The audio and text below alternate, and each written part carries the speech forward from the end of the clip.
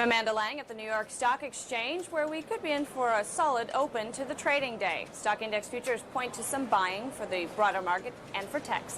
One sector that could provide a boost, wireless stocks. Nokia is saying it expects to meet earnings targets for the current quarter, but the world's largest mobile phone maker is warning that third quarter sales will be about 5% below the year-ago level. That's because of slumping sales in its network equipment division. Nokia, which closed yesterday just $1.05 above its lowest level in a year, is surging 10% in pre-market trading. Motorola, one of its top competitors, is adding 5%. But one stock that could come under pressure is Boeing. Prudential has cut its 12-month price target on the Dow component to $42 from $60. Boeing closed Monday at about $43.50. That's the latest from Wall Street. CNN Live at daybreak. We'll be right back. Financial News Update is brought to you by Georgia Pacific. We make the things that make you feel at home.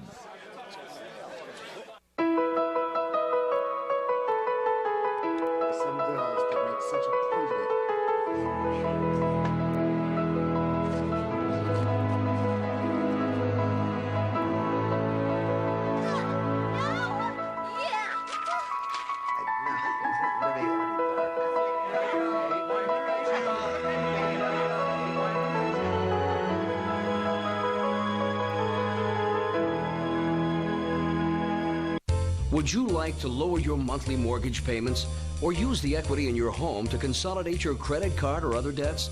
Just log on. Yeah. This just in, you are looking at obviously a very disturbing live shot there. That is the World Trade Center, and we have unconfirmed reports this morning that a plane has crashed into one of the towers of the World Trade Center. The CNN Center right now is just beginning to work on this story, obviously calling our sources and trying to figure out exactly what happened, but clearly something relatively devastating happening this morning there on the south end of the island of Manhattan. That is, once again, a picture of one of the towers of the World Trade Center. When you can see these pictures, it's obviously something devastating has happened. And again, unconfirmed report that a plane has crashed into one of the towers there. We are efforting more information on this subject as it becomes available to you. Right now we've got Sean Murtaugh. He is a CNN producer on the telephone right now. Sean, what can you tell us about what you know? This is Sean Murtaugh. I just was standing on the Vice President of Finance.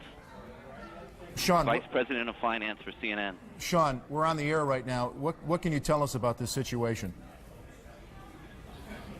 Hello? Yes, Sean, you're on the air right now.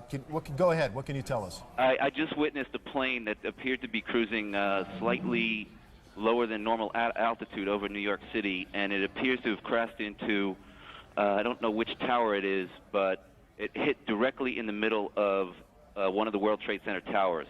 Sean, what kind of plane? Was it a small plane, a jet? It was a jet. Looked like a two-engine jet, maybe a 737. You're talking about a large passenger commercial jet. Large passenger commercial jet. And where were you when you saw this? I am on the 21st floor of 5 Penn Plaza. Did it appear that the plane was having any difficulty flying? Yes, it did. It was teetering back and forth, wingtip to wingtip, and it looks like it has crashed into probably 20 stories from the top of the World Trade Center, maybe the 80th to 85th floor. There's smoke billowing out of the World Trade Center.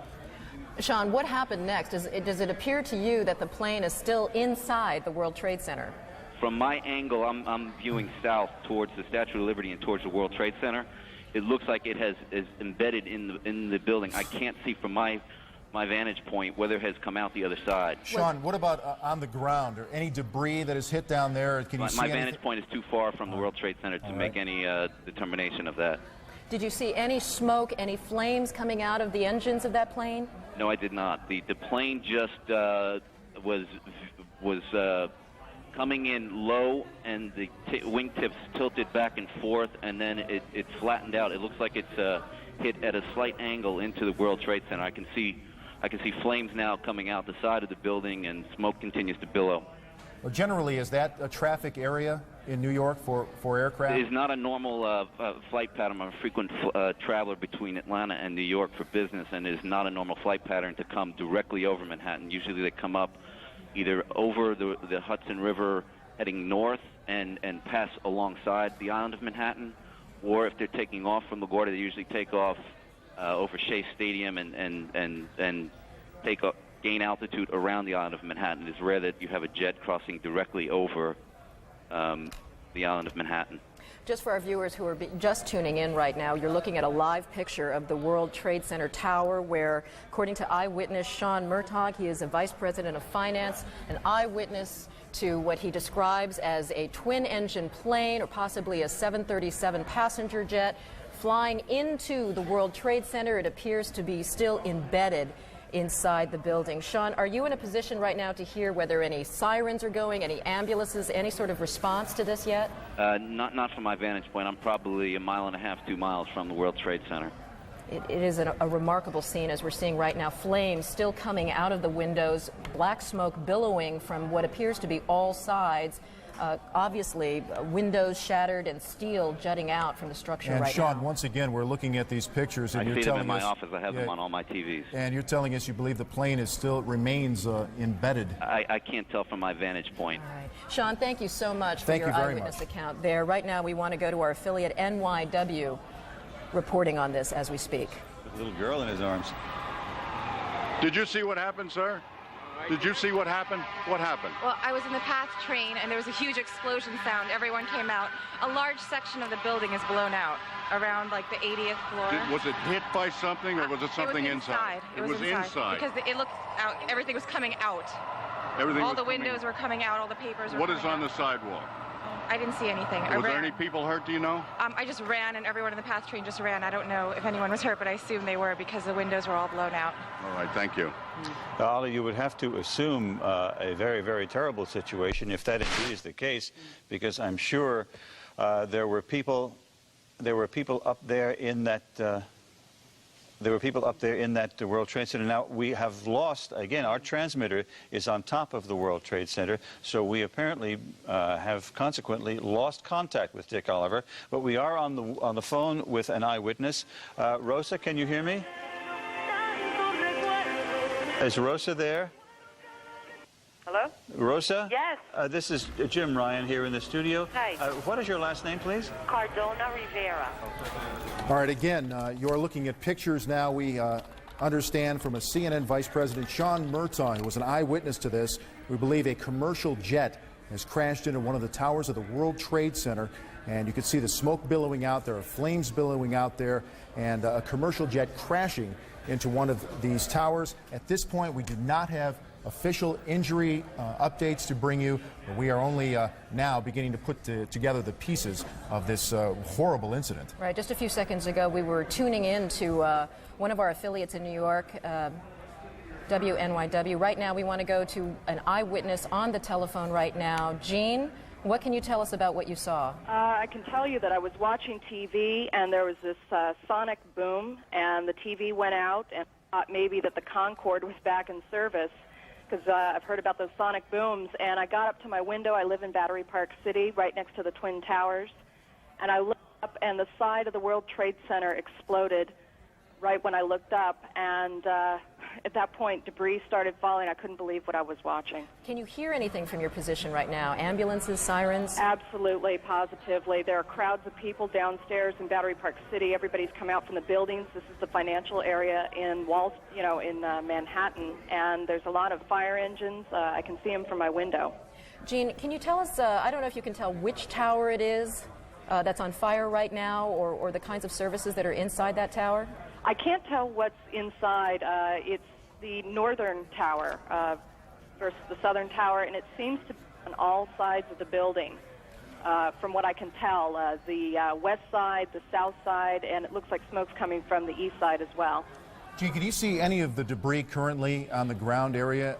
Absolutely. I mean, it's continuing to kind of flutter down like leaflets, and at first there was just tons of debris, and it continues to fall out, and it looks like these uppermost floors are definitely on fire. Can you see any actual people in that area who may have been may have been hit by any of this debris or were not able to get out of the way? Can you see any crowds that may be too close to where they should be? Anything like that? No, I don't think so. And it's not a highly trafficked area at the base of the World Trade Center, so that's one fortunate thing.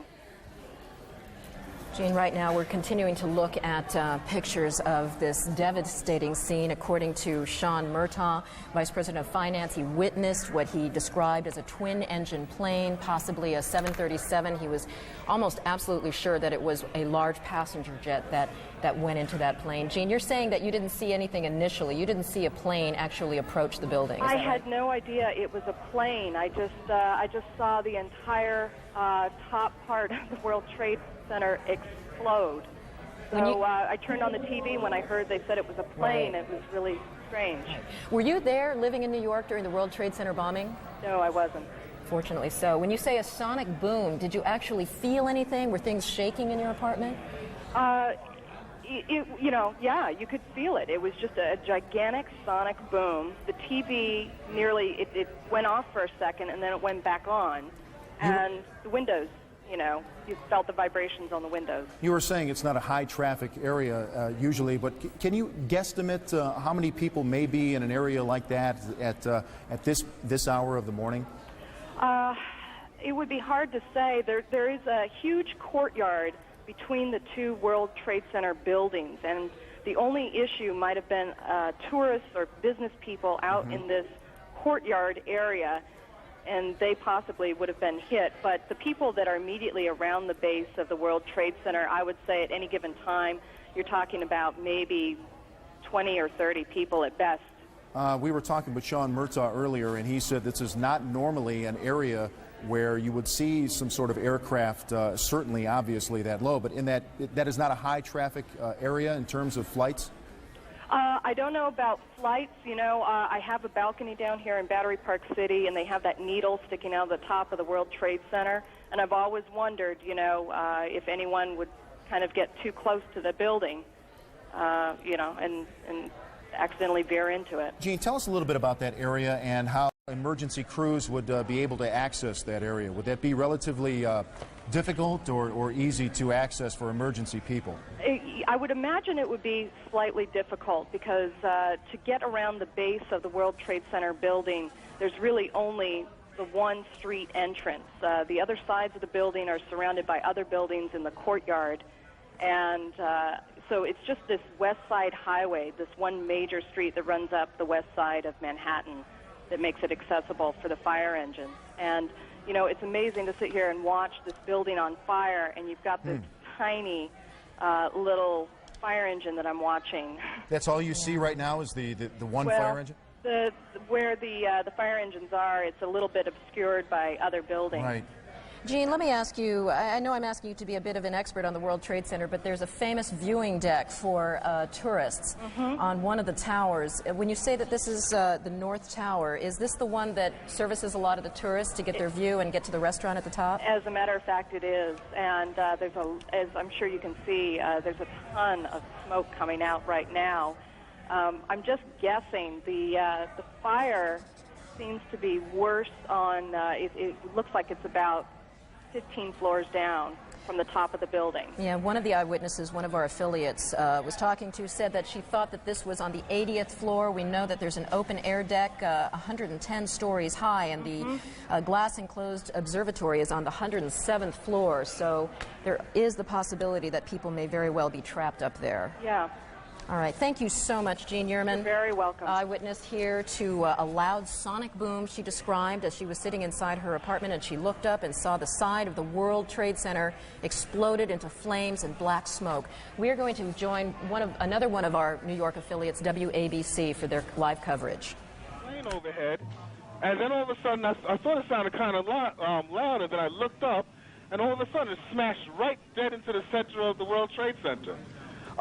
Big flash of flame, fire coming out from all over. Then all the bricks is a huge hole right now, It almost looked like the plane probably went through. I'm not sure. Winston, can you see, are you on the north side there where the plane made contact? Yes, I am. Now, when you say a huge hole, one of our earlier witnesses, Libby Clark, said not much of the plane came down off the building. Much of it went totally right in. into the building. It's in the building, that, from what you can see. Right. Now, can you see if there's a lot of debris downstairs, Winston?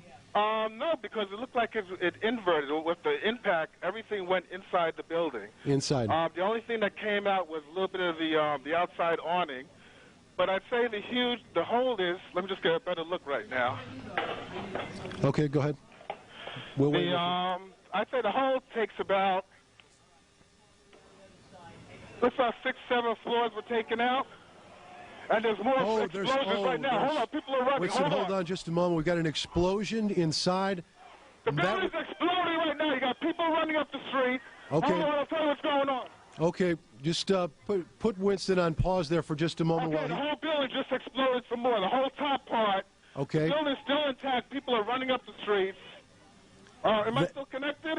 Winston, this would support probably what Libby and you both said, that perhaps the fuselage was in the building that would cause a second explosion such as that. Well, that's what just happened then.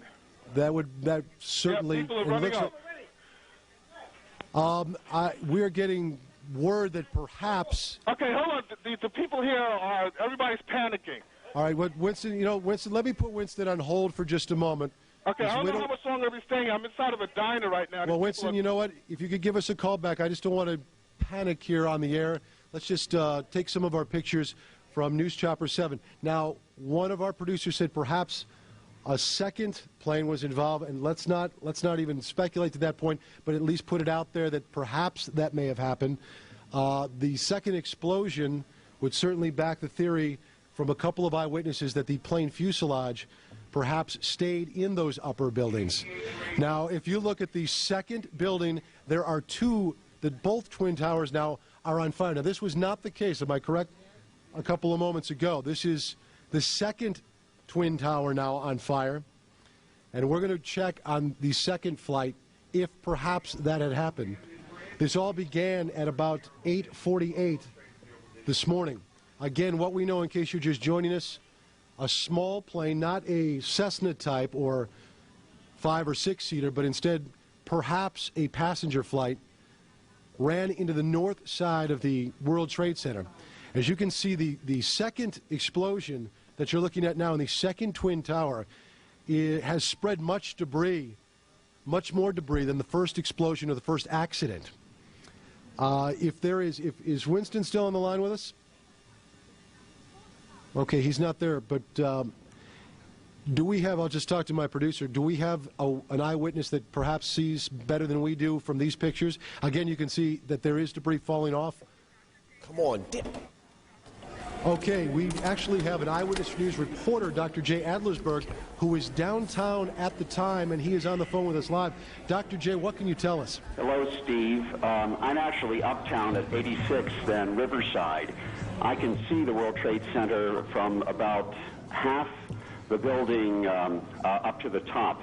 And about 5 minutes ago, as I was watching the smoke, a small plane, it looked like a propeller plane, came in from the west, and about 20 or 25 stories below the top of the center, it disappeared for a second and then exploded behind a water tower, so I couldn't tell whether it hit the building or not, but it was very visible that a plane had come in at a low altitude and appeared to crash into the World Trade Center. Dr. Jay, we're going to take a look at videotape just moments ago of the second plane hitting the World Trade Center. That is spectacular pictures. I don't know if you could see the plane, and that too was a passenger plane, if perhaps some type of navigating system or some type of electronics would have put two planes into the World Trade Center within, it looks like, about 18 minutes of each other. You want to go to? We have another copy. There is the second plane, another passenger plane hitting the World Trade Center. These pictures are frightening indeed. These are just minutes between each other. So naturally, you will guess and you will speculate and perhaps ask the question, if some type of navigating equipment is awry, that two commuter planes would run into the World Trade Centers at the same time. Our director, you're speaking in my ear at this point. You are looking at live pictures right now of the World Trade Centers. Again, we now have two passenger planes within 18 minutes of each other smashing into the World Trade Centers. Dr. J, are you still with us on the phone? I'm still with you, Steve.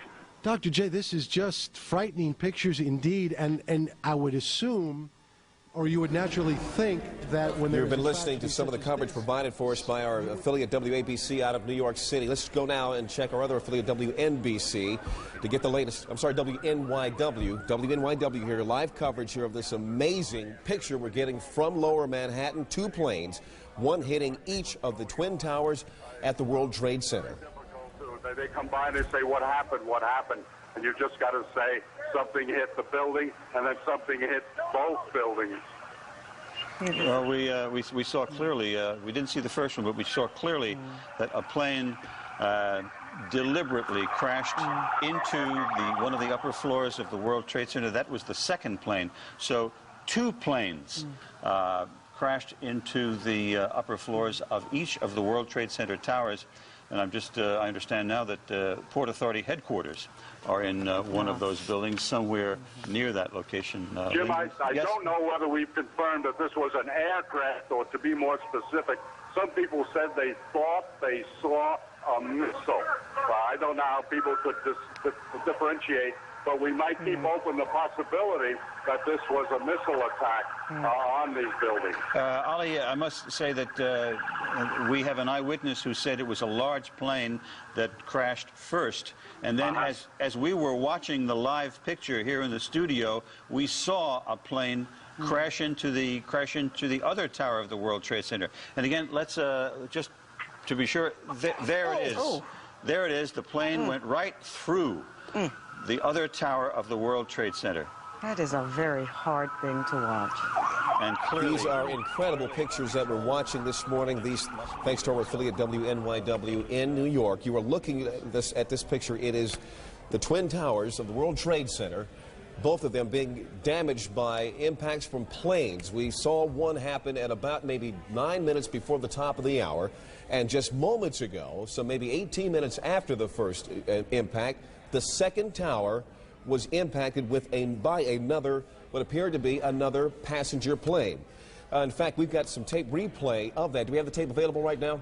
Here's the plate. Here is the tape. You see the plane coming in from what looks like the east side, and it blows into the building with the flames and the smoke billowing out the other side of the tower. It's hard for me to tell exactly which is the north side and which is the south side, but it appears it's coming out of the north side there.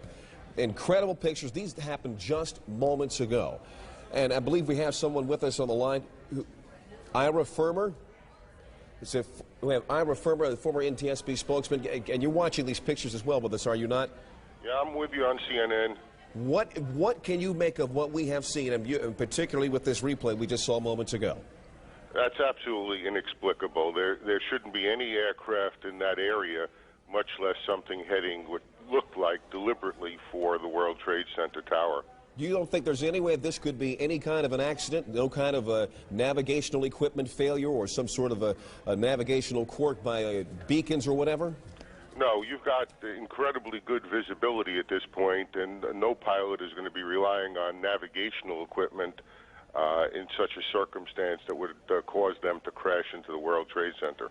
How far out of the way from an approach to either LaGuardia or Kennedy would a plane have to be to hit the World Trade Center? There are approaches that come up along the Hudson River, which is to the west of the World Trade Center, and those aircraft usually wind up going into LaGuardia. So you can come within a mile or two of the World Trade Center, but it is such a visible object as you're approaching New York City that it's just not possible for a pilot during the daytime to have taken a course that would put it right into the World Trade Center. A second occurrence within a few minutes is beyond belief. And as you can see, there definitely is no weather problem, so weather would be definitely ruled out as a factor in this case. Yes, the course is a normal course. I mean, for commercial pilots coming into New York, it certainly appeared from the video on CNN that the second aircraft was heading for the tower and that it was a commercial-sized aircraft. Could you have a better idea about what size that plane was? It was kind of hard for me to tell. You're an expert in these matters. Could you look at that tape and tell what size that plane was? It would have to be slowed down, and you'd need more than one angle for it because you'd want to see how many engines on it, the shape of the tail. Well, if it's possible, gang, could we go ahead and replay that tape right now? Do we have the tape ready of the second plane impacting? We're going to put that tape on in just a second. Here, we're about to roll it now. If you can, sir, I don't want you to speculate, but if you can, give us an idea of what you think might be at play here. What kind of plane we're talking about, or at least what size. If we're talking about one that would hold, say, 100 people, one that would hold 300 people.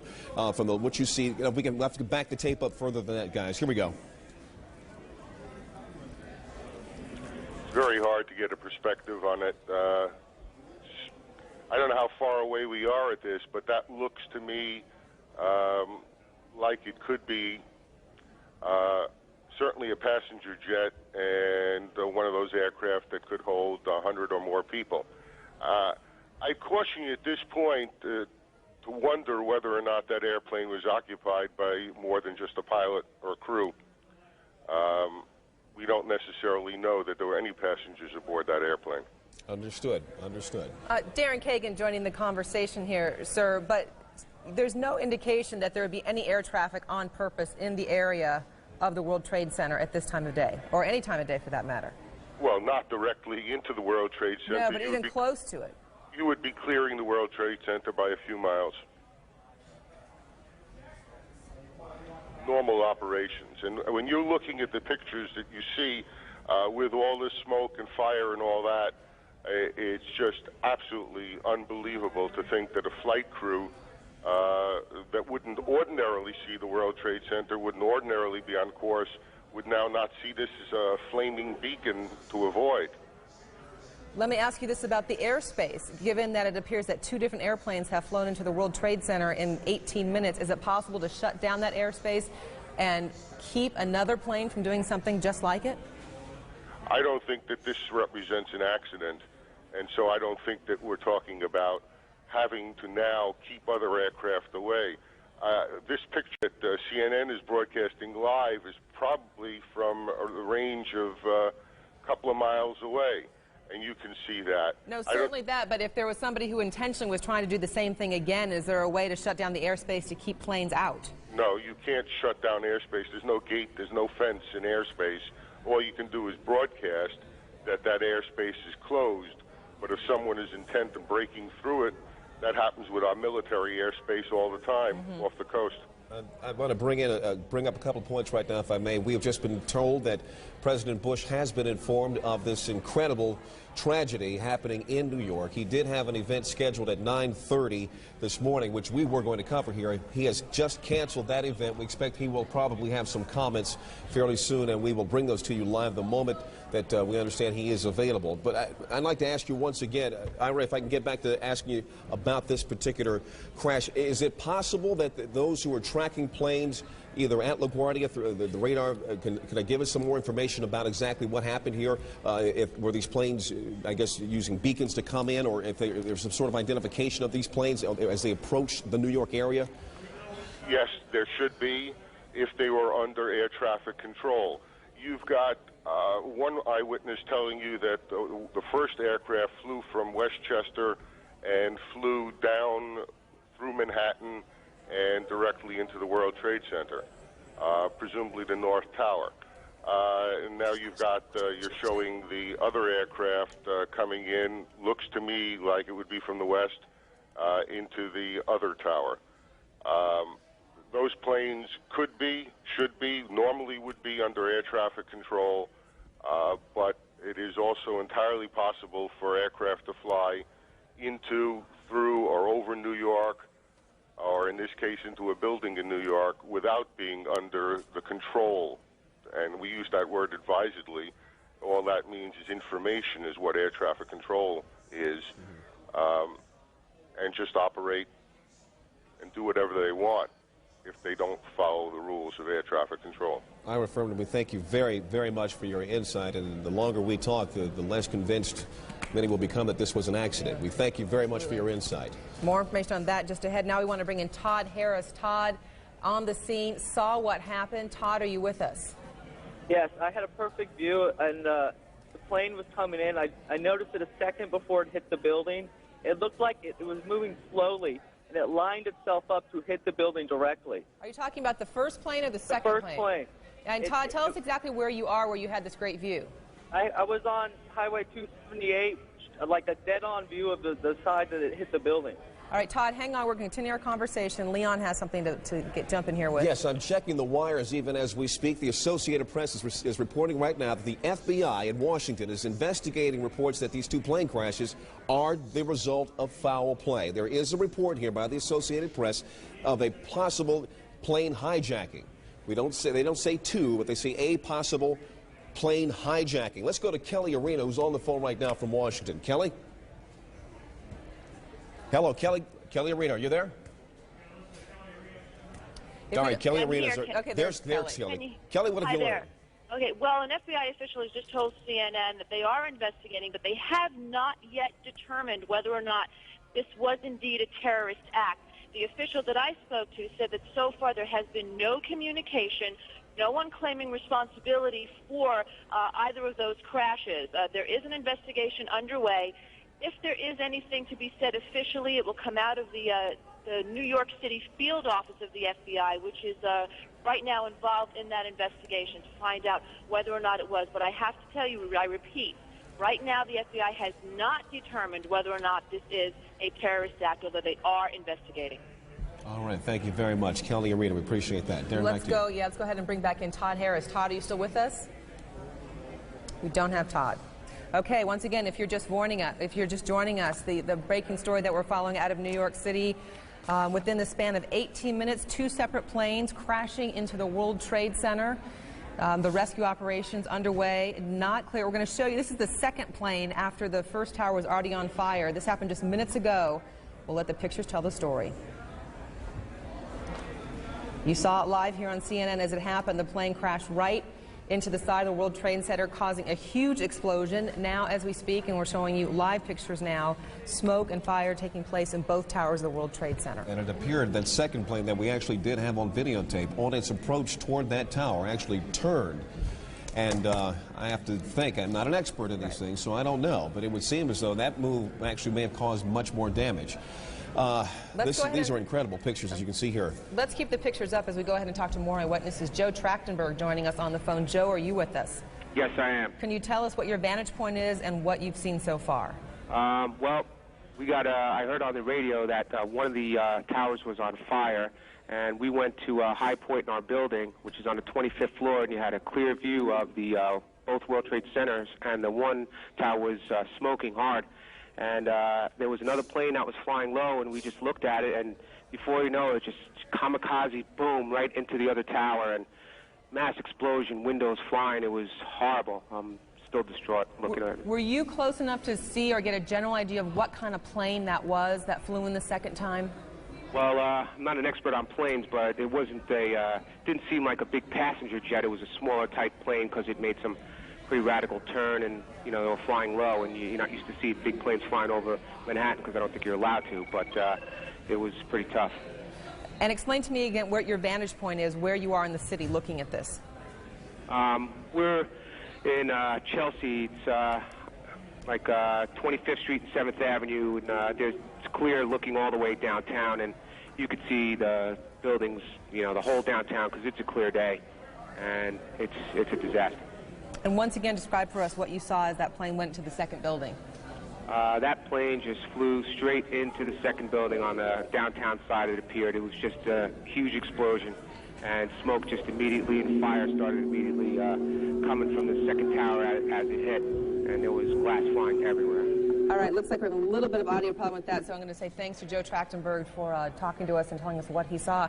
We were watching it right here, live on CNN, as that plane went in. He had a closer vantage point and could see, as you heard Leon, he was saying he doesn't think it was a big jet, but a smaller plane, closer up from where he could see it. Well, we do have a tape of a recounting by another witness, another eyewitness. We're going to go to some tape that we're getting for our affiliate WABC in New York, where they interviewed an eyewitness who saw the second crash as it happened. I'd say the whole takes about, let's say 6, 7 floors were taken out. And there's more explosions right now. Hold on, people are running. Winston, hold on just a moment. We've got an explosion inside. The building's exploding right now. You got people running up the street. Okay. Hold on, I'll tell you what's going on. Okay, just put Winston on pause there for just a moment. Okay, the whole building just exploded some more. The whole top part. Okay. The building's still intact. People are running up the streets. Am I still connected? Winston, this would support probably what Libby and you both said, that perhaps the fuselage was in the building that would cause a second explosion such as that. Well, that's what just happened then. That certainly. Yeah, people are running up. We're getting word that perhaps. Okay, hold on. The people here everybody's panicking.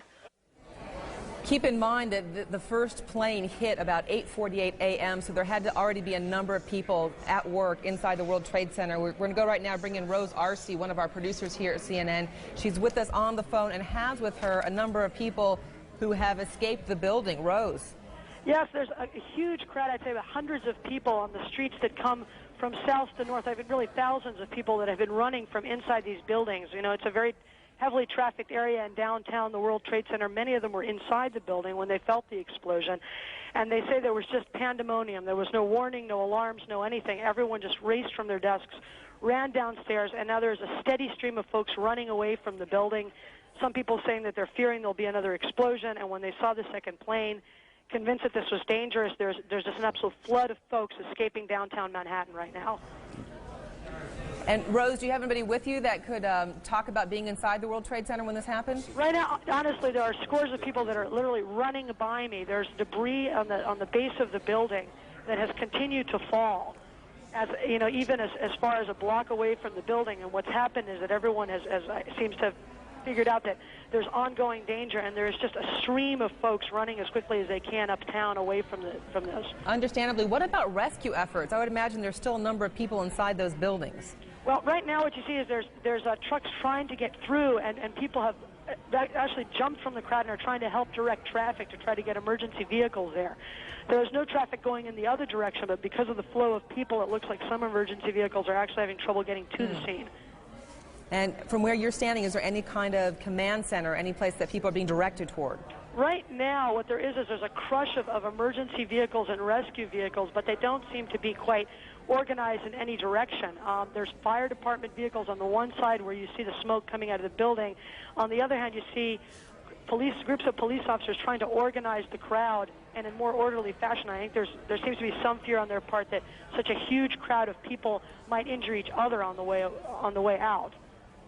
All right, Rose Arce on the ground there near the World Trade Center. We continue our coverage live with the live pictures as we go. And we're just now getting word again from the Associated Press now saying that the crash of these two aircraft into the towers of the World Trade Center in New York appear to be an act of terrorism. This, they are quoting a U.S. official. They did not say which department of this U.S. official was speaking from, or the authority this official was actually carrying at this particular point, but they're saying that a U.S. official is now saying to the Associated Press, and his official, well, he is saying at least, that these two aircraft crashes we've seen into each of the towers of the World Trade Center are the act of terrorism. We're just getting word now that President Bush is going to be coming out, and he's going to have comments momentarily. We understand. We're keeping an eye on the picture from Sarasota. He's going to be returning to Washington almost immediately, we understand. Darren?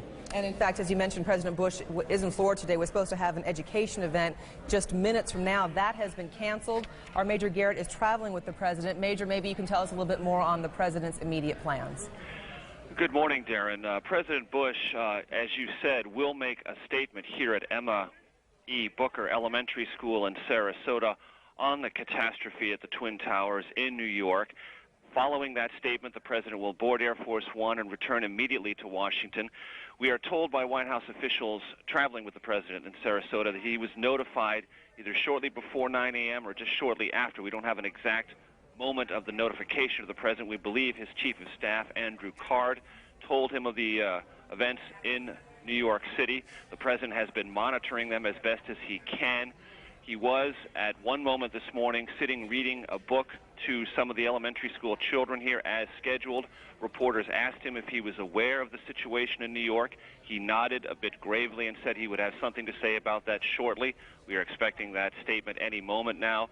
I can tell you here in Sarasota, with those traveling with the President, they are trying to sift through all of the amazing and terrifying both pictures and details as they can get them from New York City, but no confirmation here from White House officials about what this in fact is, whether it's accident or terrorism. They are trying to gather information as best they can, give it to the President, and trying to keep things on a very calm and even keel if possible. And on that note, Major, it sounds like that exchange of questions with the President came at what would be a sensitive time if he was sitting in front of a bunch of school children and not wanting to scare the children. Well, precisely. And the President has a way of letting reporters know that it's either an appropriate time or an inappropriate time to take questions. He does that in many different environments, many different situations. Clearly this morning with a crowd of children, he wanted to keep an even keel, keep the situation under control as best as possible. He just nodded and said, we'll talk about this later. Right. So once again, we do expect to hear from the President soon. A time frame on that?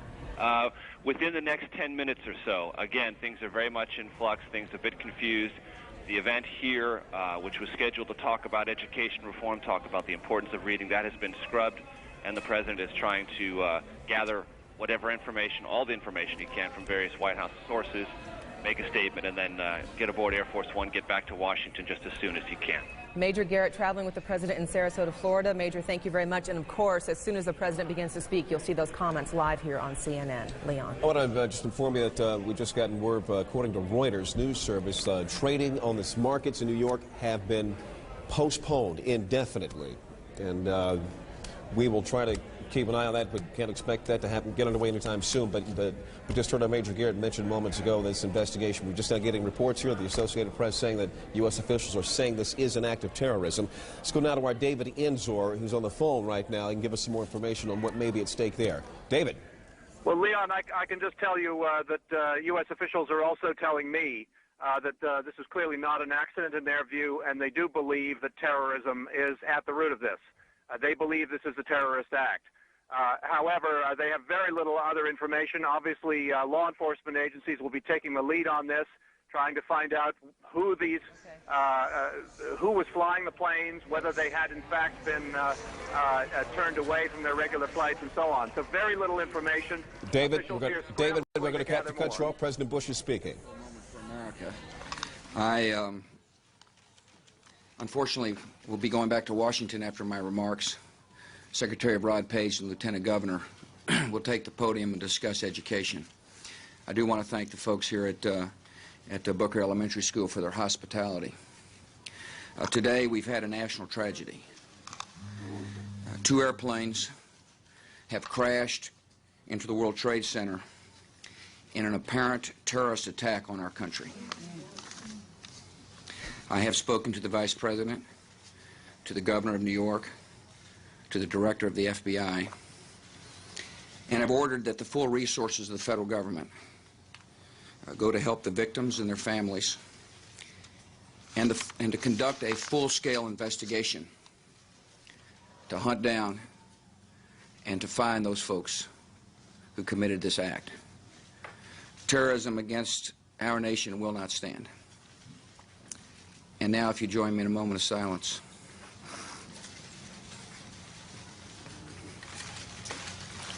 May God bless the victims, their families, and America. Thank you very much. Emotional President Bush there speaking in Sarasota, Florida, cutting short his stop there, saying that an apparent terrorist attack has occurred on U.S. soil. They're mentioning the 2 planes that have crashed into the World Trade Center this morning. He says a full-scale investigation is underway to hunt down those responsible for this, saying terrorism will not stand. And Leon, on the heels of the president's remarks, CNN has learned that at least one of the planes involved in this hit on the World Trade Center was an American Airlines 767, a Boeing aircraft that took off from Boston. What happened to that airplane as it took off from Boston and how it ended up at the World Trade Center, our details we'll have to fill in as we go. But let's go ahead and bring in our David Ensor. David, you were saying before we interrupted you for the president's remarks. Well, unfortunately, the amount of detail that the officials who are tracking this have is pretty sketchy at this point. But I was just saying that officials are calling this an act of terrorism. They're saying that's clearly what it is, clearly not an accident. And law enforcement agencies, the FBI and others, will be taking the lead on this, officials say. And clearly, obviously, they will first try to ascertain who did this. What nationality are they? What's behind this? That's really all I can say. There are several places around the government. There are groups of officials gathering and setting up crisis centers to try and deal with the flow of information on this, which, as you can imagine, is going to be considerable as the day progresses. And so far, as far as we know, no one has been taking responsibility for this. There have been no claims of responsibility, and U.S. intelligence officials say they had no warning of anything like this coming along. All right, David Ensor, thank you for joining us on the phone. Once again, you can see that information at the bottom of your screen. 2 different planes have flown into the World Trade Center within the last hour. One plane was an American Airlines Boeing 767 from Boston. In terms of how many people were on board that plane and if it was forcibly taken from Boston into New York, we still have yet to learn. We're joined now on the telephone by the former Federal Emergency Management Agency Director James Lee Witt. Director Witt, you're watching these pictures with us this morning. Your comments? Well, it's just horrible. There's no doubt. I did see the one plane flying into the building. It's just unbelievable, something like this. But, you know, we've been, for several years now, we've been working on terrorist-type events. And, you know, and this is apparently one of those events that I do not know yet, but apparently it could be. And right now I know I really feel for those families. But Richie and the New York Emergency Management, the state of New York, and I know they're very busy right now in the FBI and law enforcement, but this is one of those crisis management as well as consequence management situation that they're going to have to be dealing with. You know, the first thing this calls to mind to many of us who have been here to cover these events was the World Trade Center bombing back in was it 96 when that bombing occurred? Yes. And you were director of FEMA at that particular time. Since then, has there been a plan put in place for something like this, to recover from this, or to go through the exercises necessary to get people out and to recover from it? Well, they have a very good plan in place, and for even events, not as this, I don't think. I don't know if they put a plan in place for airline crashing into it, but I know they take every scenario they could think of and try to deal with a plan that will help them respond in the most effective way. And we even practice airplanes flying into igloos, and at some of the arsenals around the United States. So you try to practice for everything you can think of and hope for the best, and that you can be able to respond and hope none of this happens. But well, on that note, then, did you run any kinds of tests at all, or any kinds of, theoretical tests or computer tests or anything on something like this? We didn't. I'm not sure if New York City did. I'm sure they did. But you can't. How can you stop something like this without having an anti-aircraft gun sitting on top of buildings? Yeah. You just can't. You can prepare the best you can be, and that's all you can do. But I'm sure that they've got everything in place and doing. They always do an excellent job up there in New York. Director James Lee Witt, former director of FEMA, we thank you very much for your time this morning. We may be talking with you later on. As we continue our coverage, our Aaron Brown in New York City joining us now. Aaron, we can see over your left shoulder there the building still smoldering of the World Trade Center. Well, it is a grotesque sight to look at from about 30 blocks away from where we are. For those of you just joining us, let's just briefly recap what we know. About an hour ago, about 8:45 Eastern Time, one plane crashed into the tower, the World Trade Center tower on the right, the first of those towers that you can see behind me. And then about a half hour later, a second plane crashed into the tower number 2. That's the one to the left, where the darker smoke is billowing out right now. We have reports, CNN has been told that one of the planes was an American Airlines 767 that had been hijacked from Boston. We don't know if that was the first or the second plane that hit the tower, but we do know that it was a 767 American Airlines jet. At least that's what CNN has been told by sources so far this morning. We also have reports of 1,000 injuries. That is unconfirmed, and we always remind you in moments like these that as these initial reports come in, it is very early. I can tell you, driving in, it is extraordinarily chaotic on the west side of New York. It is the kind of situation where numbers change, where situations change, but this is the information we have now, that there are at least 1,000 injuries, and we're working on that. As you can see, the smoke billowing out of the Trade Center. In Sarasota, Florida now, Major Garrett joins us. Major, what are you being told? Hello. President Bush has notified, and talked rather, to Vice President Cheney. He has talked to the FBI Director Robert Mueller, and he has also spoken with the Governor of New York, Governor Pataki, about this catastrophe. The President will convene a national security meeting upon his arrival back at Washington. Those are the 4 pieces of information we have gathered here in the moment since I just spoke to you on the telephone. The President, as we just saw a few moments ago, identifying this as an apparent act of terrorism against the United States, said there will be a full investigation. The entire apparatus, the United States government, FBI, national security, CIA, the Vice President, who you may remember was placed in charge of a domestic terrorism study group within the White House to monitor and develop plans to deal with a catastrophe of just this kind. All those parts of the government have been mobilized. The President is heading back to Washington very soon. Here's what the President said about this catastrophe of the Twin Towers in New York just a few moments ago here at Sarasota Elementary School. Major, it's Aaron. Today we've had a national tragedy. 2 airplanes have crashed into the World Trade Center in an apparent terrorist attack on our country. I have spoken to the Vice President, to the Governor of New York, to the Director of the FBI, and have ordered that the full resources of the federal government go to help the victims and their families, and to conduct a full-scale investigation to hunt down and to find those folks who committed this act. Terrorism against our nation will not stand. And now, if you join me in a moment of silence.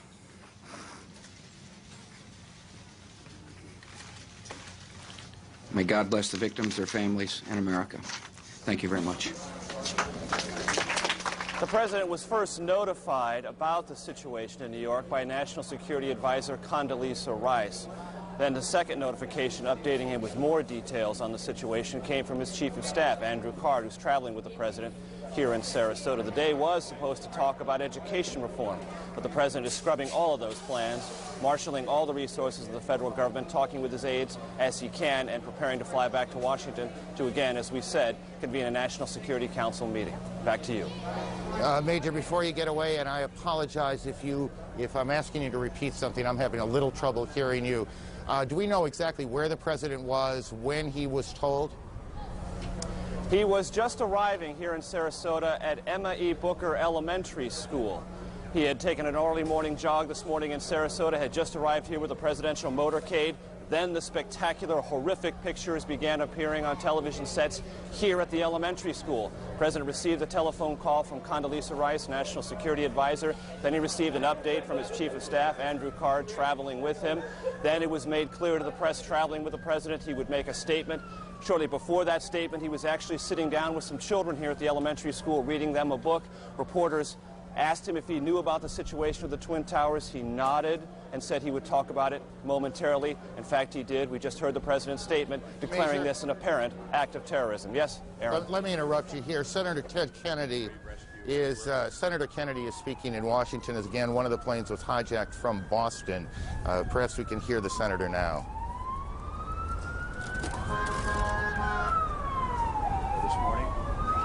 We underline the point that it is postponed. We are not going to see the business of America deferred because of terrorism, whether it's in education or in other area of public policy. We're looking forward to hearing from the First Lady on a subject matter which is of central concern to all families in this country, and because of her experience and her leadership, this committee and the Congress and the American people would have benefited greatly from her comments, and we will look forward to an early Senator Ted Kennedy in Washington. Chris Plant, a CNN producer, is at the Pentagon, where there is a significant fire. Chris, you're on the phone. Can you hear me okay? Yes, I can hear you just fine. Tell me what you know. Well, arriving at the Pentagon a short time ago, there was a huge plume of smoke which continues to rise from the west side of the Pentagon over in the area where there is a helicopter landing zone. It's along Route 27 if you're looking at maps of the area. The building is currently being evacuated, and police and emergency units are, of course, responding from all around the building and from the local Arlington County Fire Department. The plume of smoke is enormous. It's a couple of hundred yards across at its base. It is billowing into the sky hundreds of yards. It's impossible for me to say from this side of the building whether the building itself is on fire or up in flames, or exactly what caused this. I did not hear an explosion, but there is certainly a very, very significant fire in this enormous office building on the west front. The building is being evacuated. The Defense Protective Service officers, the police force for the Pentagon, are on a very tight string right now. As I arrived, I was held at gunpoint. Chris, yes. let me interrupt you for a second. Just hang on. Don't go anywhere. We're getting reports now that the White House is being evacuated as well. We don't know precisely what has caused that decision to be made, whether that is precautionary, whether something has happened at the White House. Again, the president is in Florida this morning, so the president is not in any danger, but the White House, of course, is fully operational, whether the president is there or not, and we have reports that the White House is being evacuated. Getting back to Chris in a moment, we also have reports now from Chris Plant on the scene that the Pentagon is being evacuated as well. All of this coming on the heels of a large fire at the Pentagon, and we can't tell you at this moment whether that fire is inside the Pentagon building itself or on the ground to the Pentagon.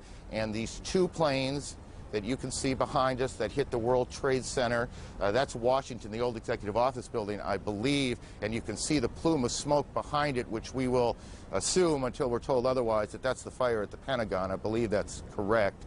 As you look now at Washington. So we've got a major fire at the Pentagon, and the Pentagon being evacuated, the White House being evacuated, and we don't know precisely the circumstances there, what caused that decision. And we have these two enormous explosions at the World Trade Center here in New York, where two planes slammed into the buildings. We are also getting reports now that there is a fire on the Mall in Washington, that part of the Capitol that runs essentially from the Capitol to the White House in kind of a straight line going up Washington, D.C., and we have reports of a fire there. What you're looking at now is Washington, at least if I can see the monitor in front of me. It's a little tricky from where we are, but that looks to me like the old executive office building, and then in back of it you see the large plume of smoke. Here in New York, sirens everywhere, people out on the streets staring at this grotesque scene of the World Trade Center buildings. It was in February of '93, if memory serves me correctly, that there was an attack, a terrorist attack on the World Trade Center. Bomb exploded in the garage of the Trade Center on that day in February of '93. Here we are in the year 2001, and what appears to be deliberate attacks on the World Trade Center. And then we have these two reports out of Washington, the fire at the Pentagon. Chris Plant is still on the phone, I do believe, and we'll get to him in a second. Greta Van Susteren is at National Airport in Washington. Greta, what are you hearing? I just got off my plane. I was headed to New York. Planes were stalled. I'm at National Airport on the parking lot. I heard a huge noise. I looked over in the direction of the Pentagon. There's a huge plume of smoke coming from that area. I can't verify it's the Pentagon because there are these buildings in the way. You see particles coming down in the air, some sort of white particles. I can't tell what that is. I'd heard a noise slightly before I'd seen the smoke. I don't know if it's an airplane, if it's a bomb, but it was certainly something, and obviously there's a terrific fire going on. The skies are clear here except for the tremendous amount of smoke that's coming from there. Lots of sirens from all different directions, and of course a lot of uncertainty here at National Airport. Greta, thank you. I want to just again recap as we pick up small pieces of information along the way. Associated Press is reporting that it was a plane that crashed at the Pentagon, and the Pentagon is being evacuated. There is a large fire there, and that is the smoke you see in the shot that you're looking at now. Whether that fire is in the building itself or outside, we have not yet confirmed. There is a fire on the mall in Washington. The cause of the fire on the mall in Washington, we cannot yet tell you. We can tell you that the White House has been evacuated, and we can tell you that 2 planes have crashed into the World Trade Center in New York. All of this began just a little more than an hour ago at about 8:45 Eastern Time. Chris Plant, tell me what you've learned since we last talked. Well, in speaking to people here at the Pentagon as they're being evacuated from the building, I am told by several people that there was, in fact, an explosion. I was told by one witness, an Air Force enlisted, senior enlisted man, that he was outside when it occurred. He said that he saw a helicopter circle the building. He said that it appeared to be a U.S. military helicopter and that it disappeared behind the building where the helicopter landing zone is. Excuse me. And that he then saw a fireball go into the sky. I'm attempting to make my way around to that side of the building in my car right now to see if I can get a better visual perspective on the scene on that side of the building. But I can tell you that security has certainly clamped down. The U.S. Park Police, another federal law enforcement department, has arrived in force on the scene. There's a Park Police helicopter overhead. Every car that arrives at the gate where I was located was being stopped by officers at gunpoint. Everyone is being forced out of their vehicles as they arrive at the Pentagon. It's a very tense situation, obviously, but initial reports from witnesses indicate that there was, in fact, a helicopter circling the building, contrary to what the AP reported, according to the witnesses I've spoken to anyway, and that this helicopter disappeared behind the building and that there was then an explosion. That's about all I have from here. Okay, let's do this, Chris. Why don't you continue reporting, and we'll pass along a couple of other things that we're picking up along the way. Trading at the New York Stock Exchange. The Stock Exchange, as many of you probably know, but some of you don't, is in that part of Lower Manhattan, not quite as far down as the Trade Center, but it is in that part of Lower Manhattan, and trading has been suspended there. Bridges and tunnels coming into New York have been closed. That will create a whole different set of problems. We are also being told that the FAA has suspended takeoffs and landings, and I want to make sure I get this right, guys, that in at all airports around the country. Air travel in this country has come to a halt this morning, as clearly people in government, police forces, fire departments are trying to figure out what exactly is going on. There are several now incidents that look, for all that we can tell, to be a major terrorist attack here in the United States. So all airports all across the country are closed. All bridges and tunnels coming into Manhattan are closed. The Pentagon has been evacuated, or is being evacuated. The White House is being evacuated. The president, who is in Sarasota today to make a speech on education, has spoken briefly to cameras and will shortly make his way back to Washington. They are checking out Air Force One now. Let's go to Atlanta. Chad Myers can talk to us a bit about the air traffic problems. Chad, are you there?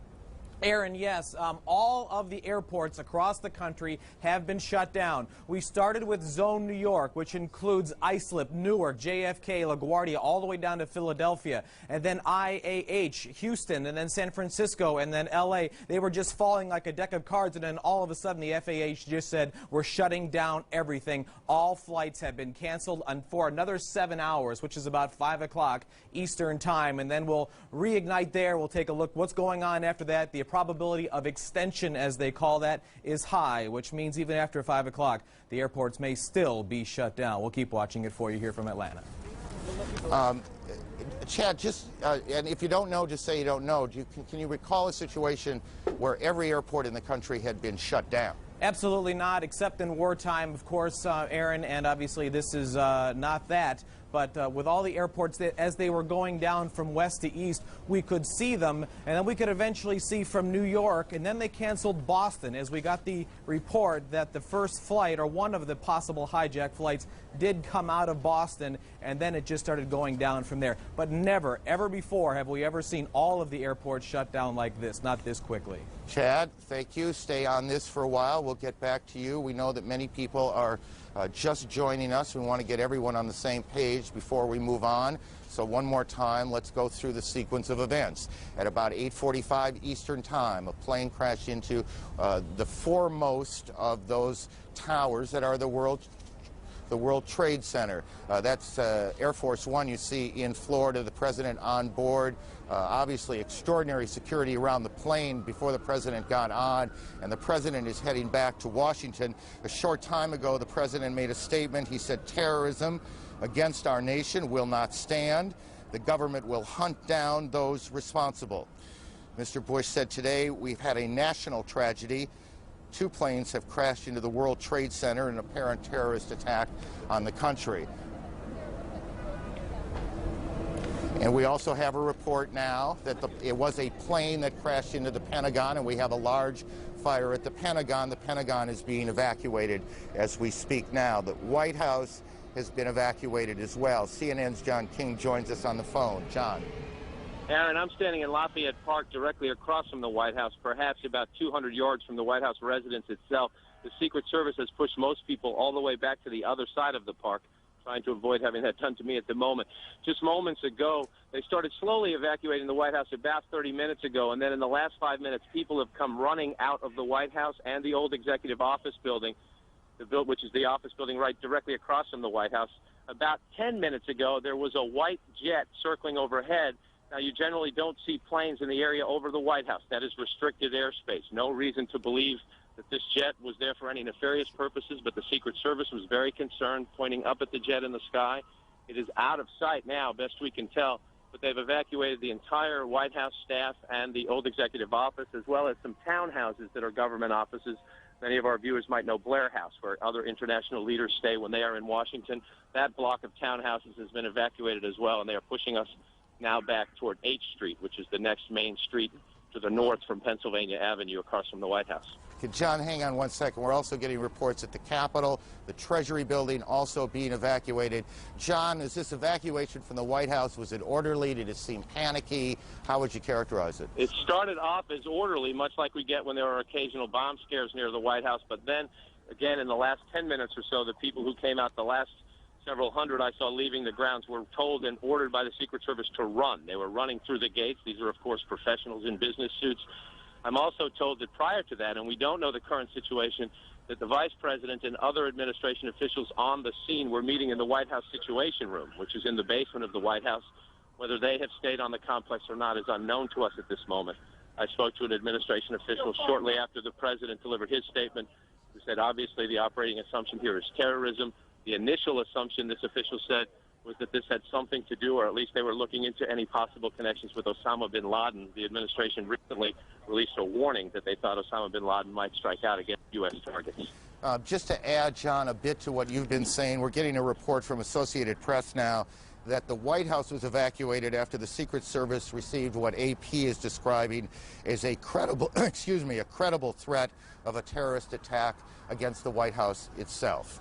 And I expect you'll be checking that out. We'll try and confirm that, but that's what AP is reporting right now. Again, this all began about an hour and 15 minutes ago here in Lower Manhattan when the first of two planes crashed in to the first of the two towers behind me at the World Trade Center, and you can see the smoke billowing out of the front tower now. And then about a half an hour later, just as emergency crews were converging on the scene, as eyewitnesses were gathering on the street corners, a second plane drove in too, and you can see that plane coming around the building right now in this tape, and there you can see the hit as it comes through what looked to me, at least, and this is the first time I've seen that tape, come through the back side of the tower. I guess that would be the south side of the tower, and then the smoke and flame coming out the front side.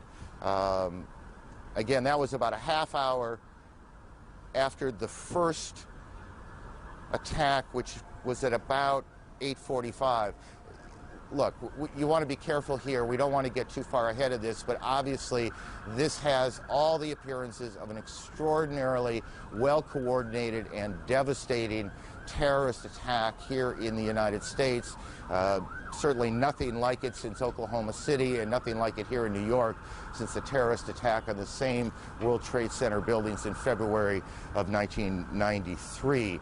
At the Pentagon, a plane or a helicopter has crashed, apparently as part of whatever this operation has been, and Jamie McIntyre is there. Jamie, what are you hearing? Well, Aaron, there is a lot of confusion here at the Pentagon. It appears that something hit the Pentagon on the outside of the 5th corridor, on the Army corridor. Several Army officers I talked to reported hearing a big explosion, seeing shards of metal coming past their window. The Pentagon has been evacuated. Emergency services personnel were rushing to reports of several people trapped in the building. Most of the building's 24,000 people are outside of the building or in the center courtyard as emergency teams try to sort out what has happened here. There is, of course, thick black smoke billowing from the scene. There is a lot of confusion. The Defense Protective Service, which is the police force here in the Pentagon, has been urging people to get out of the building and move away from the scene so they can handle the emergency situation. Again, it appears that an aircraft of some sort did hit the side of the Pentagon, the west front, which faces sort of toward Arlington National Cemetery. It's a corridor where a lot of Army offices are located. Wow. And some people were... Jamie, I need you to stop for a second. There has just been a huge explosion. We can see a billowing smoke rising, and I'll tell you that I can't see that second tower, but there was a cascade of sparks and fire, and now it looks almost like a mushroom cloud explosion, this huge billowing smoke in the second tower. This was the second of the two towers hit. And I cannot see behind that smoke, obviously, as you can either.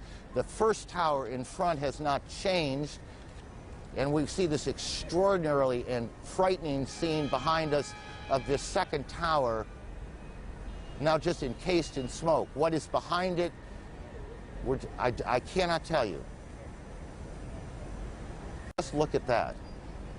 That is about as frightening a scene as you will ever see. Again, this is going on now in two cities. We have a report that there's a fire at the State Department as well, and that is being evacuated. So we've got fires at the Pentagon evacuated, the State Department evacuated, the White House evacuated on the basis of what the Secret Service describes as a credible terrorist threat. We have two explosions, two planes hitting the World Trade Center here in New York. And what this second explosion was that took place about a part of the south, that would be the South Tower, has apparently collapsed. We don't know if that was from the impact of this first plane that hit it or whether something else has happened there, and we'll work on that. Our Washington Bureau Chief, Frank Sesno, is on the phone. Frank, what are you hearing? Aaron, I just drove past the Pentagon across the 14th Street Bridge, which is now choked with traffic. We're beginning to hear emergency sirens and rescue personnel standing out across Washington. There is a gigantic black billowing cloud of smoke that that is rising over the Pentagon. You heard Jamie McIntyre a moment ago describe where that was coming from. I can also tell you that local radio, in addition to talking about evacuations, as we've heard at the Pentagon, and the White House is reporting that the Capitol building has been evacuated and the Treasury Department has been evacuated. Washington, D.C., the nation's capital, is exceptionally tense and clearly taking steps as if it is virtually under siege here. We don't know specifically, as you've said, what has taken place at the Pentagon, but this is very serious, striking at the heart of the national government. And as John King was explaining, the White House Frank, it's Aaron. I need to interrupt you for a second. Again, there has been a second explosion here in Manhattan at the Trade Center. We are getting reports that a part of the tower, the second tower, the one a bit further to the south of us, has collapsed. We are checking on that. We are also told that the Sears Tower in Chicago has been evacuated, and what I can't tell you on that is whether there was something specific that happened there, whether there was an attack on that building yet, we're checking that out, or whether there was a warning, whether there was a threat of some sort, or whether that is simply precautionary. What we can tell you is that just in the last several minutes here, 2 or 3 minutes, a second or third, I guess technically, extraordinary event has happened here in Lower Manhattan. You can see this extraordinary plume of smoke that is, or was at least, the second tower of the World Trade Center. Perhaps 3-4 minutes ago, you could, from where we were standing, see that second building that is just a bit to the south of the first building, but you can't see it anymore. It is covered with smoke. A large plume of smoke also coming still from the first tower, where the first plane hit at about 8:45. We can, by the way, if we can cue the tape, we can show you that second attack, or at least the second explosion in the Trade Center that occurred at about 9:15 Eastern Time. As you can imagine, there you can see to the right of your screen a plane coming in. We do have a report of a hijacked American Airlines plane. It comes into the south side, and then boom, you can see the fire coming out the front, or the north side of the building. I guess that'd be the northeast side of the building. And then just in the last several minutes, there has been a second explosion, or at least perhaps not an explosion, perhaps part of the building simply collapsed. And that's what we saw, and that's what we're looking at, as smoke now just covers Lower Manhattan, almost as far to the end of Manhattan Island as you can get, is where the trade centers are. The Sears Tower in Chicago has been evacuated, and we continue to check on the circumstances there. The Pentagon, the State Department, and the White House have been evacuated in Washington as well. The President has, we can show you now what happened just a few moments ago at the Trade Center. Watch the building to the left, to the back of those two buildings. This is just a few minutes ago. We don't know if something happened, another explosion, or if the building was so weakened it just collapsed. But we have one of our producers on the phone, and I didn't get the name, so why don't we just go ahead? You there? Yeah, this is Rose Arce calling from New York. Rose, tell me what you know. Just a few minutes ago, we saw there's a portion of the building where the first plane struck that seemed to be buckling inside itself, almost as if the top of the building was going to fall. Shortly after that, two people, it's hard to tell whether they were being pushed or they physically approached themselves. The sort of river side of the building would be the west side of the building, and appeared to jump from the top floors, just under where you're seeing the smoke and fire. That is extraordinary. The South Tower, the World Trade Center, has collapsed. Again, tell me, how long ago was it that you saw this? This must have been about 5 minutes ago, and prior to that, you could see heads popping out of windows right beneath where that big gaping hole is. So there appeared to be people alive right below where the crash point was, and were trying to find some way out of there. And just as the thing started to buckle, you saw them plummeting from that top floor. Right, and perhaps this is stating the obvious. We apologize for that, but obviously people were already at work here at the Trade Center when this happened. We don't know how many people have been hurt in all of this. We have no idea at this point. As you look at an aerial shot coming from the, I guess that would be coming from the south of the Trade Center, or what is at least the Trade Center behind those huge plumes of smoke. All airports across the country, every airport in the United States has been shut down as the FAA and the government tries to figure out exactly what has happened, what is at risk, what is not, who is behind it. Are there more explosions, more attacks yet to come? Here in New York, trading on the New York Stock Exchange has been suspended, at least for now. All bridges and tunnels coming into the city have been shut down as police try and clear the way. We can tell you, as we were coming in perhaps an hour ago, there was a convoy, I can't think of a better word, a convoy of fire and police trucks racing down the West Side Highway, and this is in the middle of rush hour. Obviously, every available fire unit here in Manhattan has been brought to the Trade Center. Outside the White House, John King, our senior White House correspondent. John. Hello, Aaron. They have pushed us even further back away from the White House now, and there are more than a half dozen fire trucks, some of the Secret Service now patrolling the perimeter at Lafayette Park, which is directly across from the White House, have automatic rifles drawn to keep people away from the park, and they're policing back and forth. You can probably hear additional fire apparatus arriving on the scene. Senior White House staffers who were evacuated, all they can tell us is that they were told that there was a credible threat on the White House as well, and that they were told to evacuate the premises. What we do not know is whether or not the Vice President and the National Security Team have stayed inside the White House Situation Room. We know that they were directing and monitoring operations from there as of just about 15, 20 minutes ago. But the White House staff, the Executive Office Building staff, and all the office buildings around, including the Treasury Department and some government and some non-government office buildings, people have been evacuated out into the street. And again, the Secret Service now putting up yellow police line tape, and some of them patrolling Lafayette Park with automatic rifles, which is a scene quite extraordinary here across from the White House. John, tell us as best you can what the government's national security apparatus will do right now. I mean, what do you guess is happening, and where is it happening?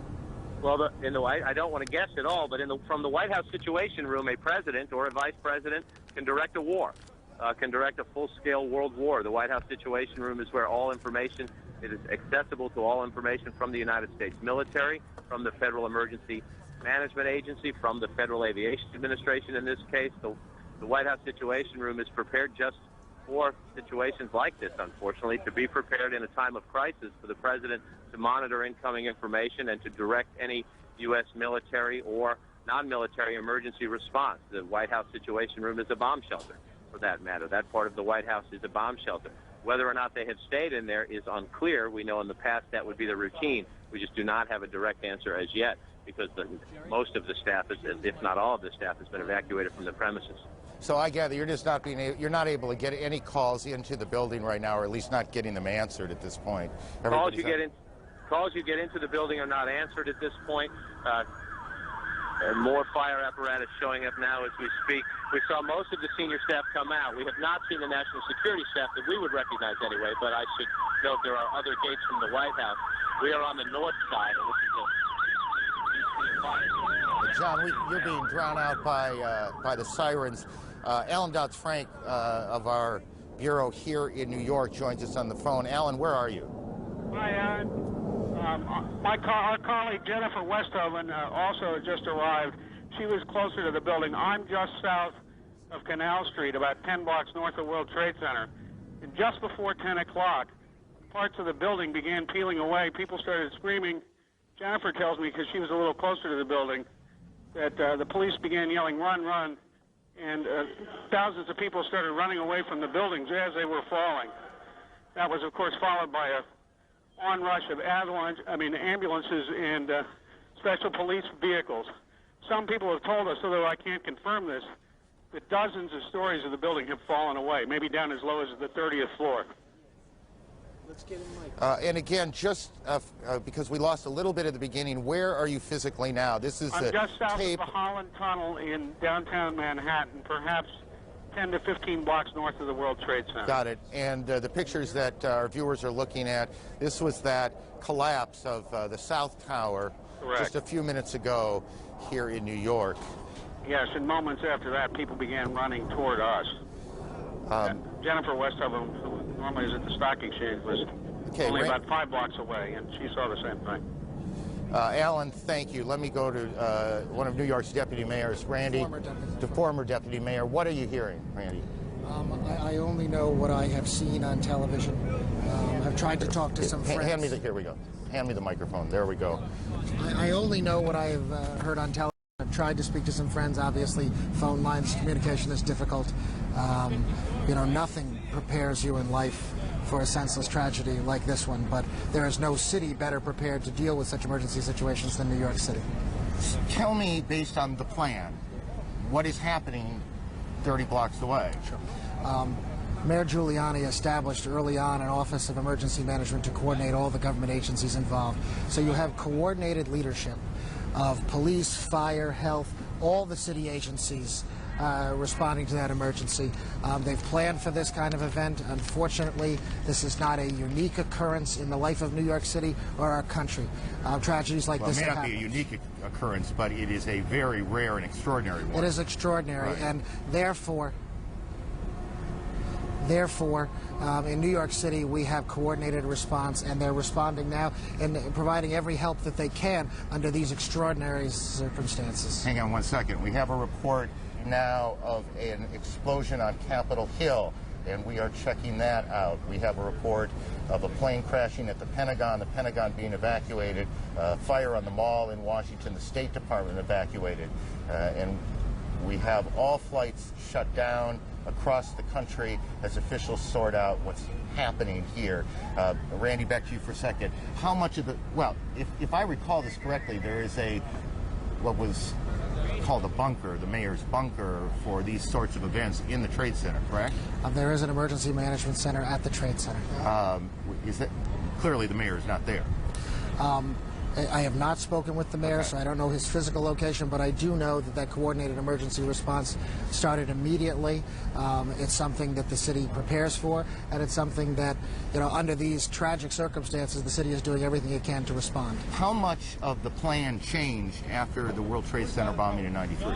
Well, there was no coordinated city response. There was no mayor's Office of Emergency Management. Rudy Giuliani established that.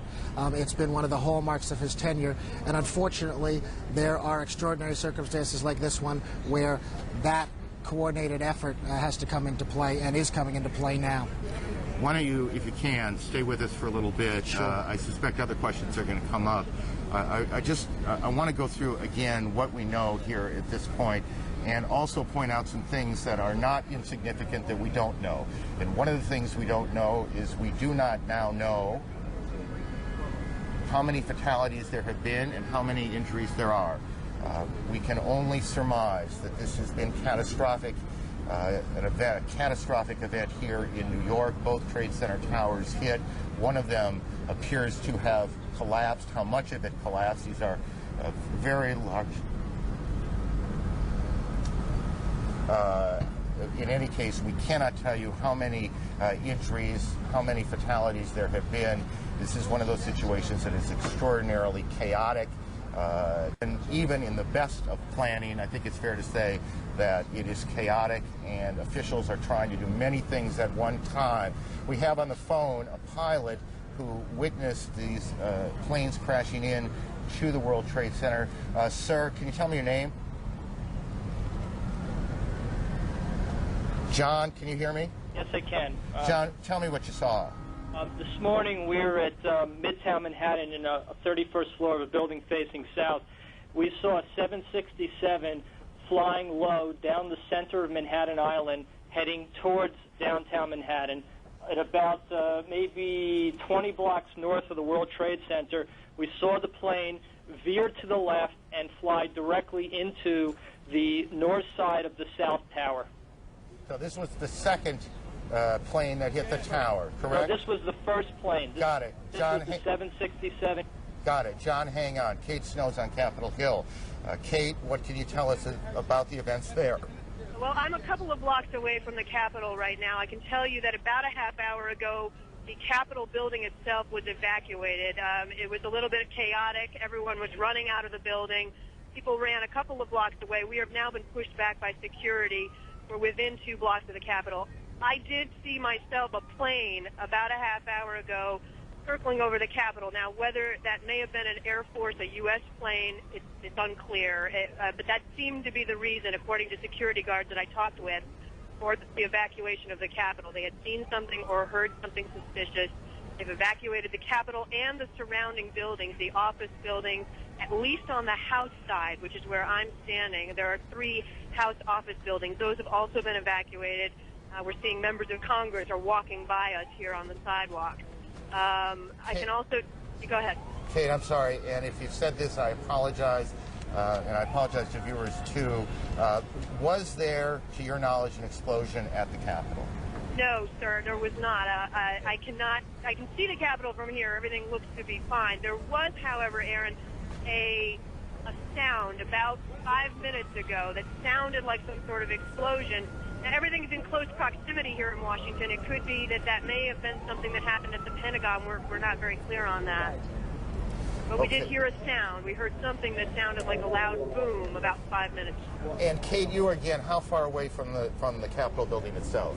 I'm standing on Pennsylvania Avenue, which is a main artery in Washington, D.C., and I'm about 2 blocks away from the Capitol. I did just see a spokesperson, by the way, for the Speaker of the House, Mr. Hastert, Dennis Hastert, who tells me that Mr. Hastert and other leaders have been evacuated into what he called a secure location. Not clear where exactly they are, but they've been put somewhere secure. And because we can't see it at this point, just give me a sense of what it looks like there. Are there many, many people on the street? The sidewalks, people are calm. I think most people don't really know what's going on. Most people haven't been watching the news.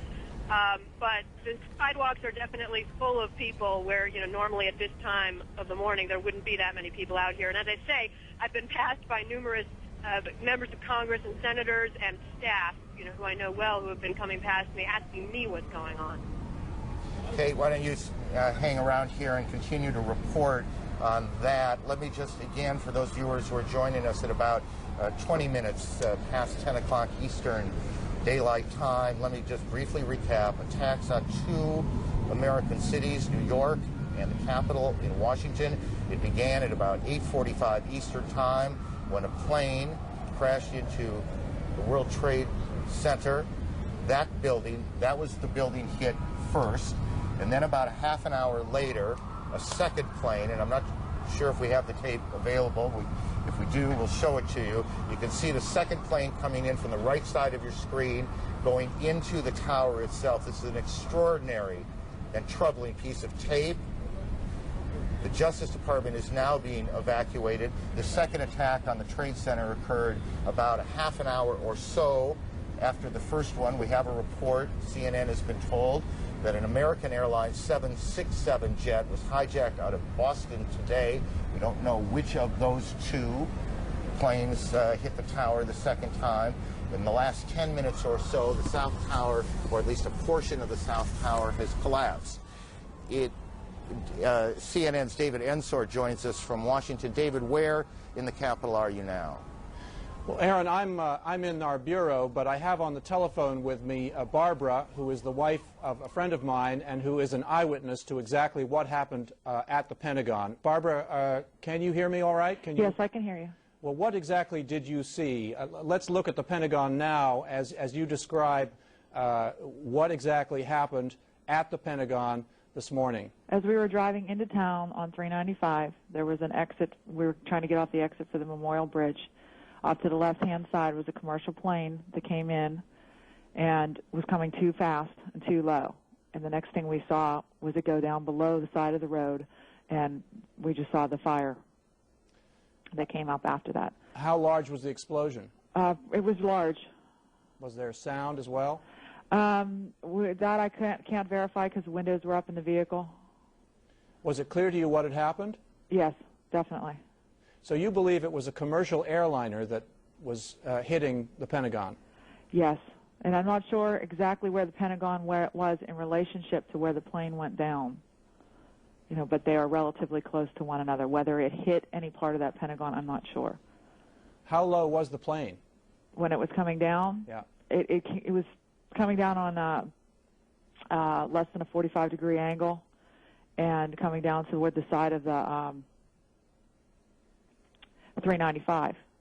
And when it came down, it just missed the 395 and went down below it, and then you saw the fire come up from it. Were you able to see what kind of plane or what airline it belonged to? No, I did not see what kind of an airline. I just assumed because we were so close to the airport, it was coming into land.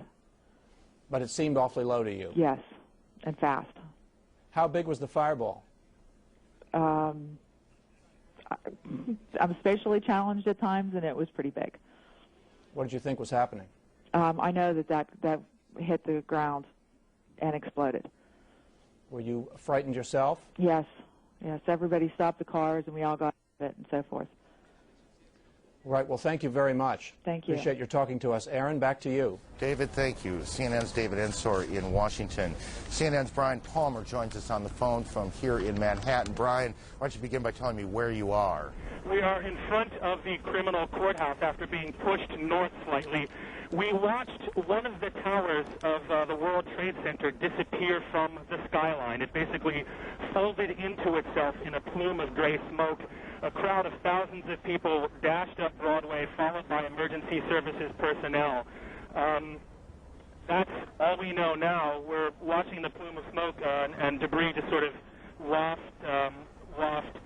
across lower Manhattan, and people are lining up at this payphone behind me trying to find out whether their relatives are safe. Let me just briefly go to Randy. Randy, just look out there and tell me what you're thinking when you see what now appears that at least part of one of the landmark buildings in this city, one of the most recognizable buildings in the country, is gone. It's the kind of moment you hope will never come.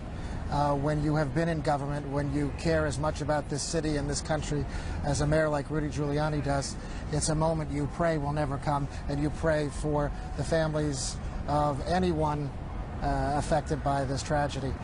But as a city, we come together, and our emergency services provide every support they can in the face of such a senseless tragedy. It is an unbelievable scene as Incredible. You look down. I mean, we stand here at some point every day looking out at this city this time of year. It's extraordinarily pretty, and you see those two buildings high above lower Manhattan, and you look out there today and you see this gaping hole in one of them, these plumes of smoke that continue to pour from the scene, and you know that there's nothing behind. That second tower, or at least parts of it, are gone. We join now one of our affiliates, WNYW, and their coverage here in New York.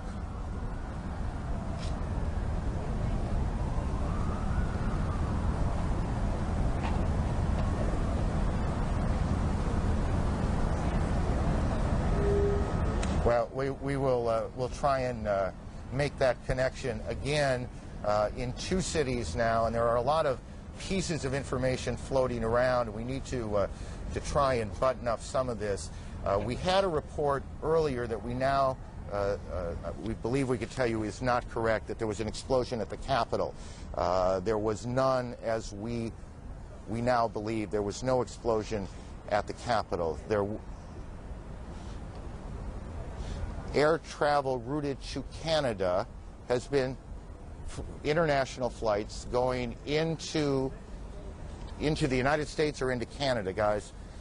Into the United States. International flights headed for the United States are being sent to Canada now, to airports there, as all air traffic in the United States has come to a halt. The FAA has shut down every airport in the country, and to our knowledge, and this is to the best of our memory, that has never happened before. We're starting to get some pictures of the scene from the ground here in Manhattan. Again, this all started about almost an hour and a half ago, I guess, a little more than that. This is a live picture of the scene now. We have crews on the ground, and they've been trying to get tape back so we can show you the situation on the ground. As you can imagine, literally, thousands of police, fire, rescue officials have converged on the scene. There are, and we don't know how many, injured, to be tended to be taken to hospitals, and we continue to check hospitals to find out how many, the extent of injuries. We do not yet know how many fatalities. I've never heard of that out before either, but there is the scene. This is tape now from WABC here in New York. Their crews shot this picture as you see fire trucks and firefighters, rescue personnel at the Trade Center about 30 blocks from where we are right now. And you can see these huge columns of smoke coming off of the front tower and then a bit from the back. As you see, again, the crews working their way towards the tower themselves. It was 1993 that I suspect many of these same firefighters converged on these very same towers after the bombing in the garage level. Help me with this, but I'm pretty sure it was in the garage when a Ryder truck came in and blew up in the garage. I'm not sure it was a Ryder truck, but a truck came in and blew up in the garage, and that was in 1993. Center, we heard a big bang, and then we saw smoke coming out, and everybody started running out, and we saw the plane on the other side of the building, and there was smoke everywhere, and people are jumping out the windows. Over there, they're jumping out the windows, I guess because they're trying to save themselves. I don't know. And I don't know, everybody just doesn't know where to go. They won't let, everything is blocked off. You can't even, they're telling us to get out, but there's nowhere to go. And then I heard that another plane hit, and if you go over by there, you can see the people jumping out the window. They're jumping out the window right now. Oh my God. All right, ma'am, thank you. That is one of the witnesses to these extraordinary events this morning here in New York. Again, and I know that for many of you, you've heard this a lot, but I think it's important as people join us as they do in moments like this. They are coming in all the time, that there have been attacks in 2 American cities, New York and in Washington. The trade centers here in New York have been hit by airplanes. In Washington, there is a large fire at the Pentagon. The Pentagon has been evacuated. And there's, you can see, perhaps the second tower, the front tower, the top portion of which is collapsing. Good Lord.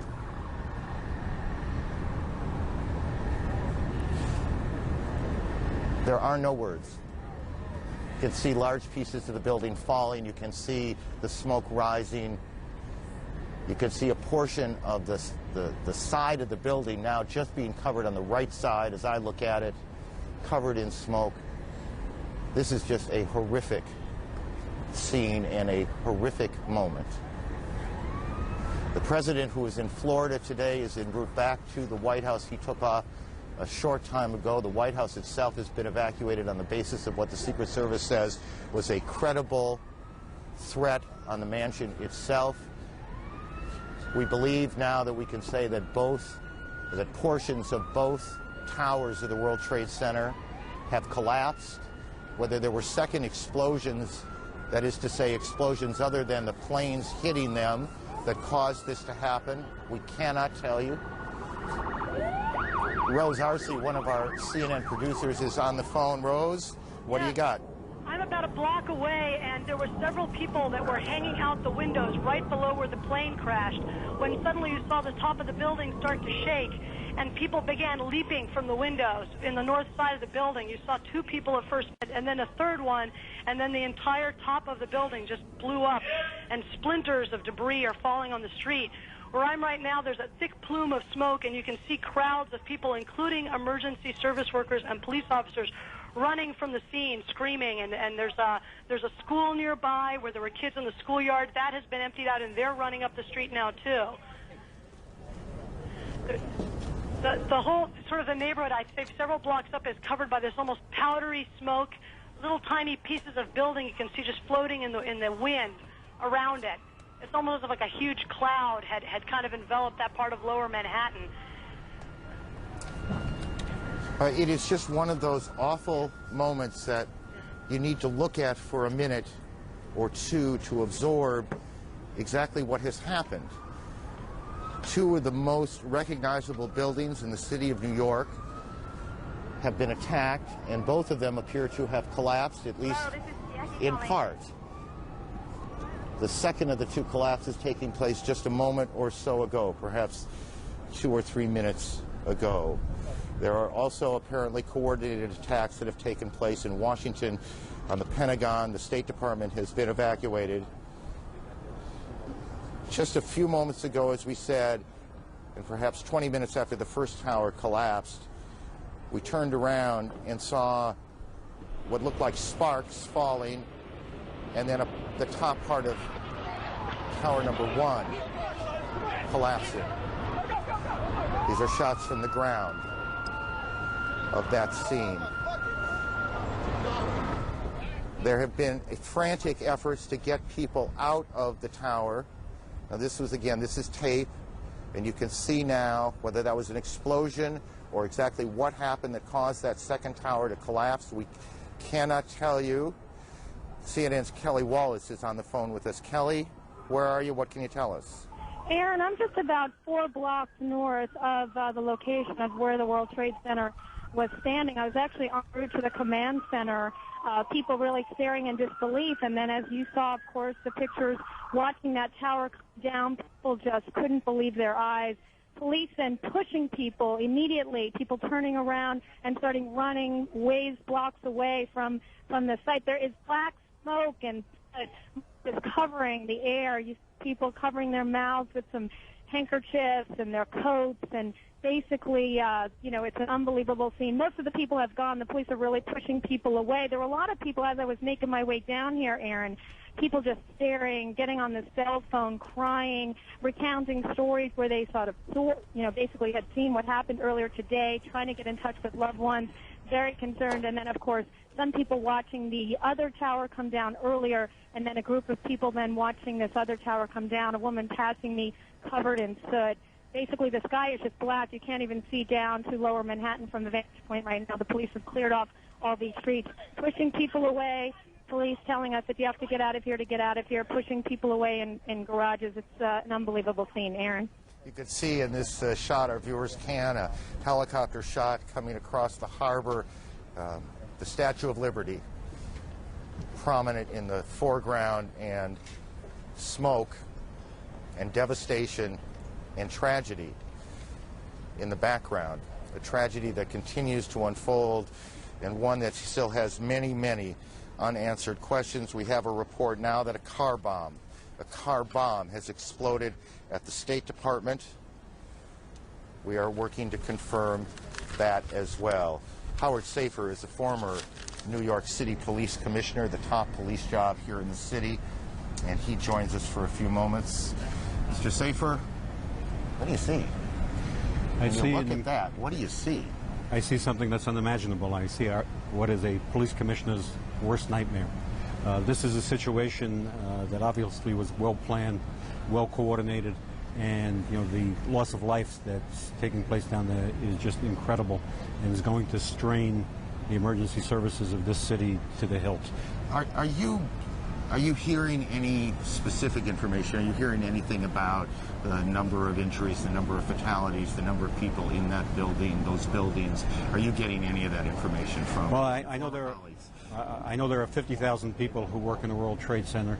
I know that every ambulance and every fire company in the city has been called in and dispatched there. It's unimaginable, but the loss of life is going to be huge.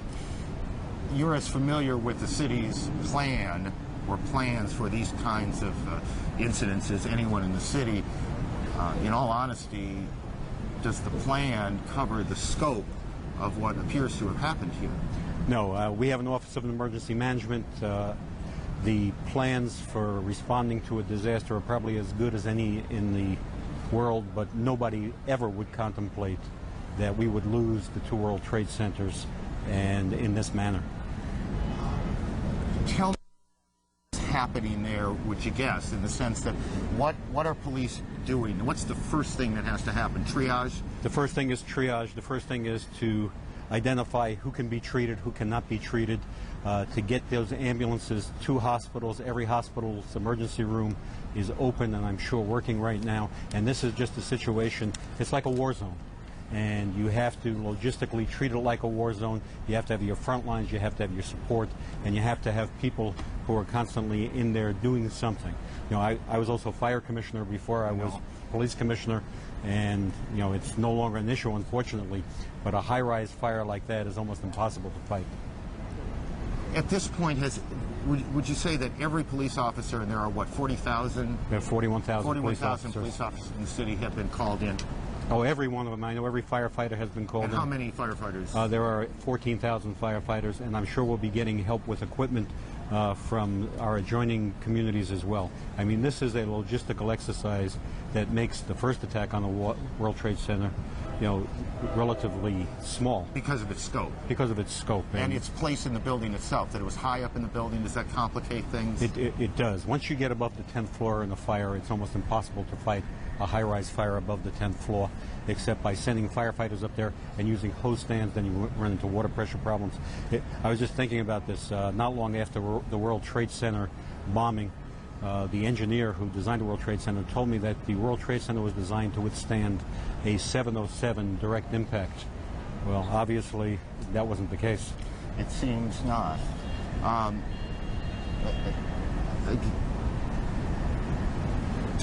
We are getting reports, and we are getting lots of reports, and we want to be careful to tell you when we have confirmed them and not. But we have a report that a 747 is down in Pennsylvania, and that remains unconfirmed at this point, and so we will check on that. I want to get back to the former commissioner in a moment, but again, to briefly recap, you have buildings in Washington now evacuated, the White House, the Pentagon. We have a report that there has been a collapse at part of the Pentagon itself. There was an explosion. You can see the Pentagon on the right side of your screen, and that is a live picture as well. On the left side of your screen, you see the situation here in Lower Manhattan in New York, where both of the World Trade Center towers have collapsed. This morning, as people were coming to work, all airports in the country have been shut down. International flights that were heading this way are being diverted to Canada. The White House has been evacuated. The president was in Florida this morning, and he spoke briefly and said, in truth, the kinds of things, and about the only kinds of things you can say in moments like this, that the government will do everything it can to hunt down whoever is responsible. This is obviously an extraordinary crisis for the president, and the first crisis, major crisis like it, that he has had to face, compared to the plane that was the force down in China. That seems small right now compared to what's going on here in New York and in Washington, and the president is headed back on Air Force One from Florida to the White House. The White House itself has been evacuated. We are trying now to figure out where the relevant players in Washington are, where the vice president is, the national security team, where they are meeting. We are working very hard right now to find out what both the FBI, what the CIA, what the Secret Service knows. It is chaotic now in two cities. You have major buildings that have been evacuated. It's very difficult, obviously, to get phone calls through as you look at the Pentagon, and I suspect we are also getting a report as you look at these pictures of the Pentagon, and I, in all honesty, suspect you see them a little more clearly than I do, but part of the building appears to me, as I look at it, to have collapsed. That's the Pentagon, and those pictures are live at 10:40 Eastern Time this morning. We have a report now of a fourth explosion at the Trade Center, and Brian Palmer, CNN correspondent, is as close as he can get to the area. Brian, what can you tell us? We are, in fact, as close as we can get. I'm not going to give you an exact time frame, but several minutes ago we were standing in front of the United States Courthouse when we saw the second World Trade Center disappear from the skyline. It collapsed before our eyes, again, in a plume of ash and debris. People rushed north. We had a New York City Police Department officer here with us who witnessed the first collapse, but he actually had to dash off to duty. We've been watching people crying. Some people had relatives in the buildings. They are not sure whether they are whether they've been evacuated, removed for the buildings, or not. Was there, Brian, did it sound like there was an explosion before the second collapse, or was the noise the collapse itself? Well, from our distance, I was not able to distinguish between an explosion and the collapse. We were several hundred yards away, but we clearly saw the building come down. I heard your report of a fourth explosion. I can't confirm that, but we heard some boom, and then the building fold in on itself. We are told, Brian, hang on, we're told that the Secretary of Defense is being evacuated from the Pentagon. The Pentagon, a portion of the Pentagon has collapsed after, and I'm not precisely sure on this, and I want to tell you when I'm not precisely sure, but apparently a plane or helicopter hit part of the Pentagon itself. As you take a look at the pictures there, I must say every time we hear a plane coming up overhead, it gets a little nervous where we are. Whatever is happening and whoever is responsible, we have no way of knowing if it's played out yet or if it's just going on. So every time we hear a plane go by, we wonder what the situation is and where it is headed. That sound, we're told by a person here, they believe that is a fighter jet. Federal office buildings around the country, is that correct? All over the country have been closed, or just in Washington? Well, we were not allowed into the federal courthouse here where CNN maintains a workspace. The officers just said, we're not allowing you in. I think that's a security precaution. Got it. Stay with me a little bit. All federal office buildings now, all federal office buildings in Washington, D.C. Are being evacuated as we speak to you now. There are a variety of reports, and it's important to try and put this in some kind of order, but the most important things to tell you if you're just joined in is that what has all the makings of an extraordinarily well-planned terrorist attack on both Washington and New York has taken place this morning. The trade centers here in New York, the two World Trade Center towers have collapsed after being hit by a plane. Maria Hinojosa joins us on the phone. She is in New York, down near the building. Maria, what can you tell us? Well, I'm actually at St. Vincent's Hospital right now, where at about 40 to 45 minutes after the first explosion, they started seeing patients here. What I'm hearing, and I have not been in the ER yet, is that they have at least 100 patients or more, that several of those people were dealing with issues of smoke inhalation, many of them throwing up, that there were several people who went directly to the operating room who are in very critical condition. Outside the hospital, people are coming in trying to help, to donate blood. Essentially, everybody here at this hospital is in a state of shock. I mean, I walked into the testing area, and the women here who usually just draw blood are also extraordinarily moved and shocked. They're moving in and out of the emergency room to try to help as many people as possible. Now, outside a block, about a block away from here, where you really had a bird's eye view of the two twin towers, which are the landmarks of New York City, the people stopped, the entire traffic has stopped. People have poured out of buildings and were watching, in fact, as one of the towers collapsed. And then you're really seeing a lot of people trying to move north, away from any place downtown near the World Trade Center area. People are just walking. The subways are stopped. That's exactly right. And, in fact, the baggage has been unloaded into a separate terminal from where I am, and they're asking people to walk over, pick up their bags, and take them out. It's virtually impossible to get from place to place at Kennedy, and, of course, bridges and tunnels into Manhattan are inaccessible at this point. No one has anywhere to go. Back, Kitty, thank you. And we'll get back to you. Chris Plant at the Pentagon has more. He joins us on the phone. Chris, what can you tell us? Hi, this is Chris Plant at the Pentagon. Go ahead. Can you hear me? Yes. Chris, we hear you. Go ahead. All right. The area to the west of the Pentagon has been evacuated further back by law enforcement and military officials as they anticipate a second aircraft arriving at the Pentagon it's been deemed to be threatening enough where I saw at least one F-16 fighter jet in the air over the Pentagon headed to the west, where the plane was reportedly coming in from. Again, they're saying here that a second aircraft is expected to arrive at the Pentagon sometime soon. They take it seriously enough that they have scrambled at least one fighter jet that I saw, probably either from the D.C. Air National Guard or the Maryland Air National Guard, both of which fly F-16s.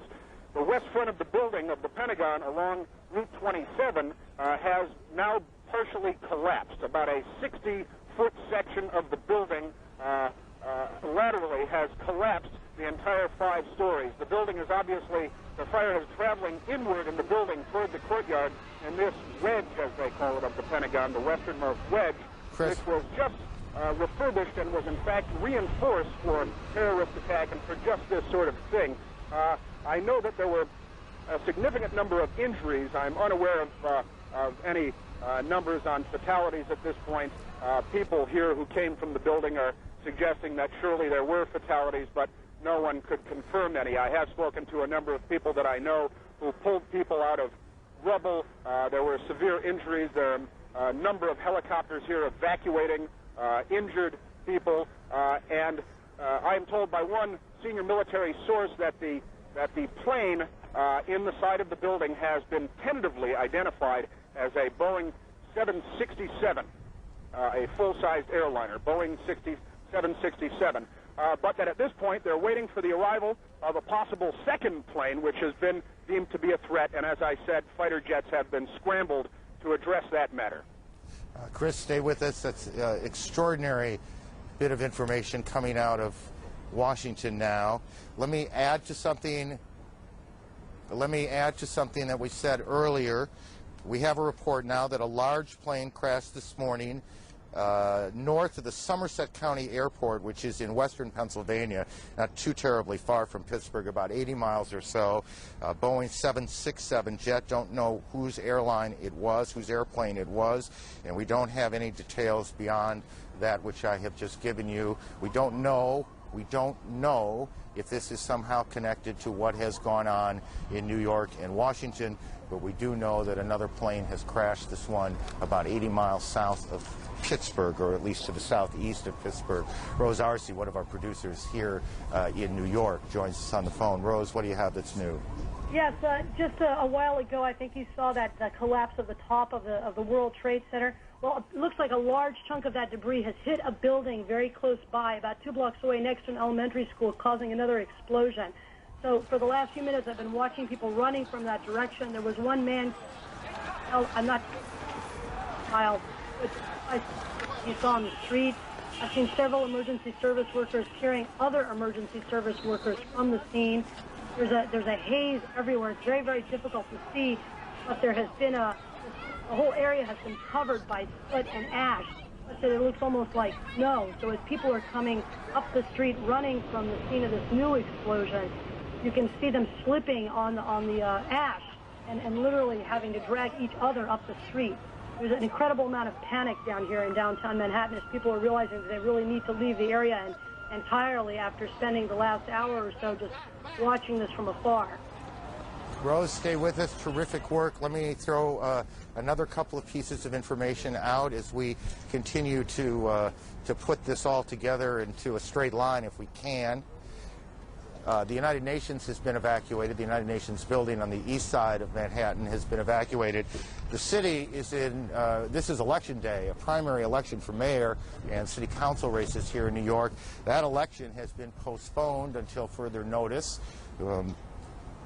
Obviously, we are in the middle of an extraordinary catastrophe that started about 8:45 Eastern Time here in New York when one plane crashed into one of the towers of the World Trade Center.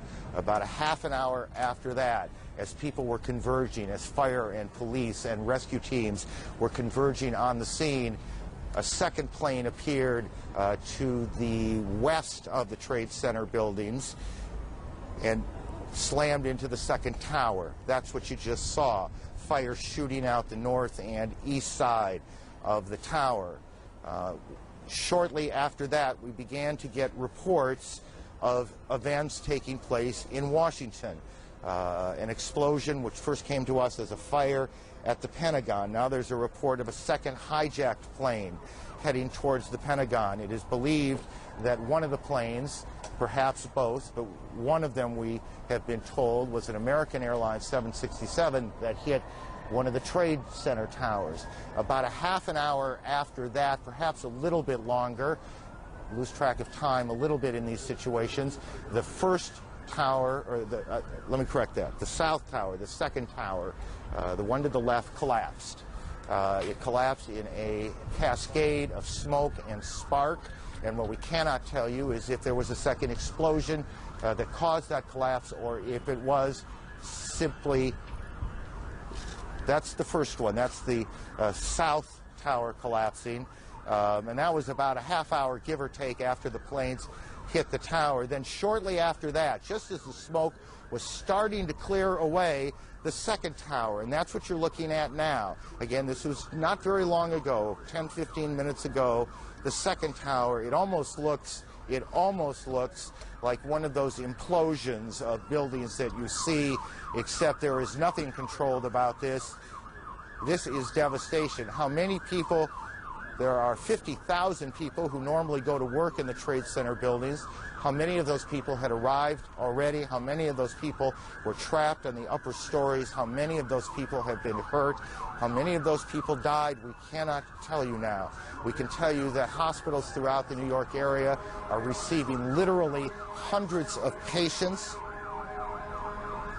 and they are performing triage. They are trying to figure out who could be treated, who needs help first. This is sort of standard operating procedure.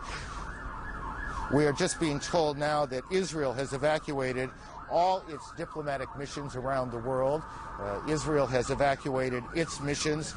We are told now that Yasser Arafat has condemned these attacks, and we don't know yet who's behind them. Britain has condemned these attacks. Germany has convened its National Security Council, and we will check and see if events are going on in those places or if that is simply a reaction to what has gone on here in Washington and in New York. CNN's Gene Meserve joins us on the phone from Washington. Gene. Hay Street, which is one of the major thoroughfares here in Washington, it is absolute gridlock. It takes about 15 minutes to drive one block. Ordinarily, this time of day, there'd be nothing near this kind of traffic. You see pedestrians filling the sidewalks, many of the businesses and offices here having closed. You see cars absolutely pouring out of the parking lots, contributing to the absolutely horrendous traffic situation. Many people trying to use their cell phones. However, cell phone service has become very difficult in this town because of the crush on circuits. For the most part, people appear to be very calm and collected. I will tell you, though, that as I drove, I looked at the car next to me full of some young women who I would guess were in their 20s, several of them crying their eyes out, obviously very upset as they listened to the radio and heard the news of what is happening in this city in New York also. Aaron, back to you. Gene, thanks. Gene Meserve in Washington this morning as she and the rest of the organization continues to gather what facts we can, what facts are available in the wake of the extraordinary chaos that has followed this extraordinarily horrendous terrorist attack. American Airlines, we are told, one of the planes involved in this was a hijacked American Airlines 767 out of Logan Airport in Boston. American Airlines will say what is known. What is known as you look at the White House being evacuated a short time ago, or is that live? And I'm not sure on my monitor which it is. I believe it's taped from a short time ago. In any case, American Airlines will talk to reporters in about a half hour or so, 11:30 Eastern Time. One of its planes involved in this, and we will bring that press conference to you live when it happens. Here in New York, hospitals are being overwhelmed. As hundreds of patients are being brought in and being treated. We cannot tell you, we would not even begin to guess what the numbers in this will be, how many people will have died by the time this day is over, how many injuries have taken place in both Washington and New York. But as former police commissioner Howard Safer told us a few moments ago, obviously the numbers are going to be extraordinary.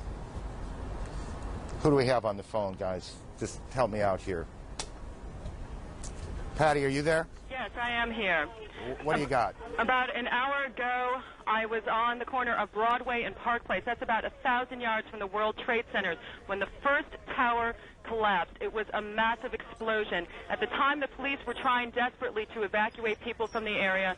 When that explosion occurred, it was like the scene out of a horror film. People started stampeding away from it. Patty, I'm going to interrupt you for a second. We told you there was a second plane that went down, this one around 80 miles or so southeast of Pittsburgh. We'll try now to connect with KDKA-TV in Pittsburgh. Well, just so much for planning. We will try again. Again, we have reports that a plane has crashed in the Pittsburgh area, southeast of Pittsburgh, about 80 miles. And at varying times, we've heard that this was a 767 and a 747. I'm not sure it matters which it is. What matters is that a plane has crashed in the Pittsburgh area. The Pentagon continues to monitor reports that another plane, a hijacked plane, is headed for that area. All flights have been canceled around the country. International flights heading towards the United States are being diverted into Canada this morning. Patty, let me go back to you as we look at some tape from the ground. Patty, why don't you go ahead and continue? Okay, Aaron, I'm in the main building of Pace University, which is inside the fallout zone of all the debris from the two building collapses. At the time of the first building collapse, I was at Broadway and Park Place.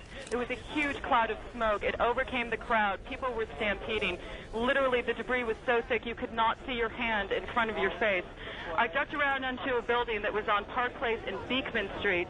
When I was in there, people were coming in. They were crying. They were wailing. You couldn't see anything outside. After the smoke had cleared a little bit, I came outside. The scene was like a ghost town in the financial district, very eerie. You saw people being wheeled on gurneys away from the explosion. People were coming out with masks over their face, anything they could put over their face, because the air was still very thick with debris. The ash on the ground is at least 2 inches thick. It's more like snow cover, a very eerie snow cover blanketing downtown Manhattan right now. Now, at the time, I was back on the corner again of Broadway and Park Place. At that time, the police started running toward us, telling everybody to move who was left on the street. I looked up, and that's when I heard the, pardon me, that's when I heard the explosion. That's when the second tower came down. Again, whoever was left on the street started stampeding. I'm in the office. Right now, I'm in the main building of Pace University. People are crying. They have gas masks on their face. Authorities are making people go toward the basement. They're just doing anything that they can to move people away from the financial district. But again, it is a very horrifying scene down here, very eerie, like a ghost town. Patty, let me interrupt you. Mayor Giuliani is on the telephone, is part of New York One's coverage. We join our affiliate for that.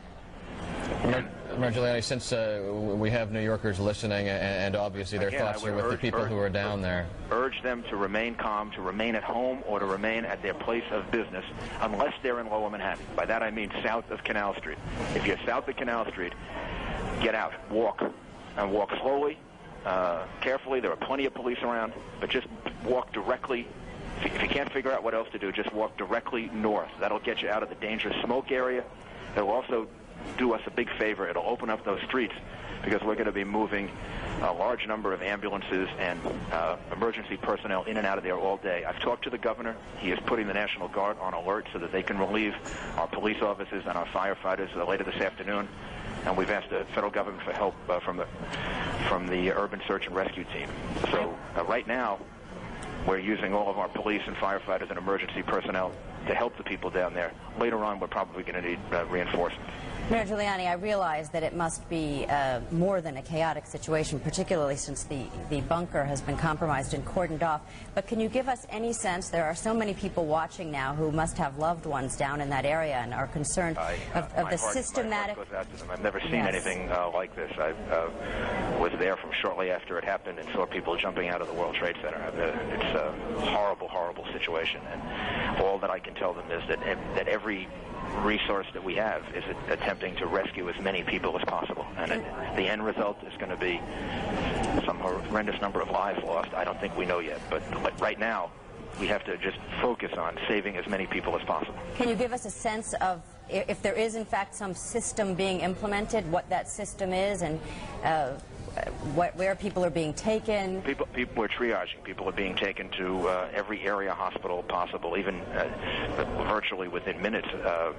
I drove down right past St. Vincent's Hospital, and I could see them actually on the street ready to take people, and that was within minutes of the first airplane hitting the World Trade Center. So the hospitals are ready. We'll be moving them to all different area hospitals, triaging them. The main thing is having those streets open so that we can get people in and out of the southern part of Manhattan as quickly as possible, so that we can move them, to hospitals all over the city. And Mayor Giuliani, we'll let you. In place, they're doing it. We just need the cooperation of people in getting out of there. We'll let you get back to the operations there, and we do appreciate you taking the time for us here. But once again, the only thing to do now is to remain calm and try to assist in the rescue effort. Thank you. Now let's pray. That's New York's Mayor Rudy Giuliani talking to a CNN affiliate New York One here, saying that clearly there's going to be tremendous number of lives lost on these attacks here in New York, urging people to stay calm and to leave the area calmly. The area is in the southern part of Manhattan, way down on the tip of Manhattan Island. The mayor urging people to calmly move north. CNN's Jamie McIntyre is at the Pentagon. Jamie, why don't you start, if you can, at the beginning here as we try and put some order to all of this. What happened? Well, let me just describe the scene that we have here, and I'll back up a little bit. But right now I'm looking at the charred facade of the Pentagon, a huge gaping hole on the side where the Pentagon heliport is located, the side that faces Arlington Cemetery. In front of me is a long line of rescue personnel with backboards. They're just waiting for victims to be brought out so they can rush them to nearby medical facilities. I see a few victims being treated on the grass outside the Pentagon. Firefighters continue to pour streams of water onto the side of the building, and a huge black cloud of smoke continues to billow out. It is a scene of utter destruction here. I'm sure it pales in comparison to the World Trade Center, but I've never seen anything like this myself in the history of the Pentagon. There's been nothing like this. Again, a huge gaping hole. You can see the exposed 5 floors of the Pentagon offices just ripped apart. Our report is that an aircraft of some kind, and at least one witness identified it as a civilian aircraft, hit the side of the building shortly after the incident in the World Trade Center this morning. People who were in their offices nearby reported hearing a huge explosion, seeing shards of shrapnel come by their window. The entire Pentagon has been evacuated. Short time after this attack, there were urgent announcements made over the loudspeaker telling people to quickly get away from the building because they had reports of a second plane heading this way just 2 minutes away. F-16 jets were scrambled over the Pentagon. I saw several of them go by, but no second plane ever materialized, and the building remains completely evacuated as firefighters continue to pour columns of water on the devastated side of the Pentagon, and rescue personnel continue to whisk victims away. We have no report at this time of how many casualties. Clearly, dozens and dozens of people have been hurt, and we presume that there have been some deaths as well. It's hard to imagine otherwise, considering the extent of damage to the side of the building. And I can see just some of the windows side, a stretch of the building, perhaps 40 or 50 feet wide. This looks like it has collapsed under the weight of the impact. Aaron? Jamie, thank you. So we have planes hitting the Pentagon, or plane hitting the Pentagon, 2 planes hitting the World Trade Center's towers in New York. Alan Dodd-Frank joins us on the phone in Lower Manhattan. Alan? Aaron, just 2 or 3 minutes ago, there was yet another collapse or explosion. I'm now out of sight. A Good Samaritan has taken me in on Duane Street. But at 11:15, there was another collapse or explosion following the 10:30 collapse of the second tower. And a firefighter who rushed by us estimated that 50 stories went down. The street filled with smoke. It was like a forest fire roaring down a canyon. Now, as I think Patty Sabga and others have told you, all of Manhattan is covered, downtown Manhattan is covered with thick white ash and building material.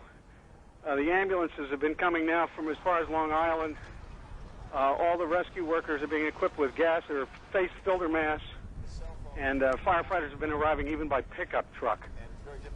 Otherwise, the streets are now deserted. Alan, thank you. Alan Dodge Frank in Manhattan. A little more on this plane crash, which is the fourth incident, if you will. There was the plane crash at the Pentagon, crashing into the Pentagon. There were the two planes that hit the World Trade Center here in New York. And we don't know whether this fourth one is related or not, but the report is that a 747 en route from Chicago to New York City crashed in Somerset County, Pennsylvania, about 80 miles to the southeast of Pittsburgh, Pennsylvania. That's the incident. That's what we are hearing. And I'm standing next to a fireman. He said, yeah, they just bombed the Pentagon, too.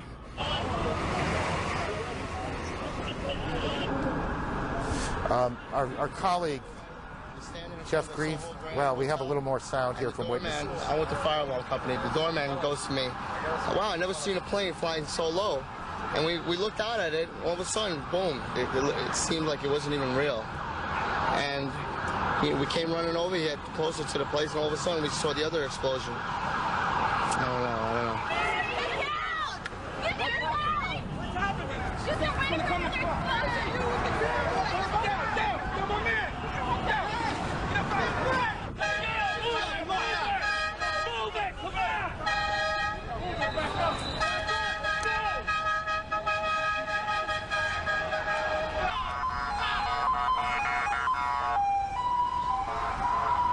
I was in B Tower.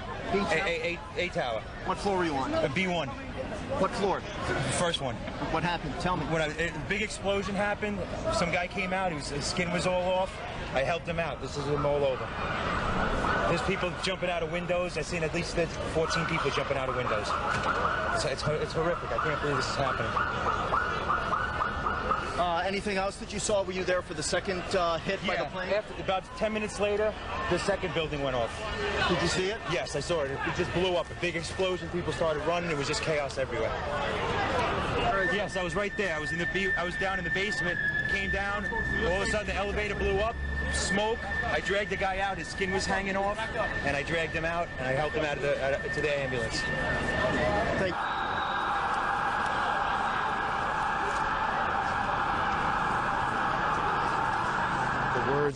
The words of some of the witnesses here in Manhattan this morning, and the pictures of what will, I suspect, before this is over, go down as one of the most horrific days in our lifetime. We're joined by our colleague, CNN's Jeff Greenfield. Aaron, you know what? In 1993, when terrorists bombed the World Trade Center, their plan was to knock one of the towers into the other, bringing them both down. That disaster was averted, and bad as that was, in a sense, America was lucky. Another terrorist attack in the planning was interrupted to blow up the Lincoln Tunnel and submerge dozens, maybe hundreds of people. At the eve of the millennium, a suspected terrorist, was intercepted, you remember, at the Canadian border on his way to Seattle. And I know that not so long ago, former President Clinton, in a private talk to a group, ruminated on how lucky the United States has been over the years with the combination of luck and the skill of anti-terrorist people to avoid such things. What we are seeing now is nothing less than the worst nightmare that one could imagine come to life, probably worse than anyone could have imagined. You may remember that Tom Clancy wrote a novel that ends with a terrorist hijacker crashing into the Capitol. The worst act of terrorist violence on American soil, the Oklahoma City bombing, killed fewer than 200 people. All we know today is that tens of thousands of people worked in that complex that has been destroyed. And I hate to say it this way, but this may be the day that America's luck ran out. Well, it is hard, isn't it? I mean, you look out here, and you see the Statue of Liberty to the right, and these buildings off to the left, the attacks on Washington. We don't know a lot about who's behind this or what this is all about, but the symbolism of these attacks is extraordinary. CNN's David Ensor is in Washington, and he joins us. David? Aaron, I'm talking to U.S. officials who are obviously working on who is responsible for this. Their working thesis is that this is overseas terrorism, not domestic. They say they cannot rule out additional attacks yet to come. In terms of claims of responsibility so far, there is an Agence France-Presse report in which a group with the word Palestine in the name claims responsibility.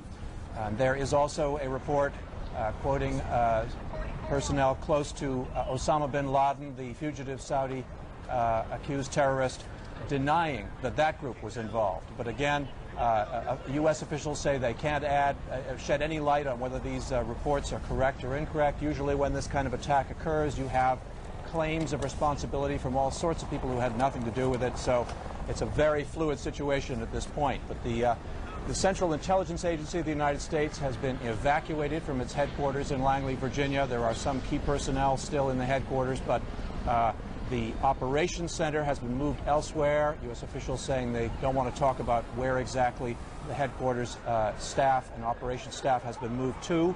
But that staff is focusing now on trying to find any shred of information that could help the U.S. government figure out who is doing this and how to put a stop to it. Aaron? David, you tell me if I'm right or wrong here. As a practical matter, there are not a whole lot of groups that the United States government knows about that are sophisticated enough, have the kind of money, the resources to pull off something like this. Fair enough? That's absolutely true, and obviously, despite the denial, attention will quickly turn to the bin Laden group because it has long tentacles. It has connections with all sorts of other groups. We saw at the Millennium a group of Algerians apparently involved in trying to arrange bombings in the United States, and now there is evidence being produced in court sessions that those Algerians were working for the bin Laden group. So that group certainly will come under immediate suspicion. There are very few others that could have pulled this off. Right. I mean, just because of the enormity of it all and the sophistication required to stage these multiple attacks, this is not something some small cell can pull off. This is obviously a group or groups, well-financed and extraordinarily well-organized. That's correct. Now, another thing you'll notice is that you remember the attack on the USS Cole in the Yemen harbor. That was the first time that kind of an attack using small boats with bombs in them had been used against an American warship. It worked once. Now the U.S. Navy has taken steps to make that much more difficult to do. Officials saying this may work once. They will now have to take measures to try to make sure that this kind of thing can't be done again. But these are apparently hijackings of civilian aircraft. So it was a sort of modus operandi that was dreamed up in some evil terrorist's mind and done on a massive scale here today, Aaron. David, thank you. CNN's David Ensor, our national security correspondent, on what he is hearing, what he knows, what the reports are as we approach 11:20 Eastern Time. For those of you just joining us, and as you can see on your screen, the Taliban, the government in Afghanistan, expected to make a statement soon, and we'll monitor that for you. For those of you just joining us, let me try and put as many of these pieces together as I can as we stand here in New York. At about 8:45 Eastern Daylight Time this morning, the first of the Trade Center towers was hit by a plane. It crashed into the south side of the tower. About a half an hour later, a second plane came from the right, and you can see it coming behind the first tower, and then it hits the tower, and you'll see the flame and smoke coming out, I guess 3/4, maybe a little more, up the tower. That's where this all began. About a half an hour after that, the first of that tower that is now, you see, in flame there in your shot, collapsed. The top collapsed. And there was an enormous, I don't want to say explosion, but there was an enormous plume of smoke, sparks, as we looked over from where we're standing. And then a little bit after that, and I want to be careful on time because it seemed perhaps 10 or so minutes, but I'm not sure. The second tower, which in fact was the first one hit, collapsed as well, and that's what you're about to see. our reporters in the area say they heard loud noises when that happened. It is unclear to them and to us whether those were explosions going on in the building or if that was simply the sound of the collapse of the buildings as they collapsed, making these huge noises as they came down. But as we look back, the smoke now, which has gone from white to a kind of gray, clearing away, we are, I guess, Jeff, I want to know what's behind the smoke, but I have the worst feeling is that very little. And the fact is that we've already been hearing from even the fragmentary reports from people on the ground, stories beyond horror, people jumping out of windows because of the flames. The fact that this happened shortly before 9 and then the second hit shortly after 9 means that most of the people were either right in the vicinity or actually at their desks. So one doesn't want to be overly grim, but the fact is there were thousands of people were in these two buildings. And again, 50,000 people come to work in those buildings. Many thousands more pass through those buildings every day. There are retail shops on the lower floors of the Trade Center. It is where the PATH trains from New Jersey come in. Correct. The trains, the commuter trains coming from the other side of the river from New Jersey come in and drop off and pick up their passengers. So it is an extraordinarily busy area. It is also an area, for a number of reasons, rich in symbolism to this city and to the country. You can see from where we are the Statue of Liberty in New York Harbor in the scene. So that's what happened in New York.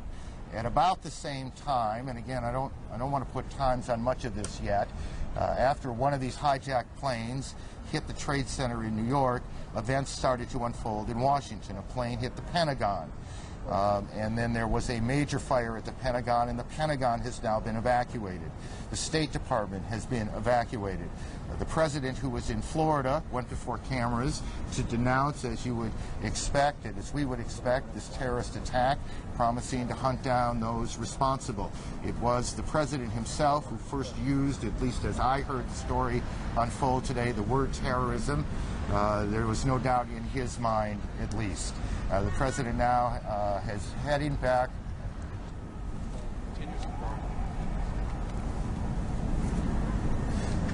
We are now getting a report from that American Airlines says that one of its flights, a flight from Boston to, I believe, Los Angeles, correct me guys if I'm wrong, is down, or at least they've lost contact with it. 81 people on board. This would be the second of American Airlines flights to have been involved, presumably, in this event. Another flight, this one from Dulles to Los Angeles, is down with 54 passengers on board. So again, so there are two American Airlines, one Dulles, Washington, D.C. to Los Angeles, the other Boston to Los Angeles. Both American Airlines planes reported by the airline to be down. It is also believed that an American Airlines plane, a 767, was involved in one of the hits on the Trade Center as well. We don't know if there's a reason why it is American and not any other. We won't speculate as to whether there is or not. We'll just tell you what the facts are as we get them, and that's what we have. American says two of its planes down, and I assume that is two other than the one that hit the Trade Center, and you guys check that out to make sure I'm right. And we have a report of a crash in Somerset County, outside of Pittsburgh. Right, I believe a 767, though we're getting reports perhaps a 747, which doesn't quite fit into what we believe flies Chicago to New York, is also down as well, and I do not know the airline involved there. Let me just go back okay, I do now. It's a United Airlines plane. So we have a number of planes down, a number of planes involved in these attacks. The Boston to Atlanta, if I'm reading the notes correctly, had an American 767 with 81 passengers on board, 9 flight attendants, 2 pilots. Flight 11. Reported down. That's American Airlines Flight 11. And American Airlines Flight 77, which is a 757 jetliner, Dulles Airport outside of Washington to Los Angeles International with 58 passengers on board, 4 flight attendants, 2 pilots also reported down. And then there is this United Airlines jet which crashed about 80 miles to the southeast of Pittsburgh. We should also mention, I think, Aaron, that inevitably some of these early fragmentary reports are going to be needing correction, and that will be done as soon as possible. We had a report of a second hijacked plane on the way to Washington. Capitol Police were reporting that there have been no signs of that plane. We simply, at this point in this awful story, have to just tell our viewers we will do everything we can to report this accurately. If fragmentary reports need amending or correcting, that will be done immediately. And I think in fairness here, there is in a number of places right now, perhaps 4 or 5, chaos. And numbers that come out aren't necessarily going to hold up.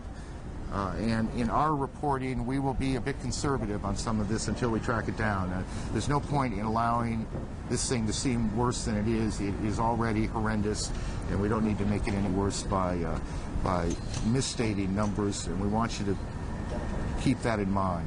CNN Medical Unit reports that the Center for Disease Control in Atlanta, the Centers for Disease Control, is preparing bioterrorism teams to respond to the incidents. This, we are told, is simply precautionary. We have absolutely no reports and no evidence that there is any biochemical or bioterrorism going on, but clearly what is happening in every department of the United States government, and I suspect in every department of most major cities right now, the plan that they hope they never have to implement, the plan that they spent years preparing, is now in effect, not just here, not just in Washington, but around the country, because no one knows precisely where this is going. CNN, my colleague Judy Woodruff joins us from Washington. Judy? Aaron, we've been watching this here in the Washington Bureau. I'm in the studio now just a few blocks from the Capitol, from the United States Capitol, and the first thing I want to tell you is that everyone I'm sure on their minds is God rest the souls of those who've lost their lives this morning in New York, in Washington, near Pittsburgh, in Pennsylvania. It is just a story for which there are no words to describe. Here in Washington, we are keeping a very close watch on the Pentagon. You've been reporting, Aaron, and other CNN correspondents. A plane evidently crashed, a commercial jetliner crashed into the Pentagon earlier this morning.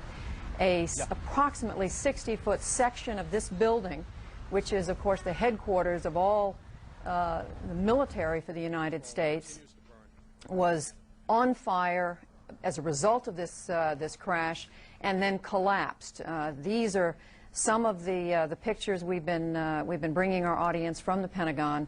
We've watched people being treated by first aid personnel there. We have no information yet on casualties, on the number of people who may have been hurt or may have died in this incident, although emergency personnel on the scene have said surely there have been casualties there.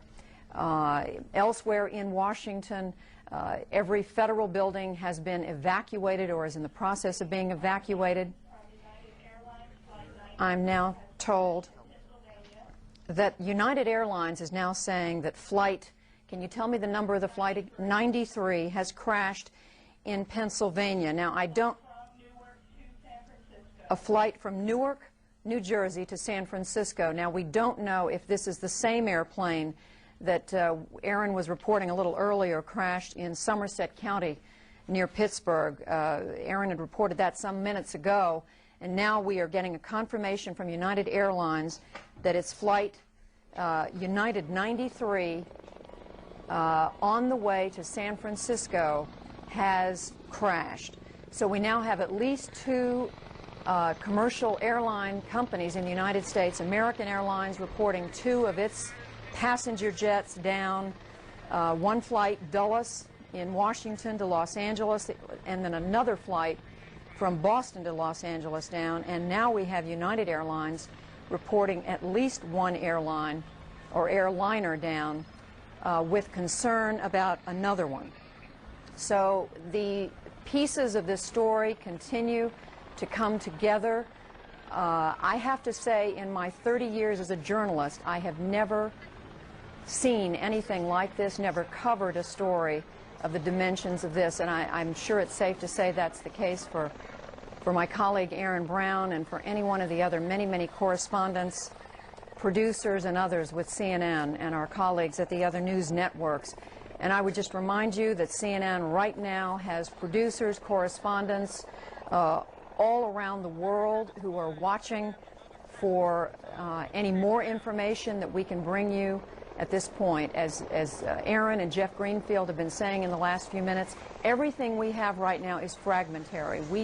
We are simply reporting to you what we are learning from police, from the federal government, from the CIA, from David Ensor, from our other correspondents. And I'm now told that former U.S. Army Commander General Wesley Clark is joining us on the telephone. Former commander of NATO, the North Atlantic Treaty Organization, is joining us from Little Rock, Arkansas. General Clark, from your knowledge of the military, you know the Pentagon. What are you thinking right now? Well, good morning, Judy. First of all, we've got to try to assess what's really happening, and as all of the news reports indicate, it's clearly a coordinated effort. It wasn't announced, and it hasn't been announced that it's over, and we don't know how it will finally conclude, so there's likely to be more trouble before all of this concludes. So we've got to protect the American people first. We've got to look after those who are injured. We've got to take precautionary measures to deal with future incidents, and I think all of that's underway with a lot of responsible action by people everywhere. The damage at the Pentagon is unclear from all the news reports that I've seen. The one report that said it crashed into the Army side of the building. There are command centers in various places of the Pentagon, and there are many other alternate command centers. So I don't think there's really any issue about the command and control of the United States Armed Forces. I'm sure that's very solid right now. General Clark, why do you say there are likely to be more trouble? Well, we're hearing still reports of aircraft that are out there. There's no way of knowing when all of the possible incidents have either taken place or been aborted by whoever it is that's behind this. And so we have to be ready for whatever might happen next.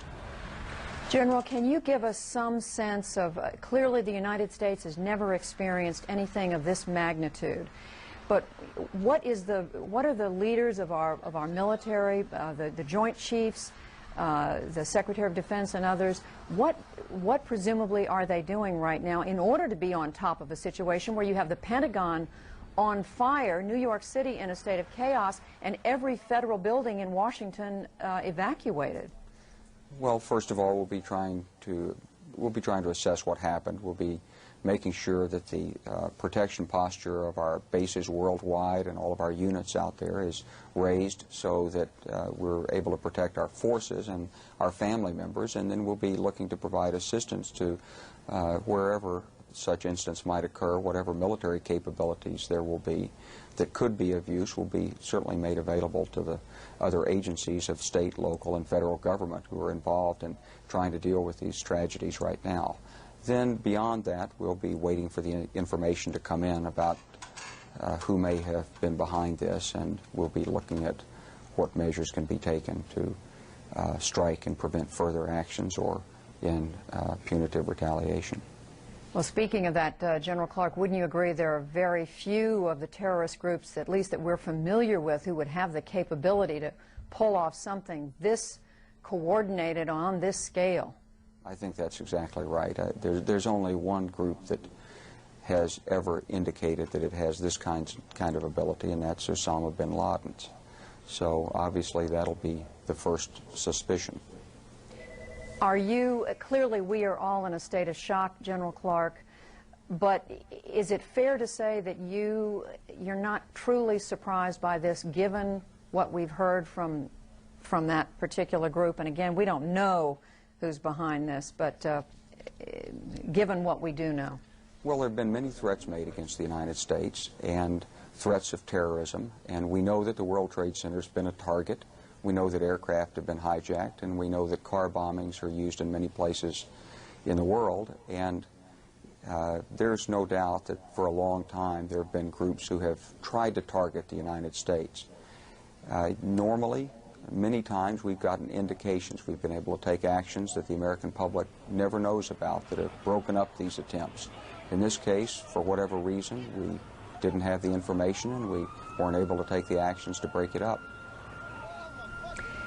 And General, what do you say to those Americans who are looking at these horrific pictures that they've been watching now for almost 3 hours on television, who are thinking, will I ever feel safe again in an airplane, in a tall building in this country? I think that that will be one of the primary issues that has to be addressed by government leaders, is how to restore ever a sense of normalcy to the country. Will it ever be the same? And that's a question everybody will be asking. But I think it's too soon to expect any answers to that. I think we've got to assess this, we've got to track this down. I think one thing that comes through very clearly now is if this is terrorism and international terrorism, then clearly there has to be a much greater degree of cooperation between nations to deal with this. Whoever did this lives somewhere. He's supported by someone, and people know him, and someone knew that these events were being planned. And if we didn't have that information, we should have. And I think that's one resolve that will come out of this from nations all over the world, that more has to be done collectively together. But in a large sense, General Clark, whoever was behind this has clearly succeeded in the most horrific and devastating way. Well, it's been a tragedy for America, there's no doubt about that, and for so many people and their families, our hearts go out to them. General, we're looking, as I'm talking with General Wesley Clark, who is a former NATO commander. He's talking to us from Arkansas. We're looking at helicopters patrolling. I believe it's the area around the Pentagon, although I can't tell by the banner across the lower part of the screen. We do know that President Bush was in Florida this morning. He abruptly cut his trip short in order, we think, to fly back to Washington. And General Clark, while you are with us, what would the plans be for the President in this situation without giving away secure information? Would the President necessarily return to Washington? Is there always a plan in place in these situations? Well, there would have to be a plan always in place to take the President to where he can best control what's going on and monitor it and make decisions, and also where he will be safe.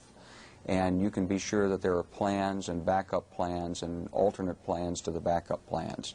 There'll be no shortage of efforts underway to assure his safety and his ability to maintain the continuity of government. And once again, just finally, General Clark, as we look at these live pictures of the Pentagon, describe for us what you know of the section of the building that evidently was hit by the commercial jetliner. Well, that picture seems to be from the area of the bridges, the 14th Street Bridge, looking at the corner of the Pentagon that is opposite from where the strike was. So it looks like the strike hit between the 4th, 5th, maybe 6th corridors of the Pentagon. Perhaps on the Army side of the building, there are a number of offices there, administrative offices, where Army leaders and staff officers work on a daily basis. They deal with things like planning and logistics and congressional relations and public affairs in that area. And the Army leadership was probably close to where that may have impacted. There are a number of other facilities below ground, some of which have been relocated, and it's impossible to see from that picture what the condition might be there. General Clark, any final word before we let you go?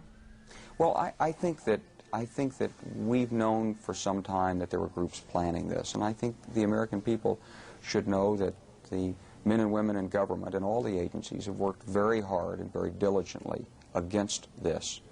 Obviously, we didn't do enough. We didn't either have the tools or the cooperation or somehow get the information that we needed to have prevented it. And you can be sure that those men and women are right now resolved to do more and to be more effective. This is a national challenge, and I'm confident that we'll meet it. All right, General Wesley Clark joining us now from Little Rock, Arkansas. He is, of course, the former commander of NATO. General Clark saying earlier, in his estimation, there is likely to be more trouble given the coordination and the scale of these devastating attacks this morning, September the 11th, 2001, on New York City and on Washington, D.C., and at least 4 commercial jetliners involved in these different attacks. Patty Davis, our Washington correspondent, here with me in the studio. Patty, you have some information about one of those airliners. That's right, Judy. Well, United Airlines, as you said earlier, is confirming that its Flight 93, that's a Boeing 757, it was en route from Newark to San Francisco, did crash near Pittsburgh. It is also now saying that it is deeply concerned about another flight, that is United Flight number 175, a Boeing 757 that was traveling from Boston to Los Angeles. It said it is deeply concerned about that flight right now. We don't know the status of that particular flight right now. The United Airlines CEO, James Goodwin, saying that the thoughts of everyone at United are with the passengers and crews of these flights, including prayers. United is not saying how many people on board each of these flights, how many flight attendants, how many pilots. So at this point, that is their statement. They're saying one plane. They are confirming Flight 93 that was from Newark to San Francisco crashed near Pittsburgh. Another flight deeply concerned about United Flight 175, Boston to Los Angeles. That's a Boeing 767.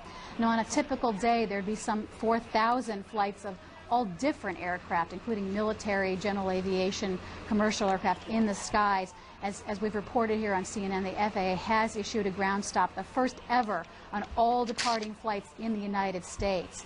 Also, the flights that crashed into the World Trade Center and also into the Pentagon, we are told by the FAA that that was the most restricted airspace that you can get. That was Class B airspace. It doesn't get any more restricted than that. So there should not have been any flights in the areas where those planes came down. Patty, let me just ask you, the flight that United Airlines says it is, quote, deeply concerned about, the Boston to Los Angeles flight, are they confident that that is not one of the airliners that has already crashed? United is not going beyond its statement at this point. They're just simply not saying, Judy. I think they're trying to figure it out as much as anybody else. The FBI involved in this as well, and they're trying to track this.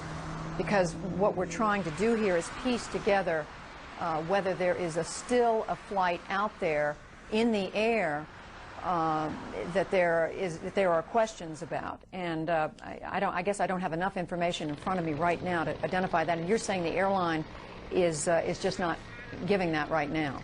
Right. Yeah. They are confirming that the one has crashed, but the other one they are not giving any information at this point. So unfortunately, we can't piece that puzzle together just quite yet. Patty, I would add, as I'm listening to you and we're watching these pictures from, I believe this is the Pentagon, but I'm not sure. I just turned away. This is the Pentagon. I am told that there are wire reports quoting a senior official with the radical Islamic Jihad movement. Now, again, CNN has not confirmed this. It is the radical Islamic Jihad movement saying the attacks are a consequence of United States policy in the Middle East. And again, this is a wire report. We have not been able to confirm it, but we are simply at this point passing along to you as much information as we have. As we look at these extraordinary pictures, developments, the likes of which I think none of us who are reporting to you today have ever seen, I'm going to turn right now back to my colleague in New York, Aaron Brown. Aaron. Judy, thank you. As we approach noon, about quarter to noon Eastern Time. It was about 4 hours ago that this all began. About 3 hours ago, thank you. At about quarter to 9 Eastern Time, the first of the planes hit the World Trade Center tower, about 30 blocks or so from where we are. And you can still see now the smoke coming from that building. The first of those planes hit, and then 18 minutes later, and we can show you this one, the second tower was hit. That plane, you see it on the right side of your screen, coming behind the tower, and you will see the flame and the smoke coming from the front as that plane, perhaps a hijacked plane. We have, CNN's been told that an American Airlines flight out of Boston, a 767, was hijacked. And that was about 18 minutes after the first. Then as rescue crews began converging, as people desperately tried to get out of those buildings, some 50,000 people work in the Trade Center towers here in Manhattan. As they were trying to get out, the South Tower collapsed. It collapsed in an enormous plume of smoke and spark. And what we can't tell you is if there was a second explosion or if this collapse was simply a structural collapse caused by the plane that hit it perhaps a half hour before. And then just a few minutes after that, it wasn't very long, as you will see, it happened again. The second tower came tumbling down, and you can see that it almost looks like one of those planned implosions. But of course, there was nothing planned, and it was not an implosion, as you see. That was the first tower collapse that we just saw. There we go. Here's the second one. This is the collapse of the second tower. And so now, as we stand here, both towers, the tops of both towers are gone. Behind somewhere, that plume of smoke that continues to rise over the Trade Center. What is left of those buildings, we cannot tell you. We cannot tell you. In Logan Airport, where at least 2, perhaps 3 of the planes involved began their day, officials now are meeting with reporters, and we can pick that up live. That various reports on to call these following numbers. American Airlines, 800-245-0999. Secondly, family members can call a Massport number, 617-568-3100. We've also urging people not to come to the airport at this point in time. We've increased the shuttle buses from the terminals to the MBTA Blue Line stop, and the MBTA has increased the frequency of subway transportation. We are in close communication with the FAA, the FBI, State Police, Commonwealth of Massachusetts. And that's all I have right now. Joe, you've got to tell us. What flights do you have reports on? The flights, I cannot confirm or deny any flight numbers because I have not received official notification on any flight numbers. How can we get all in? So it'll be everybody who's got a flight. Yeah, I do believe several of the media outlets are broadcasting several flight numbers. I believe they broadcast flight number 11, American Airlines.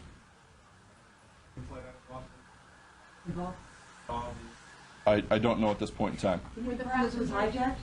Do not confirm that. Has the airport accounted for all outbound flights?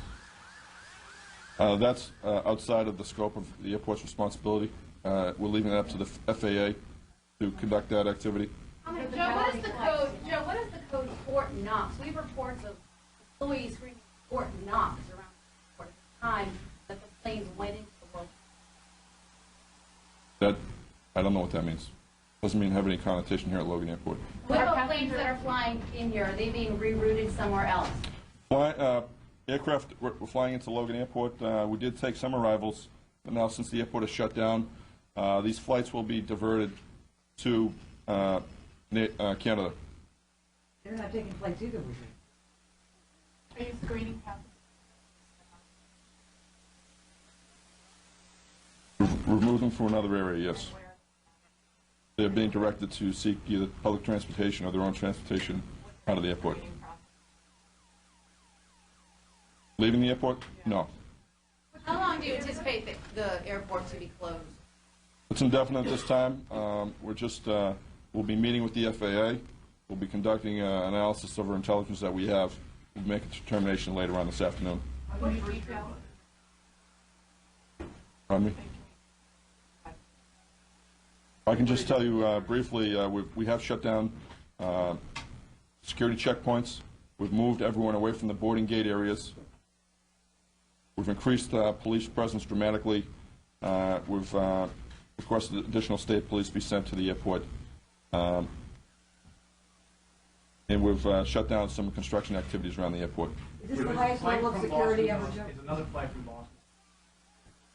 I can't confirm or deny that right now. Was there anything unusual about the boarding procedure of this flight? I don't have any reports that would say the same. Are you investigating breaches of security? How are you getting to the bottom of this hijacking? I can tell you we have an ongoing investigation right now. Just an initial investigation being conducted with Massport, Massachusetts State Police, and the FBI. What do you know about United Airlines Flight 175, which is unaccounted for right now from out of Boston? I don't have any, can't confirm or anything or deny anything on that particular flight. Got a number? No, they have not. Joe, did Flight 11 leave on time? Were there any delays? And was there any conversation between the pilot and the tower that seemed unusual? Flight number 11 left at 7:59. I believe it was on time. And everything went as scheduled when it left Logan Airport. Do you know how many people were on board? I don't have a passenger count right now. Are you aware of any communications from the pilot? No, I'm not. Would its flight path into L.A. normally have taken it south or towards New York? South of the Pacific? I can't answer that. I don't have any information on that flight path. When did the tower hear the fact that there was something wrong? Again, I don't have that specific information. You know what time this, I don't know. you know what time this United flight left? I have no information on the United flight right How now. unusual would it be for New York that we're heading to? Again, I'm not familiar with the particular flight pattern they may have filed. Was it a non-stop flight to Los Angeles? I believe it was. At what time, sir, were the flights stopped and loading? What? At what time? What time was the airport shut down? The airport shut down? I believe we shut the airport down to arriving flights somewhere around 9:15, and departing flights shortly after that. What happened to the flights that were in the air? They were diverted to other airports. How long will the airport be down? How long? Again, we're going to assess all the measures that we've taken. We want to, obviously, the safety and security of anyone who works here at the airport, any of our passengers, is a top priority. Do you have a lot of baggage that doesn't anybody follow? That's Joe Lawless, part of the security effort at Boston's Logan Airport. A number of the planes that have been involved in this extraordinarily horrendous event today began their day in Boston. The Boston airport, like airports now across the entire country, is closed. Every airport in the country closed. International flights, as you heard Mr. Lawless say, being sent to Canada as they approach the United States. These are scenes. This is tape from the ground, and obviously this is unedited tape, so kind of bear with us. It's a little raw at this point, but this was on the ground at the around the Trade Center here in New York as the events began unfolding. And as you can see there, you can see that huge hole in the building of the Trade Center, both buildings standing at the time. You can see that where the plane, it almost looks like it came through the entire building. And Aaron, we should remember what Wesley Clark told Judy Woodruff a couple of minutes ago about how much U.S. authorities have been worried about such an attack, how hard they've worked to try to fight it, how something may have gone wrong. And I believe we have on the phone right now someone who, both in fact and fiction, has dealt with justice, and that's author Tom Clancy. Mr. Clancy, this is, I guess, a terrible case of life imitating art. I suppose you could say that. it's a noteworthy incident. I mean, it's not the sort of thing it's the sort of thing that's best left in a novel rather than in real life. Unfortunately, one of the problems with being an author is keeping up with reality.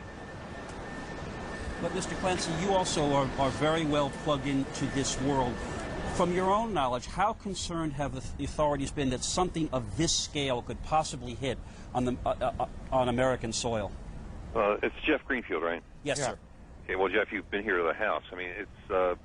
I had a conversation some years ago with an Air Force general about the possibility rather like this, and I ended up putting in one of my books where you go where a bad guy takes an aircraft into the Capitol building during a joint session of Congress, which could effectively decapitate the whole government. And at the time it seemed rather humorous. I said, surely you've thought about things like this. And he said, well, to the best of my knowledge, nobody in my office has looked at this, but I promise you Monday morning they will be. Presumably they've been, they've considered this possibility for some time. The big problem is a person who's willing to lose his own life in voluntarily in a terrorist incident. People like that are fairly rare, because self-preservation is indeed the first law of nature, and not too many people are willing to throw their lives away, and those who do it generally do it for religious reasons because they think there's something good waiting for them on the other side of death. In a case like this, that's going to lean people towards talking about, Islamic fanatics. But we need to remember that, Islam is a religion. And it's a religion with beliefs and not terribly different from Judaism or Christianity. Or they believe in a God of love and justice the same as we do, and they're not all maniacs. And religious tolerance is one of the principles of our country. We need to hold on to that principle very tightly right now, because it's the principles you hold on to when things are tough that really count. Fair point, Tom. This was an act by a small number of madmen, and madmen don't characterize any part of humanity. Tom, it's Aaron Brown. When you would talk to these officials in doing the research, did they see an attack of this enormity, or were they more concerned with these sort of devastating but smaller kind of hit and miss attacks that we've seen over the last 7-8 years? Well, you don't ordinarily expect terrorists to display this degree of expertise. Flying an airplane is not all that easy. Kidnapping or hijacking an airplane, particularly with the safeguards we have at the airports right now, is not a trivial exercise. But unfortunately, the security you have at airports is not perfect, because nothing human beings do is perfect. Somebody thought very carefully and hard and long about this, and then they got some madmen to actually take control of the aircraft. Tom, stay with me for a second. We a few moments ago told our viewers that United Airlines was concerned about another. United lost a flight near Pittsburgh earlier today, and officials said they were also concerned about United Flight 175, Boston to Los Angeles, and now we have reports that concern was justified. A second plane has gone down, United Flight 175. Again, that was from Boston to L.A. And as you look at the Pentagon, which was also hit by a plane earlier in the day. Jeff? Yes, Tom, you were mentioning that this is such a rare act, and yet we now know of at least 4 commercial airlines that apparently were hijacked and either crashed or crashed into buildings, causing death and havoc of an unimaginable scale. So whoever is behind this is of a dimension that literally dwarfs even fantasy. Pretty much. I dreamed pretty big when I dreamed, and fortunately or unfortunately, didn't get quite this large. It's not, generally speaking, it's not credible to think that you're going to find more than one person who's willing to do something like this, because people who are willing to throw their lives away are fairly rare. In this case, they got somebody who was well organized and produced a well planned and reasonably well executed operation. Well, and we need to find out who it was, and then to go after him. But that's going to take time. But we do have the people to do that if they have the proper support from the executive branch of the government and from the general population of our country, to identify, locate, and deal with the people who performed this act. The president said earlier today, shortly after the Trade Center attacks, the president characterizing these as terrorist attacks and said that the United States government will do whatever it is necessary to hunt down those people responsible. I think it is fair to say, Tom, Jeff, all of you on the line here, it is fair to say that what we know is that this is an extraordinarily large operation, and what we don't know, in a way, is just how big it is. It seems that in each passing moment or so, we get another report of another incident, and our instinct tells us that they are all connected. We have a number of planes down, 2 American airline jets, 2 United jets down. We have a plane that hit the Pentagon. We had 2 that hit the Trade Center. You're talking about something that is, I think it's fair to say, Jeff, it is beyond anything any of us could possibly have imagined. I think that those of us who dealt with Oklahoma City, those of us who dealt with the Trade Center here in '93, as we both did, you say, that is awful what happened. And you look at what appears to be playing out today, and we have no idea yet what the loss of life will be, certainly in the hundreds. We know that hospitals here in New York are overwhelmed with people being brought there all over the city of New York and beyond. The only piece of news that is the least bit, I guess, reassuring is that there is no report of any kind of chemical result. That is, the folks on the ground around the World Trade Center, the rescue crews, the survivors, there is absolutely no indication at this moment that there was any kind of bioterrorism involved. Not that what happened here isn't horrific enough. Yeah, absolutely. And let me just add on again, small, medium-sized pieces of information as we go. All airlines in the country are closed down. All airports in the country are closed down. We now are being told that the U.S.-Mexican border has been sealed. We don't know if that is just simply part of a plan that the government puts into effect under a worst-case circumstance. This is certainly that, or if there is some specific reason why a decision was made to shut down that border. Our senior White House correspondent, John King, on the phone. John. John?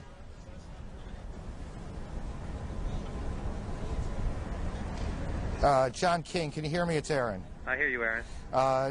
What have you got to report for us? Aaron, I'm standing across from the White House. I'm told by Secret Service and administration sources that all of the principals, all of the protectees, meaning the President, the Vice President, the First Lady, and Mrs. Cheney, are safe.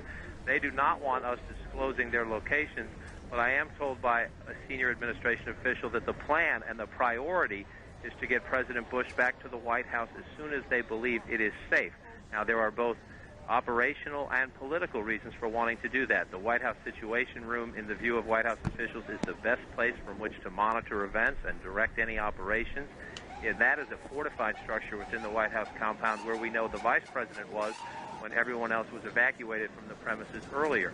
Again, the Secret Service does not want to confirm for us for security reasons, or administration officials the same, tell us where those people are now, although I was told a short time ago the Vice President is still in a position to be monitoring and directing the response to these developments.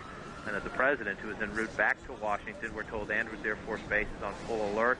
I was also told that there are extra precautions that were taken to ensure the President's flight back to Washington was a safe one. Now, you can read into that additional fighter jet escorts, Air Force One always has some escorts with it, that additional fighter jet escorts were put up for that.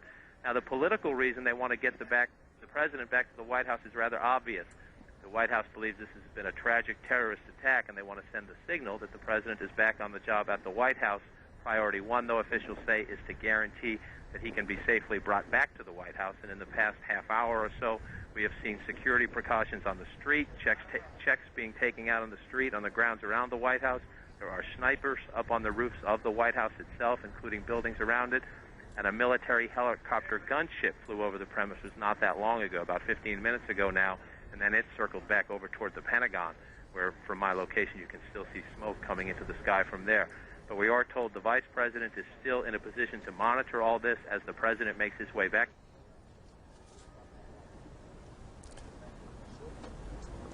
John, thank you. Our senior White House correspondent, John King. As John mentioned, the President was in Sarasota, Florida, making his way back to Washington. Whether he'll be taken directly to the White House or not is a little bit unclear. Secret Service wants to make sure the building is safe.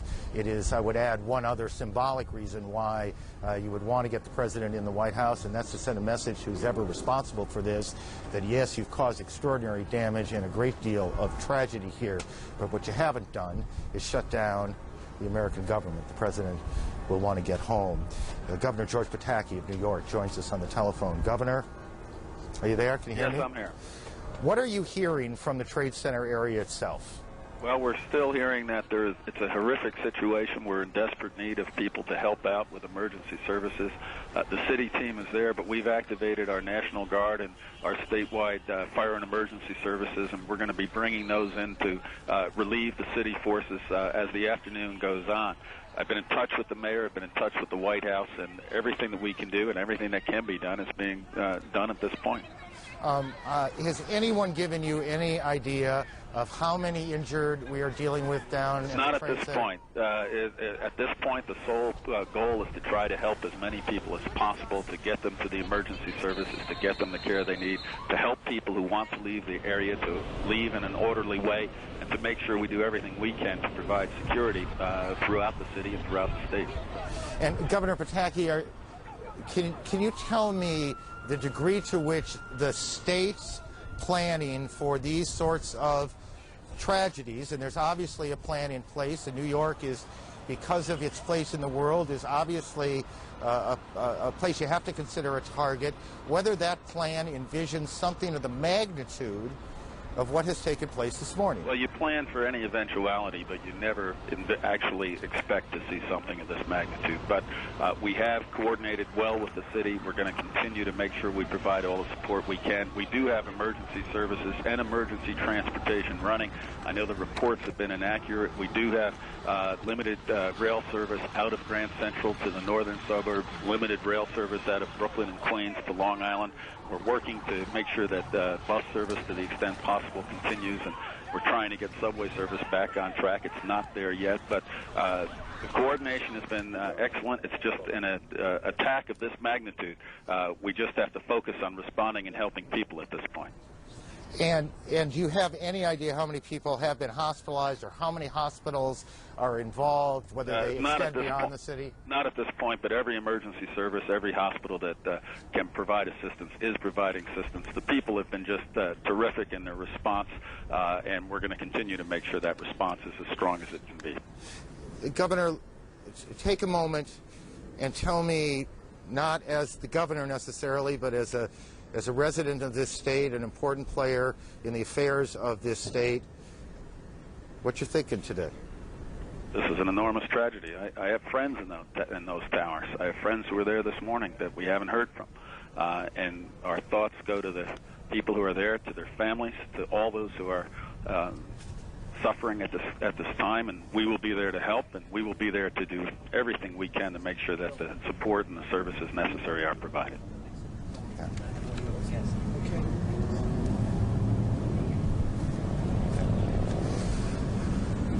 Governor, thank you. Governor George Pataki joining us here. The National Guard has been activated to support New York City Police.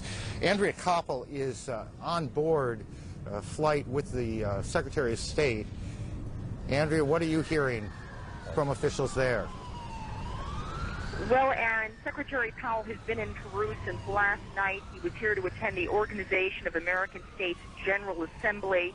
Obviously, when he got the news of the attacks in the United States, his aides scrambled to prepare things for him to leave. We are now, as you say, on board his plane. We're about to take off from Lima to head back to Washington. While at the OAS General Assembly, Secretary Powell said it was a terrible tragedy that had fallen on all who believe in democracy, but he said that will never kill the spirit of the American people. He also said that America will bring those responsible to justice, Aaron. There was also a minute of silence at the Organization of American States, and Secretary Powell obviously had to abruptly change his plans. He was supposed to be leaving Peru later this afternoon to head on to Colombia for his first trip there. But obviously, the attacks in the United States have changed that, and he's headed back to Washington. Aaron? Andrea, give me a sense of the Secretary's demeanor. I mean, we know this is a man who has been through a lot in his life, has seen a lot in his life. Did he appear shaken to you? I would say that Secretary Powell is someone who doesn't show his emotions in that way. This is a man with 35 years of military experience, former chairman of the Joint Chiefs of Staff, former National Security Advisor himself, who's seen a lot in his day. And so I would say that obviously he appeared somber, very serious, but in terms of any other emotion, I would say that he's able to keep that very close to his chest. Andrea, thank you. Andrea Koppel, flying back with the Secretary of State from South America. Our colleague Judy Woodruff in Washington. Judy? Aaron, we have joining us now on the phone from the Pentagon our military affairs correspondent Jamie McIntyre. Jamie, I understand you are inside the perimeter of where the commercial jetliner came down at the Pentagon.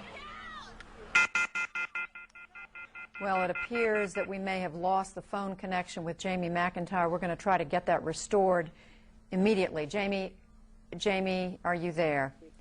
Now we have Bob Franken, our Washington correspondent, joining us from the Pentagon. Bob, tell us what you are seeing there. Well, what we're seeing, of course, in back of me is the smoke that's coming from the west side of the Pentagon, where, as we now know, a plane which is believed to have been a jumbo jet crashed into the Pentagon. It has left a hole. There was a collapse of that side of the building. You're seeing the smoke, of course, to my rear. We're reporting from an east side vantage point along a highway that's a major artery here. It is also a place where there has been a constant alert looking skyward, repeated concerns that another plane was heading this way up toward the Potomac. These have been concerns that have been out there for a couple of hours. None of them have been realized yet. Of course, the tragedy was that at about 9:20 this morning Eastern time, that plane crashed into the west side of the Pentagon. You can see overhead frequently helicopters that are circling the area, of course, looking to provide some visual sighting in case anybody, any sort of invader, anything like that, wants to take to the air. It's interesting, these helicopters also will hover on the ground. There are any number of highways here, and they would be looking for suspicious vehicles, that type of thing. We are told there are casualties at the Pentagon. We have not been able to get an accurate figure. We are not exactly sure at the moment of the whereabouts of the Secretary of Defense, but the building has virtually been evacuated, if not totally evacuated. There is heavy security there, investigations going on as they try and find out what happened. We constantly see sirens and hear sirens and see ambulances go by, many of them from Walter Reed Military Hospital on the other side of Washington, clearly going in there to help with whatever casualties there are. We also have seen a couple of times F-16s, at least one F-16 flying overhead a couple of times. That was reported as to be the case of the Pentagon scrambling fighter jets in case another plane was heading this way. But as I said, right now there has been no evidence of another plane coming this way. They're on full alert, of course, and trying to now recover from the severe damage that hit the other side of the building. Judy? All right, Bob Franken, I just want to remind our viewers that the section of the Pentagon that was hit was between the 4th, 5th, and 6th corridors. This confirmed apparently a little earlier today by Wesley Clark, General Clark, a former NATO chief. He said from what he could tell, it appears this was the Army section of the Pentagon, planning and logistics area where certainly Army leaders would have been working in their offices. I want to read for you now a statement from the Joint Chiefs of Staff, quoting, "We are outraged at this cowardly attack on the people of the United States. Our heartfelt prayers are with the victims and their families, and we stand strongly united behind the President as our Commander-in-Chief." And I want to clarify that this is a statement by the Joint Chiefs of Staff. I want to clarify that this is from the leadership of the Congress.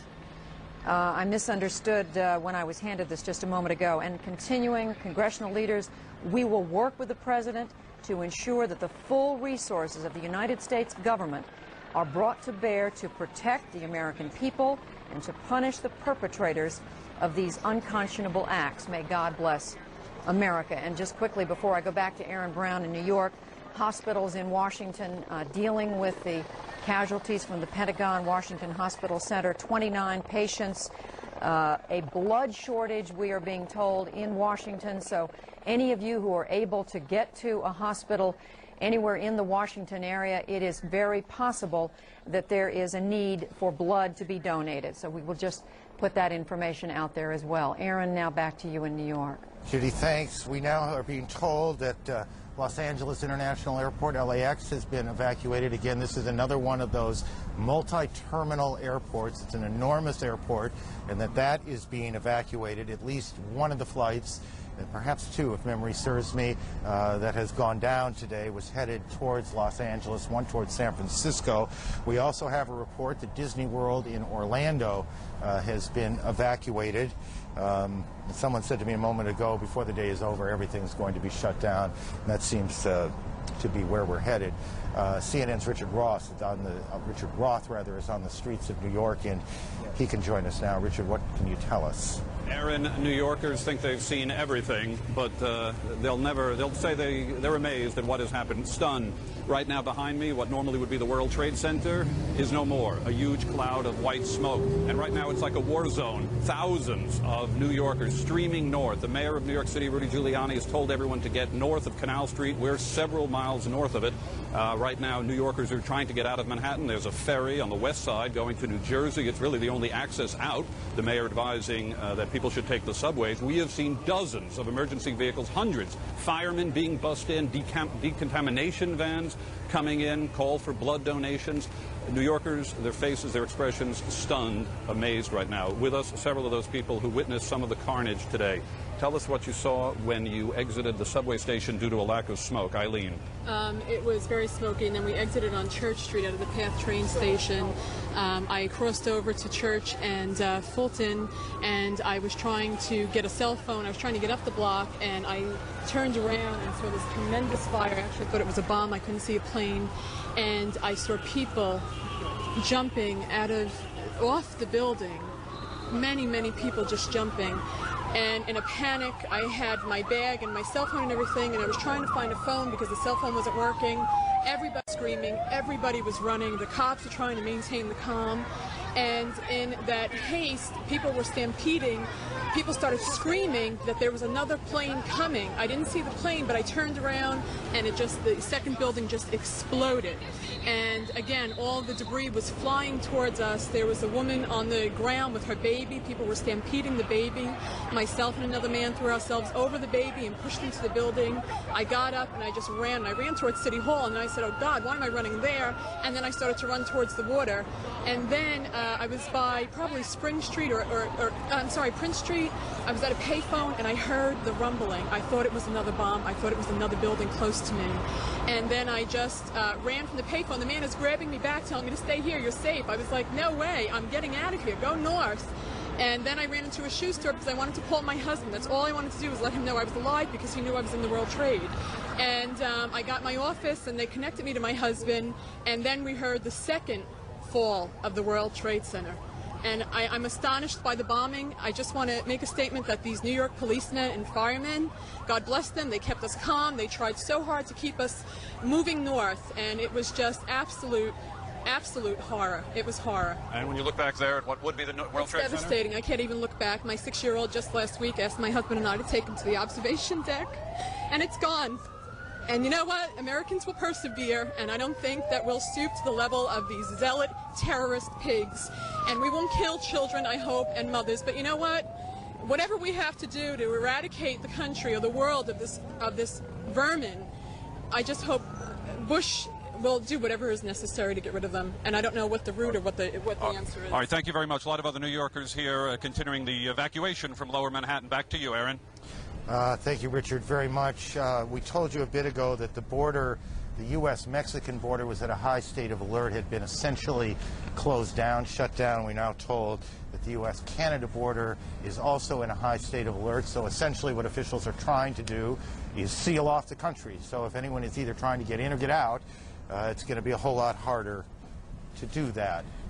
But what is possible and what is imaginable, I guess, changes some on a day like this. Jerry Howers, the former head of FEMA, the Federal Emergency Management Agency here in New York, and he joins us.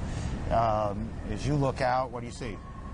Well, this is absolutely devastating. An incident like this will tax every bit of resource in New York City, particularly since so many of the police officers and firefighters on the scene were injured. Let me stop you for a second. I want to talk specifically about what you suspect is happening, but I want to go to L.A. first. Frank Buckley is in Los Angeles with us. Frank, what can you tell us about what's going on there? Aaron, we just saw what appeared to be the worst possible situation. The last thing that we want to show you, in fact, people arriving here at the airport, apparently friends or family members of some of the victims of at least one of the flights. 3 flights were bound for Los Angeles, and they are not arriving here, obviously. Now friends and family are beginning to trickle in. We haven't seen any until this moment. 2 people just arriving here at the airport. We can tell you that just within the last 15 minutes also, this terminal they have begun a process of evacuating this terminal, and in fact all of Los Angeles airport is being evacuated now, we are told, by airport police, who we just spoke to just a few minutes ago. I'd like to let you hear from Lieutenant Howard Whitehead of the Los Angeles Airport Police as to the status here at LAX. Because we work with other agencies who are conducting closures outside of the airport, I can't get information right now. 3 flights were bound for Los Angeles that appear to have been involved today. What accommodations are being made for the friends and family of passengers? That's being handled by the airlines.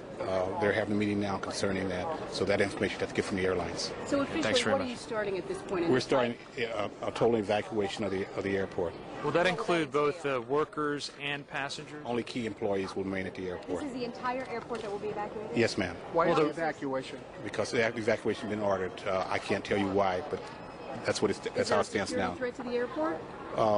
It's precautionary at this point. Have you ever seen anything like this before in Los Angeles? Not to my knowledge, no. And what is going to be your role, the police department's role in this? What are you doing? We're protecting the public. That's what our job is. Will roads in and out of the airport be closed as well? Will people be able to get into the airport? Right now, this thing is fluid. We're working as we go with the changes, so I couldn't give you a definite on anything right now. How many police officers more or less Thanks very much. here in the airport on a regular day? Other agencies involved, I couldn't give you an exact figure. Right now, there are other agencies? Yes, ma'am. That's all I have for right now. Thank you. My name is Lieutenant Whitehead. So this is what you're looking at. That was Lieutenant Howard Whitehead of the LAX Police telling us again that just within the last 15 or 20 minutes an order has come down, a command decision to close, to evacuate the terminals at LAX. Up until this point, of course, flights were not being allowed in or out. Now they are evacuating all of the terminals except for key personnel. Also here with me now is Lieutenant Colonel Al Van Cleef of the Salvation Army. You have the very difficult task of helping to coordinate the grief counseling. Can you tell me about the accommodations that are being made for family members of Flight 11, 77, and 175? We have 6 grief counselors on site now, 2 of the teams ready. We're waiting word now from American Airlines. They are diligently working on the plans as far as a private location where the family will be received. As soon as we're aware of that, then they will make contact with us so our counselors can proceed to where family members will be arriving. We've done the same thing here in Los Angeles as well as San Francisco and Washington, D.C. Very difficult day for you, sir. Thanks very much painful. for joining us. That is the latest from Los Angeles. Aaron, back to you. Frank, thank you. Frank Buckley in Los Angeles. We are in the midst of extraordinary national tragedy, attacks in Washington and New York, attacks on airliners, the dimensions of which are not yet clear, but what is clear is that this is a day unlike any other. The worst fears of officials around the country, security, intelligence, military officials, political leaders, worst fears being realized, being played out in New York and Washington, 80 miles outside of Pittsburgh where a plane went down. Other planes have crashed. We don't know the circumstances precisely. We now have a report perhaps of another building here in New York that has collapsed. CNN producer Rose Arce is on the phone. Rose, what can you tell us? Yes, there's another building very close to the World Trade Center that was hit by debris some time ago, and it appears to be on the verge of collapse.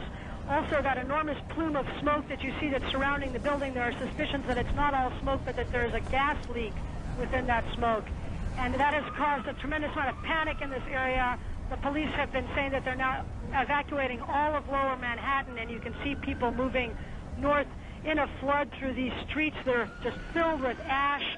You know, as you walk through the ash, you can see debris from inside the World Trade Center itself, a very, very eerie scene, pieces of paper from people's desks, office supplies, many, many blocks from the site of the actual explosion, where they now are fearing that there may be yet another explosion because of this potential gas leak. Rose, thank you. Rose Arce, who's on the streets of Manhattan. Back to Jerry Hauer, who who ran the mayor's emergency response team, and I'm not sure I got the title right, but the essence is correct. When you all, after the '93 attack on the buildings, and you sat down and tried to redo a plan, which I assume happened, did you anticipate anything of this magnitude?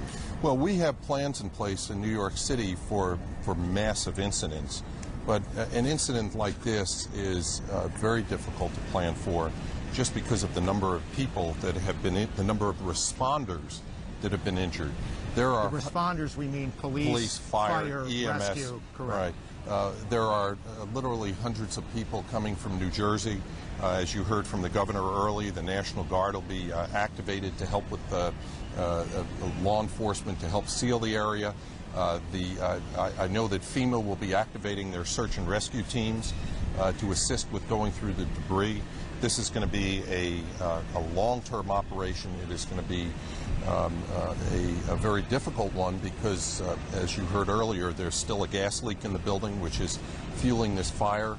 And until the gas is turned off, that fire could burn for some time. Stay with us, Jerry. Back to Washington, CNN's Judy Woodruff. Judy, you have more here. What can you tell us? Well, Aaron, we are monitoring, of course, statements from around the globe, and we've just, in the last few minutes, been able to get a statement from the Taliban ambassador to Pakistan. The Taliban, of course, being the religious organization that is the party controlling the government in Afghanistan. The name Mullah Abdul Salam Zaif said in reaction to the news of these terror attacks in the United States, and I am quoting, "We want to tell the American children that Afghanistan feels your pain, and we hope that the courts find justice." Now, this statement, again, made by a Taliban ambassador to Pakistan, his name, Mullah Abdul Salam Zaif, he made it at a news conference in Islamabad. And I would just add that we're told that at the top of the hour, which would be perhaps 1 o'clock Eastern time, we're expecting a news conference live from Kabul, Afghanistan. That is the capital of Afghanistan, the Taliban being the controlling religious party in that country, Afghanistan being the country where we have every reason to believe Osama bin Laden, the leader of a huge terrorist network, continues to live in hiding. The Taliban has denied his presence there from time to time, but it is believed by those who follow the activities of his organization that he is in Afghanistan. So we will, of course, be watching that. Let me just... All right, Aaron, I want to go back to you now in New York. Thank you, Judy. We have on the phone with us New York's Mayor, Rudy Giuliani. Mr. Mayor, give us your best piece of information as the situation right now. The situation right now is a massive rescue effort that's going on right now. We're trying to evacuate thousands and thousands of people. We have as many of our police and fire personnel as we have down in the southern part of Manhattan, evacuating people, trying to save as many lives as possible. We've been in communication with Governor Pataki, who's gotten the National Guard ready, and they're going to come in and relieve us a little bit later in the day. And we've spoken to the White House, and the urban search and rescue teams will come here also to assist us. But right now, it's the New York City Police and Fire, EMS, that are down there trying to evacuate as many people as we possibly can. And we've asked everyone to leave lower Manhattan if they can on their own so that it relieves our efforts. And this will be going on all day. It's a horrible, horrible tragedy. It is that. Mr. Mayor, can you tell me, is it are people panicking down there, or no, are they people? leaving? I was, I was there right in a building that got hit by the debris when the first tower collapsed. So I had to evacuate with people, and we were trapped in the building for a while. And we finally were able to get out, and we all walked north. And people, everything that I observed, even though it was hundreds, maybe in some cases thousands of people that were walking down the street, they were orderly, they were calm, they handled themselves really and probably better than anybody had any right to expect. And Mr. Mayor, we were told one of the problems, and Lord knows there are hundreds of problems, one of the problems was that a large number of police, fire, EMS personnel have also been injured in this. Can you shed any light on that? I don't even want to contemplate what the number will be. But when the building collapsed, we had a lot of our police officers and firefighters in the building, and I know many of them because I saw some of them go in because I was there, and I'm praying for them. I just hope they're able to get out. I think we all are. The losses to our police department and fire department, Sir, are going to be severe. Do you believe that was there another set of explosions that caused the buildings to collapse, or was it the structural damage caused by the planes? I don't know. I saw the first collapse and heard the second because I was in a building when the second took place. I think it was structural, but I cannot be sure. And can you tell us how many hospitals in the city and perhaps outside the city too? All of them. Right now, at last count, we were utilizing over 50. I think it'll be over 100 and that was as of a half hour ago. And we're utilizing all of the hospitals in New York City. We're utilizing the hospitals in Westchester and Rockland, Nassau County, northern New Jersey. And the main thing we have to urge people to do is to be calm and evacuate lower Manhattan. And as far as the rest of the city is concerned, just to go about their lives as best as possible. I never thought I would see something like this happen. I got there after the first plane hit and before the second, and watching people jump from the top of the World Trade Center is an unbelievable sight. Mr. Mayor, my colleague Jeff Greenfield is with us also. Jeff? Mr. Mayor, in terms of, you've already said that you want lower Manhattan evacuated, you want everybody else to go about their business. Are there specific instructions that you want to communicate right now to police, fire, everybody else? Well, police and fire are there, and they're there in large numbers, and they are, first of all, trying to get into the rubble and the debris to save as many people as possible. We also have thousands of police officers in lower Manhattan, and what we want people to do is to leave lower Manhattan if they can on their own. Just to walk. Sorry. To walk. I just talked to Dick Grasso, who runs the stock exchange, and we have a lot of police there. They have 3,000 people there. We're going to walk them out. We're walking them east and then north, which is essentially the way I walked out. I was right below the World Trade Center when it collapsed, and then we walked up to Greenwich Village. People should walk out of lower Manhattan, get above Canal Street, for safety reasons, but for a second reason. We need people out of there so we can get thousands of ambulances in and out over the course of the next couple hours. And the fewer people we have there, the more lives we're going to be able to save. Mr. Mayor, are the subways operating? The subways are operating outside of Manhattan. Outside of Manhattan. Outside of Manhattan, the subways are operating. A couple of delays here and there, but in all other four boroughs, the subways are operating. In Manhattan, there are significant delays. We thought we had the Lexington Avenue open, but it is not. I'm just checking right now. The Lexington Avenue is not open. The A train is working, and people will just have to test and see. The best thing to do right now is to walk.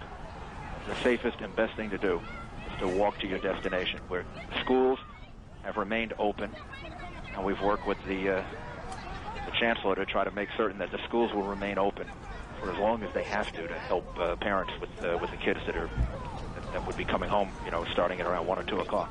Mr. Mayor, as you know better, areas, the governor has mobilized the state in order to make hospitals available to us outside of Manhattan.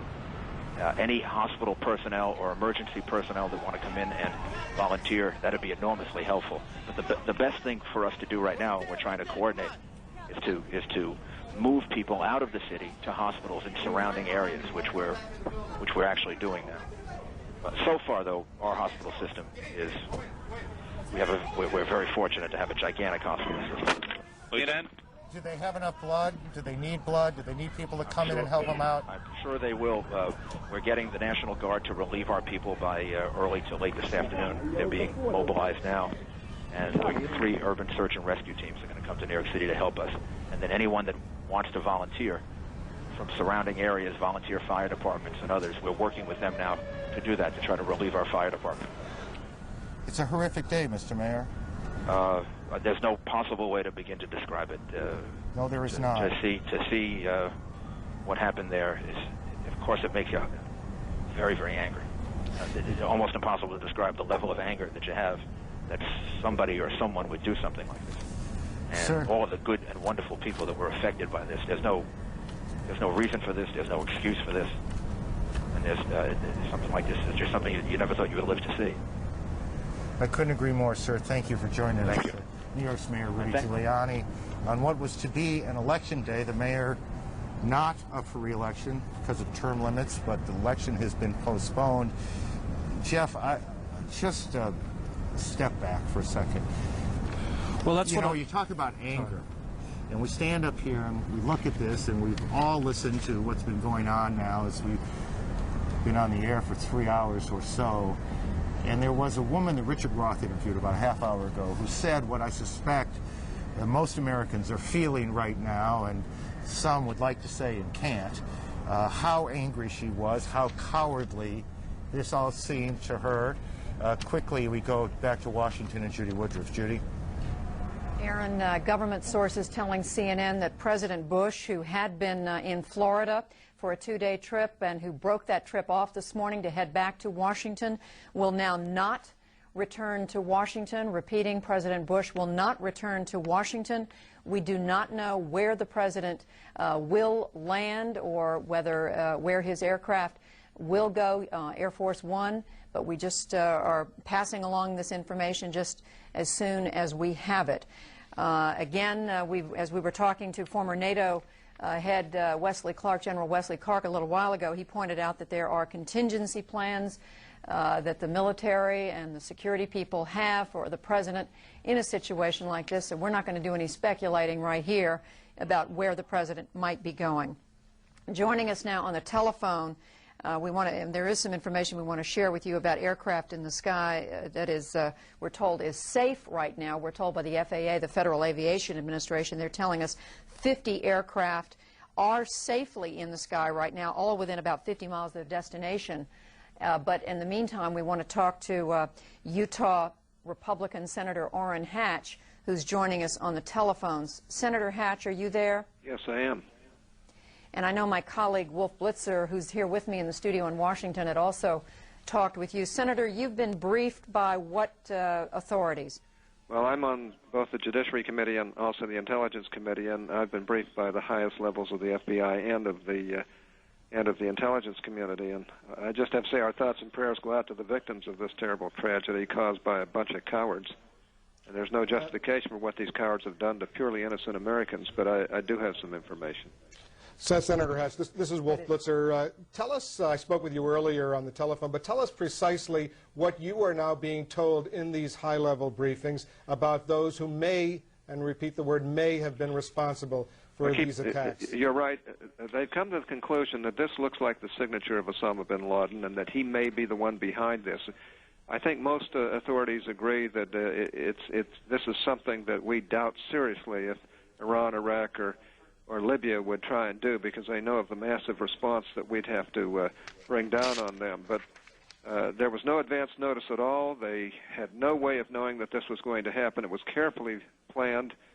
And what it means is it seems to me that if that turns out to be true, we're going to have to revitalize Shah Massoud and the other people in Afghanistan who basically are fighting to get rid of this type of terrorism. And I think we're going to have to ask our friends in Pakistan to get in turn to be more cooperative than they have in the past, and then we'd have to work with our allies to have an international strategy to combat this type of international jihad against the West. We're listening to Senator Orrin Hatch of Utah. We also have joining us on the telephone Senator John McCain from his home in Arizona. Senator McCain, I assume you've been talking to authorities as well. Yes, Judy, and I'm on Capitol Hill in Washington. Oh, I'm sorry. Yeah, no problem. Thanks for clarifying. Yes. The situation is so serious that words don't describe it.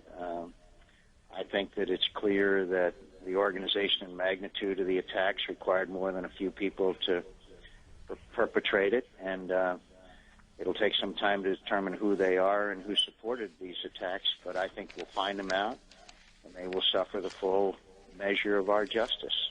This is obviously an act of war that's been committed on the United States of America. What do you mean, obviously, an act of war, Senator McCain? These attacks clearly constitute an act of war. The unwarranted, unprovoked attacks against innocent American citizens is clearly an act of war, and one that requires that kind of national response and international response. Senator Orrin Hatch, I believe, is also still with us, Senator. And Senator Hatch, you mentioned the bin Laden organization. Former NATO head General Wesley Clark also said to us about an hour ago in an interview that he believes that it's only the bin Laden organization that is capable of carrying out attacks this coordinated and on this massive a scale. What are you basing your information on?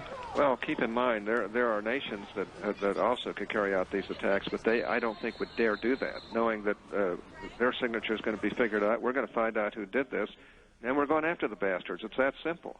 And I just have to say that both the FBI and our intelligence community believe that this is a bin Laden signature, and I believe it is. I was the first to point out bin Laden to the Clinton administration and said they're going to kill Americans, and we've got to get on top of that.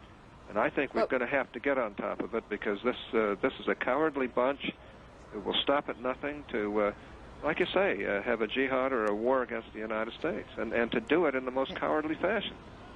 But Senator McCain, I mean, there will be those who are saying the United States was taking all reasonable precautions. We had security at airports, metal detectors, and so forth and so on. How much more is going to have to be done to prevent something like these things from happening again? Judy, I don't think our lifestyles will be the same for a long time since it was before these attacks, as far as use of transportation, particularly airports, are concerned. There have been warnings about whether our security was good enough and whether the proper measures were being taken. I'm sure that'll all be reviewed. By the way, I have no information as to who caused this, and I hesitate to speculate, but I am confident that the President of the United States will lead us, and we will find out who has carried out these acts. And I think it's a little premature to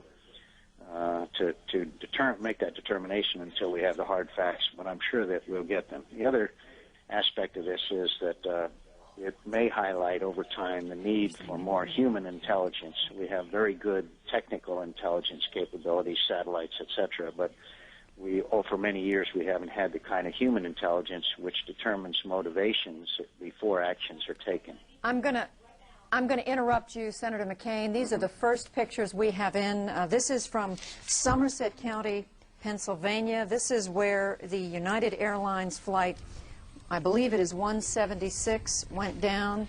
I'm sorry, I'm correcting. United Airlines 93. This was a Boeing 757 bound from Newark, New Jersey to San Francisco. It crashed in Somerset County, Pennsylvania, near the town of Shanksville, south of Pittsburgh. We're told about 80 miles outside of Pittsburgh in western Pennsylvania. It is not known how many passengers or crew were on board, although initial reports indicated no survivors.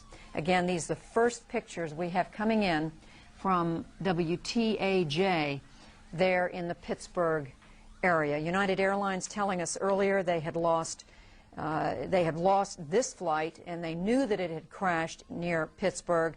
There is a second United Airlines flight, the Boeing 767 Flight 175, bound from Boston to Los Angeles, has crashed.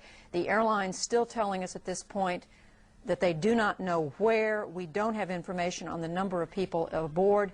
It is possible, but not confirmed, that this would have been the second plane to hit the World Trade Center. Now again, 2 United Airlines flights, and in addition to American Airlines flights, the Flight 11 from Boston to Los Angeles, this was a Boeing 767 with 81 passengers on board, 9 crew members, 2 pilots. This is believed to be one of the planes that crashed into the World Trade Center. All 4 of these planes that we're describing to you now, these flights, all headed to California. The second American Airlines Flight 77, this is a Boeing 757, left Dulles Airport near Washington on its way to Los Angeles. It had 58 passengers on board, 4 crew, 2 pilots. This plane unaccounted for. However, a commercial jet was seen crashing into the Pentagon a few hours ago, and it is believed that this could have been the one, but again, not confirmed. So 2 commercial airliners, American Airlines, 2 United Airlines. And I would just add at this point, because to be reassuring to some extent to those of you who are watching, we've been reporting that all flights within the United States have been canceled. There's been a complete hold down on all commercial travel. However, there were planes that were already in the air when these terrible incidents took place this morning. And as of a few moments ago, the Federal Aviation Administration, the FAA, was reporting that there were still 50 aircraft in the skies. Now, some of those may have landed in the last few minutes, but that was the information as of a few minutes ago. All of them were said to be within 50 or so miles of their destination. Now, I'm getting new information in my ear. Now, reporting our congressional correspondent Kate Snow, you're looking at a picture of the Pentagon Live. There's still smoke billowing out of our military command center in the United States. As we look at these pictures, I'm going to turn it over right now to our congressional correspondent Kate Snow, who has with her 2 members of Congress. Kate? Judy, it's been a bit difficult to get in touch with members of Congress. As we've been reporting, the Capitol has been shut down. You can see it behind me here. You can see that everything's fine there, but it is in a state of lockdown. They've evacuated the Capitol. Joining me here on the roof of a church, I might add, we've managed to get up on the roof here to get a vantage point, is Congressman Curt Weldon, a Republican from Pennsylvania, around the Philadelphia area, not exactly where that video that we just saw, the other end of the state, and also Congressman Ed Schrock from Virginia Beach, from the state of Virginia, also a Republican. You both serve on the Armed Services Committee. In fact, you were in the middle of a briefing. You were about to talk to reporters about the need for more money for our military. Let me start with you, Congressman Weldon. You've been talking to me up here. You've been expressing outrage at all of this. You've been saying this is a failure of the U.S. intelligence system. It's a failure of our intelligence system. I asked the Sergeant-at-Arms of the Capitol just 45 minutes ago in a meeting with 70 senators and House members, how much advance notice did you have? He said none. There was no intelligence. Our FBI and our CIA are there to intercept raw data. This is a massive operation. And it's a failure that was caused by a lack of resources and by a complacency that set in America over the past 10 years. A complacency that convinced all of us that with the demise of the Soviet Union, there were no more threats. It's a tragedy that it took the loss of thousands of lives to wake this country up and realize that our #1 responsibility is not education, and I'm a teacher, and it's not health care, I'm married to a nurse. It is, in fact, the security and the safety of the American people. And today, our government failed the American people. Congressman Schrock, how much information have you as a member of Congress been able to get? I know that the members have been milling around here trying to get information. Have you been able to get information? Not a whole lot. The most information we got was when we went to the U.S. Capitol Police headquarters, and they were piecing together what had happened and trying to feed us as they got that, but nothing substantive. It seems like there's no game plan in operation. Do the 2 of you know why you were evacuated from the U.S. Capitol? Absolutely. I talked to Bill Livingston, the Sergeant-at-Arms in the Capitol, and he said, Kurt, we've been told that a plane is taken off from Reagan, and we think it may be heading toward the Capitol. I mean, they've hit our economic center, the World Trade Center, they hit our Pentagon, they hit our State Department, so the obvious next item you'd like to hit is the U.S. Capitol and perhaps the Supreme Court. And obviously those are unconfirmed reports that That's any right. plane, but there were rumors here That's for right. a good 2 hours that there were potentially planes headed this Right. direction. Now we're You in heard total that. lockdown, as you said, and members are basically scattered around the city. But we're going to get back to work because we're going to convince these cowards that America doesn't back down, that our government will continue to operate in You think spite we're- of these you terrorist said we're at activities. war. We're at war. We're absolutely at war. This is 21st century war. These are the kinds of activities that we expect from cowards and terrorist groups. I need to go back to Judy Woodruff now in Washington. Judy? All right, Kate, thank you. And I want to tell our viewers that we do know now that President Bush has landed near Shreveport, Louisiana, at Barksdale Air Force Base. We're told that he is talking to reporters. There may be a statement from the president from the White House there on the ground. And one other item here from Washington before I turn it back over to Aaron Brown. In New York, 34 Pentagon victims at least being treated at 3 Washington hospitals. No word on fatalities. Aaron? Judy, in the area, I guess, of practical information, and we talked to the mayor about this a little bit ago, there is now in New York and in northern New Jersey a critical shortage of blood, a desperate need for blood. We would remind people that giving blood is perfectly safe and on a day like today, absolutely necessary. And so if that's something you can do to help out in the midst of this extraordinary tragedy, you might consider doing that. On the phone with us, James Sanders, who's with Bellevue Hospital, one of the major hospitals here in New York. Mr. Sanders, what can you tell us about the situation there? Hi, it's Hillary Lane reporting that Mr. Sanders was called back into the command center, but I can fill you in on the briefing that he just gave us. This is the largest emergency and trauma unit in New York City and the second largest emergency unit in the country. They say they are underutilized right now, while the hospitals downtown closer to the Trade Center are absolutely overwhelmed. So they have put out a call to EMS saying, bring people in here. It is an emergency call.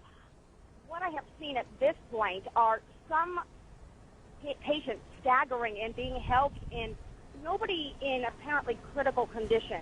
The hospital tells us that they've had 65 minor injuries. Those are broken bones, internal injuries, smoke inhalation cases. There have been 10 major... Hillary, I need to interrupt you. One person brought in. Hillary, I need to interrupt you. This is a Taliban spokesman talking now in Kabul, I believe.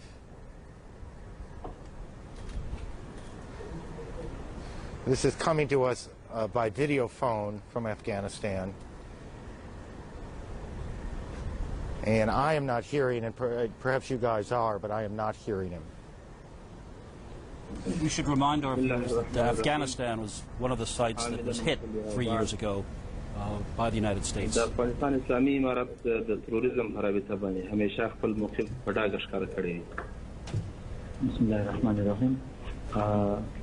The Islamic Emirate of Afghanistan has already explicitly said its standpoint or its position about terrorism.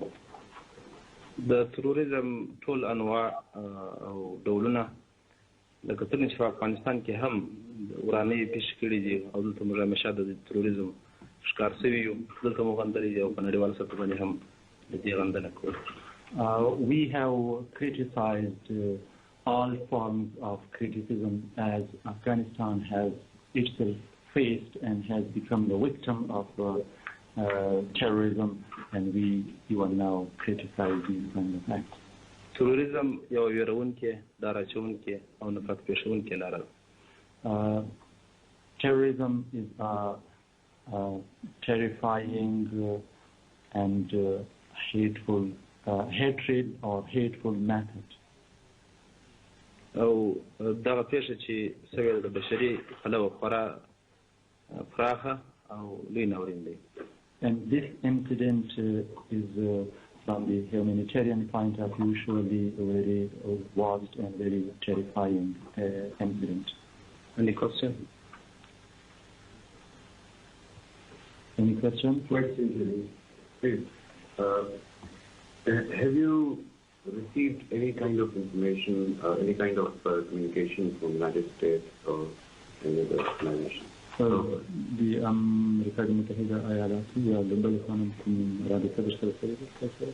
نه تر اوسه پورې چا کومه رابطه نه ده کړې ولې اوس تر ټولو مهم خبره ده چې هغوی په ژغورنه باندې اخته دي کېدای شي چې یوازې هغوی ته د تسلیت پیغامونه تللي وي او دا چې اسلامي امارت سره چا تماس نیولی دا خبره تر اوسه نه ده.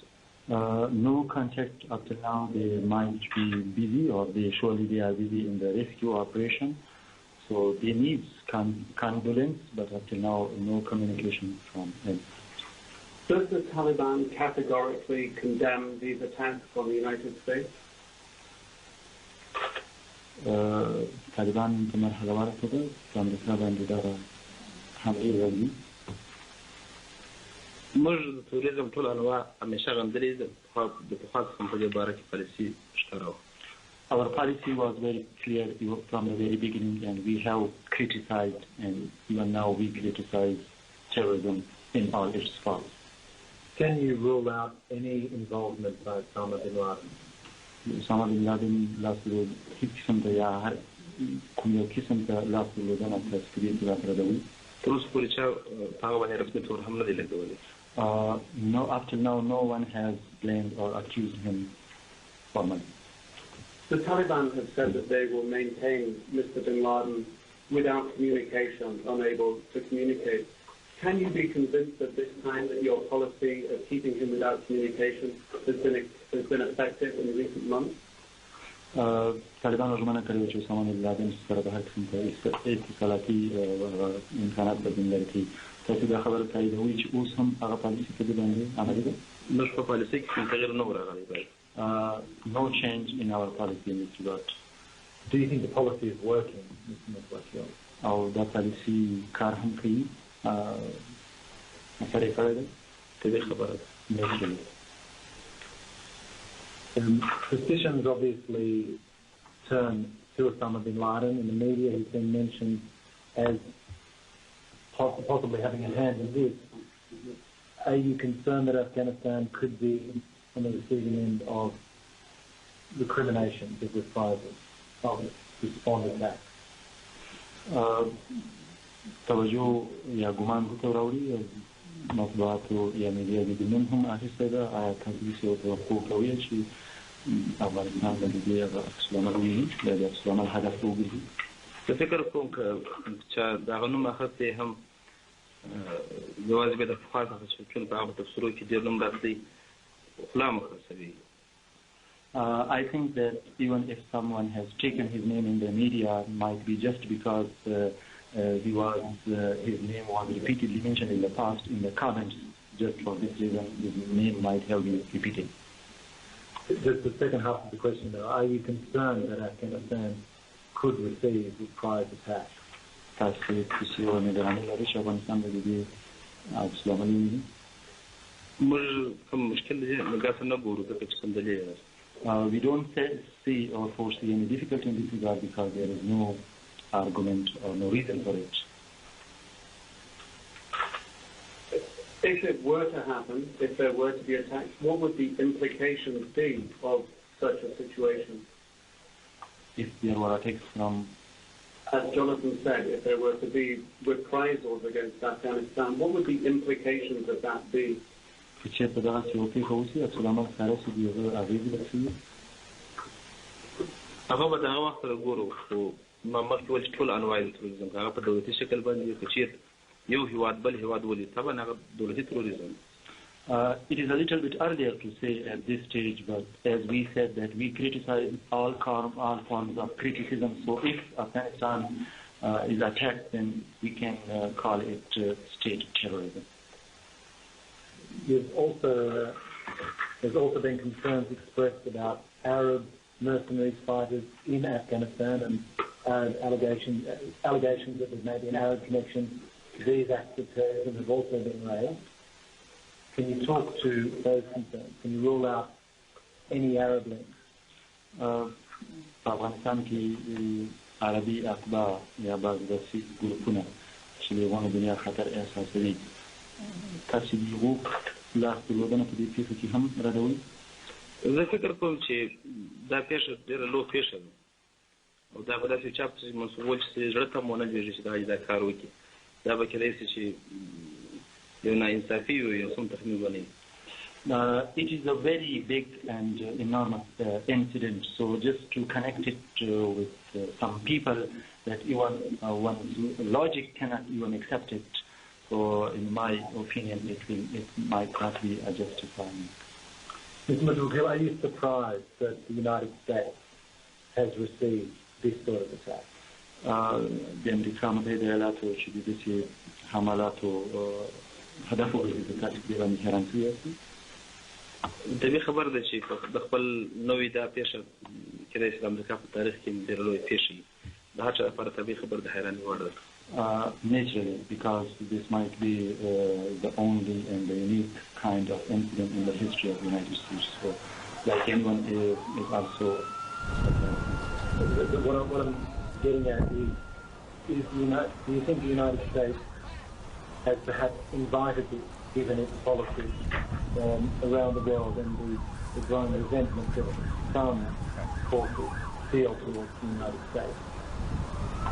So what I'm suggesting is that the United States is... It's a Taliban official in Kabul. The relevance here, of course, is that the United States government has blamed the Afghani government for harboring Osama bin Laden, who may or may not be responsible for the events that have happened here in the country today, and therefore the Taliban response. The president, who was in Sarasota, Florida, when President Bush, when the first attack on the Trade Center took place, issued a statement then. He left Sarasota. He is not going back to the White House, at least not yet, but he has told reporters, quote, "We have taken all appropriate security precautions to protect the American people. Make no mistake," said the president, "the United States will hunt down and punish those responsible for these cowardly acts." The president said the U.S. military has been put on a high alert status and said he had taken security precautions to ensure the government continues to function. And as we said, the president at this moment is not going back to Washington. He has been taken elsewhere for his own safety. There is no reason, by the way, at this point to believe there are continuing threats, but that doesn't mean there aren't any, and the Secret Service is taking no chances, and we can't recall anything even approaching that. We also have a report coming out of London from the Associated Press that followers of Osama bin Laden had warned 3 weeks ago that they would carry out a huge and unprecedented attack on U.S. interests. That, according to a London-based Arab journalist. He adds, they said it would be huge and unprecedented, but did not specify what it was, and we will not assume that this is what it was, but obviously a lot of people are wondering. Joining us on the phone, Richard Holbrooke, former American ambassador to the United Nations, Robert Gates, former head of the CIA, and they join us. Mr. Gates, let me start with you, because I suspect that millions of Americans right now are asking, how could something like this happen? How could it happen? I think that we have to start by acknowledging that we've been both fortunate and capable in the past. This is not the first major attack like this that has been planned. Several years ago, there was a plot to bring down 11 American jumbo jets in Asia that the FBI and U.S. intelligence thwarted, and there have been some other major attacks. So I think that when you have a free and open country as we do, we are vulnerable to this sort of thing, and it is the face of this term that people have been talking about for several years of asymmetric warfare, and it is a way of getting at us, the most powerful military nation in the world, in ways in which we're vulnerable. Sir, we heard, and perhaps it's given our proximity to the events, it's a little bit unseemly, but we heard a member of Congress but a few minutes ago essentially say that the American government failed its people. Is it fair to say that this is a failure, or are we just can't know it all? Well, personally, I believe that for people to start blaming people and organizations at this point is highly premature. I think that we need to find out just exactly how bad this situation is and deal with it. The idea of starting to cast blame within hours of something having happened is in fact unseemly. And Ambassador Holbrooke, Does the United States in a situation like this go it alone, or does it gather the international community together as one, or as much of one as it can, and try and respond in that form? Well, first of all, let me say that at this moment, we have to find out what happened down there. I used to work in that building and was there when it was attacked a few years ago. I know that area. My assistant has a cousin who's now missing in the building, and my thoughts are first for the enormous, unbelievable loss of life and tragedy that's going on in Lower Manhattan. Beyond that, Aaron, on your question, this requires a unified international response by all the key member states of the world community, including, very importantly, Russia. And as for the interview you just broadcast by the foreign minister from the Taliban, let's be clear on his attempts to disassociate himself from Osama bin Laden. We don't know at this point who did this, but it was well coordinated and done with a degree of skill which exceeds anything. I think Bob Gates will know better than me, but I think, Bob, this is the most skillful, murderous attack ever in terms of coordination. And I want to be very clear on this. Bin Laden himself, as you just suggested, Bin Laden has said that the Taliban leader, Mullah Muhammad Omar, is the true spiritual leader of the Muslim world. He said that Afghanistan is the purified Islamic State equivalent to Mecca and Medina. And in a tape that the New York Times wrote about 2 days ago, he urged Muslims everywhere, and I'm quoting the New York Times, to migrate to Afghanistan to support the Taliban, saying it's their duty to God, and saying there's now finally a Muslim state that destroys falsehoods and does not succumb to the American infidel and is led by the true believer, Mullah Muhammad Omar, and so on and so forth. So what I want to stress here is that any nation, and this goes for the Taliban and their henchmen in Afghanistan, any nation in the world that harbored anyone associated with this must be treated as though they were part of what is effectively an act of war against the United States. And they cannot hide behind the traditional definitions of difficulty. In the past, we've tried to get Osama bin Laden. He's evaded capture. He almost got killed by a bombing raid 2 or 3 years ago. And I think starting with Afghanistan, we're going to have to hold everyone accountable on the who might have sheltered anyone associated with this act. So we don't simply, in this conversation, we don't simply hold the group itself, whoever it is, the group itself accountable. We hold anyone accountable, any country, any government accountable if they did nothing to stop it. Any country which shelters, evades, or helps these people and their cohorts evade capture and the retribution they deserve is, in my view, functionally culpable of the events that took place in New York and Washington and elsewhere today, and must be so warned. I'm not accusing the Taliban specifically at this point because we don't know who did it. Correct. But all the evidence points to a connection between Osama bin Laden and Taliban leaders, and an attempt on the Taliban's part to, as the New York Times put it 2 days before this attack, call it as a ploy. And that is a quote from the New York Times before this happened. So I just want to underscore again, we are going to need the support of all our allies in Europe, the Russians, the Chinese, and any other country that might have in the past flirted with playing both sides of the street. Nothing like this has happened in American history. The full dimensions of it are still not clear to anyone, but I think we all can imagine it's going to be heart-wrenching in its dimensions as it becomes fully apparent, and we're not going to be able to leave countries playing two sides here. And I'm sure my friend Bob Gates would not disagree with that. Let me, Mr. Gates, I want to come back to you. Mr. Holbrooke, stay with us for a minute. I believe now We have the president. This is the president on tape a few moments ago.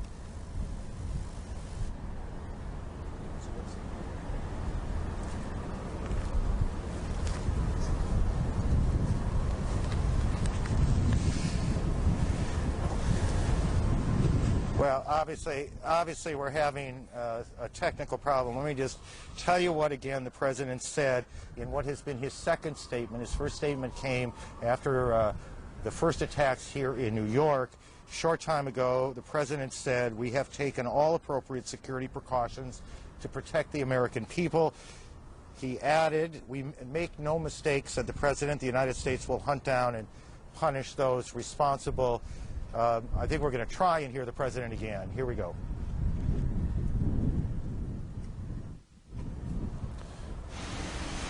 Yeah. This is coming to us from the broadcast pool. It's traveling with the president.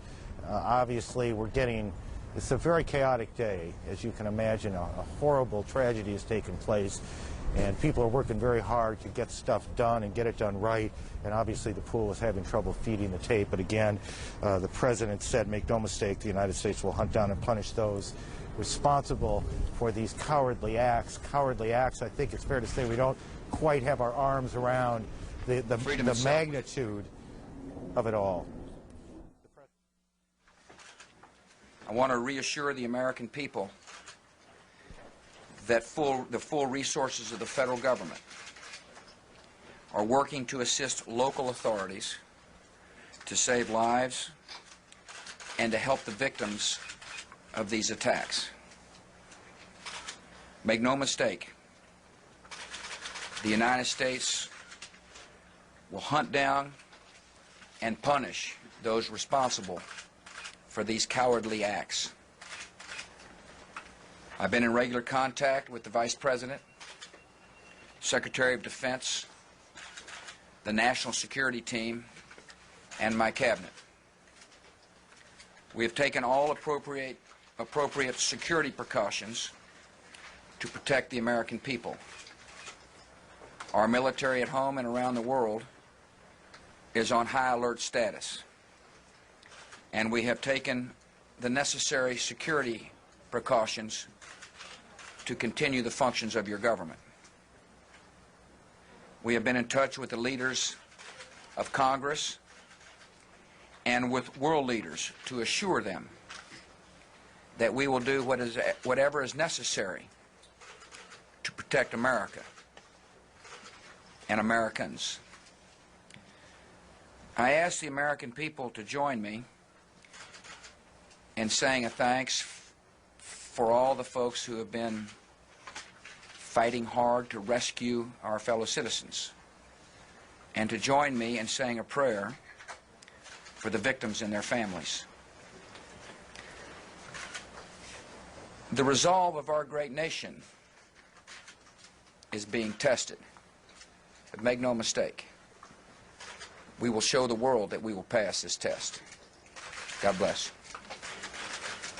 President Bush, a short time ago, in his second remarks of the day, the president initially was headed back to the White House, and a security decision was made to divert the flight. And so the president will not go back to Washington, at least not yet. When he will return, perhaps John King can tell us. Our senior White House correspondent joins us now. John? John, are you there? Yes, I am, Aaron. Can you hear me? Yes, I do. I hear you fine. Do you have any word on when the president will come back? No, we do not. As you reported, we were told earlier in the day the number one priority was the president's safety. The number two priority was to get him back to the White House because they believe that would send a powerful political statement. But as the president was on his way back from Florida, we are told by sources a security decision was made that at this time not to bring him back to Washington. So he was brought, and we won't disclose his exact location for security reasons, he was brought to one of several military installations in the United States that is equipped, we are told, with a very sophisticated command and control bunker, very much like the equipment that would be available to the president here at the White House in the White House Situation Room. We are also told that national security team members are still in the White House Situation Room, and earlier today, at least as of a little more than an hour ago, Vice President Cheney as well, directing operations and monitoring things from there. but the president obviously deciding not to come directly back to Washington. We are told that is for security reasons, delivering the statement you just heard. He has been in touch with congressional leaders, and we are told leadership members of the U.S. Congress are also being taken to an undisclosed location for their security. So we're trying to get more information on that, and we will bring that to you as soon as we have it. Aaron? John, thanks. Senior White House correspondent John King. Peter Bergen, CNN's Peter Bergen has been tracking the government of Afghanistan for some time, and he was listening in a few moments ago when the Taliban spokesman was speaking. Peter, first of all, what did you hear? Was there anything that perhaps the rest of us might not have heard, any nuance in what you heard? Why don't you start there? Well, we just heard from the Foreign Minister, Wakil Mutawakil, who's, relatively speaking, a moderate of the Taliban movement. He basically repeated what I think is a standard Taliban line we've heard for the past at least couple of years, which is that Osama bin Laden isn't a terrorist and that he's being contained by the Taliban and that he's not able to conduct political or military missions. This, unfortunately, is really a false statement since Osama bin Laden has been fingered by both Yemeni and U.S. authorities for the bombing of the USS Cole in Yemen in October 2000. There isn't an indictment there yet. The FBI continues to investigate, but senior Yemeni officials and senior U.S. officials have said that he's the primary suspect. So we've seen that bin Laden was able to bomb 2 U.S. embassies in Africa in '98 within 9 minutes of each other. We've seen that bin Laden was able to blow a huge hole in the side of one of the most sophisticated warships in the U.S. Navy, the USS Cole in Yemen, in October of last year. And unfortunately, he must be top of the list of the person sophisticated enough in terms of operations to bring off these kinds of terrible disasters we've seen today. If you're looking for who is the most likely suspect, he has to be it. You've got an operation in which several people appear to commit suicide. You've also got an operation in which people obviously had some skill in piloting planes. These are clearly attributes of his organization. We know that he has pilots in his organization. We've seen in several instances that his members of his organization commit suicide in attacks. We've also seen a pattern of warnings in previous bin Laden attacks in which this fits. 9 weeks before the U.S. embassy bombings in Africa in August of '98, bin Laden held a press conference in Afghanistan talking about, quote, good news in coming weeks. A few months before the USS Cole was bombed in Yemen, a videotape circulated around the Middle East in which bin Laden was wearing a Yemeni dagger, which he's never done in previous photographs, and one of his number 2 called for attacks on U.S. targets in Yemen.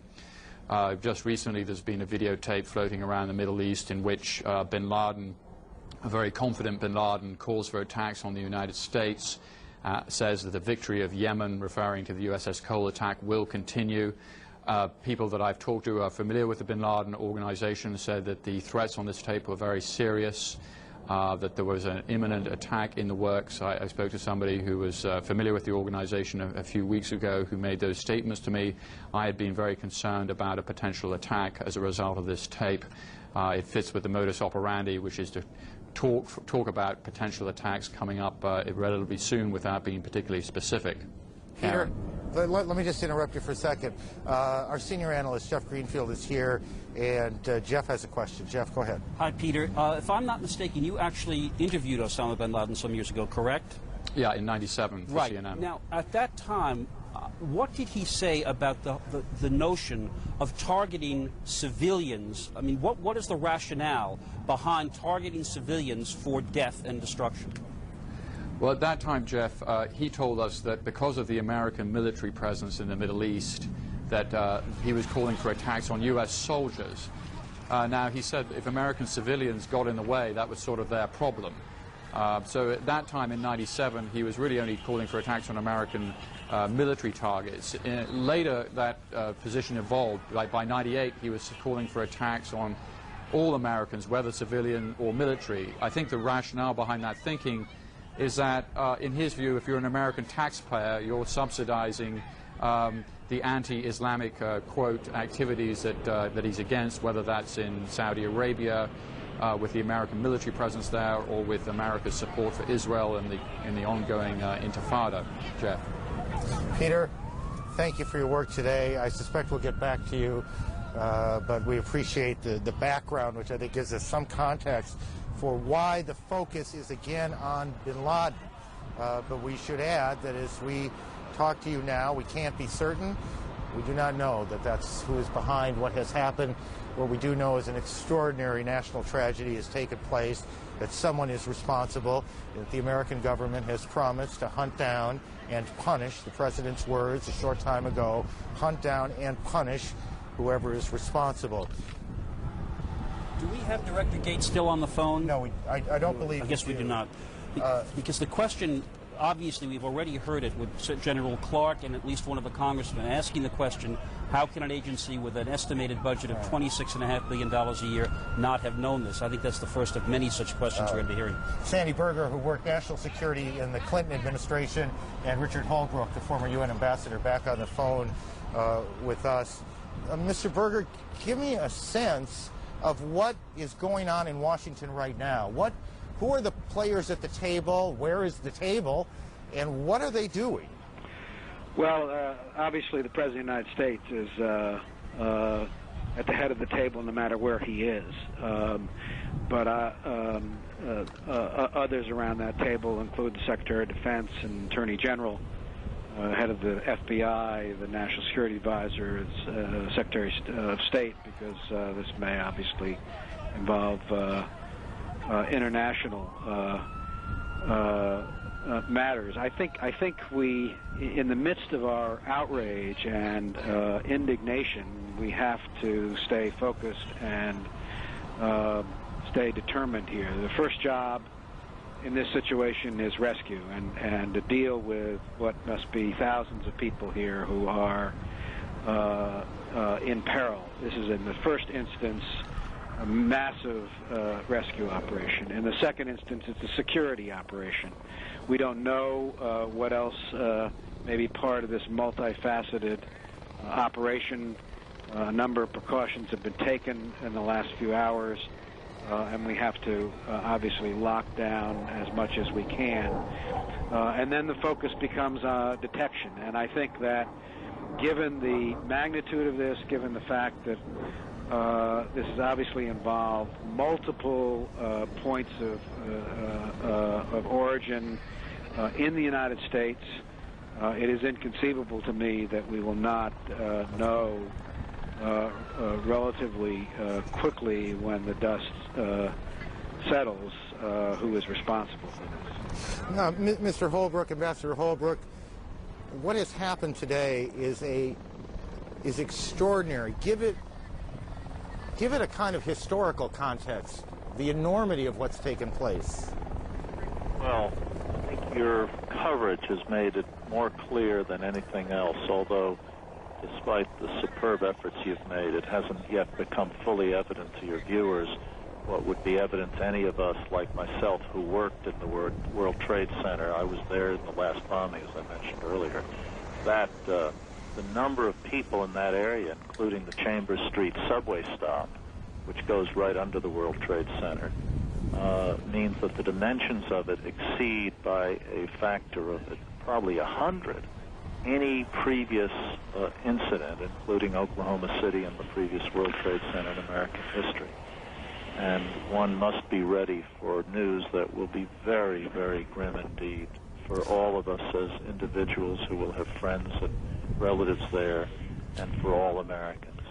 And there will be additional consequences. This is the financial center of the world. The buildings in that area, all of which have now been evacuated, whose infrastructures may be threatened by gas and electrical line degradation, could affect, at least temporarily, the financial markets as well, although I would leave that to Treasury, and Sandy Berger listed the people at the table. I'm not sure if Sandy mentioned the Treasury Secretary, but I'm sure the Treasury and the Fed are well aware of the implications of orderly movement and capital transfers. Now, looking beyond that, Aaron, I think we have to go back to the fact that everyone has talked about the possibility of this kind of thing for a long time, and we faced lesser but similar attempts. This exceeded, apparently, the expectations of the intelligence experts. And we will learn more about that in the weeks to come. But I need to underscore one point. To find the people responsible is going to take a unified international effort. No one nation, not even the United States, can do it on its own. And we must have the full cooperation of the Russians, of the states in the Middle East, because I think the assumption that that's the region where this was planned is pretty solid. And I repeat this again, any nation that is seen to have harbored or abetted or sheltered any of these people must be treated as co-equally responsible. They cannot hide behind the facade we just saw in the remarks of the Taliban foreign minister.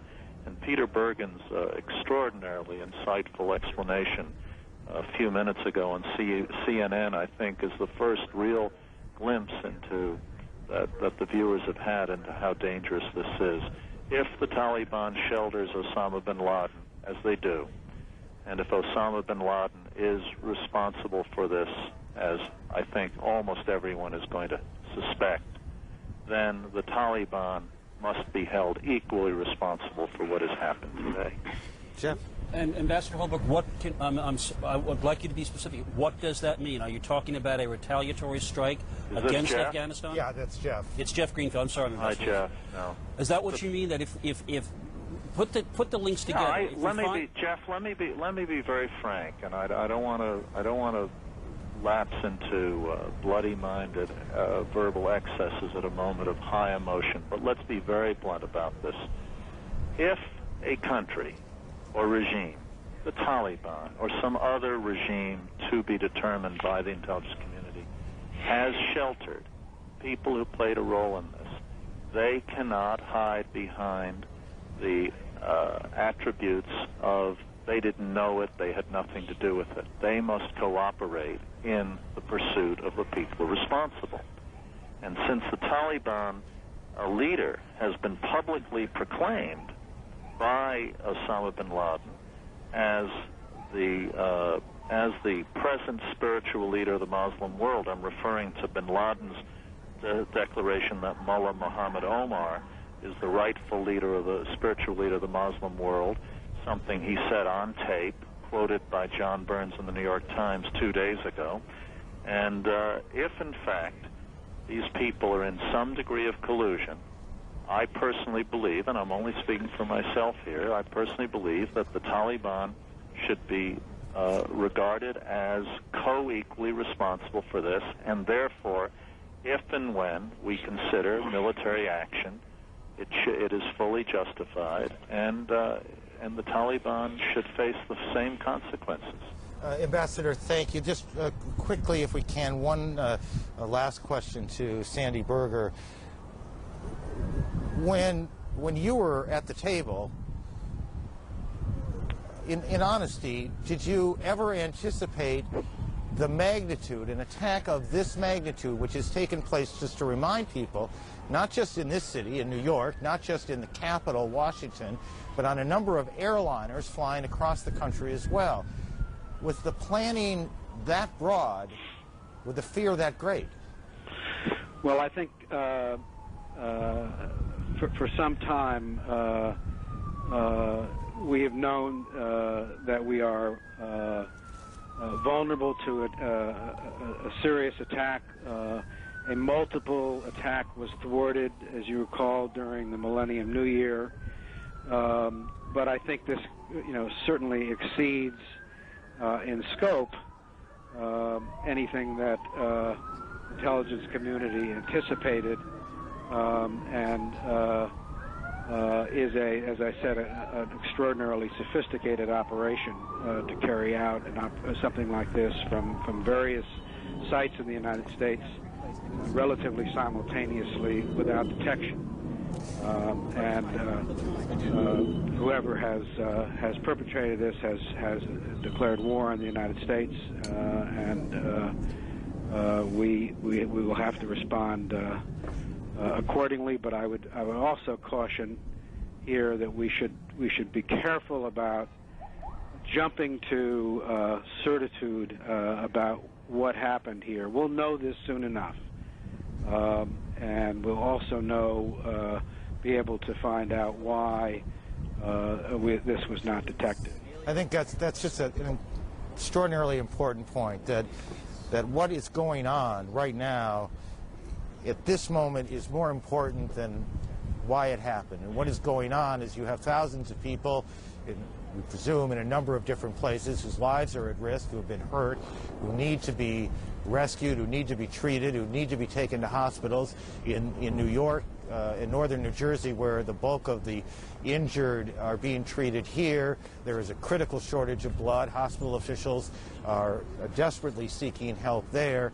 And as Mr. Berger said, time enough later to figure out who and how we deal with it. Ambassador Holbrooke, Sandy Berger, thank you both for joining us.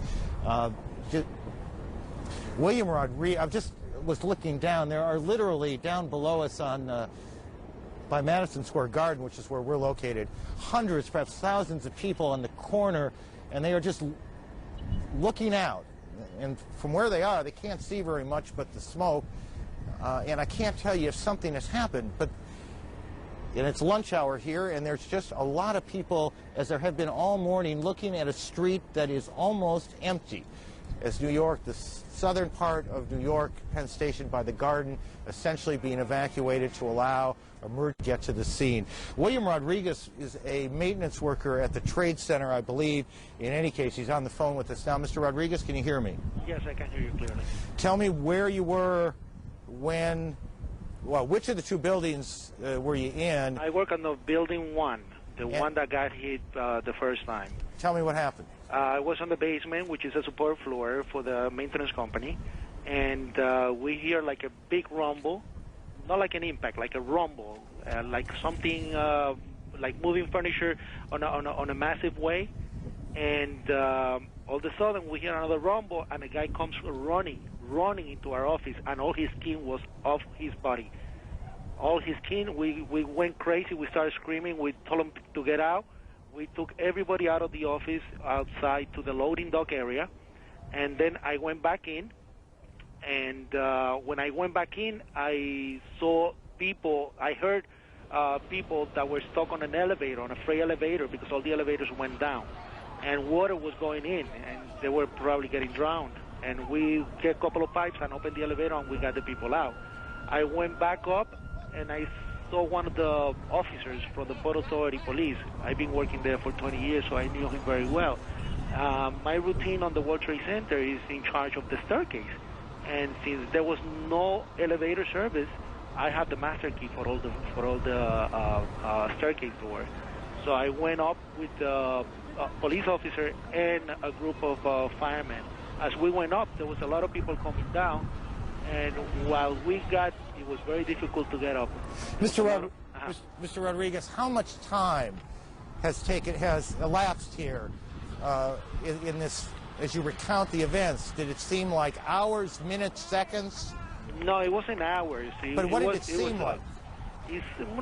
Well, there was a big time, like a gap. There was a gap of time. I won't be able to tell you if it was 15, 20 minutes, but it was a gap of time.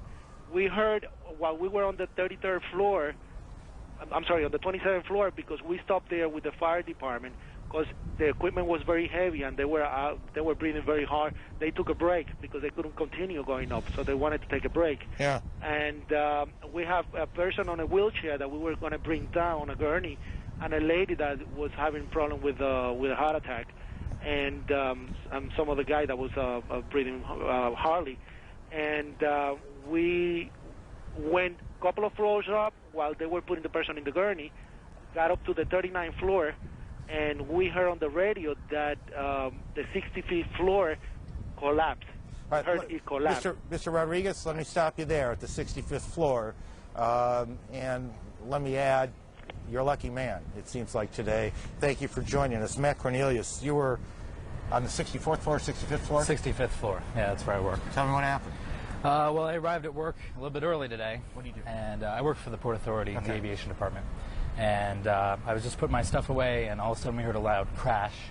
And the building started shaking, kind of moving like a wave. What did you think was happening? I had no idea. I mean, we figured either an airplane had hit it or our first instinct was airplane.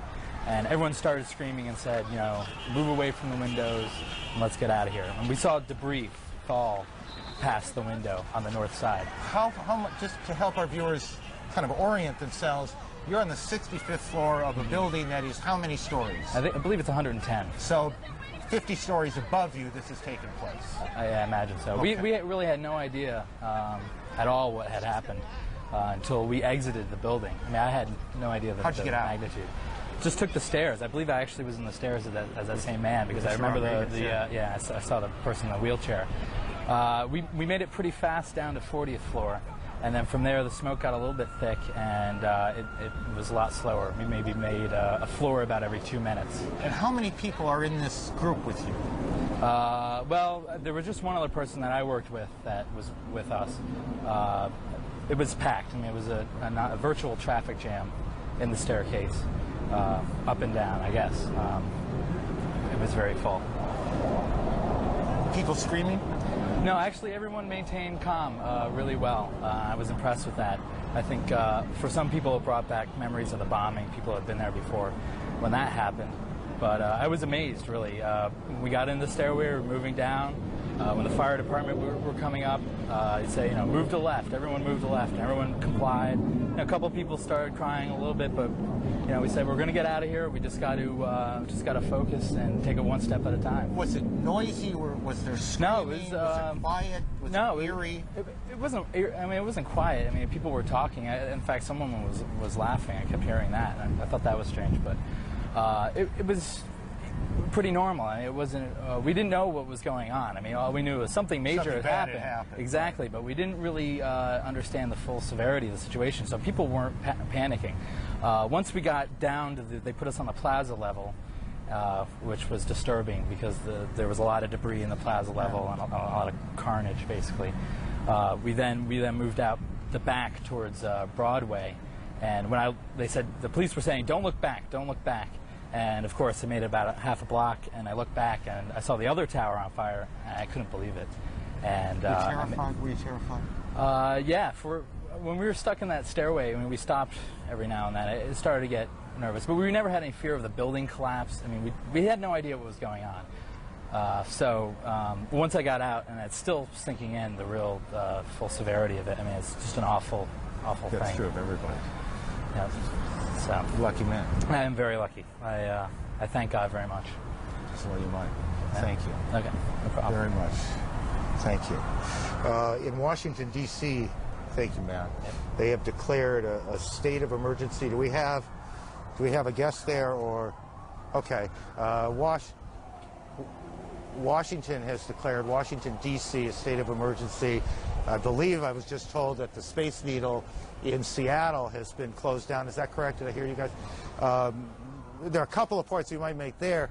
Back in the year 2000, just before New Year's Eve, coming into Washington State, a man was stopped with explosives, and as it turned out, that was a part of a planned terrorist attack, and it caused the city of Seattle to shut down what had been an enormously elaborate Millennium celebration. They are very much on edge in Seattle. We were just there last week, and it's not surprising to me that they would shut that building down. Elise Marcos is an official with New York City Hospitals, and she joins us. He joins us now. Can you hear me okay? Yes, I hear you okay. I apologize for the stuttered introduction. Tell me the situation in the hospitals. Well, at Bellevue Hospital, which is the largest public hospital in the city, and is relatively near the incident, we have, as of now, received approximately 125, 30 patients. 2 are dead, unfortunately. Some have brain injuries, very serious fractures, and we are now getting more patients from other hospitals that need microsurgery or implantation of limbs and plastic surgery. So it is a rather overwhelming situation here. Mr. Marcos, you were outside the buildings in that period between the planes hitting and the buildings collapsing. Can you tell me what you saw? Well, as president of the public hospitals, I was asked immediately within seconds to join the crisis assistance unit, which is located across the street from the World Trade Center.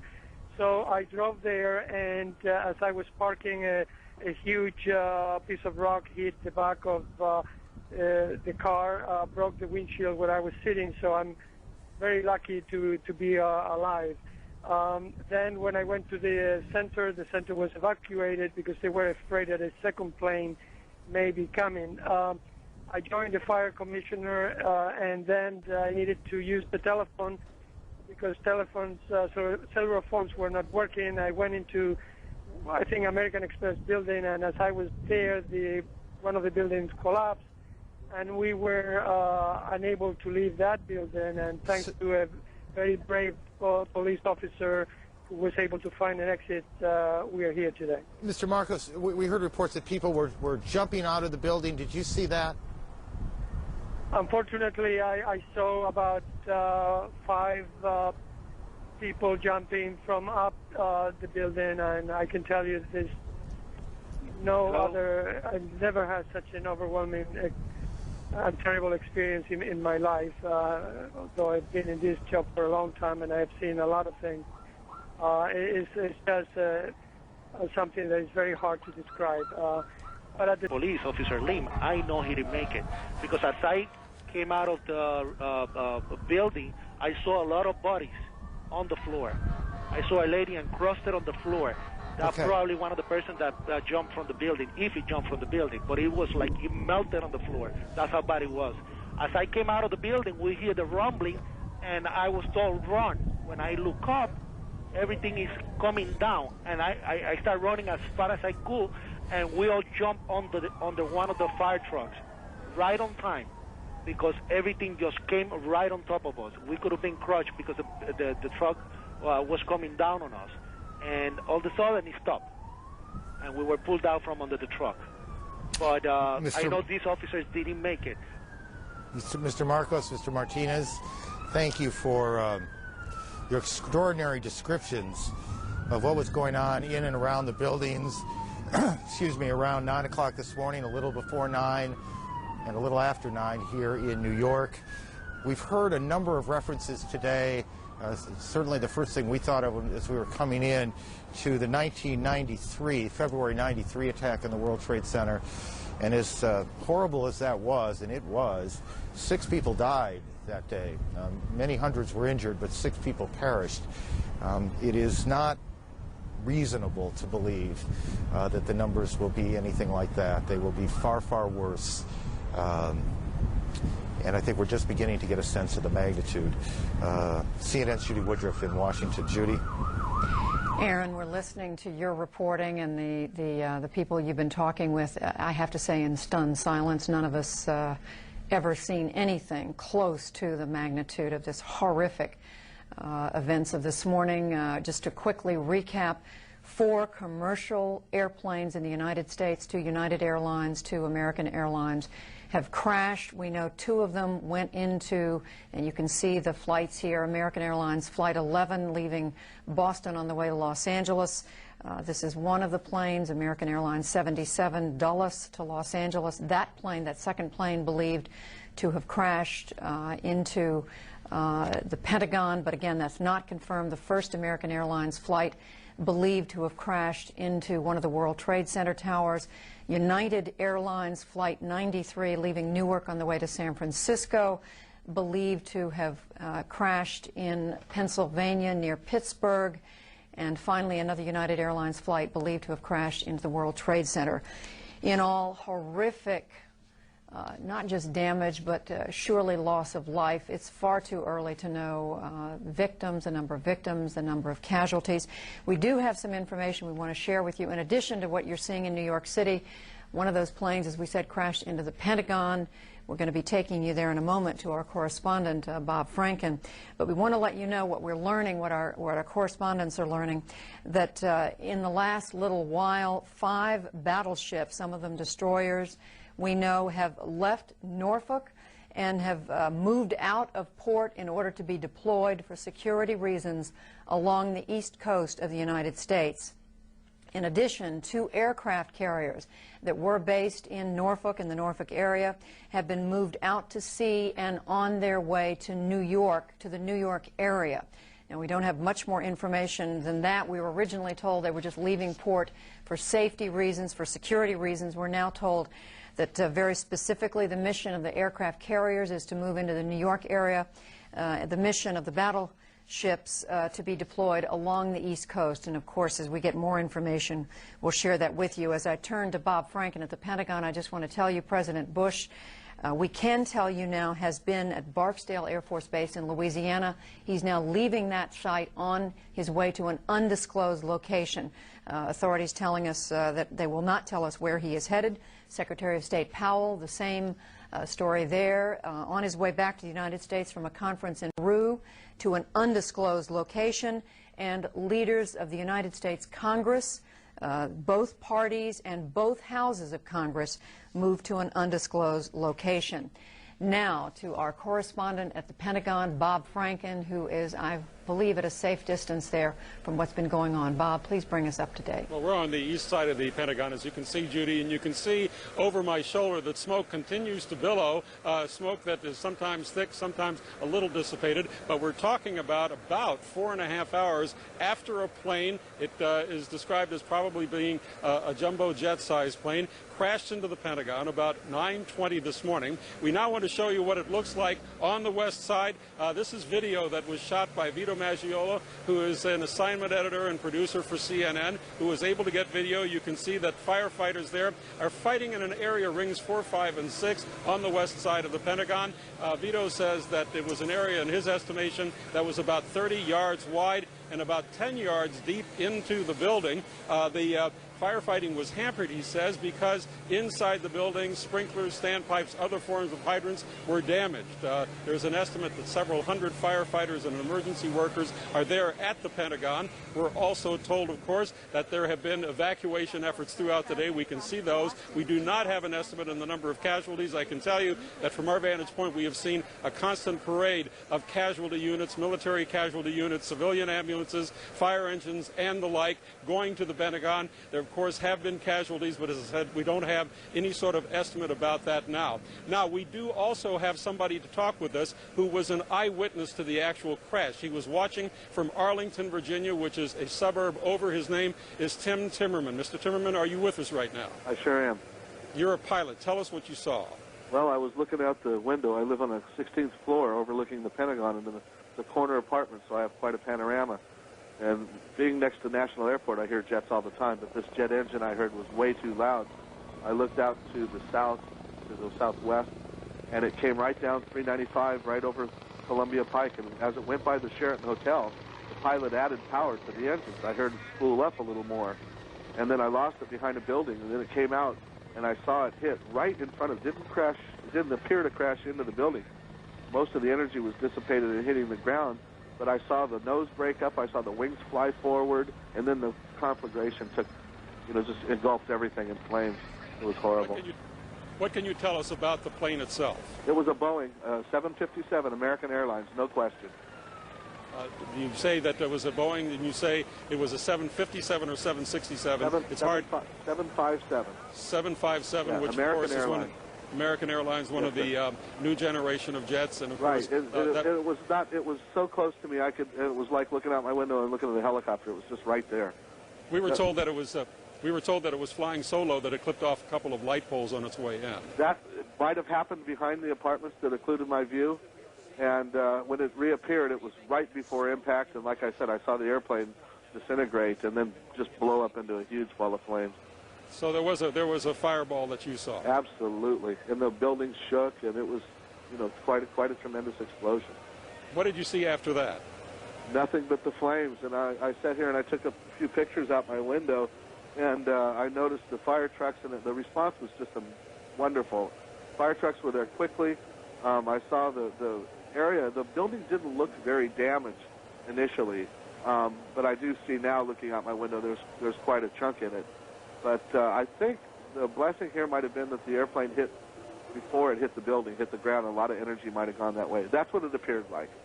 Well, there is, of course, we've heard some discussion about the fact that it could have been worse had it actually gone a little bit higher and gone into what's called the ring, the center of the Pentagon, exactly. which is exactly. This is a 5-sided building. Right. As you know, the rings are A, B, C, D, E. It has just caught the E ring on the outside, and that's why I felt it didn't look as damaged as it could be. It looked like on the helipad, which is on that side. Right. Did you see any people being removed, any injured being removed, that type of thing? No, sir. I'm up at about a quarter of a mile, maybe a little bit closer, and at that point I saw nothing like that. Tim Timmerman, thank you very much. An eyewitness, Judy, to the crash. We still have no idea about the number of casualties. We know that there is a gaping hole on the west side of the Pentagon. As you can see, the smoke continues to billow. Judy? All right, Bob Franken, and of course our audience, no surprise, hospitals in the Washington area dealing with casualties from the plane crash at the Pentagon.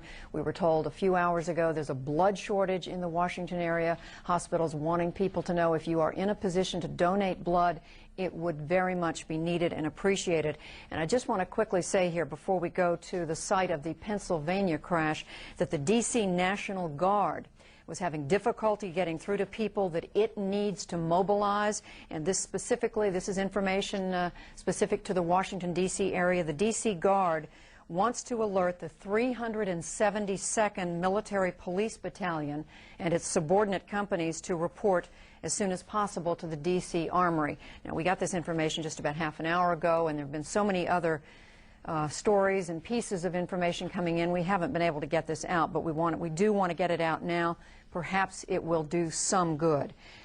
Joining us now, I mentioned to you a moment ago that we have a correspondent on the scene of the airplane crash into the ground, we believe. I'm going to go to David Mattingly, CNN correspondent there in Pennsylvania. This is near Shanksville, Somerset County in western Pennsylvania, about 80 miles outside of Pittsburgh. David Mattingly, are you with us now? Yes, Judy, I'm here, and we are outside of the town of Shanksville. And to give you some idea of what kind of countryside this is, to my left is a huge field of corn. To my right is a rolling green pastoral hill here at the edge of the Allegheny Mountains. One of the last places you would probably expect to be touched by the violence of an act of terrible terrorism like we have seen today.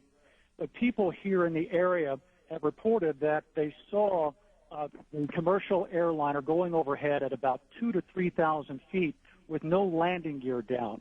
They heard then a loud roar of an engine, at which point the jet climbed and then banked sharply to the left before going down straight on a 45-degree angle. Now, it hit the ground at that 45-degree angle. People here at the scene say there are no large pieces of debris even left from the plane. No hope of, at this point, it seems to be no hope of survivors. There's just about every piece of emergency personnel here from miles around. The mood is considerably calmer, as you might imagine, than what you might see in Washington or New York, but there is a great deal of concern. Schools are being closed, businesses are being closed up into Pittsburgh and other parts of Pennsylvania. Prayer vigils are being reported, scheduled all across this part of Pennsylvania as far as away as Altoona has been reported.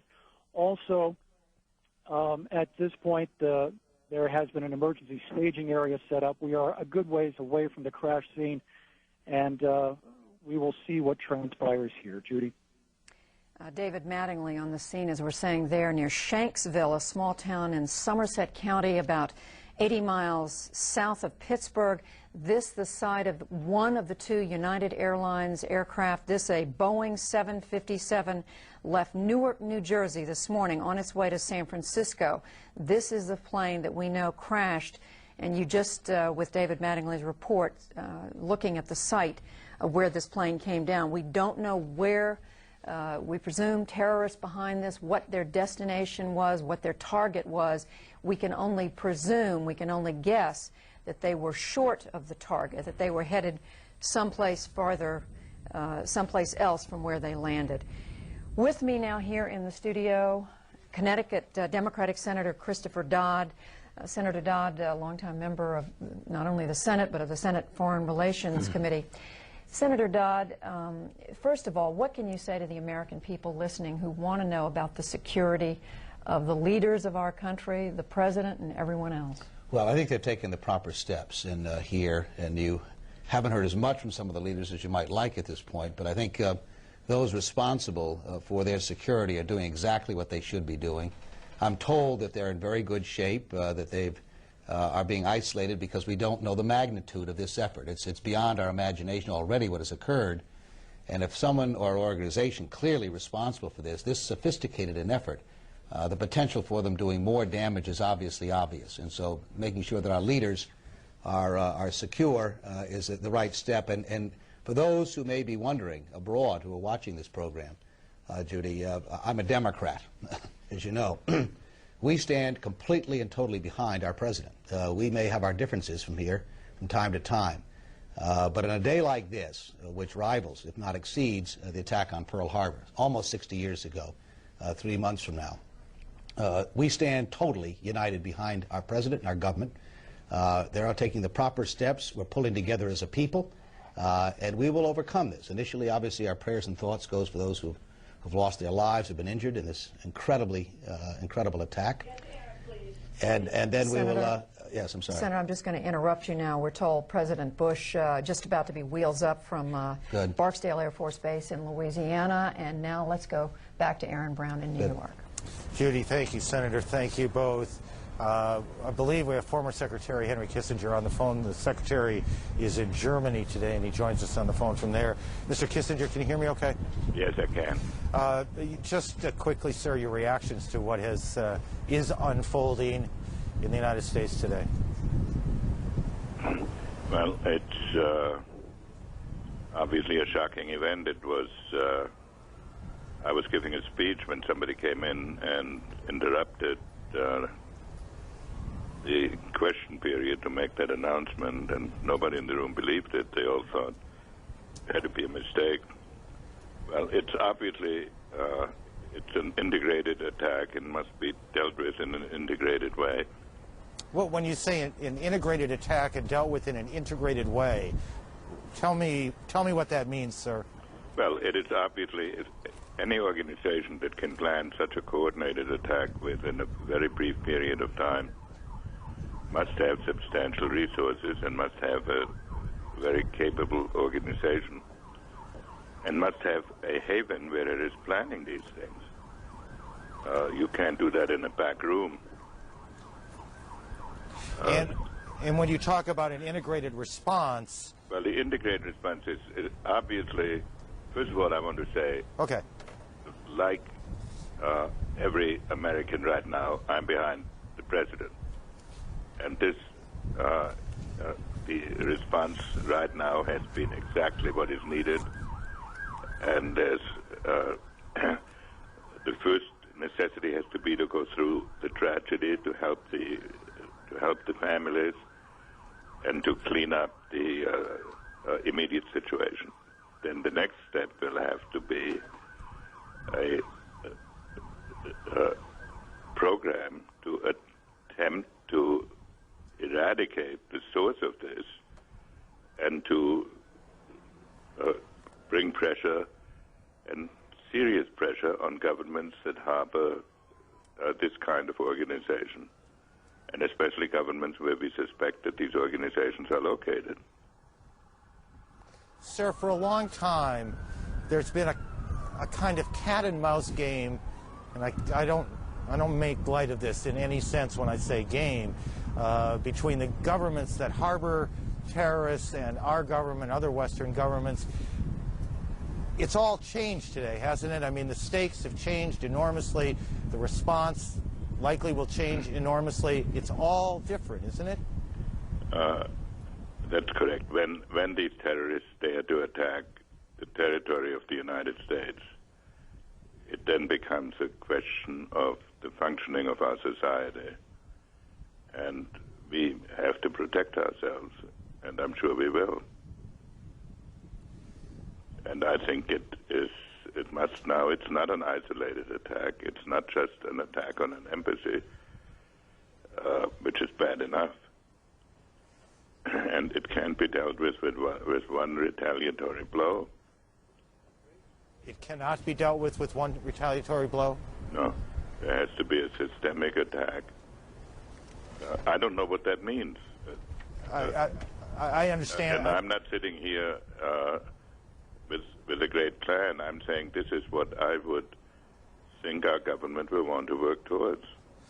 And would you expect that we, the United States government, will find enormous international support for whatever actions the United States government chooses to take, or will there be those important governments that resist here? Well, first thing is we have to protect ourselves. We would, of course, like to get as much support as we can. And we will be able to judge our friends by the degree of support that we get. But there'll be some governments who say we have to understand the conditions that produce this. There will come a time to deal with its circumstances, but the immediate thing is these organizations have to be put on the run. If they have to spend all their time trying to survive, they have less time for terrorism. And, Mr. Secretary, we heard, and I'm not sure you were able to, but a few moments ago, Chris Dodd, Senator Dodd of Connecticut, compared this to the attack on Pearl Harbor. Can you give me any historical context for what has taken place today, or are we a bit too close to it all to understand it yet? Well, the attack on Pearl Harbor was, I guess, the first attack, certainly the first attack from across the seas on the territory of the United States, but it was not yet the mainland. And I agree with Senator Dodd. This is comparable to an attack on Pearl Harbor, and it must have the same response, and the people who did it must have the same end as the people who attacked Pearl Harbor. But it isn't just the people who did it, it's the people who make it possible. These are the governments that harbor those who carry out these attacks. That harbor or encourage them with their propaganda. Mr. Secretary, thank you. Former Secretary of State Henry Kissinger, who joins us from Germany, where he was attending a conference. When he heard the news, he said it was silent, unbelievable. People simply could not believe what they were hearing. I think that's a term, a phrase you will hear a lot over the days and weeks to come. What has happened here in New York and in Washington and in other parts of the country, unbelievable. A national tragedy. Judy? Aaron, it's true. No one is able to grasp the enormity of what we're looking at and what we're dealing with here. Let's go now to the Pentagon, where Rear Admiral Quigley is briefing reporters. I believe we have that picture right now. Your broadcast to phone their families and loved ones immediately to let them know they're okay. And if they are among the injured or the casualties from this, then we will work our way through to identifying them and getting their names out to their loved ones. We will find a way. Where are the injured going? Where are the injured being taken to? A variety of area hospitals. How many was the penetration of the plane itself, Admiral? How many rings at the building? I don't know. How wide would you say that gash is? 100 feet, the one we're looking at? I haven't been over there to see it up close. I don't know. I think that's all for now, ladies and gentlemen. We'll try to be back out and give you some more information as we can. Marine Corps only, if you wanted to do that. That's Rear Admiral. Admiral, how many people work? We've been talking, you've been listening to Rear Admiral Quigley, one of the folks who works with reporters in the Public Information Office there at the Pentagon. We basically were just listening to the first few minutes of that briefing, getting the word out to people who have friends, family members who work at the Pentagon, telling them if you have people who may be among the injured, we're going to try to find a way to get you that information, to get the word out about which hospital they might be in. Of course, we are dealing with tragedies in untold numbers of families across the eastern, primarily the east coast of the United States, but no doubt these people who work at the Pentagon are from everywhere. People who were on these airplanes are from commercial jets from everywhere in the United States. Aaron, back to you. It is the enormity that's a little bit hard to get our arms around right now. Still, some considerable number of hours since the first attack on the World Trade Center here in New York. And I want to show some pictures of the scene from the ground. But first, let me just, a piece of information. United Airlines has now canceled all flights, grounded all flights until 6 o'clock tomorrow morning. This is the scene that started to play out. This would be a little after 9 when the first of the trade centers collapsed after they were hit. People gathering, watching. You can see this, the denseness of the smoke.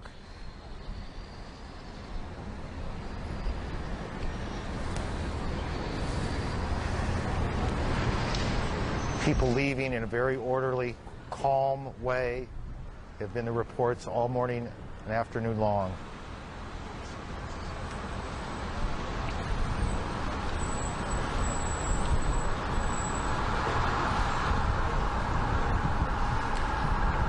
One witness who was in the building talked about coming down the stairwell and that people were very quiet. There was no screaming, no crying.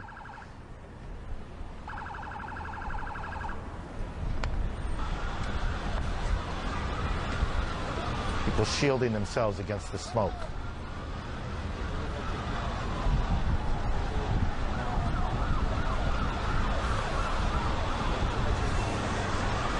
We know that a number of New York City police and fire department personnel have been injured, perhaps some fatally, when the buildings collapsed. We know that hospitals here in New York are in desperate need of blood.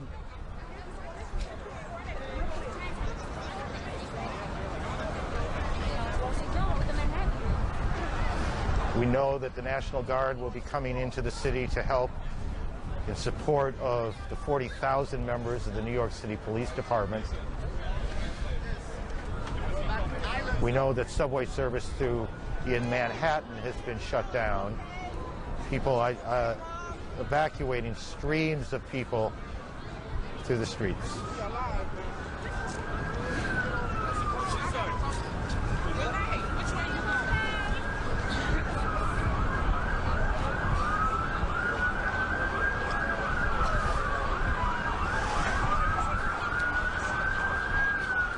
There are 50,000 people who go to work just in the Trade Center buildings, the two towers.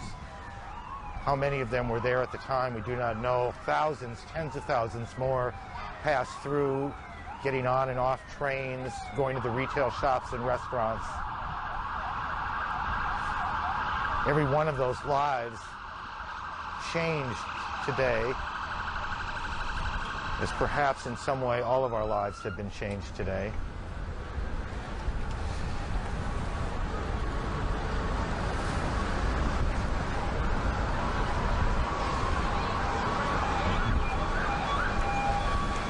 It all began at 8:45 this morning, and behind us now, the smoke continues to pour out of the area where the Trade Center towers were. They are no more. They collapsed in the hour after the attack, but the smoke continues to pour through that area behind us, about 30 blocks away, in one of those scenes that none of us will ever forget. CNN correspondent Richard Roth has been on the streets here in Lower Manhattan. Richard? Yes, Aaron, not chaos here. It's almost eerily silent of the march of thousands of New Yorkers evacuating southern Manhattan, looking to go to New Jersey to get off this island. Dazed, stunned, people concerned about loved ones, cell phones not working.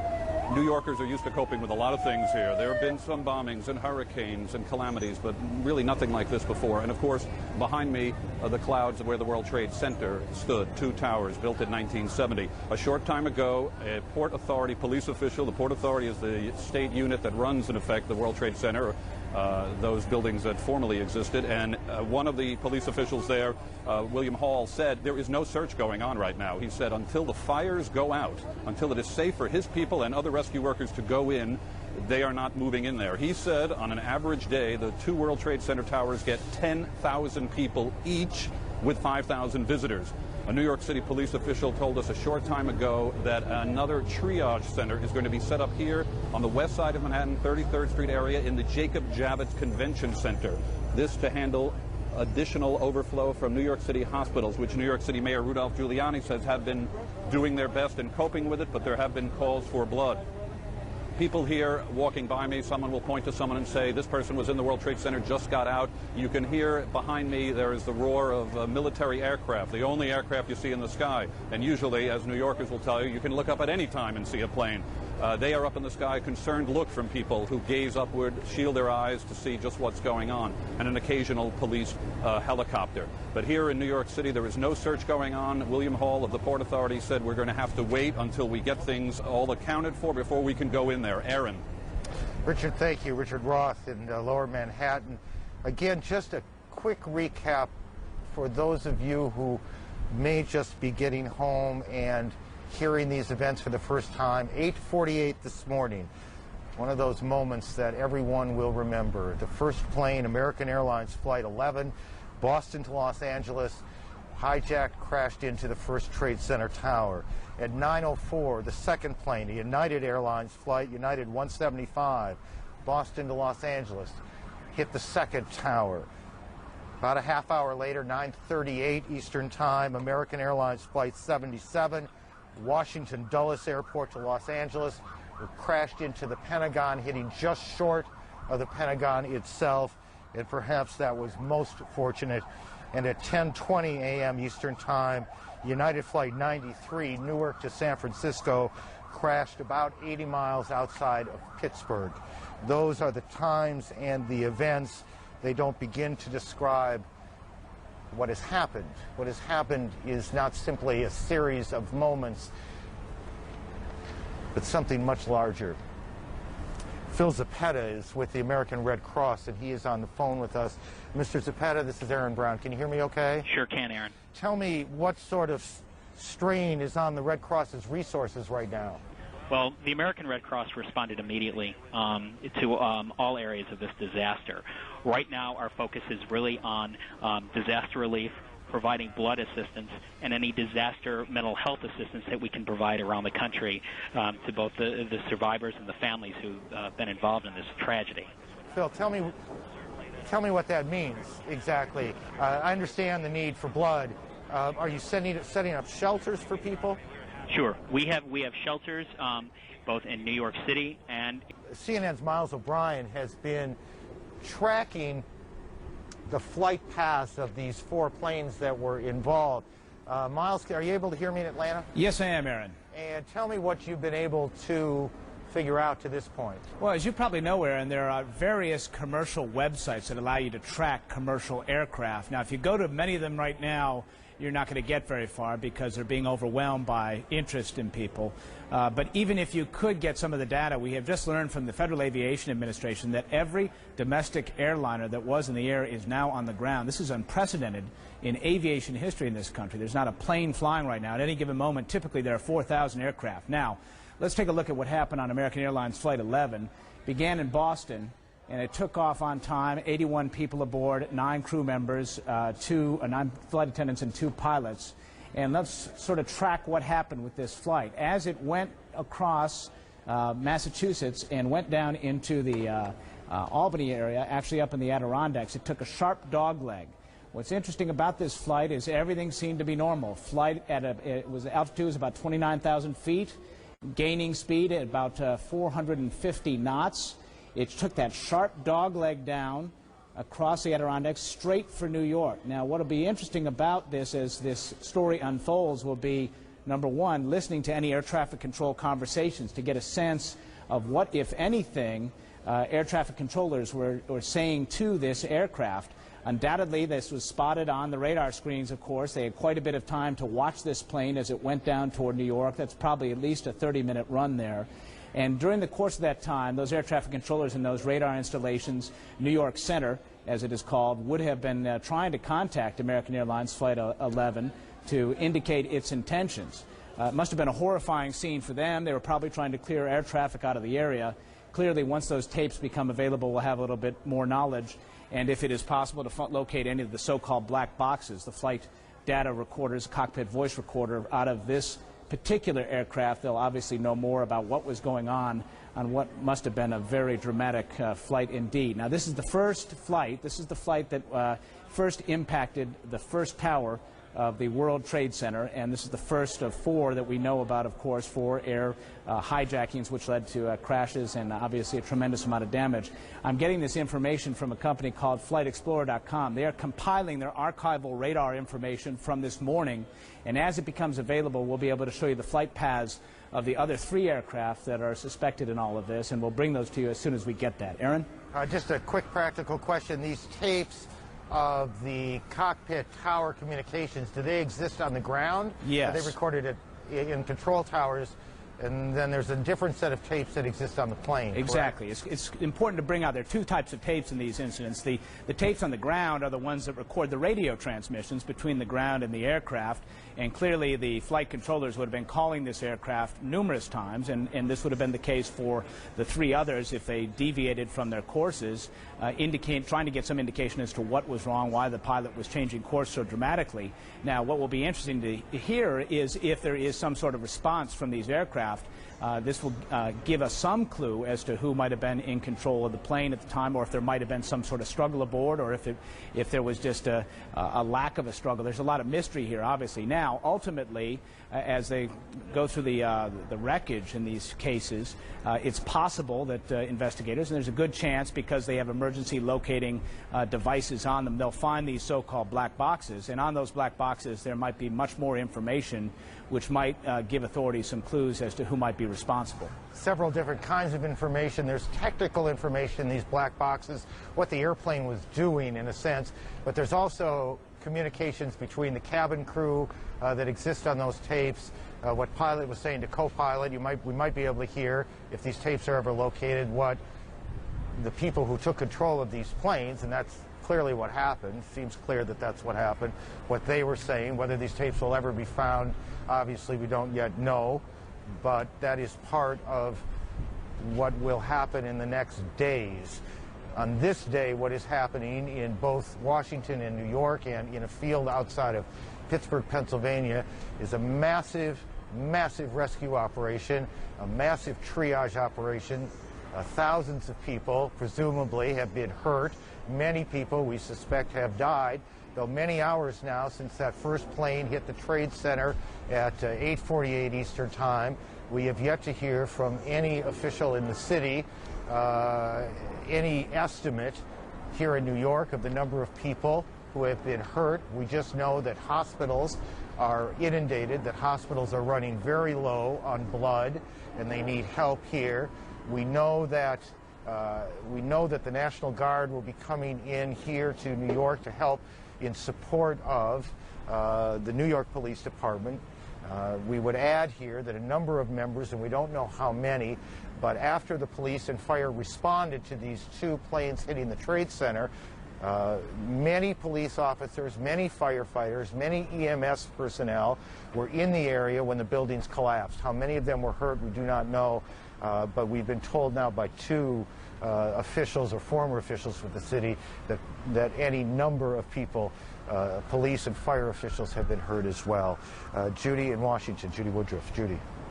And Aaron, just picking up on your conversation with Miles O'Brien a moment ago, and perhaps you all referred to this, and I apologize if I'm repeating, the Associated Press reporting on a passenger that was on United Flight 93. Now, this is the plane that crashed in Pennsylvania. About 20 minutes before that plane crashed, a passenger with a cell phone locked in a bathroom actually called an emergency dispatcher and shouted into the cell phone, "We are being hijacked, we're being hijacked."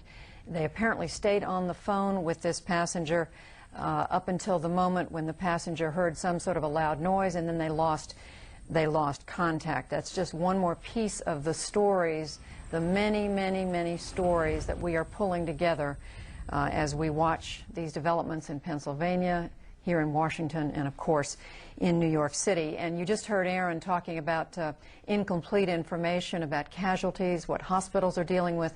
Now, these numbers I'm going to read you right now are only incomplete. We are just beginning to get this kind of information. We're told at Washington area hospitals right now, 53 injured, at least 3 more casualties on the way, although we have to believe that with the commercial jetliner that crashed at the Pentagon, or just in front of the Pentagon, and that was the Boeing 757, and these are the pictures of the Pentagon just outside the Pentagon, 58 passengers on board, 4 crew members and 2 pilots. It is impossible to believe that they did not all perish, and we don't know about others who work at the Pentagon who were in the part of that building that was most affected when that commercial plane went down. We've been talking with a number of people involved in rescue, and right now we want to go to the President's statement. This took place just about an hour and 15 minutes ago. The President was on his way back to Washington from Florida. His plane touched down at an Air Force base in Louisiana, Barksdale Air Force Base near Shreveport. We can now report that information because he's since left Barksdale. But here is what President George W. Bush had to say in this statement. Freedom itself was attacked this morning by a faceless coward, and freedom will be defended. I want to reassure the American people that the full resources of the federal government are working to assist local authorities to save lives and to help the victims of these attacks. Make no mistake, the United States will hunt down and punish those responsible for these cowardly acts. I've been in regular contact with the Vice President, Secretary of Defense, the National Security Team, and my cabinet. We have taken all appropriate security precautions to protect the American people.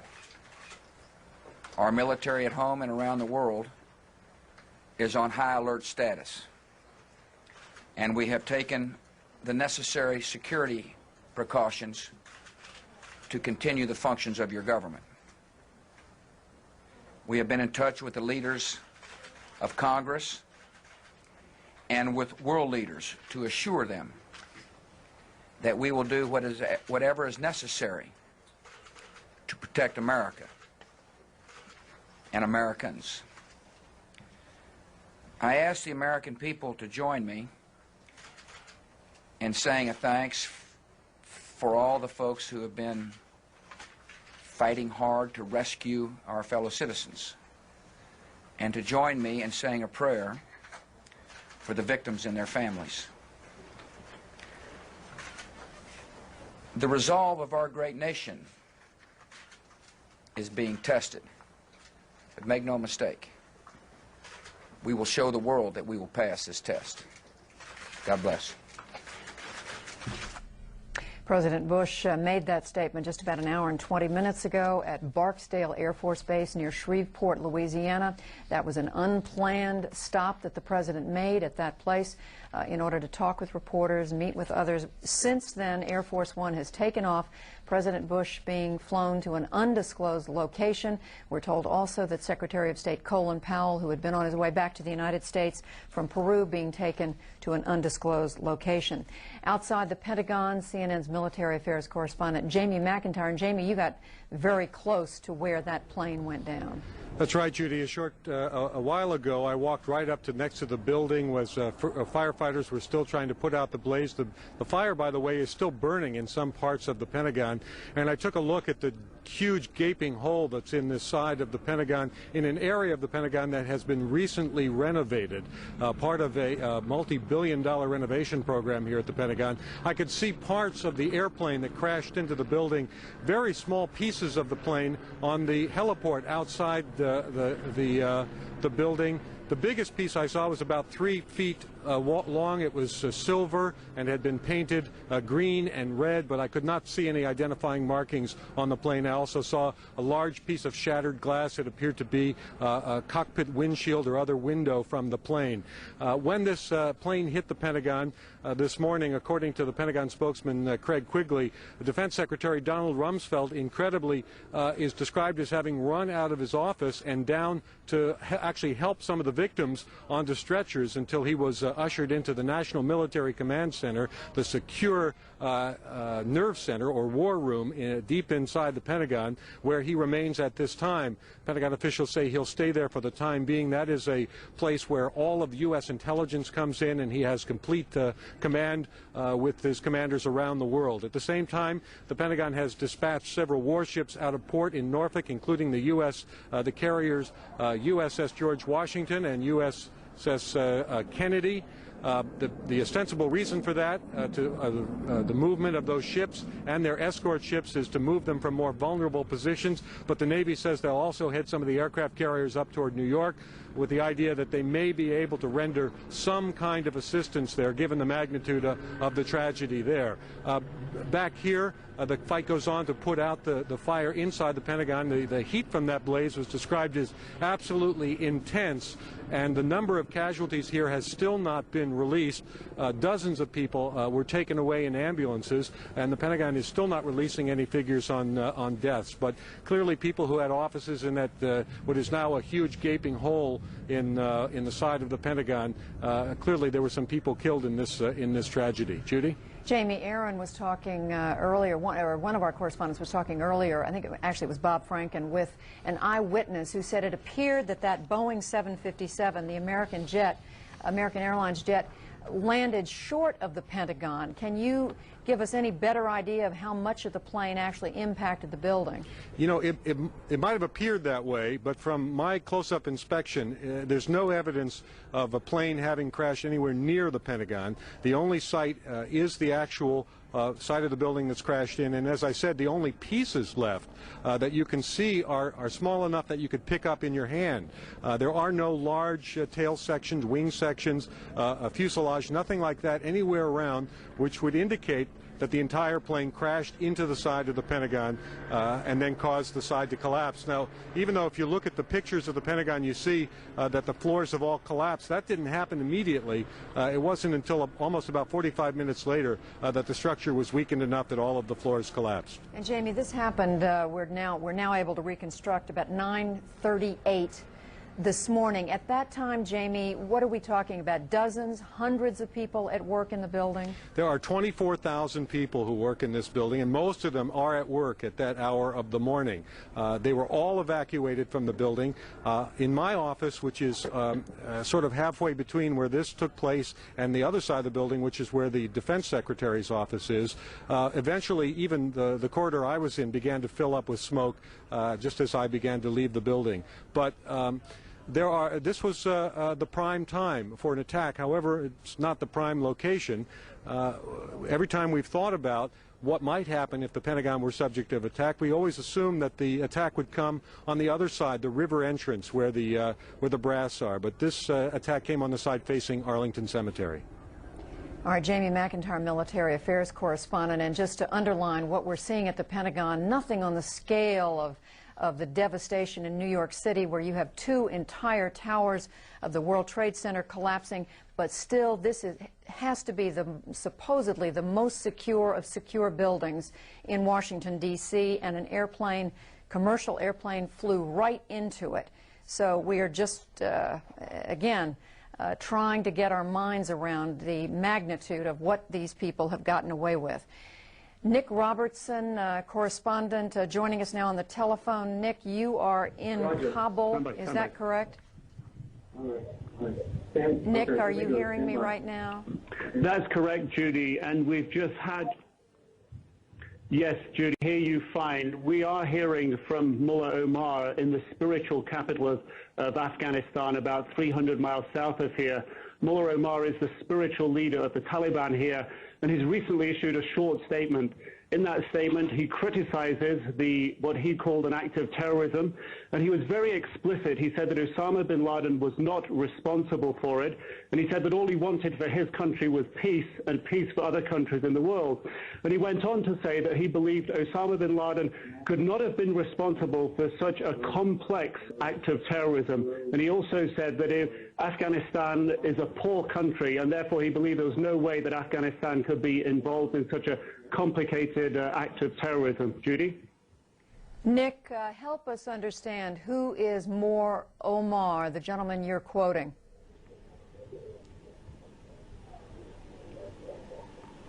He is the spiritual leader of the Taliban. The Taliban run 95% of Afghanistan. They control the capital, Kabul. They control most of Afghanistan, the south of Afghanistan. Mullah Omar lives in the south of Afghanistan in the spiritual capital, which is the ethnic area that he comes from, the Pashtun area around Kandahar.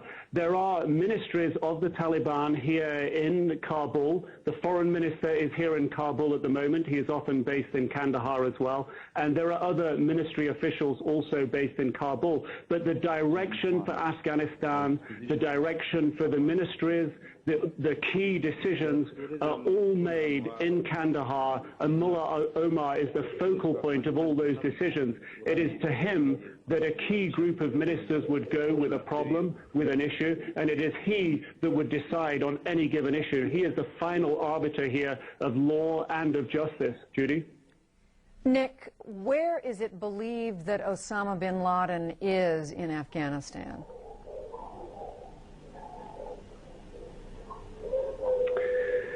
That is a very difficult question to answer. Osama bin Laden, his location is kept extremely secret. As foreign media traveling around Afghanistan, one is often watched and an eye is kept on us by various ministries to ensure that we don't go searching around the country. Our movements around the country are generally restricted to main cities that are agreed in advance by the authorities.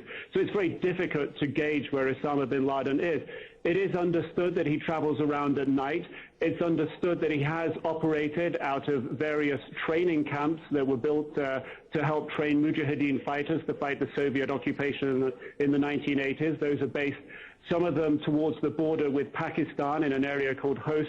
Those were the training camps that were hit in the 1998 cruise missile attack on Afghanistan. It's also rumored that Osama bin Laden spends some time close to Kandahar, close to the spiritual leader of the Taliban, Mullah Omar. But to exactly put a fix on his location is a very, very difficult thing to do. He works by extreme secrecy. The very few journalists that have been able to meet with him over the last few years are always held at a location and taken blindfold to another location where they can interview him. So people generally, when they meet him, they don't know exactly where they are. They wait there, he arrives, he departs, then they're free to leave. He lives by extreme secrecy here. All right, CNN's Nick Robertson joining us, as you could see, from Kabul, Afghanistan, the country run by the religious group, the Taliban, the group that has been suspected, believed for some time of harboring Osama bin Laden. Thank you very much, Nick. And again, we apologize for the delay in the audio there. It is because Nick is on this video phone, which is a new device that we're using, and there is always a delay, tends to be a delay in audio.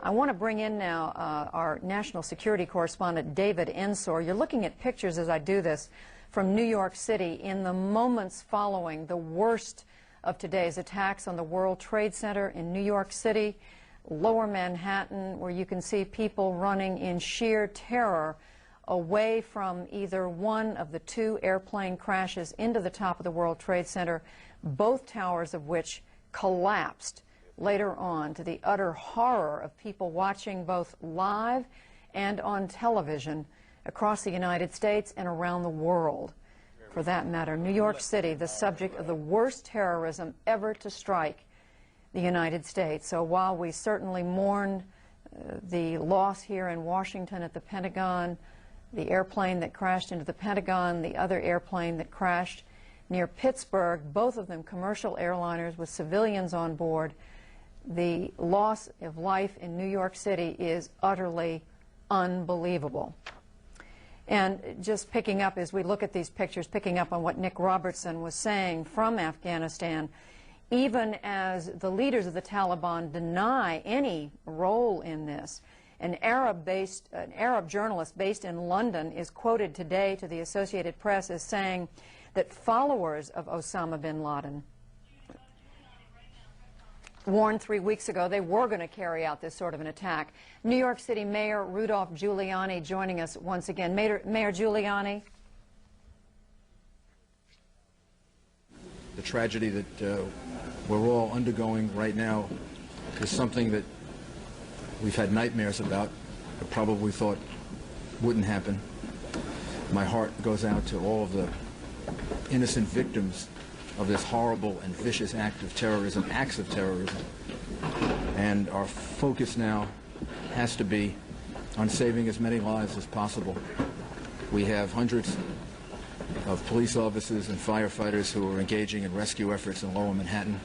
I want to thank Governor Pataki for the incredible cooperation and coordination, and including deploying the National Guard that will be available to relieve our police officers and firefighters and emergency workers in the next couple of hours. The governor and I just spoke to the President of the United States. The coordination with the federal government from the time of the first attack has been excellent, including closing off the airspace around Manhattan and doing everything that can possibly be done in the face of this barbaric act to make the city secure.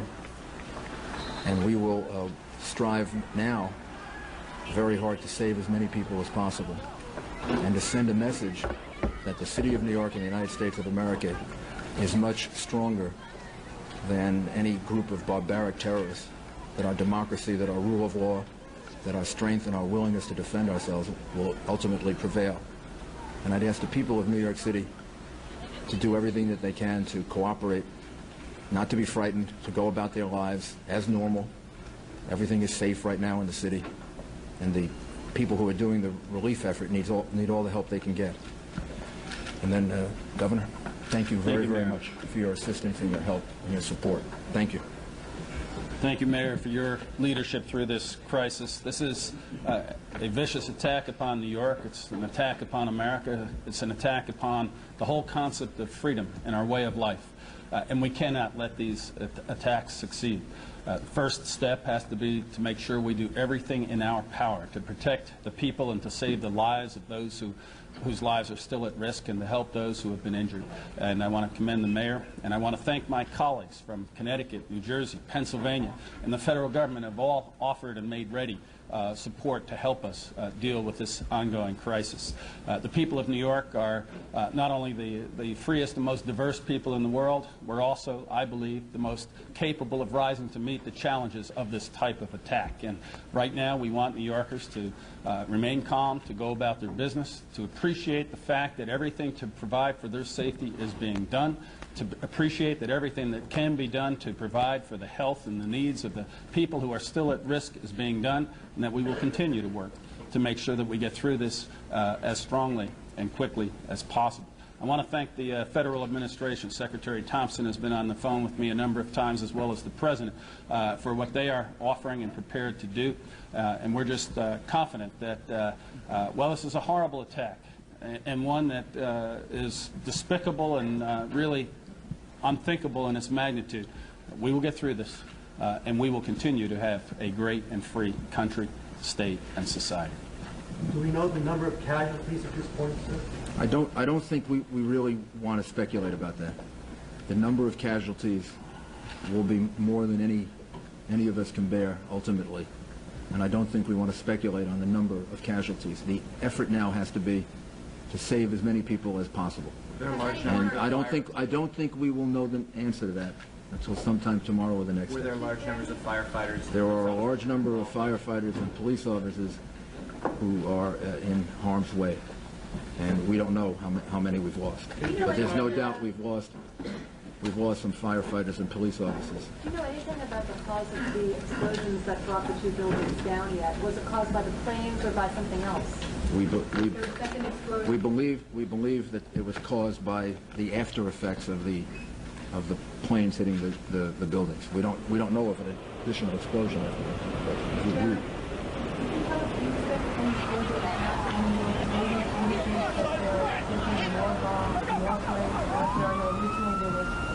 Report that 8 planes have been hijacked, 4 vulnerable accounted for. What about the remaining 4? And is there any possibility that there could be bombs on the ground planted by... We have no specific information to that effect. Obviously, the city is now closed. The airspace around the city is closed, and we are on heightened alert. But we have no specific information suggesting any further attack. Can you tell us where the planes came from? I think to give the people of New York confidence, to show that the federal government is standing with us, and to just to make certain that nothing further happens. This has been a very, very difficult and traumatic day for the people of the United States and the people of the city. And I think that it's an act that shows that the federal government is going to do everything they can to support us and help us. Can you give an idea of the extent of the rescue effort that's going on right now in Lower Manhattan? The scope of this thing, this operation? There are over 1,000 rescue workers, probably about 2,000 that are deployed, trying to get into the buildings, trying to find people, trying to search for people. The governor and I spoke a couple of hours ago. The governor has deployed the National Guard to relieve them because our people are going to need reinforcements pretty soon. But right now they don't want to leave because they're searching for innocent citizens, and they're searching for some of their brothers and sisters. Are you finding survivors? Yes, we have some numbers that we can give you. We have 1,500 people at Liberty State Park who were evacuated, described as walking wounded. They were evacuated by ferry and other means. There are about 600 as of about 15 minutes ago in local hospitals that we account for. 600 people that are being treated in local hospitals. And there are 150 in particular that were critical, that were moved by EMS. New York City has 170 hospitals. So we have a lot of hospitals, and we're utilizing all of them. Probably the one that was the hardest hit was St. Vincent's Hospital. And I would like to just single them out and commend them, because as I was rushing down there, after the first plane hit, and before the second, they were already deploying people on the street. I could see the doctors and nurses outside getting ready to receive people. And that was before the second plane actually hit the World Trade Center. What was your experience down there? Also blood donations. We have several sites for blood donations. 153 East 53rd Street, 66 in Amsterdam, which is the Red Cross, and 310 East 67th Street. If people want to do something and they can donate blood, that's going to help not just today, but tomorrow and the next day. This relief effort is going to take some time. Mr. Mayor, you were one of the first people down there. Can you describe the scene in your own words, what you saw down there? I don't know that I'm really able to describe it. It was the most horrific scene I've ever seen in my whole life. We saw the World Trade Center in flames, a big gaping hole all the way on the top of it. We could see people jumping from the top of the building. And then we went into Barclay Street, 75 Barclay Street, I think it was, and we were there when the building collapsed, and it collapsed in part on 75 Barclay Street. So we were trapped in the building for maybe 10 or 15 minutes, trying to get out different exits. We finally went through a basement and came out 100 Park Place. Did you ever fear for your own safety, sir? Sure, yeah. What went through your mind?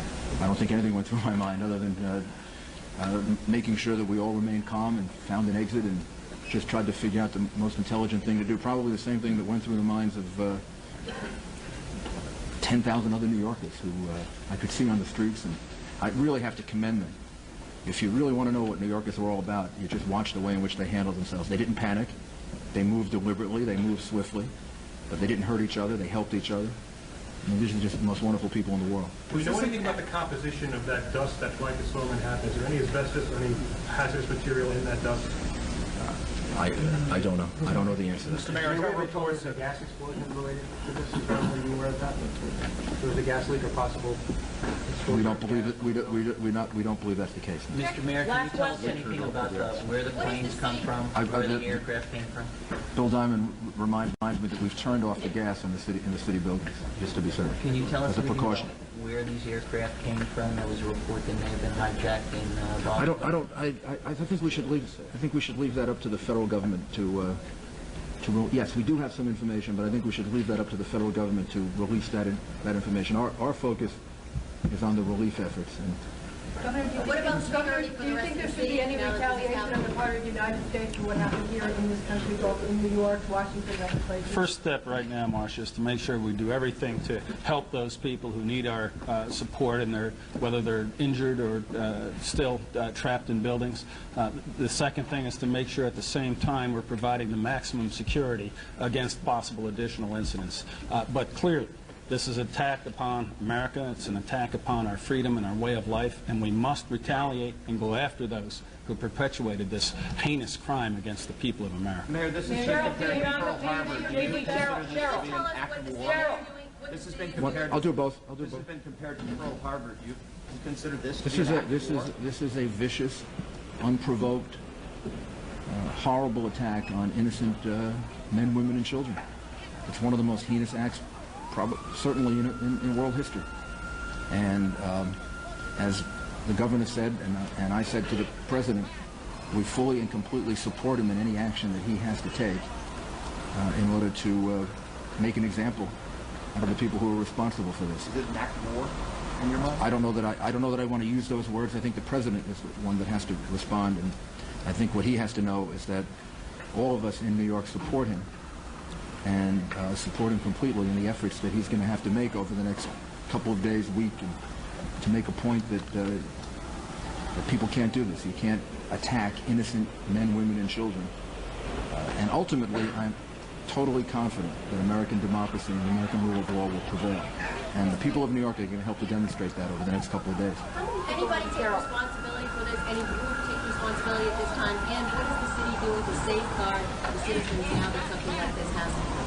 Well, first of all, I don't know if anyone has taken responsibility for it at this time. Secondly, the New York City Police Department is fully deployed, not just in the rescue effort, but all throughout the city of New York, offering as much protection and as much security as we're capable of for the citizens of the city. And at this point, I believe that the people in New York City can demonstrate our resolve and our support for all of the people that were viciously attacked today by going about their lives and showing everyone that vicious, cowardly terrorists can't stop us from being a free country and a place that functions. And we'll do everything we can to make that point. Jennifer Steinhauer, please. Just a housekeeping. Can you please tell us what's going to happen to the New York primary? This morning, I issued an order suspending the primary across the state. There will be no primary today, and we'll reschedule it once we get through this. Jennifer, please. Can you please walk us through the municipal services right now? What's going on with the subway and the schools for us? The subway, the schools, the chancellor, I commend the chancellor. He was on the phone a number of times with us. He coordinated very, very carefully what would happen. He thought it out, and he came up with a very good plan, which was essentially to keep the schools open, to keep the children in school, so we didn't have a large number of children in the different boroughs that would be released from school. They're being released, I shouldn't say as normal, but basically on the normal schedule.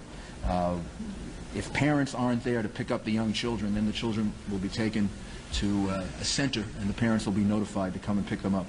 The children who have Metro cards, who normally travel on the subway, will be able to do that. The subways are functioning in 4 of the 5 boroughs. And can we get an update, Joe, on how the subway is doing in Manhattan? All the lettered lines are working. And in Manhattan? In Manhattan lines, all the lettered lines. All the lettered lines are working, including in Manhattan. And throughout the rest of the city, public transportation is normal. So the children should be able to return from school in the normal fashion.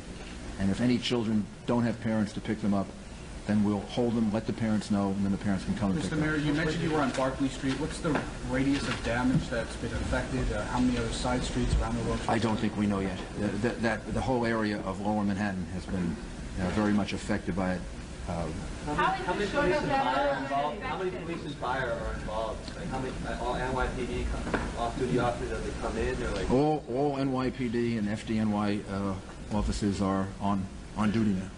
And we're going to need all of them, and again, thanks to the governor and the way in which the state reacted, we will have 1,600 National Guard to relieve them over a period of time, so we can get some relief for them. If anybody's looking for someone that may have been in the World Trade Center or in and around that area, what should they do? How can they get it? We're going to give you numbers so that we can try to help coordinate that. Individual businesses have already done that, but we will as soon as we can find some time relief efforts, give you a number in which people can call, and then we can direct them to the right place. The National Guard looting or anything like that? Any lawlessness? There have been no reports of lawlessness, no reports of looting. As I said, we saw a lot of people that were part of the escape effort. And they seem to be conducting themselves in a very, very sensible way, a very deliberate way. They seem to be helping each other. So I don't think we have any reports like that at all. So the only National Guard we'll see will be in Lower Manhattan in the bomb site area. They won't be patrolling the rest of Manhattan. No, the purpose of it is to help with the relief effort. We're gonna need the help of the state, surrounding areas with heavy-duty equipment. When will they be arriving? National Guard troops, some have arrived already, and we expect to have up to close to 2,000 between the National Guard and the state police by later this evening. Mayor, bridges and tunnels will have to stay closed. I think everything is closed for now, and then maybe in about an hour or two we can give you an update on what the plan will be for tomorrow. We saw a lot of lightly injured people walking out of the area because obviously emergency services were needed for the very seriously injured. People come with us, some people had difficulty breathing. Is there any health advice to give to people who are caught in this thing, who are not necessarily at risk of losing their life, but I think obviously if you feel ill or you feel that you've been affected by it, you should go to a hospital and get checked out. But if it's just discomfort that you feel, then you can do basically what we did, was to wash our faces off and get rid of the clothes and get to an area where you can breathe in fresh air. How many people were in the World Trade Center at the time of this attack? I mean, it was business had already started. It was right before 9 o'clock. I don't know. Tens of thousands? Yes. Approximately. Someone just gave me a number of approximately 10,000, but that's a guess. How long will the city remain on a heightened state of alert? Until we're told not to. I mean, until the FBI and the police department and the federal government tells us that we shouldn't. Right now, the city is should be on a state of alert. Now, instead of frightening people, that should make people feel more confident that everything is being done to keep things secure. And again, let me emphasize that the reason for the National Guard, because I heard the question before, is to help with the relief effort, not because there's any fear of any other problems in the city right now. Mr. Mayor, can you tell us about the other public buildings, City Hall, One Police Plaza? When will Chief say for you to return? I don't know yet. I don't know yet. Hopefully soon, but I don't know the answer to that. And we heard reports that One Police Plaza was evacuated. Was that true? No, the command center is open. And it was never. We have people in the command center right now. There have also been reports of large loss of life among the police and firemen who were sent there to rescue people. How accurate are those reports? There is no question that we lost police officers and firefighters, and some that I know personally, and all of us here know personally, that we're very worried about. And we're not going to know the answer to that until much later. And maybe we should just close now and give you a briefing later. And I would just ask everyone, I talked to Cardinal Egan before, because he's at St. Vincent's Hospital.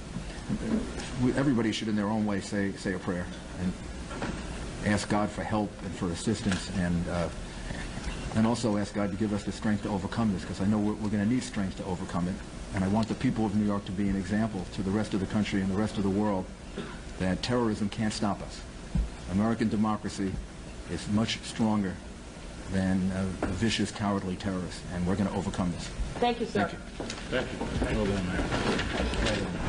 New York Mayor Rudolph Giuliani and New York Governor George Pataki talking to reporters. The mayor urged New Yorkers to be calm and said they had been, and indeed in every picture we have seen of the area around the Trade Center, people were evacuating in a very calm, deliberate, no panic that we have been able to see from the pictures we have taken and the reporting we have done. The mayor said 1,500 walking wounded, as he described it, taken to Liberty State Park, 600 people in local hospitals, at least 150 people in critical condition. But in fact, the mayor said he would not even venture a guess at what these numbers will become as this day continues to unfold. And tomorrow, he acknowledged it'll be several days before we really know how many people have been hurt, how many people have died. We would add one other point here I don't believe we have mentioned. As you know, airports around the country have been shut down. Every airport around the country has been shut down for the first time in the country's history.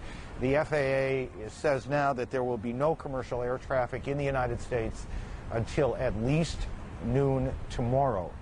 No commercial flights anywhere in the country, not just New York and Washington, anywhere until noon tomorrow. We know that many of you are just now coming home, joining us, and so we want to walk you through what has gone on both here in New York City and in Washington. We go to Atlanta and our colleague Joey Chin. Joey, good afternoon. Aaron, extraordinary coverage there on the rooftops in New York of this extraordinary and horrific series of events that we have been watching throughout this day here on CNN. Acts of terrorism, and it's such an unprecedented scope and scale. It is really quite difficult to follow, and quite frankly, there had been an enormous amount of confusion as all these events were unfolding through the day. So we are trying as best as we can to try to walk you through all this now, to bring you all up to date on what we know about the events that have taken place today. Beginning at 8:45 this morning, that is Eastern Time, when the World Trade Center, the workday was well underway there in Lower Manhattan, an airliner crashing into one of the twin towers of the Trade Center. The people in New York, and then very quickly people all around the nation, watching just terrible horror as a thick black smoke billowed from the tower. But that, as it turned out, as it proved, was really just the beginning. 18 minutes later, just 18 minutes later, you see in the highlighted picture there on the right side another very big commercial jumbo jet moving towards the other tower of the World Trade Center, and there you see again the explosion taking place on camera for all to see, quite apparently, quite specifically designed to do that. That was at 9:03 Eastern. Cameras were trained on the two twin centers. Of course, you know that the Trade Center was the target of a terror bombing back in 1993, which killed 6 people. The attack injured so many more, and it really does pale in comparison to what we are seeing today, although, as you just heard from the mayor of the city of New York, nobody wants to make a guess yet on what the final toll will be. In the middle of all of this, suddenly Washington became a target. You see it here. This is the Pentagon, which we always view as some sort of an impenetrable fortress. Pentagon, the symbol of the nation's military might, also a command post today. Pentagon racked by the explosion that occurred at 9:45 this morning. Witnesses say that the commercial aircraft crashed into the Army side of the building. That has been confirmed by authorities. As about this time, the federal government ordered all the nation's airports closed and ordered all planes in the air to get on the ground. And as you just heard from Aaron Brown, commercial aircraft will not be in the nation's skies again until sometime tomorrow. Now we'll move ahead to 10 o'clock Eastern. The first of the two Trade Center towers collapses, and you see the tremendous plume of smoke and debris left. This is an image we cannot forget.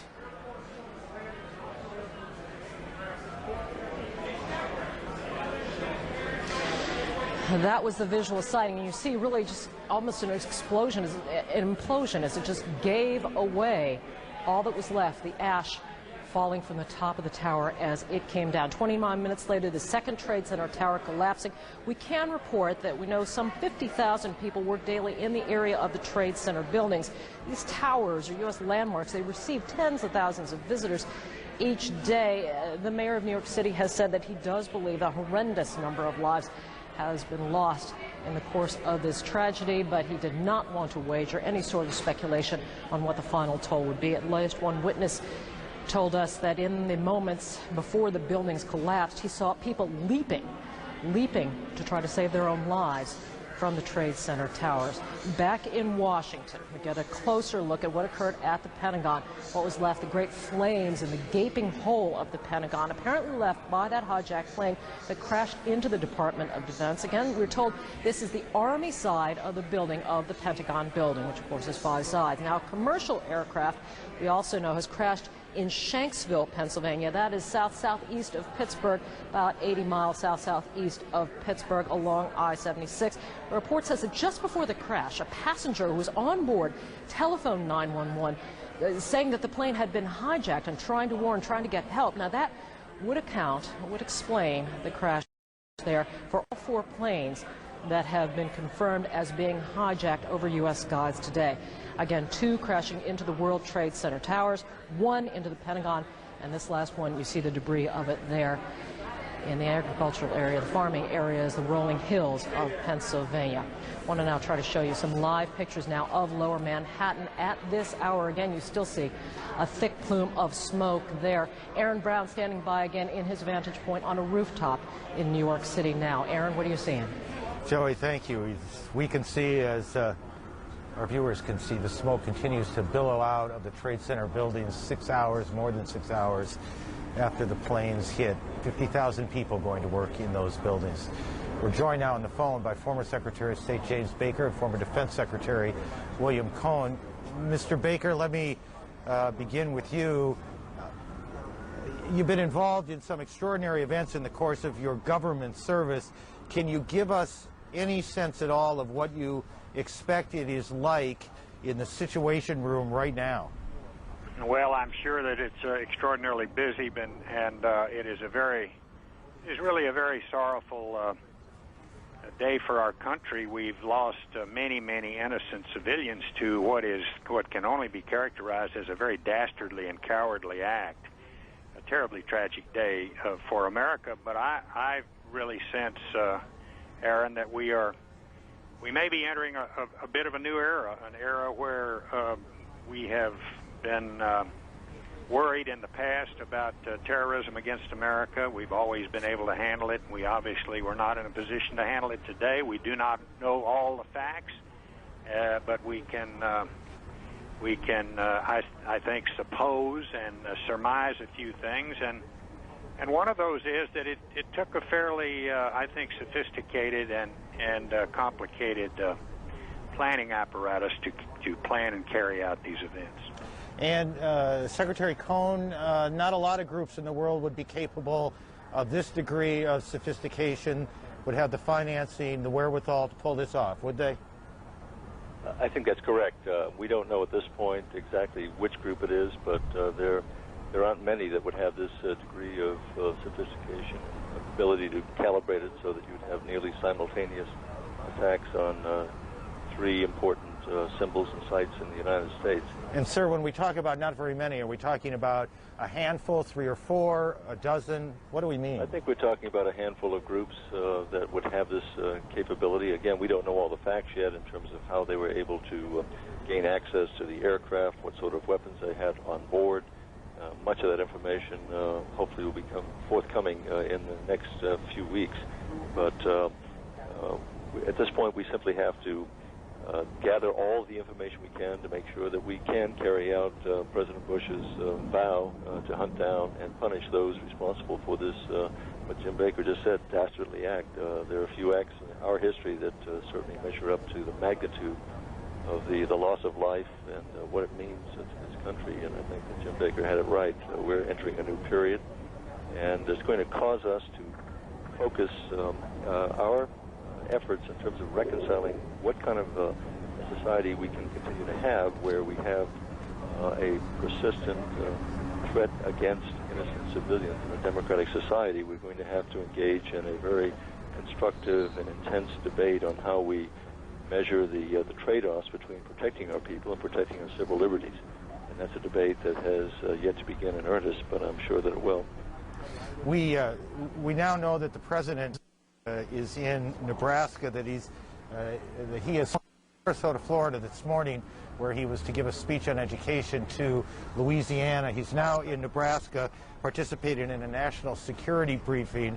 Former Secretary of State George Shultz is with us as well. Mr. Secretary, I assume that most of the conversation is going from Washington to the president. What are they telling him, would you guess? I don't know what we're telling him, but I know how I feel about this. First of all, there has been an act of war of the worst kind, namely against civilians, designed to disrupt and demoralize civilian life, as well as an act of war against the Pentagon. We know that this was carried out by an organization big enough to do something rather complex and complicated. So we have to know who those people are, and we have to go after them, but we have to do more than that. On the one hand, we have to learn what's coming and preempt it, and not be afraid to preempt potential terrorist acts against us. But then we have to look to our own security and give ourselves the kind of reassurance that we deserve, that we're doing the things necessary so we have our children back to our schools, our government officials back in their offices, and these people are not able to stop a resilient, powerful, strong country as we are. Mr. Schultz, you said we ought not be afraid to preempt it. Have we been afraid to preempt it? It's hard to preempt. Well, we've done some in the past. It's hard to preempt because you have to know who it is you're going after very clearly and have the right kind of intelligence. But it only underlines the importance of strong intelligence, not only electronic intelligence and photography and so on, but we have to have a very capable human intelligence to know and be able to preempt these sorts of things. Secretary Cohn, you were in office, if memory serves me correctly, when the Cole was attacked. Obviously, this is a much more horrific event. Did the Cole incident flash back in your mind? It flashed back in my mind, but also the bombings in East Africa flashed even more vividly before me, because they were, again, nearly simultaneous explosions directed against innocent civilians. And to follow up on Secretary Schultz just mentioned, we indeed did gather together and vow to have the long-arm justice reach out and track those down who are responsible for it, but we also took preemptive action. That was the basis on our attack in Afghanistan, when we had intelligence that there was to be a gathering. Well, we're obviously having a lot of crosstalk and a technical problem. We'll sort it out and we'll try and get our guests back. We mentioned a moment ago there were 50,000 people who come to work each day at the World Trade Center. There are literally tens of thousands more who come into the city, each of them affected.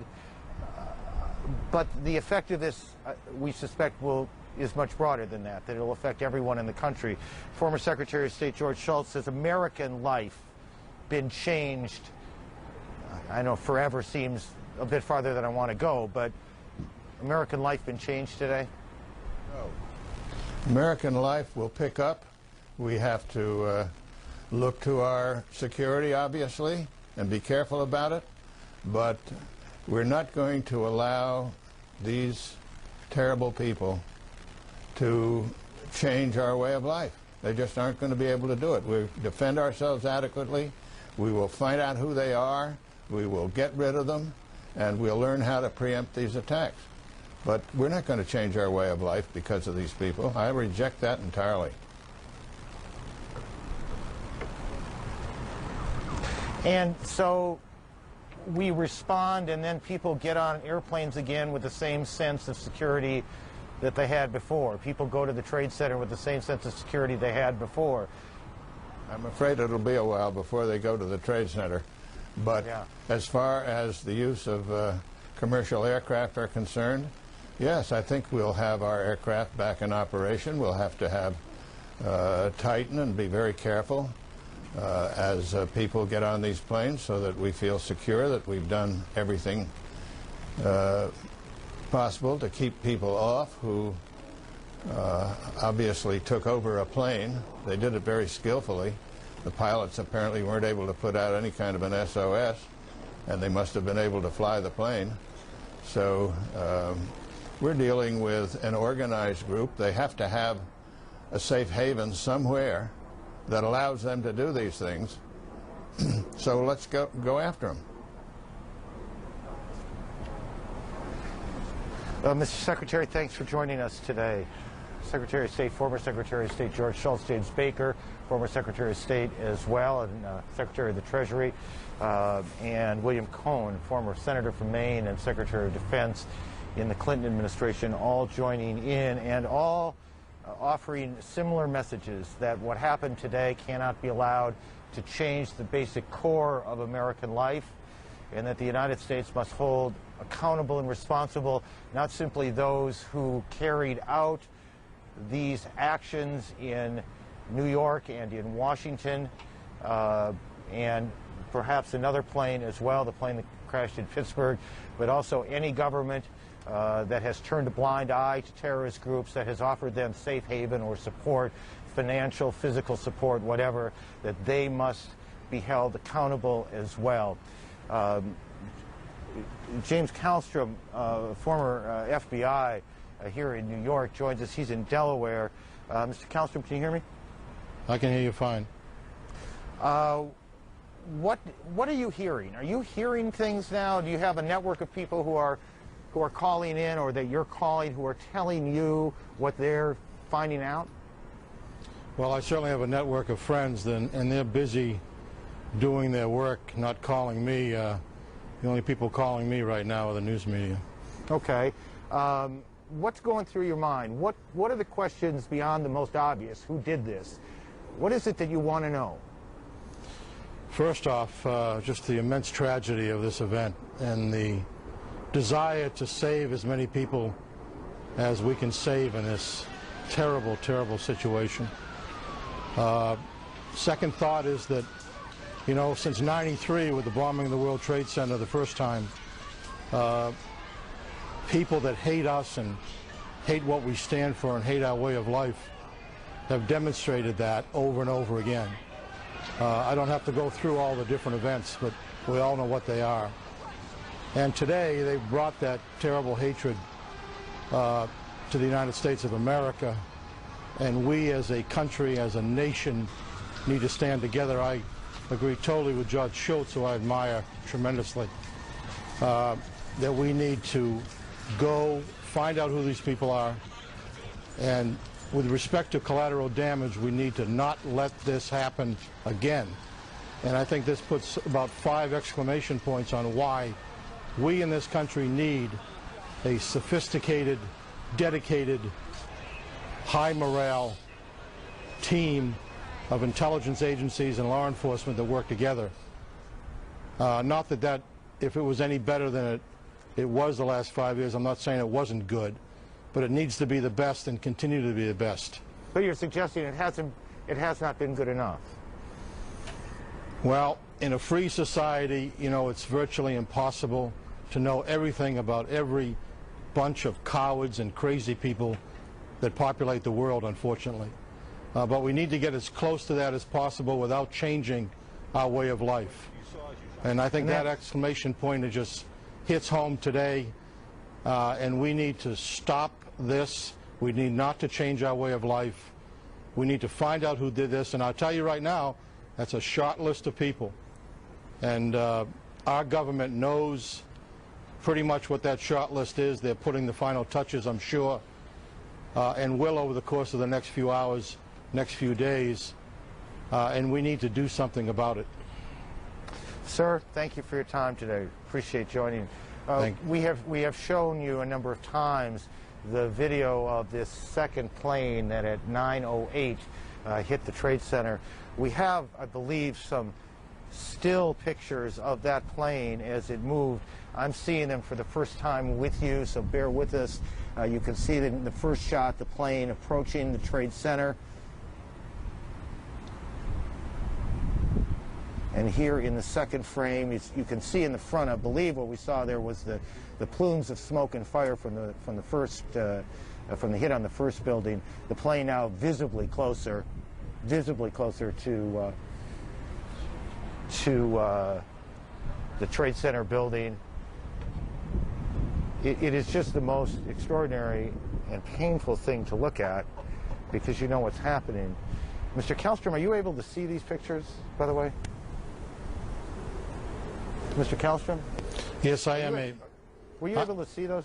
I was able to see that, yes.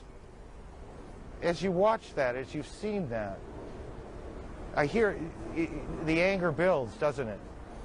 It does. It certainly does build. I mean, it's unbelievable. It's unbelievable. I mean, we're trained in many ways, both of us, by profession, not to use words like unbelievable, and then you confront moments like this, where in fact unbelievable is about the only word that seems to apply. Yeah, I just can't, having lived through the tragedy of TWA Flight 800, which, as sad as that was, I mean, this is geometrically worse. And just thinking about the personal terror of all the people involved in this, the people on those planes. I'm sure there's teenagers and babies and adults and just normal people on those airplanes that suffered tremendous terrorism. Yes, sir, it is hard to imagine what it must have been like on those 4 airplanes, because while the attacks on the buildings themselves happened quite quickly, these people in these airplanes were aware that something horrible was happening for perhaps an hour. The flight from Boston to New York, right around an hour, a little bit less. Clearly they knew this was something horrible had come into their lives. And they knew it for a long time. That's probably true. And think about the fact that people obviously took control of the plane and knew something about flying one of these sophisticated fly-by-wire airplanes. I don't know how much they knew. They knew enough, obviously, to crash it into the building. I can't imagine any American pilot crashing an airplane into one of these buildings. Now, sir, even with a gun to their head, they wouldn't do that. I was thinking exactly the same thing, that it is unimaginable to me, at least, that any pilot, no matter the circumstance, would have followed that order, crashed that plane into this building or that building. I don't know what they would have done, how they'd have dealt with it, but it is unimaginable they would have followed that order. So you've got people that not only are willing to give up their lives for just a horrendously, in my view, stupid, cowardly act, but are sophisticated enough to fly a modern jet plane. It was described by Secretary of State Shultz, and I don't know if you heard it, as an act of war against the United States. Do you see this as an act of war? I think it's clearly an act of war. I think it's, in many ways, it's a different time, but it's everything that Pearl Harbor was and more. It just puts an exclamation point next to this dangerous world we live in, and the inability to appease people that are this demented with rhetoric. It hasn't worked. It's not going to work. We can see what happened today. All peace-loving people of the world, all people that believe in democracy and freedom need to stand against this. Any country that harbors or aids this type of activity anywhere in the world needs to declare which side they're on, and we need to seriously do something about this, and I believe we will. Mr. Kellstrom, thank you for joining us to Washington, and our colleague Judy Woodruff. Judy. Aaron, again, listening to your conversation with James Kellstrom and the others, it's we can only begin to grasp the magnitude of what's happened here. And I keep thinking back to what your New York City Mayor Rudy Giuliani said about 30 minutes ago.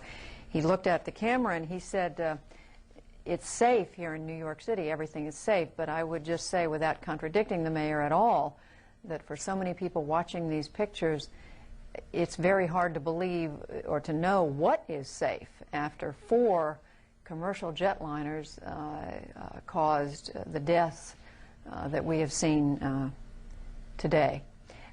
We have right now, we want to show you some pictures, some conversations with people on the streets of New York City this morning about the time of the airplane crashes into the World Trade Center. Let's listen. The actual airplane hitting the building. It was surreal. As we looked at it, we thought it was something out of a movie. It just didn't seem real. The airplane just came in at its tilt. We heard the scream of the plane, then a crack, crack, crack, boom, boom, boom, and the plane just disappeared. You didn't see the plane anymore, and then you saw the blowout from the other side. A lot of people equate this to something like Pearl Harbor. You were there. You saw this.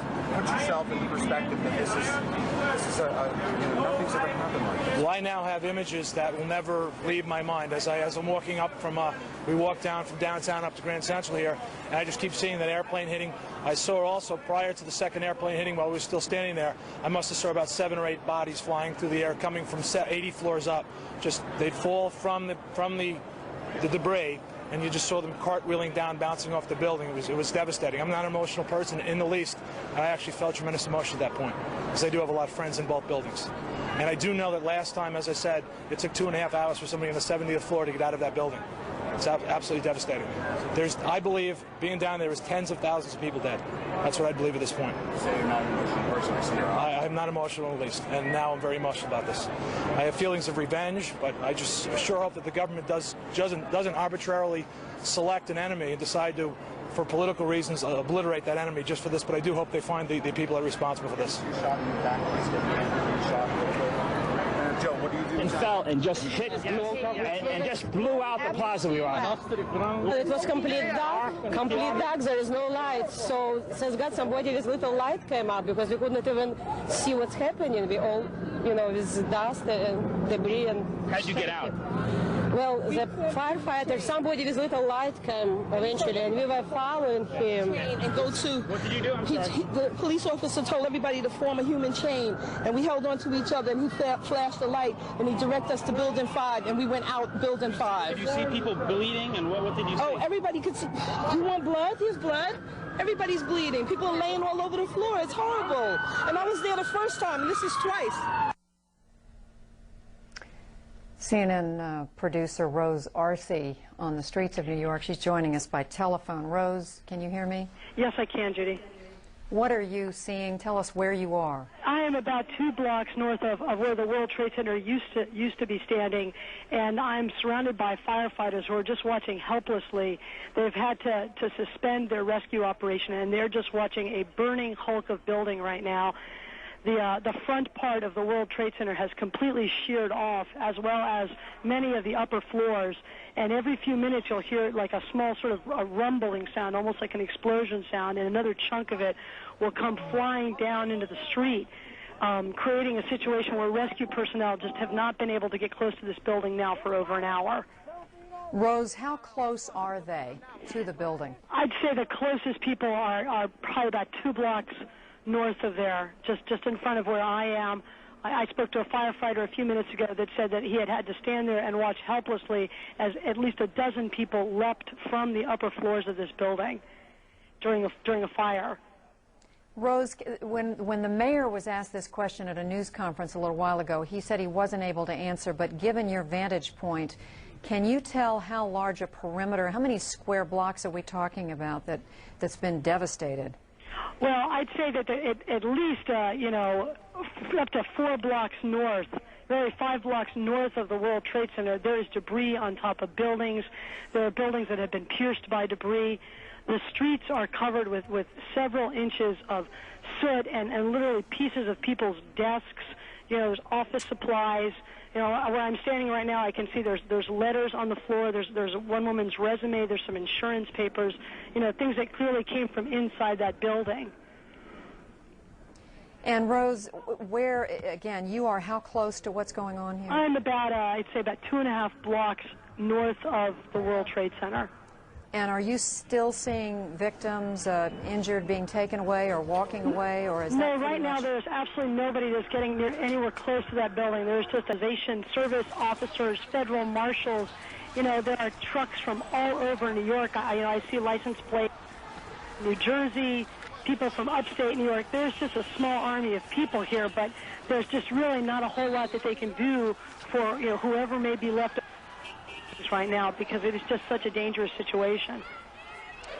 CNN producer Rose Arce, she's talking to us right now. She's a few blocks away from the World Trade Center, describing efforts by rescue personnel who just cannot get close because it is still a very dangerous situation. You heard her say large pieces of debris still coming down, and these pictures we're showing you, all of them taken earlier in the day since the first airplane hit the World Trade Center about 8:48 this morning.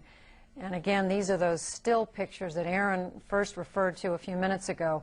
Still pictures of a commercial jetliner. This was the second one to come in. This was the plane, United Airlines Flight 175 that we now know has to be the one that Boeing 767 bound from Boston to Los Angeles. Instead, it ended up inside and going through incomprehensibly one of the towers of the World Trade Center. Just about a block and a half away here in Washington, a block and a half away from the White House, CNN senior White House correspondent John King. John, you were not traveling, of course, with President Bush, who went to Florida yesterday, but you have been talking to a number of people around the president who are trying to stay on top of what's happened. Trying to stay on top of what has happened, Judy, despite the fact that from the ground up anyway, the White House complex, which you see behind me, the building itself and the old executive office building, which is home to a number of senior administration officials, a virtual ghost town, evacuated this morning. The president, as we have reported, is now at a military installation in the Midwest. The president, first from Florida, stopped at a military installation in Louisiana. He was briefed. Then there was talk that he would come back to Washington, and administration officials saying they believe that is politically very important to send a signal to get the president back to the White House as soon as possible. But the president instead stopped at a second military installation in Nebraska. We are told he is participating in a National Security Council meeting by telephone. Vice President Dick Cheney has been in the White House, underground in the White House Operations Center, the Situation Room, which is a fortified command and control structure, throughout the day with other national security officials, receiving information from around the country and directing U.S. operations from there. We do know on Air Force One en route from Louisiana to the Midwest, the president spoke to the mayor of New York and the governor of New York. He's been in constant contact with officials back here, including members of the congressional leadership, who also have been asked by their security to go to a secure bunker area built for just such a situation, a national security emergency in the United States. The leaders of Congress taken as well to a secure location. Again, the White House grounds were evacuated when all this was taking place this morning. From this perch up here, which you are familiar with from anchoring Inside Politics, you can still see smoke wafting up from the Pentagon and National Airport across the Potomac River, usually one of the nation's busiest, of course, now completely shut down as part of the security precautions being taken here.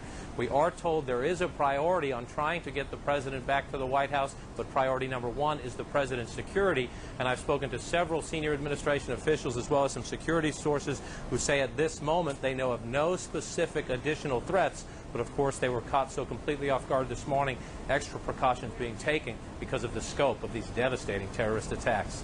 Judy? All right, John King at a location on top of an office building just a few blocks from the White House, as you can see, reporting on the scene there where every federal building in the city of Washington has been evacuated. Joining us now on the telephone, former Georgia United States Senator Sam Nunn. Senator Nunn, are you in Atlanta, New York? Judy, I'm in Wilmington, Delaware. All right. Senator, longtime leader of the Senate Armed Services Committee, someone who has followed military affairs in this country for so long. What are you thinking right now? First, it was certainly a day of hate in terms of what was perpetrated by whoever did this, and second, a day of sorrow for the people who are the victims and their families. And it certainly was a cruel and heartless and monstrous type attack. I think it's very important that we are steadfast in this country. We always rise to the occasion and work together when we're in a crisis, and I think this qualifies for mustering the American will to remain calm and collected and determined and firm, but most of all, solidarity here at home with the president, following his lead with the governors, with mayors, with the people on the scene, the front lines, the firemen and the policemen and the medical personnel and the nurses and the doctors, people we take for granted every day, but God bless them, and we need to be with them and behind them and help them in every way we can. Certainly we need to learn lessons from this. We need to find out about the intelligence, find out why we didn't get some notification, whether we had information that we did not properly analyze, or whether all of those things come to mind. Senator, I want to ask you about that because there has to be many people out there watching who feel betrayed, who want to know why is it that how is it that something on this scale could be carried off when they thought the United States was the safest country on the earth? Judy, I think that's a good question, and I think our intelligence people have to be asked those hard questions, and they will be. I think we also need to put it in perspective, though. We've had efforts against America for the last 20, 25 years, some of them almost of this magnitude in terms of the planning, and they've been warded off by law enforcement and intelligence. So we have to put it in somewhat perspective, and we have to also understand some of our other nations in the world have been under not exactly this kind of attack, but similar type terrorism for a long time, including Great Britain, including Israel and the Middle East, including Germany. So we have to understand that America is an open society, and we're vulnerable to this, and we need to do everything we can to tell the people of the world that we expect them to be solid with us, too, because we need world condemnation here. Certainly when we find out who did it, we need to retaliate, and we need to demand that the world stand solid with us in condemning any country that houses or supports terrorism. All right, former United States Senator Sam Nunn, Democrat of Georgia, joining us on the telephone, longtime leader of the Senate Armed Services Committee and certainly a leader in U.S. military affairs. Speaking of military leaders, we have now joining us live from Little Rock, Arkansas, former NATO Commander General Wesley Clark. And General Clark, you and I talked a little bit earlier today about what's happened. I know you have sources. Have you learned any more about either? We've obviously been looking at pictures of the horrific evidence of what happened, but have you learned any more about suspicions, information, about what might have been behind this? Well, actually, I know that there will be a great deal of effort underway to find out who could have contributed to this, and there are various groups who could have been part of it. These groups often change their names, they have interlocking memberships, and so it will take time to run this down. But I think it's clear now, with the hindsight of a few hours, that how well coordinated this attack was, that it was launched from multiple airports, that it picked aircraft that had the largest possible fuel loads to increase their explosive capacity, that the people who were involved knew how to take over aircraft and fly them into the targets. And clearly they had some idea of the symbols of American power that they wanted to strike. And so I think we've got to allow some time for our military to work through this. I am reassured in talking to people inside the Pentagon that the command and control system in there is totally intact. All of the men and women who were part of that command and control system are at their stations and have been throughout this. And so it's very smooth and very effective. I'm thinking about all those people who were in that part of the Pentagon that was struck by the aircraft. We know there are a number of men and women who served there who aren't accounted for, and presumably there are casualties and fatalities there. But the command and control functions are totally intact. But General Clark, what do you say to Americans, and this is the same version of the question I just put to Senator Nunn, who would say, we thought we lived in the safest country on earth, and now we find out that places that we thought were, at least I'm informed that Senator Orrin Hatch has said to some of my colleagues at CNN there was an indication that Camp David may have been a target of the jetliner that crashed in Pennsylvania. This is the sort of thing that makes people want to reevaluate everything. Well, I've heard the same rumor about Camp David, but we know that for all of our unique power in the world today, the United States is also uniquely vulnerable. We've been targeted for years by a number of these groups, and many people have warned for some time that there's really no ultimate protection against terrorism, and particularly international terrorism. There's no telling how many of these efforts that are similar or perhaps lesser in scale have been broken up by the United States or by our allies, and yet this one has succeeded, and I know there'll be some hard questions asked. But Judy, one thing that comes through very clearly in this is that in an era where global communications are the way they are, and there's movement of people and ideas and communications, that it's not possible to have only one nation deal with the problem of international terrorism.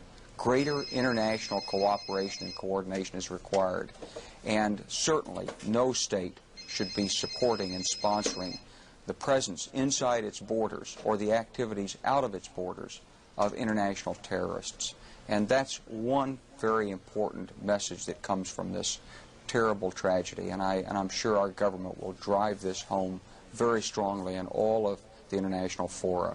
I was just on the phone with people in Europe, and as you probably know, NATO headquarters has responded by ordering the evacuation. Of course, by the North Atlantic Charter, an attack on one member of NATO is an attack on all of NATO. And how this will play itself out in coordination with our allies remains to be seen. But here's clearly an area where the United States desperately does need the support of all of our allies, and I'm sure we'll have that support as we deal with the consequences of this tragedy. General Wesley Clark, a former NATO commander, joining us from Little Rock, Arkansas. General, thank you for joining us once again today. Thank you, Judy. Thank you. Aaron in New York City. Judy, there was something absolutely chilling as General Clark walked through the planning that must have taken place. The planes that were picked, the reasons that those planes were selected is absolutely chilling. CNN's Mike Hanna in our bureau in Israel joins us now. Whenever something like this happens, I guess you look to the Middle East. Mike, what's the situation in Israel now? Well, Aaron, in an area that has been racked by violence by nearly a year, all have been closely watching events as they've unfolded in the United States. There has been a blanket condemnation from all leaders in the region of the events that have taken place there, and commiseration about the extensive loss of life that has occurred. However, when news of the events started to filter through in Palestinian areas, there were sporadic incidents of celebration in the streets in the East Jerusalem and in various parts of the West Bank. Palestinians took to the streets in small groups, celebrating what they said was an attack against the United States. The United States, blamed by some Palestinians for its ongoing support, as it is seen, of Israel in this conflict, in this Middle Eastern conflict. However, while some Palestinians were taking to the streets in apparent celebration, one youth was quoted as saying, as he received a sweets handed around in celebration, "This is a sweet from Osama bin Laden," he said. However, while this was happening, the Palestinian leadership itself was very quick to condemn the events in the strongest of terms. First of all, I am offering my condolences, the condolences of the Palestinian people to the American President, President Bush, to his government, to the American people for this terrible act. We are completely shocked, unbelievable. Condemnation and commiserations too from Israel in messages to the United States administration. Israel has banned all non-El Al flights coming into the country as a security precaution, and certainly the events in the U.S. being watched very, very closely from this region. Aaron.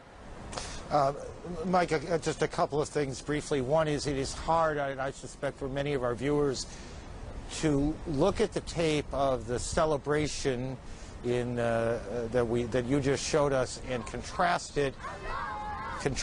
those scenes with what we have seen from here in New York and in Washington. The utter devastation, the fear on people's faces, the death and injuries that we know have taken place. The contrasting pictures are extraordinary. Is the Israeli military on a high state of alert now?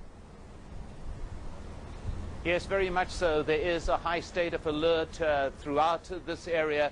The context that one must view those demonstrations in, those celebrations as we're seen in Palestinian streets, is a context of an area in which violence has been ongoing for nearly 12 months. The context, too, that some Palestinians have criticized the United States sharply for what is seen as its support of Israel in this ongoing conflict. And certainly the Palestinian leadership has been very quick to disassociate itself from those images on the ground, making quite clear that it condemns in the strongest of terms the events in the United States. All radical Palestinian groups, too, have disassociated themselves and denied any responsibility for the United States attacks.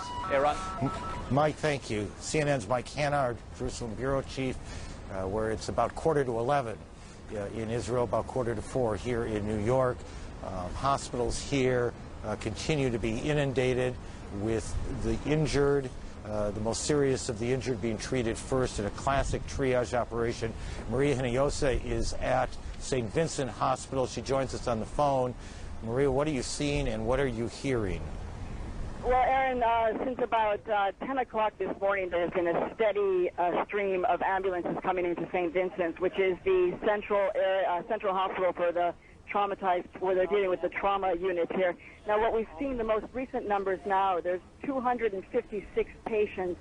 25 of them are in critical condition. 3 of them have passed away, and about 30 firefighters and police have also been treated. Just to give you an idea of the numbers, this hospital handled the World Trade Center bombing in 1993. There they saw a total of only 160 patients. They are now having well surpassed that by 100 patients, more or less, 256 patients now.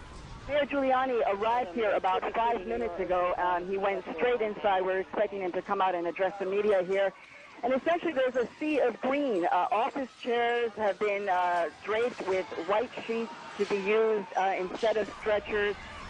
Buses have been ferrying hundreds of volunteers who have come to donate blood. They've been taken to other locations. And just about 2 minutes ago, we saw another busload carrying doctors and nurses who have come off. Lots of doctors and nurses coming to St. Vincent's wanting to volunteer. People here saying that they're asking them to come later tonight, where they're expected to be receiving patients well into the night for the next 24 hours at least. Aaron? Maria, thank you. A snapshot of what is going on in any number of hospitals here in the city of New York and in the New York region, in the counties surrounding New York. This is all being played out in very much the same way. Another snapshot, if you will. CNN producer Alec Murin is in a car in New Jersey trying to make his way to us here in the city. Alec, can you hear me? I can, Aaron. Tell me what is out there right now. How far are you from Manhattan? Well, I've been traveling from suburban Maryland today, trying to come up, like you said, to assist in the coverage, and it's eerie how these events are impacting travel all along the Northeast Corridor. As you know, a very busy commuter area. We went to the train station in Baltimore this morning. The trains have just been canceled. People were forming carpools to get where they needed to go. As I jumped in my car and headed north on Interstate 95 and then on to the New Jersey Turnpike, lots of signs, serious problems, avoid New York.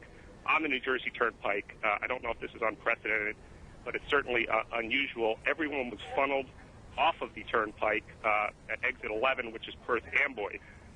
Ironically, as you get off there, you could see the cloud of smoke still billowing out of the World Trade Center. Lots of people have just pulled over to the side of the road and are sort of sitting there. Some have gotten binoculars from who knows where. I talked to a few of them. They said they didn't know where they were going to go because the turnpike was closed. I just got here to the train station because reports had been that perhaps train service was starting up again. In fact, it is starting leaving the city, and they made that announcement, which was greeted by watch my back. Smiles and quiet nods of the head from people who are clearly waiting for loved ones to come out of New York City. But there's still no service into New York City, and the island is pretty much an island. I talked to Woodbridge. Alec, let me stop you there.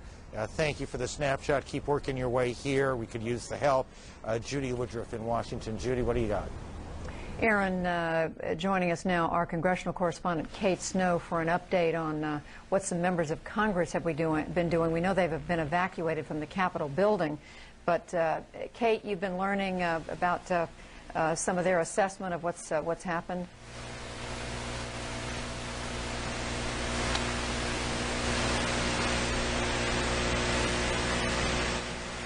I'm sorry, we don't have that audio connection with Kate.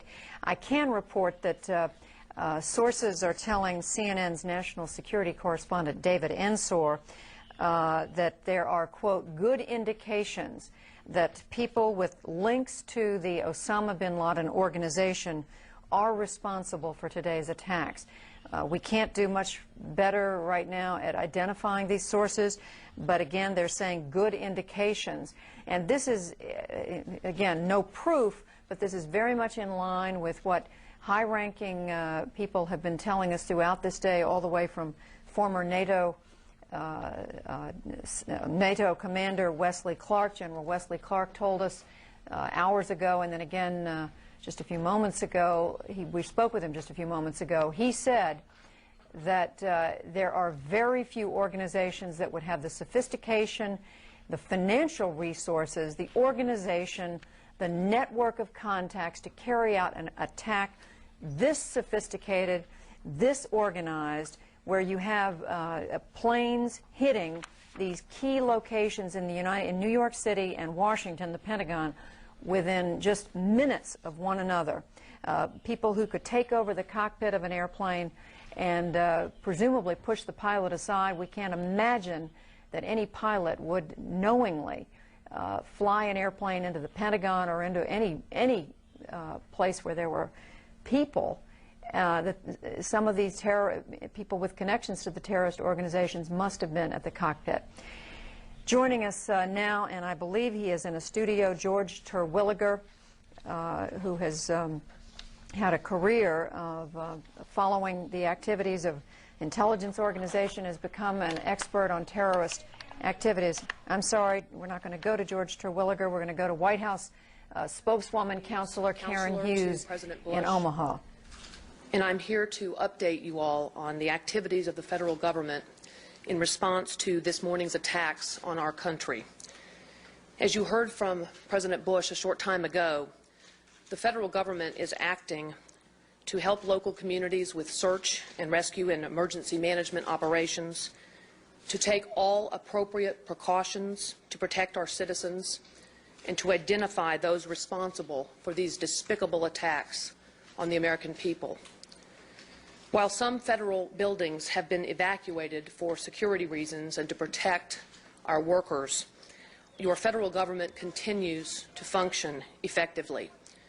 We have a federal emergency response plan, and at President Bush's direction, we are implementing it. We began to implement it immediately after the first attack in New York this morning. We contacted American forces and embassies throughout the world and placed them on high alert. The United States Secret Service immediately secured the President, the Vice President, and the Speaker of the House, and they are all safe. They have also secured members of the National Security Team, the President's Cabinet, and senior staff. As you know, President Bush was in Sarasota, Florida, when the first attack occurred this morning. Air Force One has now landed at Offutt Air Force Base in Omaha, Nebraska, and the President is in a secure location. He is in continuous communication with the Vice President and key members of his Cabinet and National Security Team. Vice President Cheney and our National Security Advisor, Condoleezza Rice, are in a secure facility at the White House. I have just come from there. The Secretary of Transportation and other members of our White House senior staff are gathered at a command center there, and we are coordinating with other branches of our federal government. The Secretary of Defense remains at the Pentagon, and the Secretary of State is en route back to Washington from his trip to South America. President Bush is conducting a meeting of the National Security Council as we speak. They are meeting President Bush from his location and other members from different locations in Washington and other locations. As many of you have been reporting, the Federal Aviation Administration ordered all airports closed, and all planes which were in the air were directed to land at the nearest airport. International flights were diverted to alternate locations outside of the United States. Transportation Secretary Mineta has directed the Federal Aviation Administration to suspend operations until at least noon tomorrow. So no airline flights will operate until at least then and until the FAA announces that operations will be resumed. Secretary Mineta has also issued orders controlling the movement of all vessels in United States navigable waters. The Federal Emergency Management Agency has activated 8 urban search and rescue task forces in New York, and 4 of these highly trained teams are at work here in Washington at the Pentagon. Every federal agency has implemented continuity of operations plans to make sure the government continues to function effectively.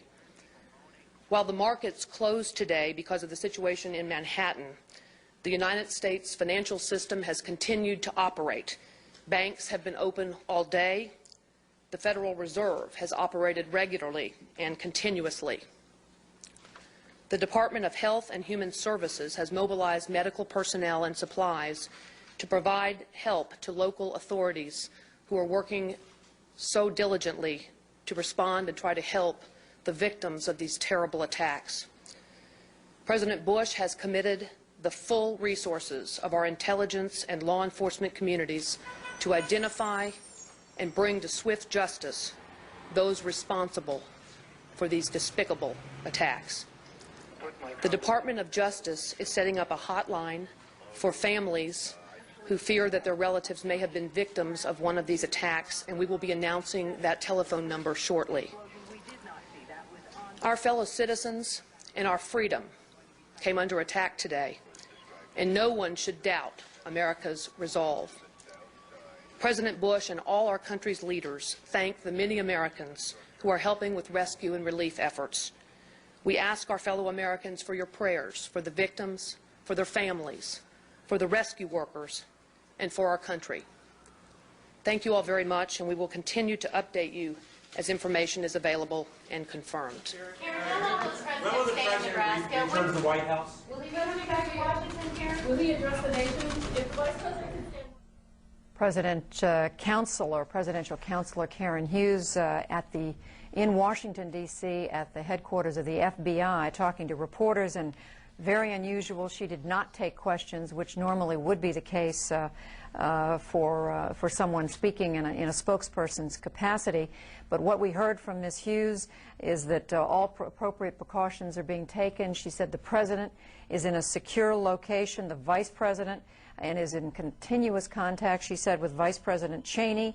She mentioned again that Secretary of Defense Donald Rumsfeld is at the Pentagon. Secretary of State Powell, she said, at an undisclosed location. She said she went through, ticked off a list of measures that have been taken to assure that the federal government of this country continues to operate. She said a plan was put in place after the first attack on the World Trade Center this morning, and she said it has been in operation ever since. In an effort to be reassuring, she said on high alert, the United States forces were put on high alert, American embassies abroad, the same thing.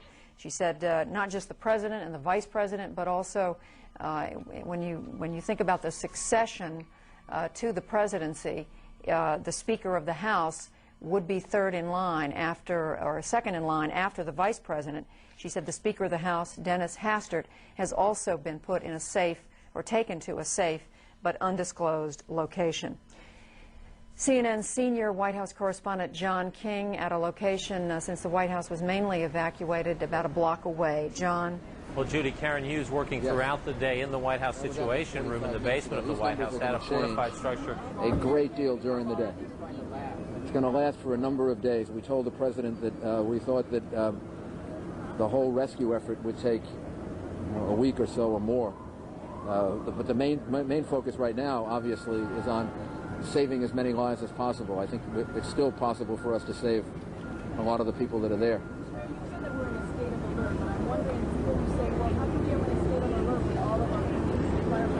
They're not all there. All of our police and firefighters are not there. We have a lot of police and firefighters. Bernie, do you want to explain where the police and firefighters are? We have a death toll there. No, we don't. We do not, and we're not going to put one out until much later, after we get a better sense of the numbers we're talking about. The police and the police deployment is, primary focus is down in southern Manhattan in the rescue effort, but we're tending to our policing needs all over the city. We, as the mayor said earlier, we're getting assistance from the governor and the National Guard. About 200 National Guardsmen about 2 hours, about an hour ago, I guess. There'll be another about 1,500 sometime this evening. They come in to help us. And we're going to continue on the rescue efforts, but policing will go on in the rest of the city as usual. For other possible actions, how is that going? Obviously, we're in a high state of alert. We're looking at other government buildings, securing those buildings, securing other areas in the city. Right now, our primary focus and our efforts are in southern Manhattan. One more, please. I don't think anybody. The mayor and I were there this morning. I was there when the second plane hit the building. I was right underneath the building. I don't think anybody would have imagined that one of those airliners would have hit the building like that. Nobody in their right mind would have thought that would happen. So, and in this circumstance, it was something we couldn't avoid. We couldn't have stopped, even if we tried. Thank you. Thank you. Coming.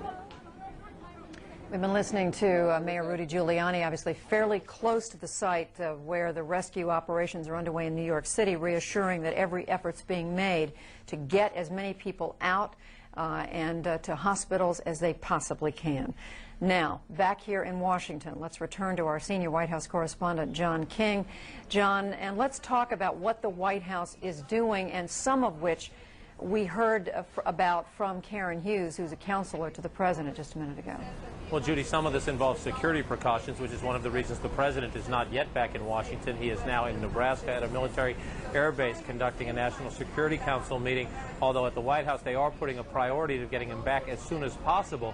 They believe that picture of the president returning to the White House would send a powerful signal. You heard both Karen Hughes here in Washington, Mayor Giuliani just again in New York, trying to reassure the citizens that the government is at work despite these atrocities today. They very much want to get the president back. Now, from an operational standpoint, the vice president and the National Security Advisor, Condoleezza Rice, are in the Situation Room in the basement of the White House. That is the command and control system used for natural disasters, used for terrorist attacks like this one, used in the case of major military operations. That has been up and running throughout the day. The senior staff at the White House operating out of that. Ms. Hughes, on the one hand, trying to send reassuring signals, saying the government was up and running, the financial systems were up and running. Yet on the other hand, she too noted the remarkable paralysis this event, these terrorist attacks, have caused in the United States. Commercial air systems shut down nationwide at least through noon tomorrow. Security officials still not confident enough to bring the president back to Washington.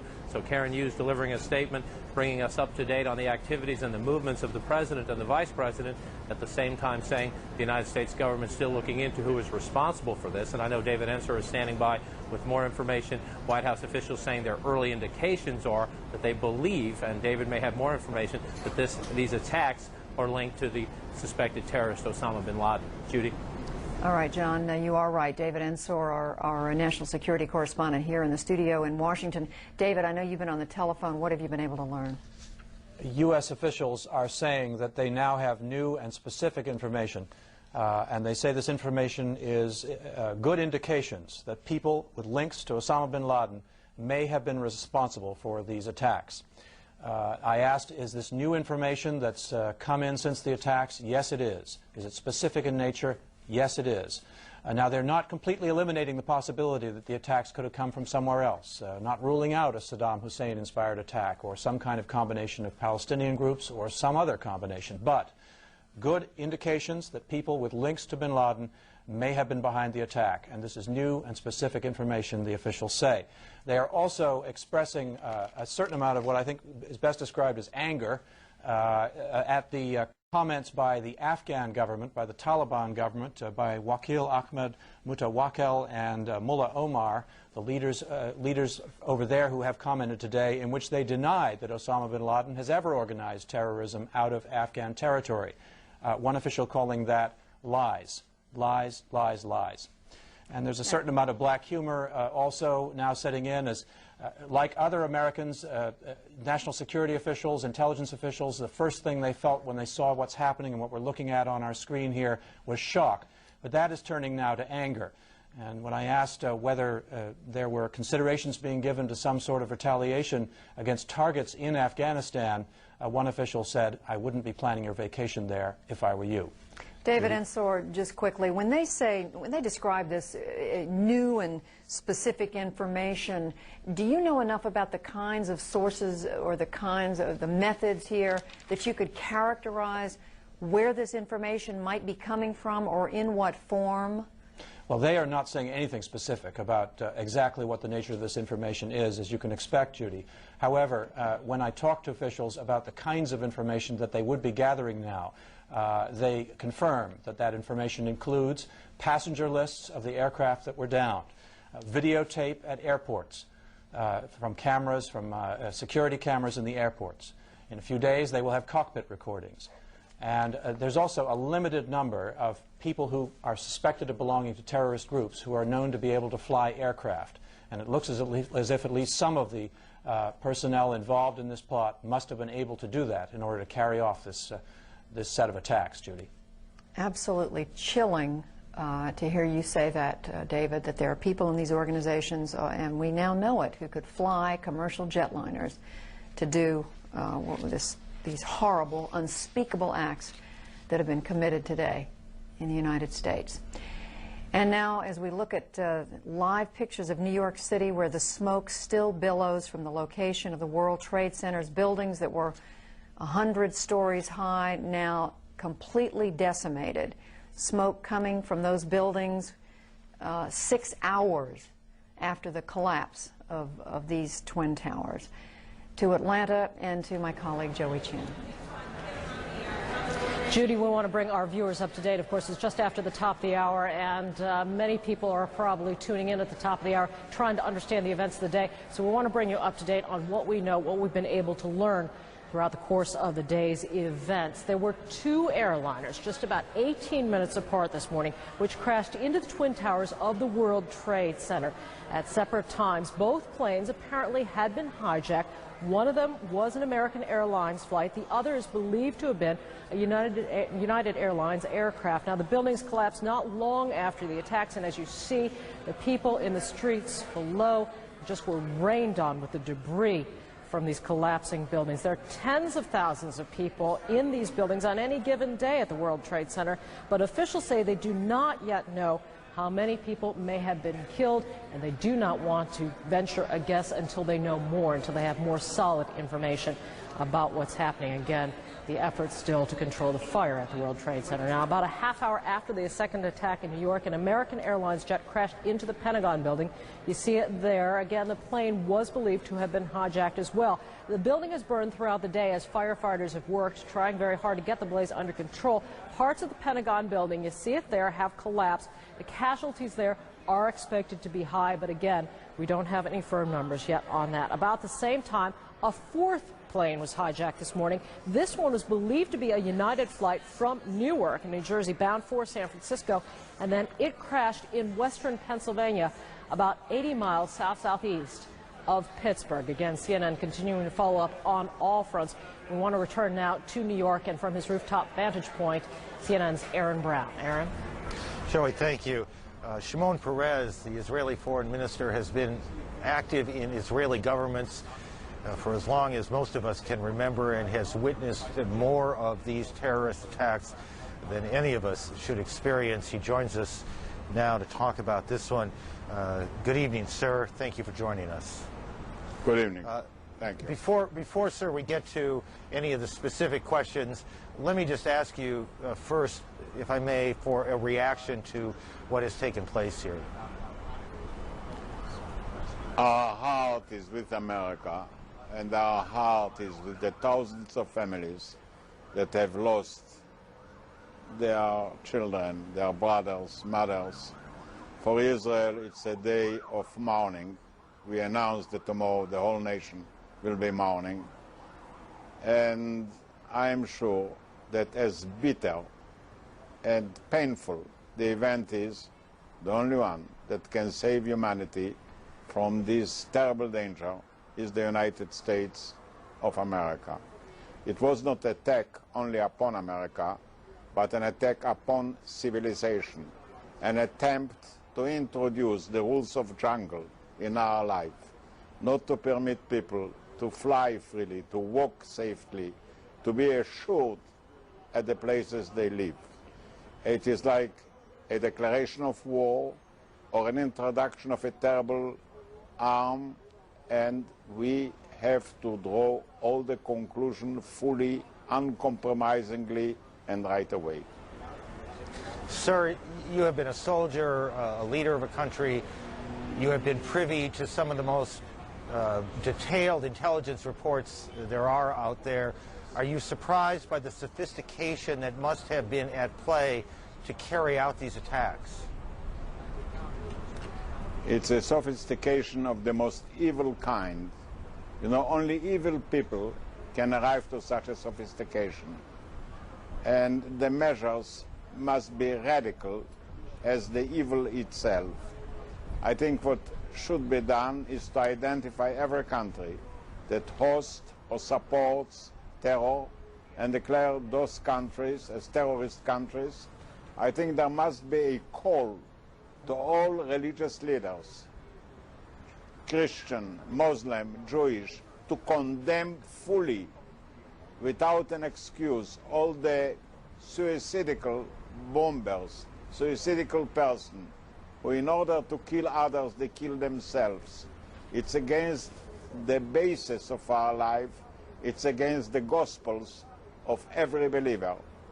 And then again, we have to organize ourselves globally, because we are going over from a world of enemies, where you have had armies to face them, to a world of global dangers that we don't have yet neither a strategy nor an army to stop it.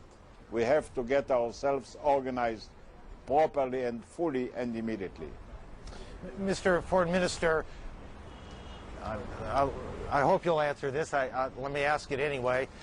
Did the government of Israel have any intelligence prior, any indications prior that something like this might happen?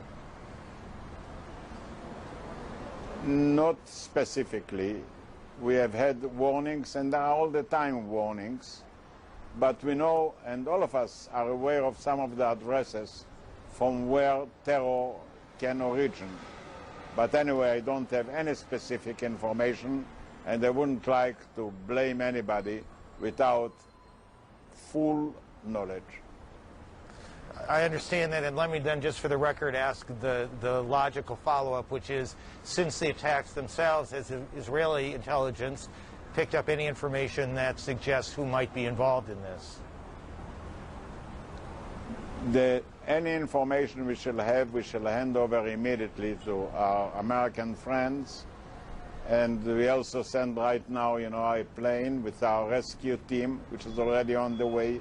Whatever we shall be able to do, or we can do, in order to be of help, we shall do it full-heartedly, without any reservations.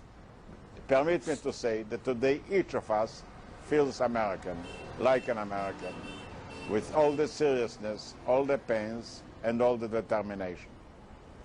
Sir, do you have any doubt in your mind that the root of this attack on the United States today, the root of it took place in the Middle East, that the events in the Middle East, the organizations in the Middle East, do you believe that to be the case? I think we have to bring an end to the conflict in the Middle East, but you know there were already acts of terror in the United States disconnected from the Middle East, and there are in many other places the same story. We have to put an end to terror because it's a danger to every person and every country, no matter where it is. So the reasons are important, but the attraction to use terror in order to kill, in order to threaten, is existing everywhere. It's not connected to a specific case or specific place. Sir, thank you. Shimon Peres, the Israeli foreign minister, a long time Israeli leader in any number of governments, joining us from Jerusalem tonight, where it is a little bit after 11 o'clock, about 10 minutes after 11. Thank you, sir, for joining us. We are getting information now that one of the other buildings, Building 7 in the World Trade Center complex, is on fire and has either collapsed or is collapsing. And you, to be honest, can see these pictures a little bit more clearly than I.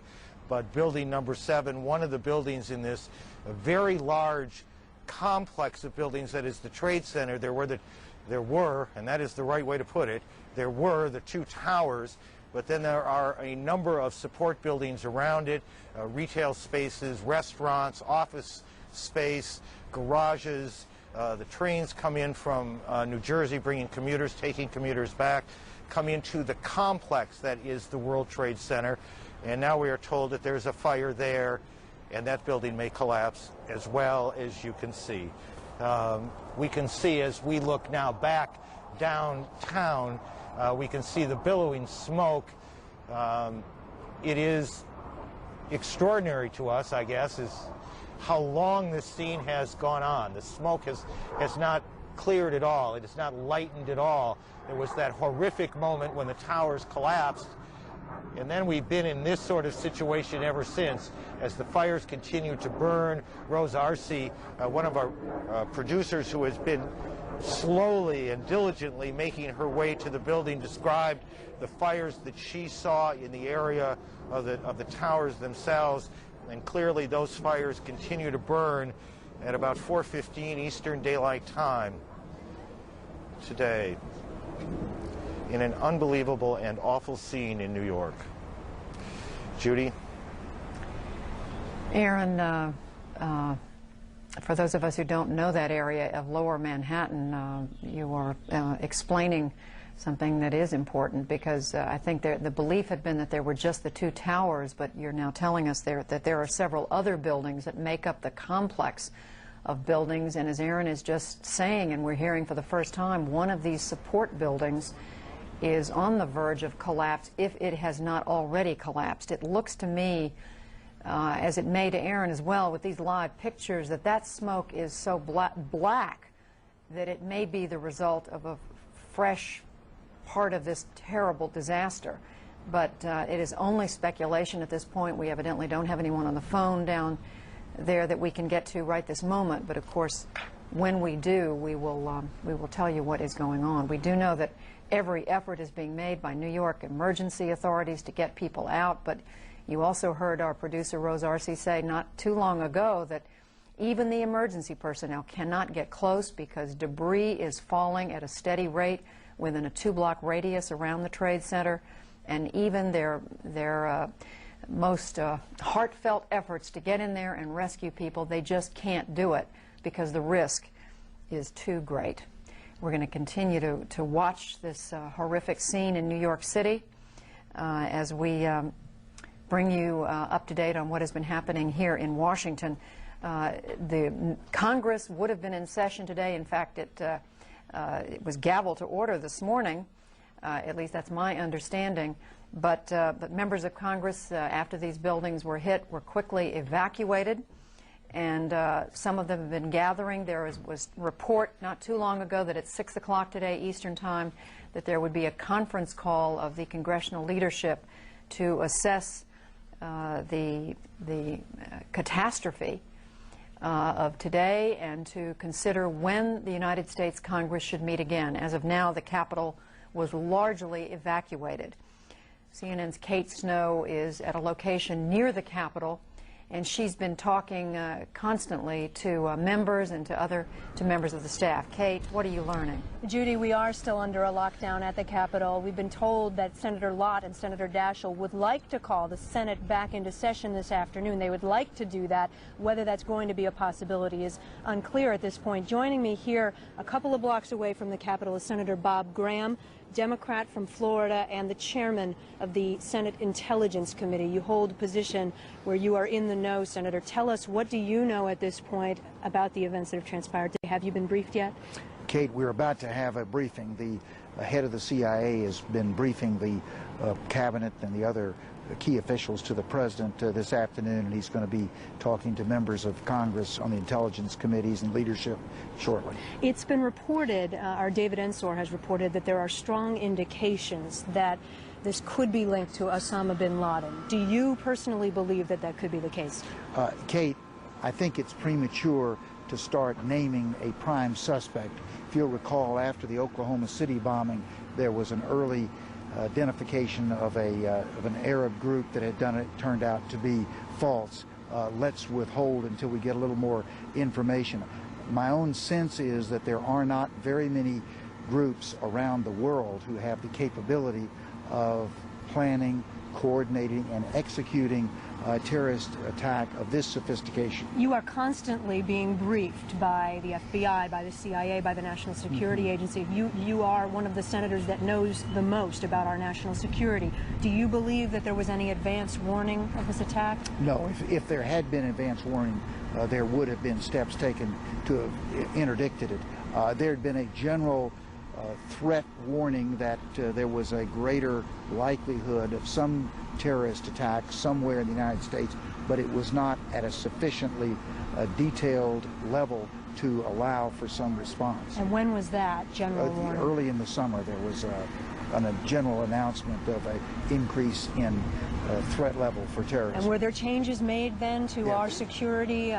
Tell me about that. Yes, there were general steps taken in terms of our intelligence gathering, particularly related to those that we had the highest level of suspicion, greater security at key vulnerable areas, and I'm certain that the military was placed at a somewhat higher level of alert. Were you then surprised as you sat in your office? You told me you were here this morning, you were on Capitol Hill when the first word started coming down about what happened in New York. Were you surprised? Well, the answer is I was shocked at what actually happened, that the extent of it, the gruesomeness, the audaciousness of this kind of an aerial attack against some of our best known symbols of America.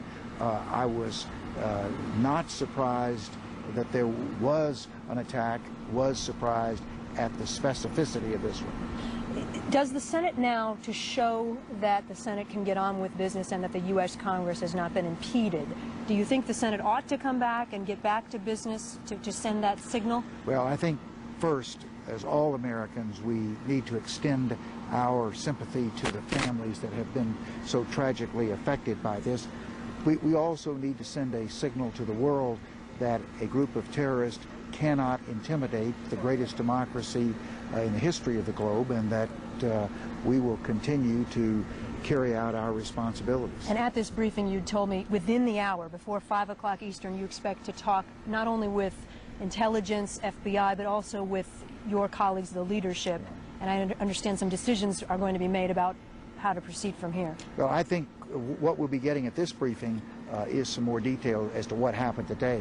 But there clearly are some things that we have known that need to be undertaken for our long-term protection. For instance, we need to make a greater investment in human intelligence. That's old-fashioned spies that can get close to a terrorist, find out what their intentions and motivations are. We need to see that our technical ability to gather information stays as world-class as it has been for the last 50 years, and we need to close the gap between the amount of information we gather and that which we're able to analyze and convert into useful intelligence. Okay. Senator Bob Graham, Democrat from Florida, the chairman of the Senate Intelligence Committee, joining us here. He's about to receive a briefing, Judy, and we will get back to you with word when we know more from here. Judy? All right, Kate, we've been listening closely to what Senator Graham was saying, and I would just remind everyone, if they haven't already taken note of this, that this week is actually the anniversary of the Camp David Accords. Those took place back in 1978, 23 years ago, over a period of about a little more than a week, between September 5th and about the 17th.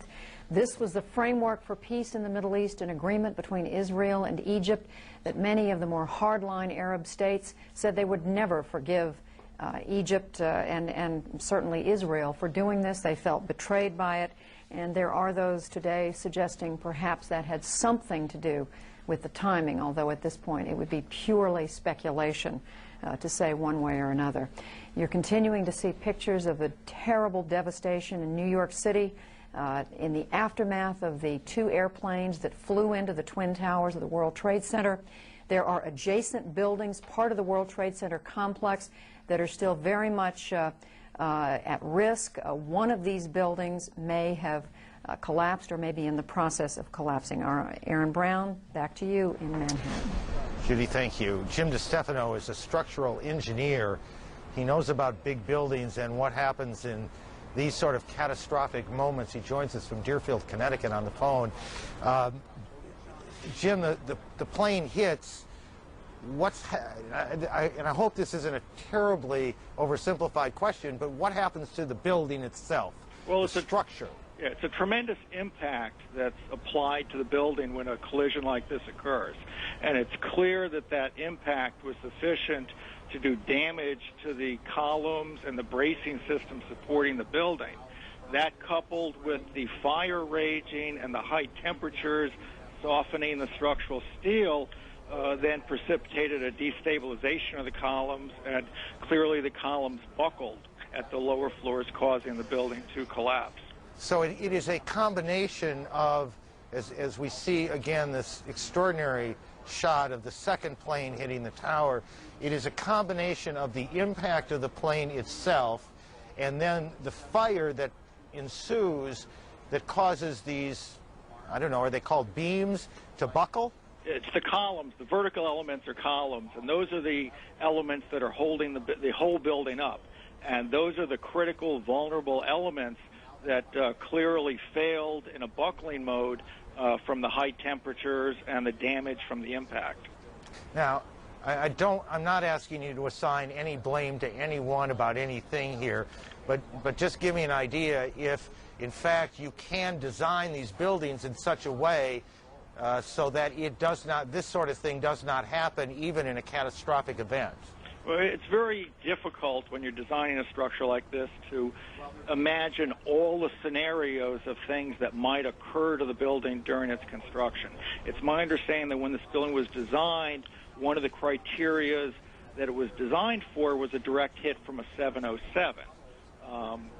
Clearly, planes are larger today, and it wasn't considered the effects of the aftermath fires and high temperatures that would have been applied to the structure subsequent to the collision as we saw it today.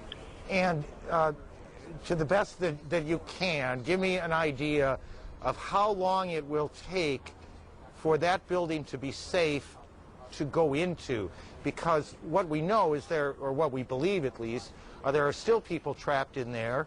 The mayor talked about a week that this rescue operation is going to take. Is that realistic?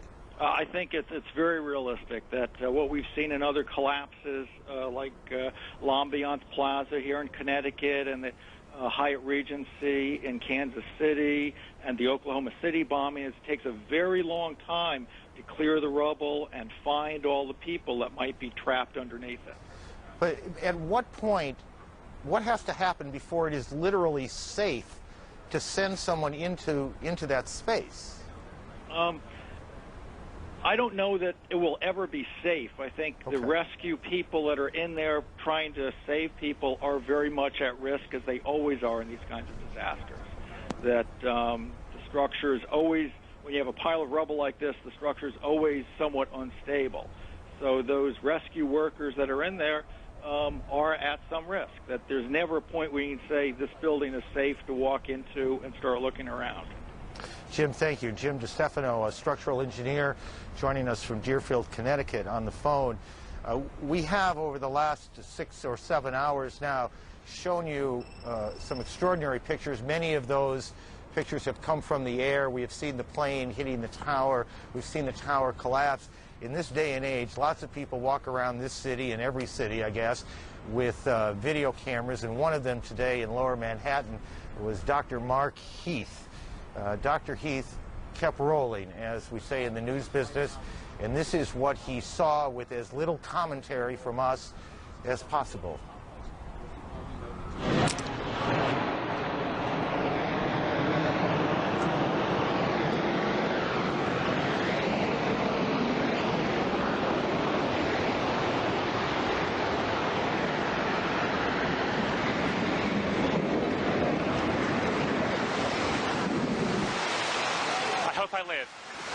hope I live. She's coming down on me.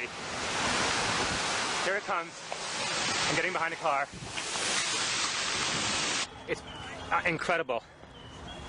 Okay, I'm gonna have to go find people who need help. Because I don't think I'm one of them. You okay, sir? Okay. Can I just get a toot off your respirator? Can I get a toot? I'm just in a couple of clean breaths. That's good. Okay. Back to you.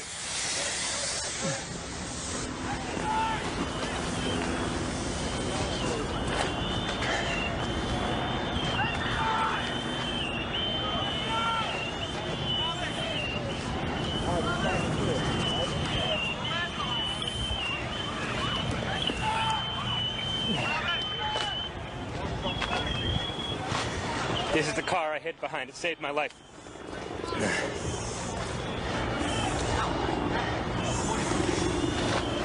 Wait, maybe it was this one.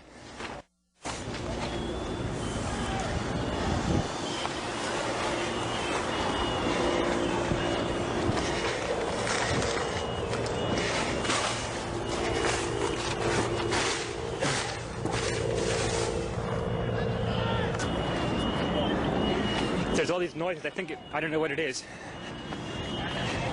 They say someone needs help. Yeah, Mike! Mike! Mike, come over here! Yeah! Anybody need a doctor? Where are you? Don't have oxygen.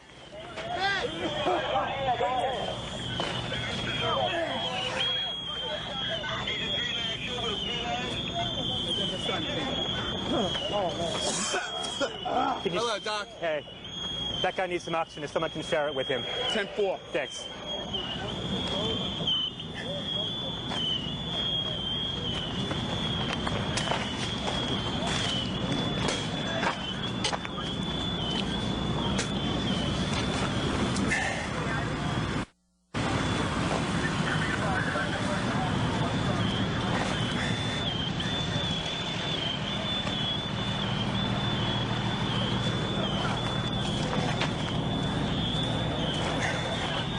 They told me just to wait here at this semi-staging area.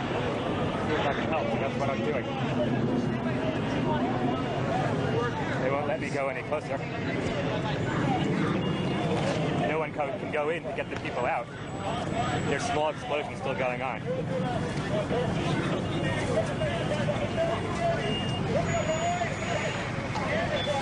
So far, I've just seen some people who needed oxygen from the dust. No one trauma.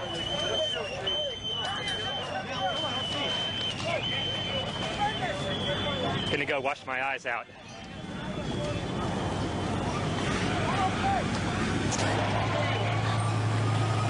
Yeah, that almost made it worse. Looking north on the West Side Highway.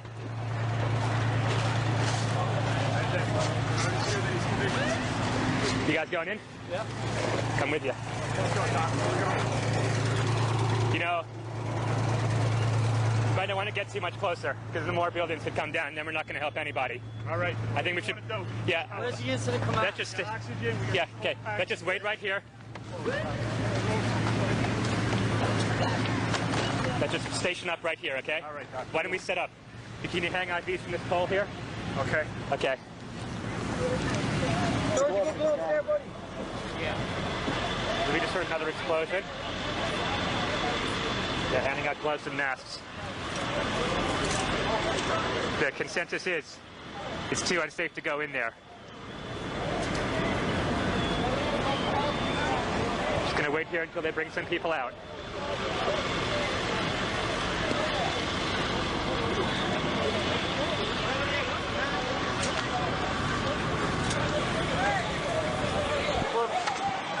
I hooked up with some firemen with some first aid stuff.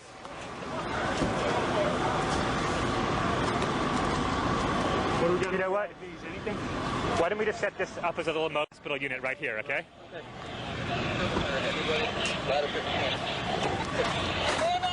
Hold on to tie again to all units that are available. We'll have a new command post on Murray Street and West Street. Any units available, report with your all.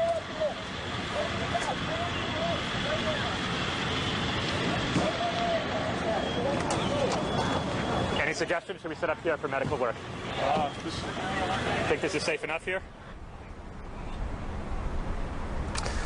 Those pictures shot by Dr. Mark Heath. We don't know much about Dr. Heath, but we, I think, can fairly say that he had extraordinary presence of mind as he continued not only shooting those pictures, but also offering assistance where he could. At one point, he hid behind a car, tried to get into the car to protect himself from both the debris and the smoke that was building around him. The car was locked. He tried to break in, couldn't, and then hid his face in a medical bag, his medical bag. All the while he kept shooting. A couple of things that you might have wondered about. A couple of sounds. There was a chirping sound that you heard at various points in the tape. That is the sound of the locator devices that firemen and women wear so that if they are lost in a fire, their colleagues, their brother and sister firefighters could get to them. And there was also a kind, what sounded to us at least, like a kind of whistling sound. That's the sound of respirators that the firemen, the emergency service personnel, and the rest were using and offering to people who needed it. Our colleagues at CNN-FN are reporting now that the stock exchanges, the NASDAQ, the American Stock Exchange, the New York Stock Exchange, all of course closed today, will remain closed through Wednesday. So the stock markets, the financial markets in the country, and yet again, we cannot recall anything like that ever occurring. Perhaps it has, and we don't remember it, but we don't remember it. The stock markets, all of them, stay closed through Wednesday. Air travel shut down in the United States until at least noon tomorrow, and certainly no guarantee it'll open after that. That affects, on an average, about 1.5 million people every single day, 40 to 50,000 flights, all of them grounded. There were about 50,000, not 50,000, there were about 50 planes in the air after the FAA essentially locked down airports in the country. All of those planes made it safely to destinations. We don't know they made it to the destinations they were headed for, but they were all able to land safely. CNN's Joey Chin in Atlanta. Joey? Aaron, we're following and watching these extraordinary pictures as they still come in as we continue to watch all the events. We want to bring our viewers back to where all of this started today, and we have additional pictures to give you some additional perspective to the story we are telling you this afternoon. First up, we go back to 8:48 this morning, that is Eastern. The crash of the first hijacked airliner hit the North Tower of the World Trade Center in Lower Manhattan in New York. You see the gaping hole and you see the black smoke that billowed from the tower. Now this, actually you're looking at the picture of the second airline that crashed into the second tower, the South Tower as well. Now we want to move you over and show you some exclusive CNN pictures, still pictures of the second crash as it happened. You see the plane bearing in on the South Tower of the Trade Center. This is United Airlines Flight 175. It was a Boeing 767 scheduled from Boston to Los Angeles, 65 people on board, and you see what happened, just sheared right into the South Tower. Horrible crash, massive burst of flames. This crash occurred at 4 minutes after 9 o'clock this morning. Again, that's New York time. Now move ahead to 10:30, 10:29 actually. The North Tower had collapsed already. This is the South Tower. You can see collapsing into the streets of Lower Manhattan, just falling away. We know that as you see it there, it's just falling away, just falling out of the sky, falling into pieces all over Lower Manhattan, and so you can understand the tremendous amount of ash just dumped on Lower Manhattan today. Roughly 50,000 people work in the towers in the center area on a daily basis, and then of course there are additional tens of thousands of tourists who would come to the tourists who want to see the tremendous vantage point you would have from the top of the towers. The New York City Mayor Rudy Giuliani has told us he does believe that there was a horrendous loss of life there, but he doesn't even want to try to guess how many people have died in New York today. Here now we want to give you the eyewitness accounts of people who saw some of what happened today. I heard the sound of a jet. I assumed it was like a Navy jet or something like that, just flying by. Sometimes they'll fly very low near the World Trade Center, not near it. Then I heard a large explosion. I thought it was a sonic boom. And when I heard the explosion, I looked up, and what I saw was red and I saw debris start to fall down. I was so close to the building that I couldn't run away from the building, so I actually had to run towards it. If you know, the World Financial Center has got a rib design, so you actually have a 2x2 space where you can actually sneak into the building and hide. Myself and one other man were there. We had our book bags over our heads.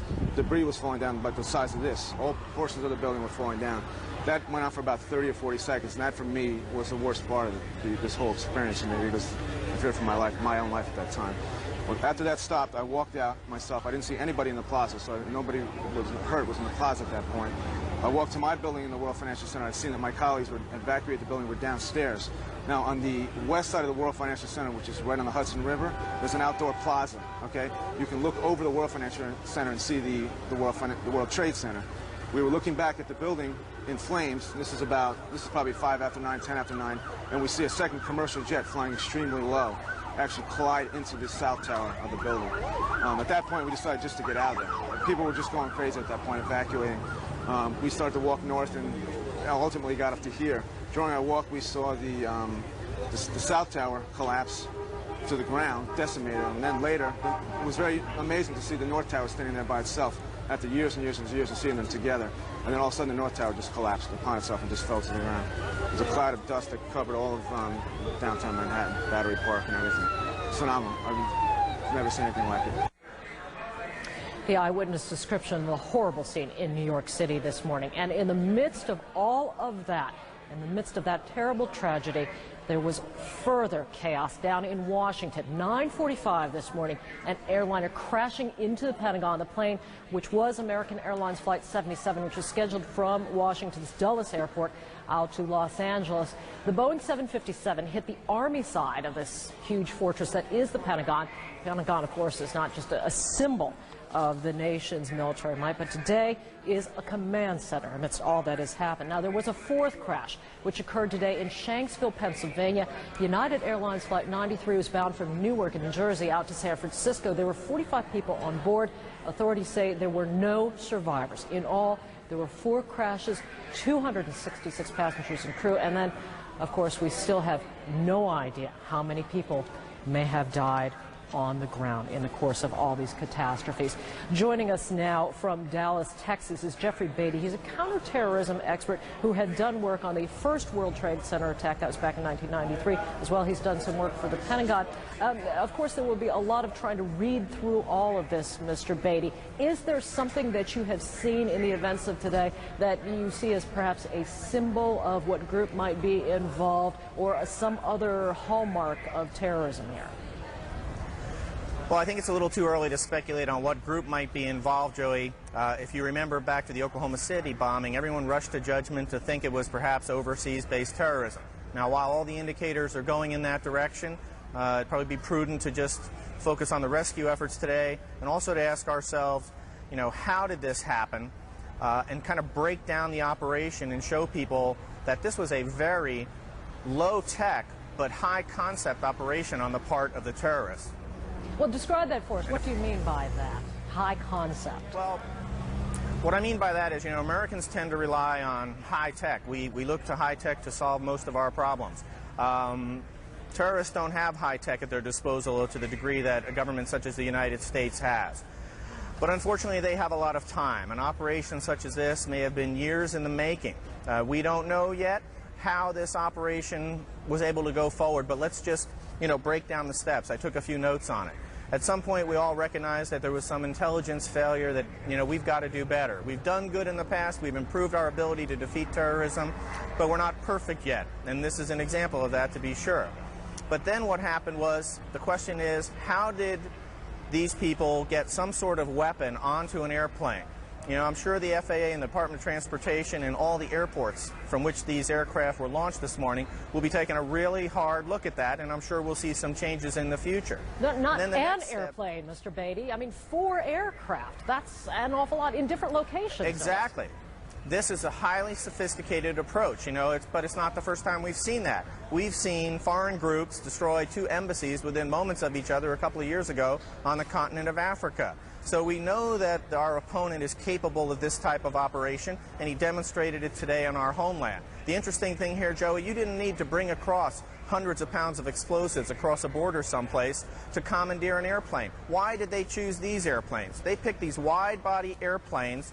The fact that the World Trade Center was prepared to sustain a hit from a 707 was not a well-kept secret. They picked airplanes that were bigger than that. Also, they picked airplanes that took off from the East Coast, headed to the West Coast, that were big airplanes, full of fuel. They weren't interested in killing people on the airplanes. The airplane themselves became the bomb. And so they didn't need to bring explosives into the country. We don't know yet whether it was knives or handguns or whatever. But the next question in the step as we break down the operational acts in this attack is, how did these people get weapons onto the aircraft? And then from there, to continue it, the question is asked, what about a cockpit incursion? How is it that they were able to get into the cockpits of the aircraft, take over the controls, and as we know and have heard in the past that there are transponder codes that pilots can send if an aircraft is hijacked. From what I understand, we didn't get some of that yet, so we have to assume that the cockpits were burst into rather quickly. And I heard Judy Woodruff and others earlier infer, and I join them in drawing the same inference, that it's highly doubtful that the pilots of these aircraft, the United Airlines pilots and the American Airlines pilots, were at the controls of these aircraft when they impacted their targets. So we have got to assume and infer that people capable of flying the aircraft, and remember these aircraft are on duty all over the world, these perpetrators no doubt rehearsed this operation, rehearsed breaking into the cockpit and other locations, that they were probably piloted to the target by people capable of flying a military or a jet aircraft. Well, do you think, I mean, I have to interrupt you to ask, do you think that perhaps in looking at the possibility of terror threats, I mean, certainly terror threats have come to this country in the past, and I'm wondering if you think perhaps we were thinking too high concept. We thought of something more elaborate, and perhaps intelligence should have been focused on this kind of low-tech approach. I suppose hindsight is 20/20, but I think there's a lot of good in what you're pointing out, Joey. We have to be able to walk and chew gum at the same time. You know, we cannot just focus all our energies on weapons of mass destruction, chemical, biological, etc. We've all been talking about that, and hundreds of millions of dollars have been spent on that in recent years. But this didn't use any weapon of mass destruction, and I'm afraid that the casualty tally could approach 5 figures. And that means that we've got to beat these people, not only high tech, but we've got to be high concept. It means we've got to work harder in planning than we have up to this point. And I know that we will. And if I could say a word about the people at the World Trade Center and at the Pentagon, we've had the privilege in my company to work to support both organizations. We've trained every security officer at both locations. They knew what they were up against. They knew that they were icons, American icons, that were likely to be targeted. Excuse me, it's been an emotional day, plus it's a little hot out here. Likely to be targeted. And they did their best. But they were only one part of a system, as we've just outlined. You know, Doug Karpiloff, the Director of Life Safety and Security for the World Trade Center, is probably one of the premier security people in our country. Doug was always afraid of a scenario where there was a mass casualty incident at the World Trade Center and hundreds of emergency vehicles would rush to the scene. They don't have the ability to check all those vehicles to make sure that they don't pose a threat. So we're yet to determine, we've heard reports of secondary explosions after the aircraft impacted, whether in fact there wasn't something else at the base of the towers that in fact were the coup de grace to bring them to the ground. Mr. Beatty, we appreciate all of your insight. Unfortunately, we're going to have to leave you. There are still further developments on this story. Jeffrey Beatty's company is involved in counterterrorism information, and he joined us this afternoon from Dallas. Now let's go back to New York for the latest information there, and Aaron Brown.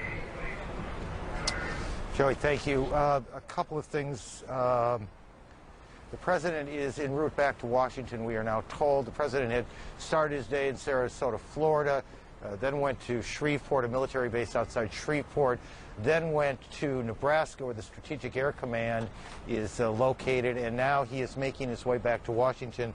And we are told the president will address the nation at some point tonight. We do not know at what time, but of course, when it happens, we will carry that live as well. We're also getting reports that a second building in the complex of the Trade Center, and again, you have the two towers, but then you have a number of support buildings around it, that another of those buildings, we reported a bit ago on Building 7, we now report that there are problems in Building 5, and that may be collapsing as well, but at least there is fire there.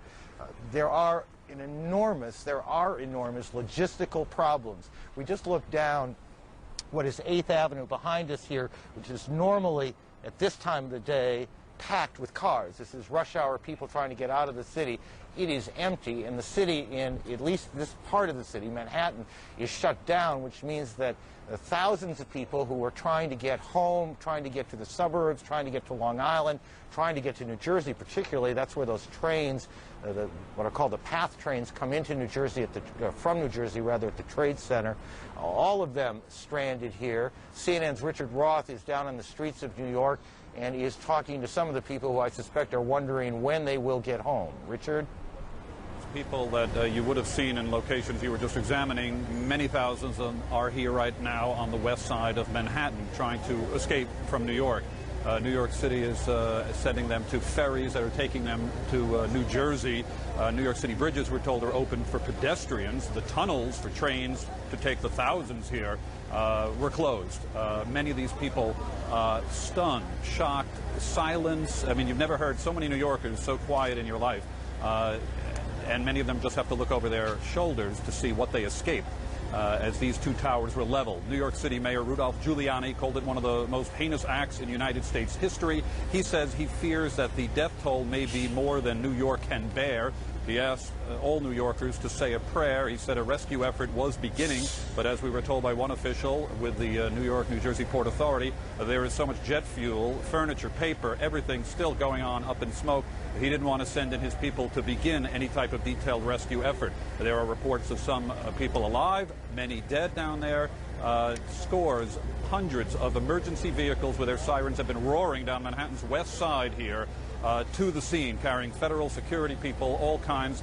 Mayor Rudolph Giuliani said that there are more than 1,000 people taken to what's known as Liberty State Park, the walking wounded, he called them, several hundred, 600 or so in New York City hospitals. And the mayor said that there are 170 hospitals that are up and running, and other buildings are helping out for support. U.S. jet fighters overhead, circling occasionally, people craning their necks, looking up in the sky. Everybody's got a memory, everybody's got a story here. I personally saw Trade Tower #1, where CNN's New York bureau used to be in the lobby 17, 18 years ago, come tumbling down, and I was part of a stampede as people just raced for their lives as the smoke came closer and closer to all of us. That was after Tower #2 had gone down. You couldn't even see what was left of it, if anything was standing, due to all of the smoke. Aaron. Richard, just help orient me for a second. Tell me where you are in the city right now as you talk to us. We're on approximately 33rd Street on the west side of Manhattan. The Hudson River is just behind our camera position here, and it is an orderly departure here. I mean, you can see for yourself. People are just, they left work early. They were ordered out. The city is on high alert, no flights, and people are headed to New Jersey. Many of them would be at the ferry at this time on a normal day. This is certainly not a very normal day in New York City.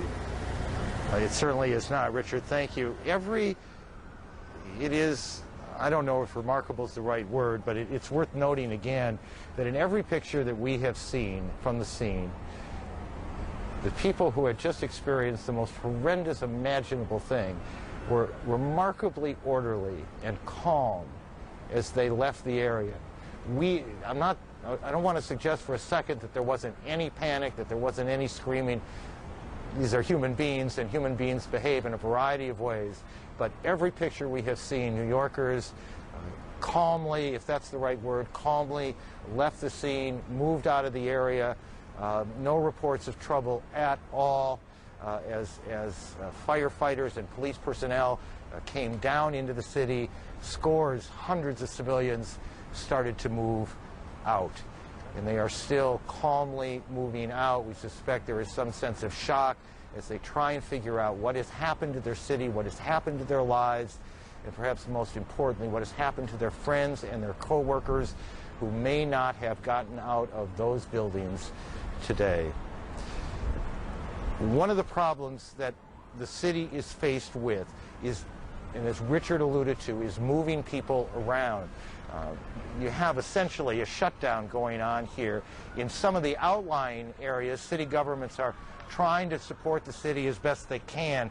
Tom Swayze is the mayor of Glen Cove out on Long Island. Tom, I think you're on the phone. Mr. Mayor, can you hear me?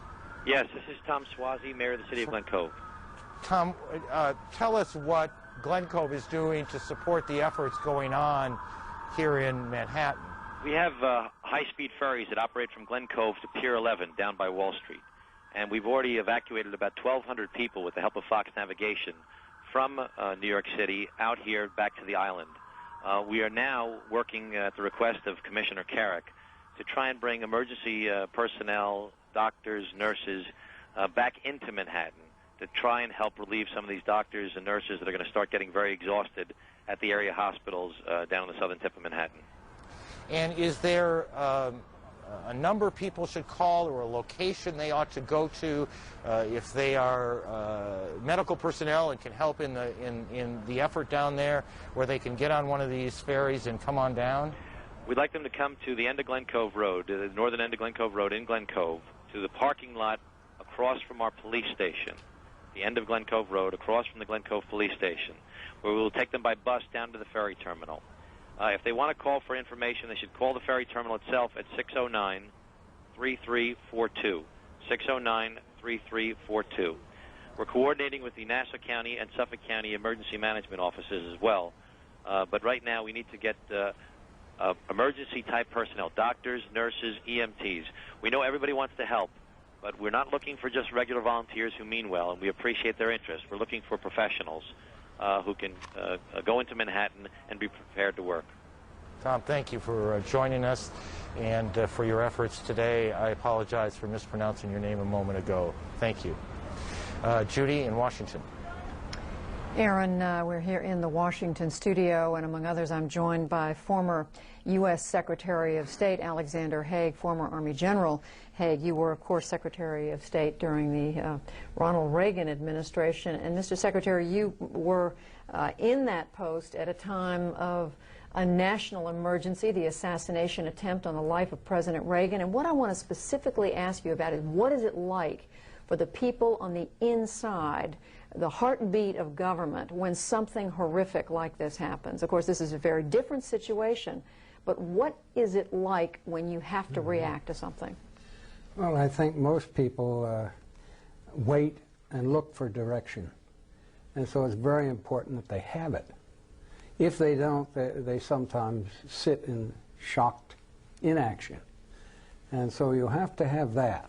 And that's the critical aspect of moving through a crisis of this kind. And we've heard from President Bush now at 3 different intervals today, when he was still in Florida, when he moved on to Louisiana, and then a statement when he was in Nebraska. Now we know he's back to Washington. Now let me ask you, he's coming back to the Washington area. We don't know where he's going to go. Vice President Cheney at an undisclosed location.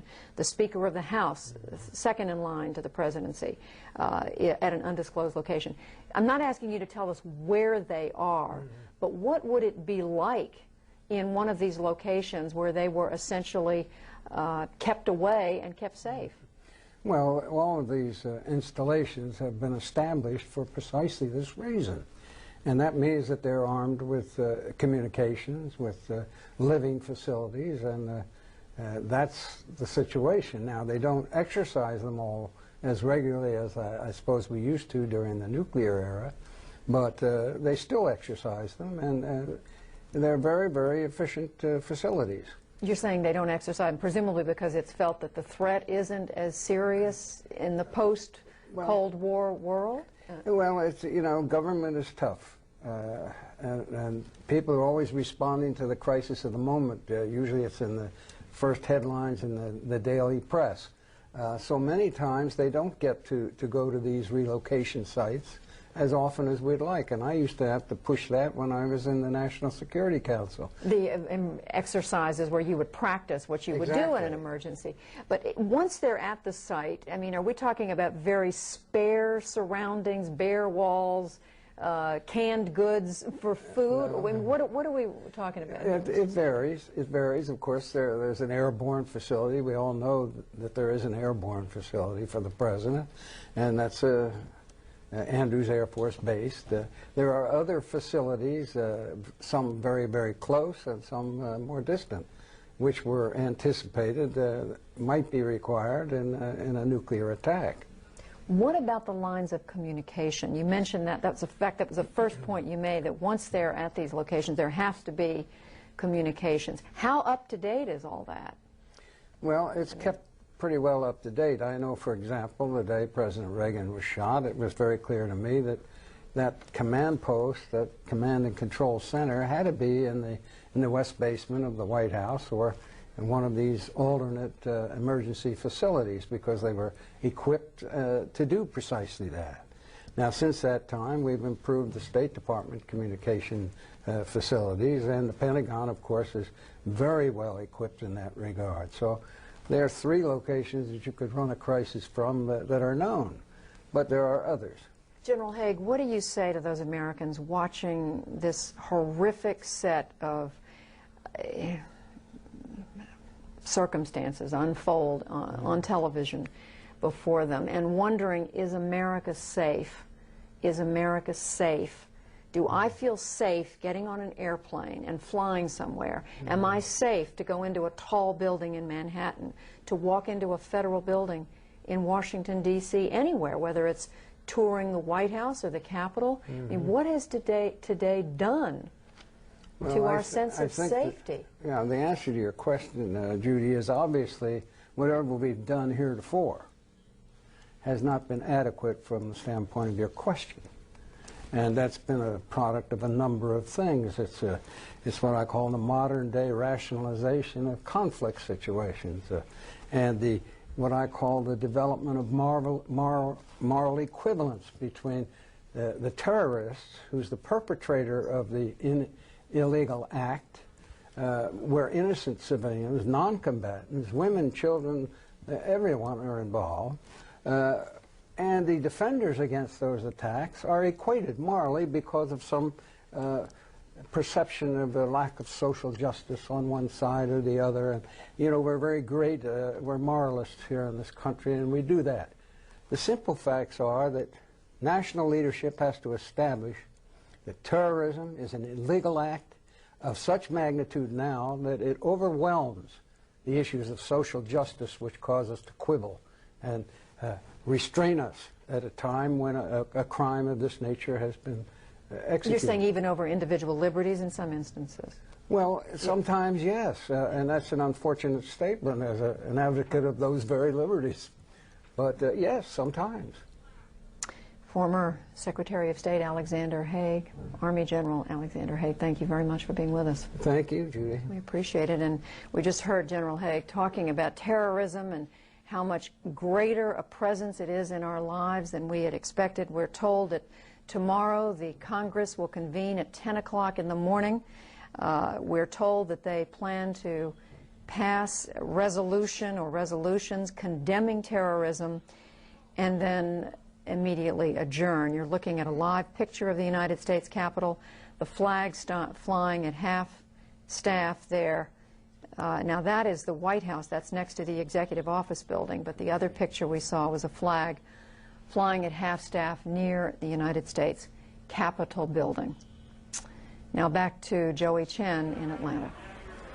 Judy, thanks very much. Joined here on this set by Miles O'Brien, who is our resident pilot and certainly has quite a bit of understanding about the wheres and why-fors and what significance they might have in putting together what happened. Miles has some additional information now, and that's really important to understanding who might have done this and why. Well, this is sort of our first clue as to what's going on. Obviously, more information will come out as the air traffic control tapes and hopefully the cockpit voice recordings come out. But just take a look at this. This is actual archival information from the radar tracks from the FAA ground centers. And these are the two planes which ultimately ended up at the World Trade Centers, the two towers.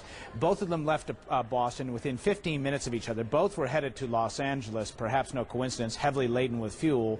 Both of them made extreme and noticeable deviations and were heading in the wrong direction for 30, perhaps 40 minutes, thus clearly giving air traffic controllers quite a bit of attention. There must have been some communication back and forth. It's unclear now. This is certainly something the air traffic control folks would have seen. They would have seen these things coming up close. And the fact that 2 planes were doing this must have seemed odd. We don't know what the conversations were, but suffice to say that would be odd. Now take a look at this flight. This is United 93. This took off from Dulles Airport, was headed for San Francisco. Once again, a coast-to-coast flight, heavily laden with fuel, flew on out from Newark to about Cleveland, then took its dogleg, and then disappeared off the radar screens right here outside of the Pittsburgh area, a place called Shanksville. We don't know what happened there. What's kind of odd about this one, Joey, is that at some point after flying past Pittsburgh, the pilot apparently radioed and changed his destination to DCA, which is Ronald Reagan National Airport. Unclear what that means. Now let me just kind of put this all onto one graphic, if you will. If we can put up that graphic, and I'll use the telestrator to show you exactly what's going on. All right, here are the important cities. First of all, let's take a look at 8 a.m. and see what happens at 8 a.m. And that was the first departure. Okay, this is the flight, American Airlines Flight 11 was headed out this way to Los Angeles, 81 passengers, 11 crew member. Now, 8:15. United Flight 175 heads out a little different route across, also headed for Los Angeles. That was at 8:15. 8:21 a.m., Dulles Airport is your location, and that is American Airlines Flight 77, a 757, 58 passengers and crew. It headed off onto Los Angeles. We don't have a radar track on this, so I'm doing a little bit of speculation there. Finally, United Airlines Flight 93 at 8:43 as it departs Newark Airport and begins its trip all the way over to Cleveland. Now, let's get the impact times here. 8:45, the flight, American Airlines Flight 11, impacts in New York at the World Trade Center. 9:03, the United Flight 175 impacts at the World Trade Center. 9:45 a.m., and of course all these times are Eastern times, the flight, American Airlines flight that was headed from Dulles to Dulles to Los Angeles, hits at the excuse me, I should have been drawing that to New York. I was drawing it to Washington. Hits at the Pentagon. My apologies on that. And then finally, United Air Flight 93 ends up in outside of Pittsburgh. That made a bit of a hash there, but that gives you a sense of how well coordinated this was and how sophisticated an operation this was. A couple of points to remember. The fact that if you can fly a 757, you can fly a 767, identical cockpits, so if you were training somebody to fly that aircraft, they're more or less interchangeable. But the point that is worth mentioning here is you had 4 large airliners on transcontinental flights with extreme deviations. The air traffic control system clearly was upset by this. I'm very curious to hear what they have to say about the radio transmissions and whether at some point the big picture was ever analyzed. It's done by individual centers. Maybe the big picture wasn't analyzed. Miles O'Brien, our correspondent, thanks very much for your insight into all this. Now we return to Aaron Brown up in New York. Aaron. Joey, Miles, thank you. That is a great point. You do wonder if air traffic controllers were ever able to put the pieces together, and if they were, what they must have thought, what went through their minds this morning when they realized that they had not one anomaly, but that they had several going on at the same time, all one heading to Washington and 2 heading here in New York. CNN's Tim O'Brien has been working the phones, as all of us have been throughout the day, and he joins us from Washington with an extraordinary piece of information on the Pentagon crash. Tim, are you there? I am. Our understanding is that Barbara Olson was on the plane, a frequent commentator on CNN and the wife of Solicitor General Ted Olson. She called her husband twice during the hijacking to tell him the plane had been hijacked. And they lost contact once, and she called back. After the first call, Olson called the command center at the Justice Department to inform them of this hijacking, and they said they knew nothing about it but would track it down. Barbara Olson told Ted the following story, that all the passengers were herded to the back of the plane, including the flight personnel, including the pilot. And the only weapons she mentioned were knives and cardboard cutters. You would think if there were a machine gun or any other kind of gun that she would have mentioned that. But the only weapons she mentioned were knives and cardboard cutters. I asked Ted if she made any reference to nationality of the hijackers or any suspicions about the motive.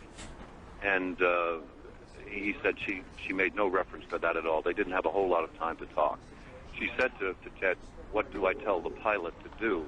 Somewhat typical of Barbara, a take-charge kind of person. But there was nothing they could do, and they're all trapped in the back of the plane. Did she, or was she able to tell Mr. Olson how many hijackers were on board the plane? Or at least how many she may have seen? I asked Ted that. No, but she referred to them as more than one.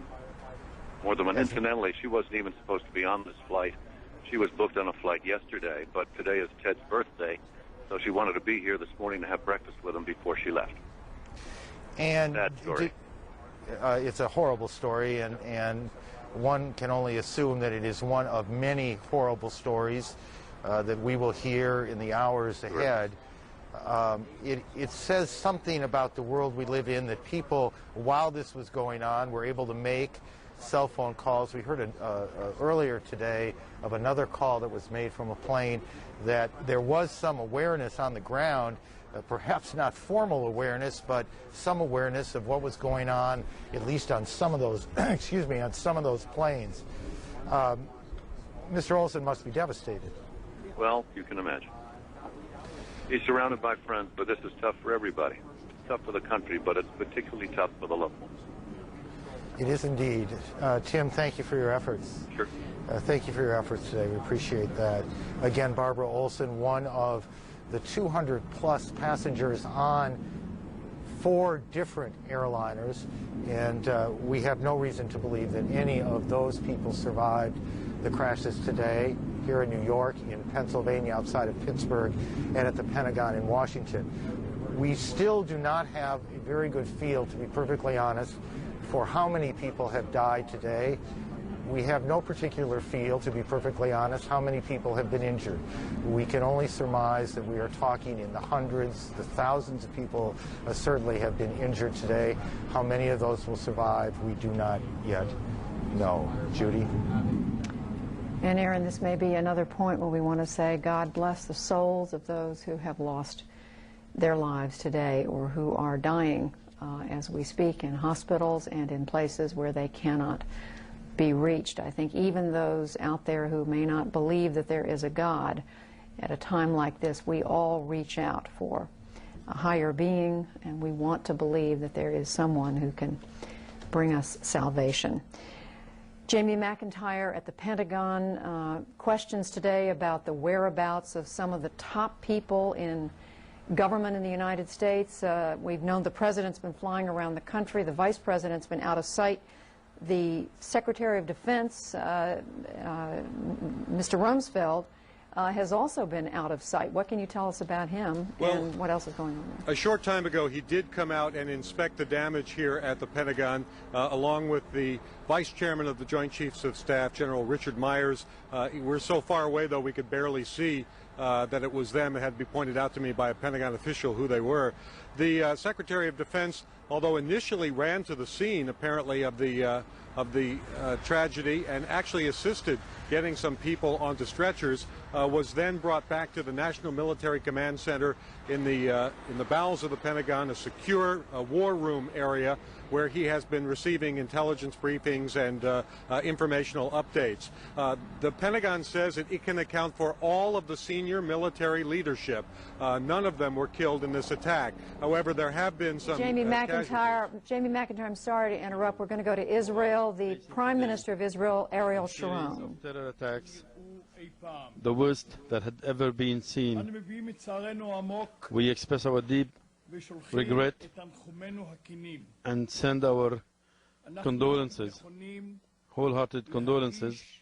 We are ready to extend whatever aid and assistance is required.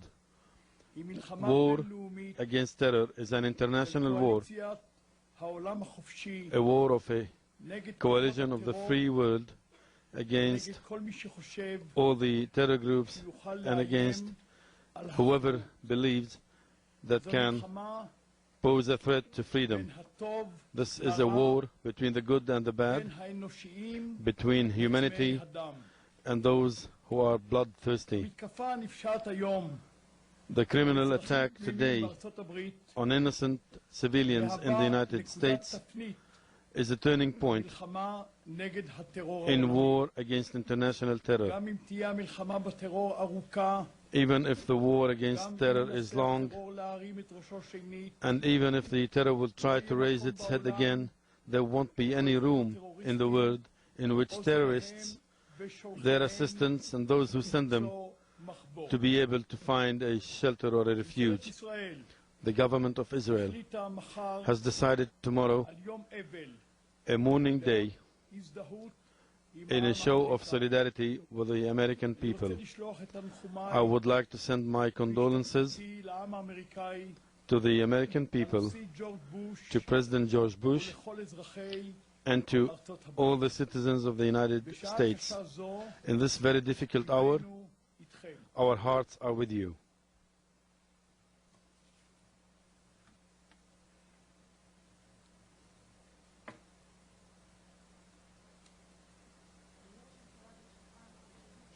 בערוץ הראשון, האם תוכל לומר לציבור בישראל מהם ההשלכות שיש עליו? Could you tell the Israeli public what are the impacts of these attacks on the people here?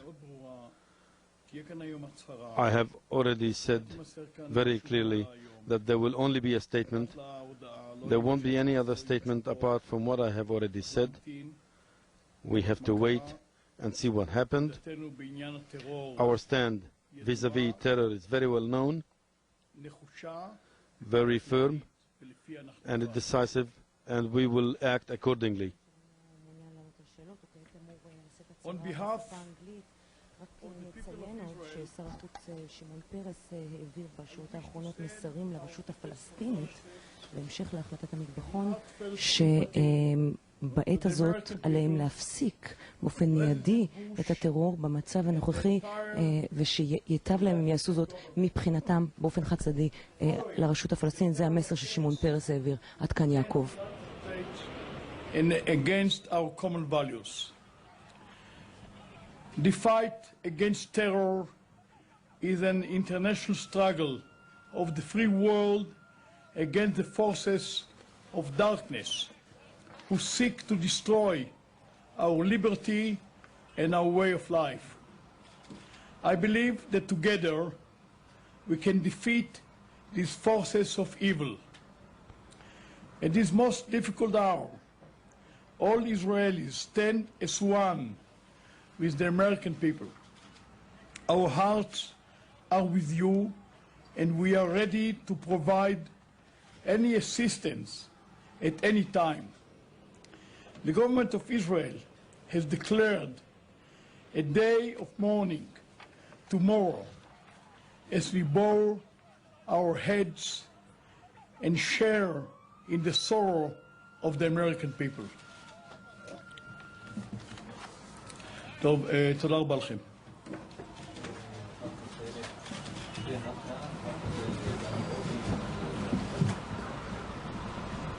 Israeli Prime Minister Ariel Sharon talking briefly with reporters, offering first of all his condolences to Americans, saying whoever believes or saying rather this has been a threat to freedom. He went on to say this is a criminal attack on innocent civilians, and he called it a turning point in the war against international terrorism. He went on to say, he said, even if this war is long, there will be no room for terrorists to find refuge. He also said that tomorrow in Israel will be a day of mourning. Now we want to go back to the Pentagon, to CNN's military affairs correspondent, Jamie McIntyre. You want to pick up where you left off, Jamie, describing the situation there and also what Secretary of Defense Rumsfeld is up to. Well, Judy, the fires are still burning here in some parts of the Pentagon, as you can see from some of the smoke that's coming up from behind me. There will be a recovery effort that will get underway fairly soon. A lot of heavy equipment has brought in so-called urban rescue units that are usually used in the event of an earthquake, have been brought in from some of the local fire departments in Fairfax and Montgomery County in order to assist in trying to find the bodies of people here. They have not given any casualty figures, but we know that people died in this incident, including, not the least of which is the more than 60 passengers who were on that American Airlines Flight 77 that took off from Dulles Airport this morning. One of the eyewitnesses to this incident was a TV reporter himself who was in traffic and actually saw the plane come in. I talked to him earlier today. His name is Mike Walter of USA Today Live. I was heading in northbound on 27 in the traffic this morning. It was, a typical rush hour. Had ground to a standstill, and I looked off. Looked out my window. I saw this plane, a jet, American Airlines jet, coming, and I thought this doesn't add up. It's really low, and I saw it. It just went. It was like a cruise missile with wings. Went right there and slammed right into the Pentagon. Huge explosion, great ball of fire, and smoke started billowing out, and then it was just chaos on the highway as people either tried to move around the traffic and go down either forward or backwards. We had a lady who was in front of me who was backing up and screaming, "Everybody go back, they've hit the Pentagon." And, it's just sheer terror. What goes through your mind when you see something like that? I've asked that question of a million people, and the only thing that I just kept uttering it over and over again. Oh my God, oh my God, oh my God. I can't believe this. And I think that's what goes through your mind, is that you just can't believe that something like this could happen. And yet I was sitting there listening on the radio to the accounts of what had happened in New York. I just listened to the president. And you'd think, as a journalist, I'd put two and two together and think, oh my God. But it didn't even occur to me. And obviously this was an enormous tragedy, but did you witness any of the rescue or any of the victims? I got to tell you, I got out and walked over, and I saw parts of the plane. The debris was actually on the overpass there, and I watched as this military personnel just came running out with stretchers and tarps and set up a triage unit. And I just couldn't help but feel for these guys. Those are their friends and comrades in there, and yet they immediately jumped into action. It was unbelievable to watch. And the toughest thing for me right now is I've got a 14-year-old daughter, and a lot of her friends have parents who work in the Pentagon. And I just talked to her on the phone, and those kids are going through agony tonight. They don't know if they're okay. So it's tough. This really hits home. And Judy, there's still a lot of work to be done here. This part of the Pentagon had undergone a major renovation. Some of the people here told me stories about heroic efforts. Others described how some of the new architecture of the renovated Pentagon may have helped save their lives. One Navy officer told me about how he saw the flames rush by his window, which shook, but because they're made of new tempered glass that had been put in to increase security, they did not break. The work will continue throughout the night. Pentagon officials say they do hope to reoccupy the other part of the building that's not affected. It's a huge building. 24,000 people work here, but it may be a number of days before anybody's able to go back to work. Judy?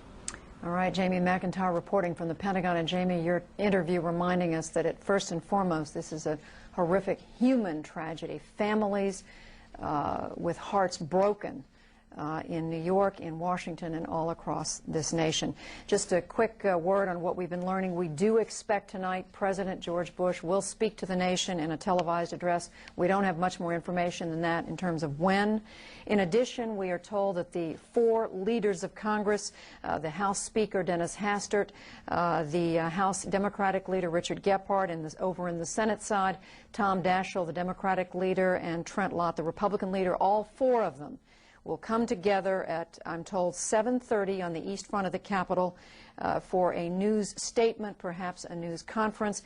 We all know that at times of crisis, the very visceral fights that go on between the political parties in our country fall away. It may only be for a brief period, but this is one of those times when political partisan differences are being put aside to come together to speak to the country.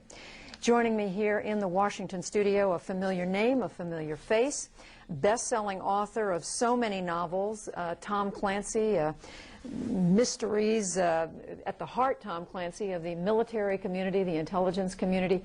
People in our newsroom have been saying today what's happening is like right out of a Tom Clancy novel. But could you possibly imagine something like this to write about? No, one of the problems with being a writer of fiction is that you can't keep up with all the madmen in the world. as much as you try. And I frankly would have thought that this was not a credible threat to have 4 separate people decide to commit suicide in the same way on the same morning. Why not? Because ending your own life is not something the average person does. You know, everybody's assuming these are Islamic terrorists. Well, if so, they've defiled their own religion. You know, Islam does not permit suicide. It says you go to hell if you do something like this. But we see suicide bombings in the Middle East and in Israel. And Judy, we saw people in Northern Ireland, Catholics acting like savages and Protestants acting like savages. So anyhow, we have people who call themselves Muslims acting like savages. It happens. It's not because of their religion. It's because they're fools. What does this say now? I mean, you've done a lot of reporting. I mean, you not only write fiction, you do a lot of reporting from inside the intelligence community, inside the military community. What does this say about how prepared we are as a country? Well, people always ask a kind of a question when things go wrong, but you don't ask the question when things go right, and the reason is you can't tell when things go right in that business. Well, one of the things I've been saying for a lot of years is that we need to upgrade the human capability, human intelligence capabilities in CIA and the rest of our intelligence community, because you can do a lot with satellites, you can do a lot with eavesdropping techniques, but you can't find out what's in a person's mind except by talking to that person. And so the agency needs to increase its human intelligence capability. The CIA has about 20,000 employees, less than 1,000 of whom are actually field intelligence officers. That number should be at least doubled. But yeah, America as a nation doesn't love our intelligence community. And certainly the news media does not love our intelligence community. I'm going to interrupt you, Tom Clancy. I'm told Aaron Brown in New York has a development. Aaron? Well, Judy, just in the last few seconds, another building, we will speculate carefully here that there was building number 7, one of the buildings in support of the World Trade Center towers has collapsed. Those of you who have been with us for a while, you can see indeed that the smoke color has changed has gotten much lighter. So we believe that yet another building, this would be the 3rd building, has collapsed, likely building number 7. Although we also heard that there were problems at building number 5, and it's possible that one went down too. But again, another building in the Trade Center complex appears now to have caved in after these attacks. Judy? Aaron, we're looking at these pictures, Tom Clancy and I, as we sit here in the Washington studio, and just as I come back to Tom Clancy, I want to read just a portion of a statement issued by Secretary of State Powell, Colin Powell, calling these attacks a terrible tragedy befallen not just my nation, but all the nations of this region, all the nations of the world, all those who believe in democracy. Tom Clancy, you were saying, sure, we can ask these questions about failed security, failed intelligence when things go wrong, but we have every right to ask these questions, don't we? Well, the First Amendment, you have a right to say anything you want, but as a practical matter, one of the things we have to do, if you want to prevent things like this from happening, you build up your defenses. And your first line of defense against terrorism is an intelligence gathering capability. Now, when was the last time CNN or the news media in general said, gee, we got to put more money into the human intelligence capabilities of the CIA? Answer, you never do it. Never. Well, we wouldn't take a side on something like that. Anyway, in terms of what do you fund and... Yeah, we always take a side on saying they failed. Why not help them succeed once in a while? Are you saying that they are significantly underfunded in that area? And not just the CIA, but the FBI? Human intelligence is de-emphasized. The FBI's job is... Spying is what we're talking about Yeah, here. that's what intelligence officers do, is they spy. And the CIA has 20,000 employees, about 800 of whom are actually spooks. And of them, maybe as many as 2/3 actually get outside and do spook operations. And we know that... And we need to do better than that. We need to do more than that. You gather information of this type by putting people out on the street, same way cops gather information from informants. This isn't rocket science. It's just a matter of hiring the people and letting them do the work. But I'm going to turn it back over to Aaron, but my question is, how do you know what to believe? We had an Arab journalist in London just today saying, we had this information a few weeks ago, it was coming, we didn't know whether to believe it. Now back to Aaron in New York. Thank you. We've talked a number of times today about the fact that it is simply too dangerous for officials to get in and around these buildings. It's so very, very dangerous, and the proof of that just a few moments ago when another building in the complex that is the World Trade Center, or was the World Trade Center, collapsed. Maureen, we can show you what that looked like. These are taped pictures taken literally just a few moments ago when that building went down. We are seeing them for the first time. This is, correct me in the booth, but I believe that was, in fact, a piece of tape that we got just a bit ago of the second plane hitting the South Tower of the Trade Center just a little bit after 9 o'clock this morning. Again, a third building at the Trade Center has collapsed within the last 3 or 4 minutes. Building number 7, this is no small building, as you can see, at 47 stories. It would stand out in most American cities. It looks small, I guess, when you look at what was the 100-plus stories of the World Trade Center, but building number 7, it's 40-plus stories, almost 50 stories, collapsing as well. And if we can go back to the tape and see it one more time, and I'll look at it with you. Again, this occurred just in the last several moments around the Trade Center building.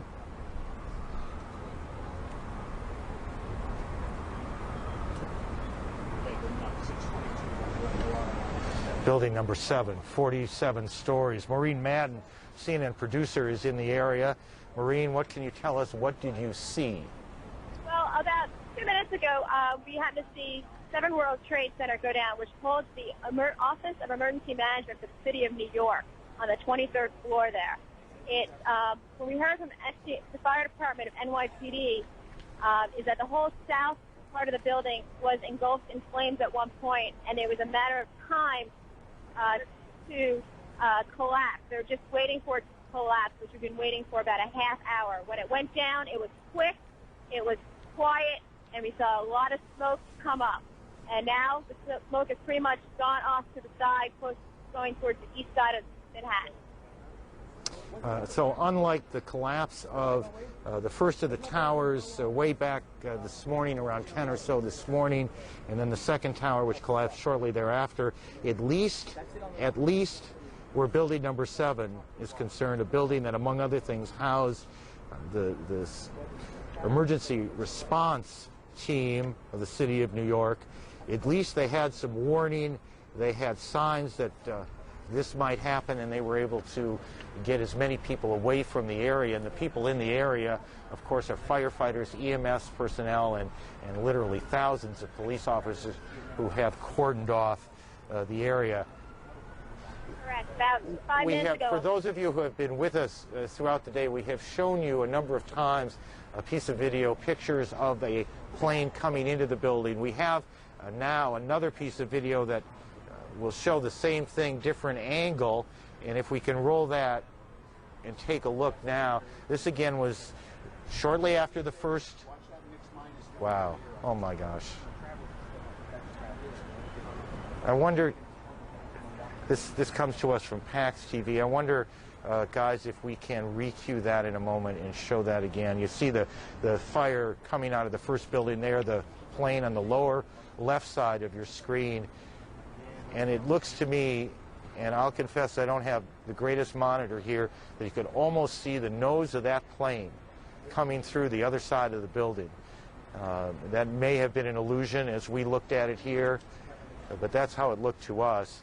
As the flames, these are fully loaded planes, fully loaded with jet fuel. They were headed from the East Coast to the West Coast, so they had an enormous amount of jet fuel.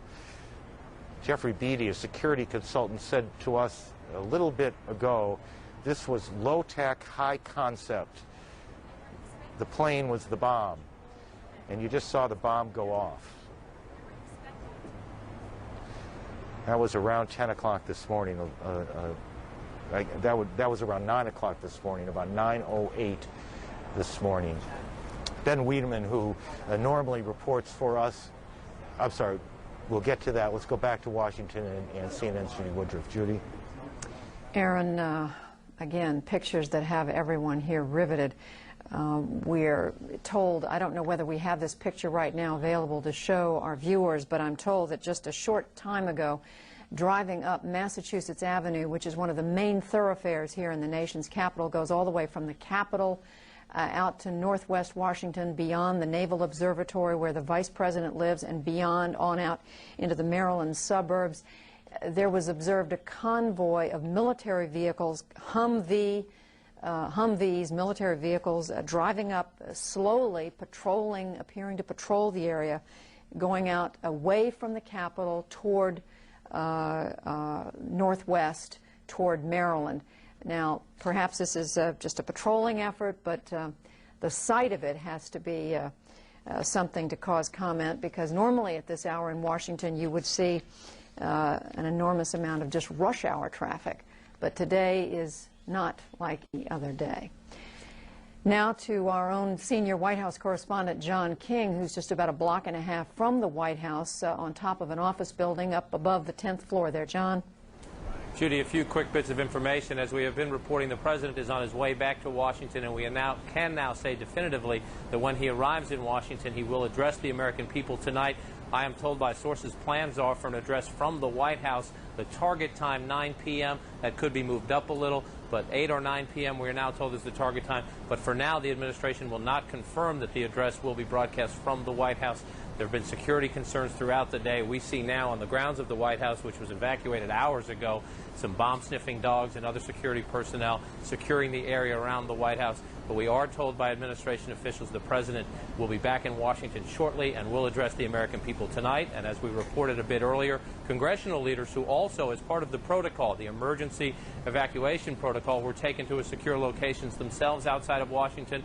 The bipartisan congressional leadership also making its way back to Washington, and it will deliver statements, the 4 leaders, from the steps of the Capitol tonight as well. All of these designed to offer signs of reassurances to the American people that their government is up and running at this time of great tragedy. I want to add one other bit of information. A lot of lawmakers trying to get briefings from Capitol Hill police, from administration officials, from the CIA and the FBI and others.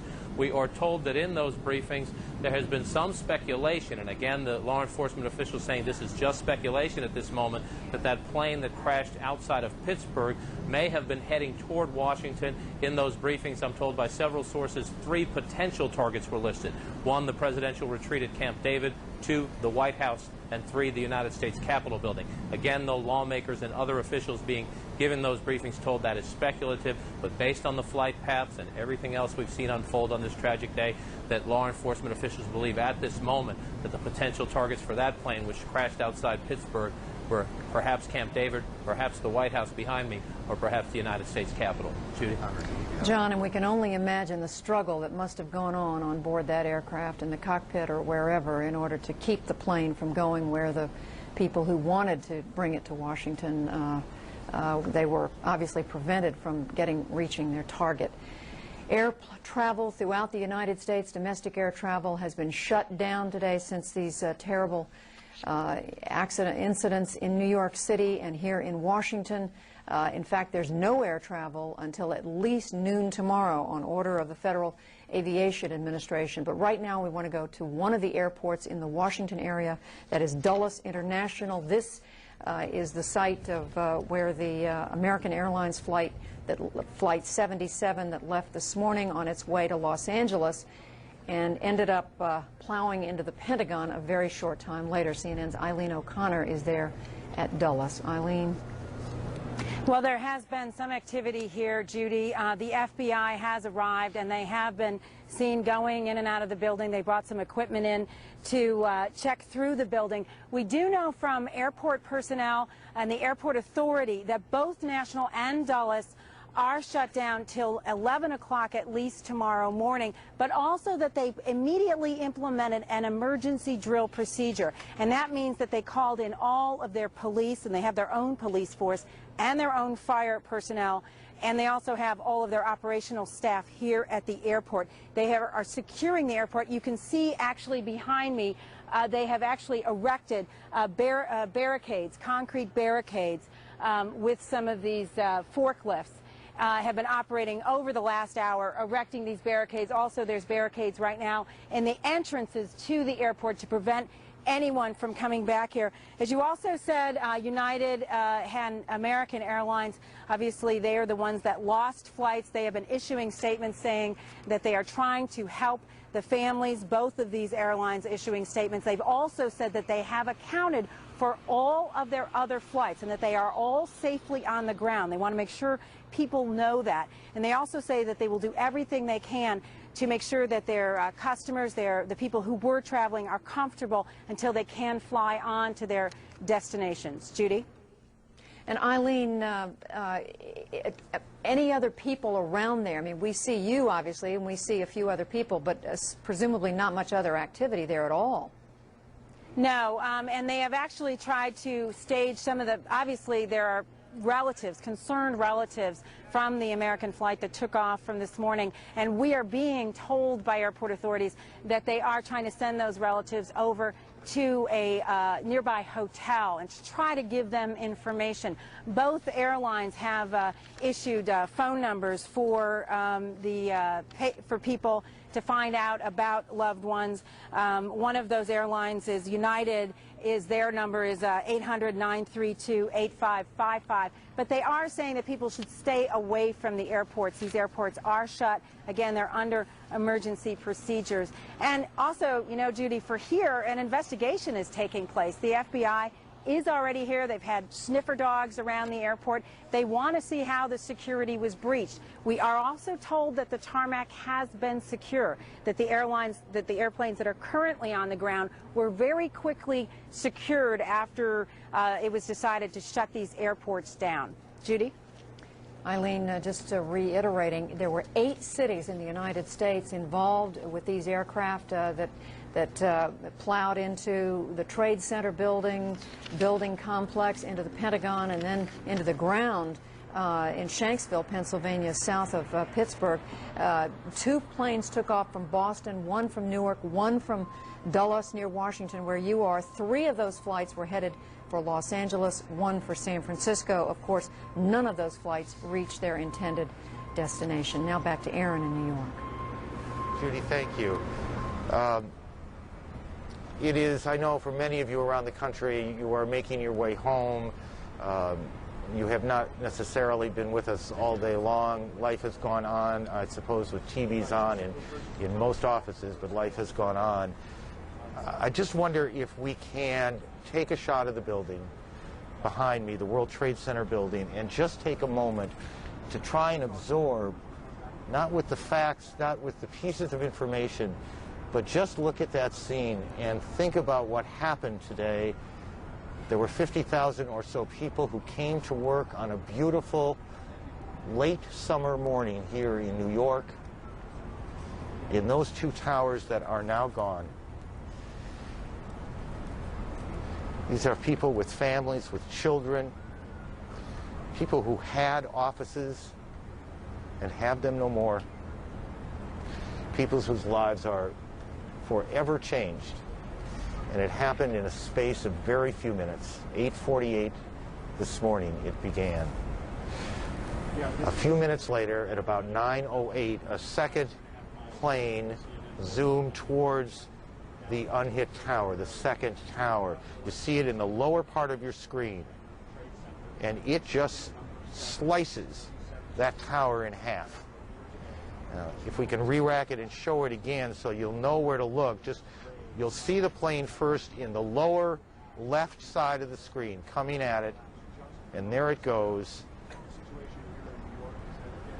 And what must it have been like in those buildings and on these hijacked airliners? We heard earlier that Barbara Olson, a frequent commentator here, was on the flight that was going to Washington, or had been hijacked to Washington. She called her husband and said that the hijacking was underway. She said that from what she could tell, the hijackers, and she didn't indicate how many, except it was more than 1, were armed with just knives and cardboard cutters, that they had herded all the people on board this flight to the back of the plane, including the pilot. And she asked her husband, the Solicitor General, Ted Olson, who many of you will recall argued the post-election case before the Supreme Court, said to her husband, "What do I do?" And shortly after that, that plane with Ms. Olson and many more crashed at the Pentagon. General Wesley Clark joins us from Little Rock. General Clark has been with us a number of times today. General, I wonder if you will weigh in for a second on this debate or this discussion that has been going on for most of the afternoon here, which is, have we misapplied in some ways intelligence resources, that we have become so infatuated with what we can do with machines and high tech that we have inappropriately, I guess, spent less money, less time, less effort on the down and dirty human intelligence? Well, that's certainly a question that everyone is going to be asking, and it will be asked in official channels, and it will be asked to those who are best in a position to give that answer. My experience with it has been that I've heard this charge now for some 25 years in the intelligence business, and we have put emphasis into not only technical intelligence but human intelligence. But you know, it's very hard to get the kind of specific intelligence that would prevent something like this. Many of these people are members of a family. They come from a specific village, perhaps. Their background is known and vetted. They're carefully controlled. Their movements and communications are monitored. And it's difficult, no doubt, for any intelligence organization, no matter how well it's resourced and how courageous its members, to penetrate an organization like that and give us information. Intelligence is always characterized by a failure to know what you don't know. And I'm sure that we'll make improvements. There are always more things that could be done in the aftermath of something like this. But if there's one single message that comes through to me here, and I think will come through to many others, it's that it's not enough simply to put up the best defenses against terrorism, but that more active measures are no doubt called for, particularly in this case. When you say more active measures, you're talking about proactive? That's right. Preemptive measures. We've known a number of these groups have, for a long time, said they declared war on the United States. And we have dealt with them, we've fenced with them, we've cooperated with other governments against them, we've chased individuals, we've hauled some into court. But I think that not only do we have to ask ourselves, could we have learned more in this specific case, we have to also ask ourselves, could we have done more if we've been willing to take greater risks, if we've been willing to take more extraordinary measures earlier, to take some of these groups and these individuals at their word that they had declared war on us and they deserved to be taken seriously and they merited some preemptive action. And just perhaps stating the obvious, sir, when you talk about preemptive action, first of all, you got to be able to find the people you're taking the action against. Do we know where the right people are, so that if the country is going after these people, they get the right people? Well, I think that's always the problem. And there will always be a certain degree of uncertainty, and there'll be a certain degree of concern about this. The best way to handle any international terrorist organization is to arrest its leaders, present the evidence, and have them tried in a court of law. And that certainly is the way anyone would prefer to deal with this. But perhaps in some cases it's not possible to do that, or it's not possible to do that quick enough. We'll have to ask those questions in the aftermath. It's not simply about intelligence, it's also about acting on intelligence. I mean, ultimately, sir, this is not simply a military or an intelligence question. This is a core political question. It really has to do with how we see ourselves in a country, whether we are willing to take the risks that some innocents may perish because of what we as a country do, and that's a political question for the country to deal with. It's a profound political question, and I think it's also a question for the international community, because an event like this is a real cry for alarm and recognition in the international community. A tragedy like this can happen here, it can happen anywhere. And international terrorism is too dangerous and too ambiguous and too difficult for any single nation to handle by itself. We need strong, reliable support from friends and allies around the world, and I'm sure we'll be asking for it. And clearly one of the things that ought to come from this is not only better U.S. intelligence, it's better sharing of information, pooling of information with our partners in all corners of the globe. General Clark, thanks again for joining us, as you have a number of other times today, and I suspect you will again before the day is out. General Wesley Clark in Little Rock, Arkansas today. Thank you, sir. Judy? Aaron, we want to tell our viewers, first of all, that we have just been handed a report from CNN reporter Patty Davis that all international flights have now arrived or will be arriving shortly. Those are flights coming into the United States or Canada. Those are flights that presumably had left their destination hours and hours ago, but they have arrived safely, or they are expected to shortly. We'll continue to bring you updates on air travel as we get them. And I've just been told that President Bush will address the nation tonight at 9 o'clock Eastern Time. Now, we had been told a little bit earlier the President would be speaking to the American people. We now have confirmed the time is 9 o'clock Eastern, and you can count on the fact, of course, CNN will carry that address. CNN correspondent Jean Meserve has spent the last several hours at the Federal Emergency Management Agency. These are the people who, Jean, are dealing all the time with disasters. Bring us up to date on what's going on there now. Judy, the National Interagency Emergency Operations Center is up and running here, as it is often at times of disaster.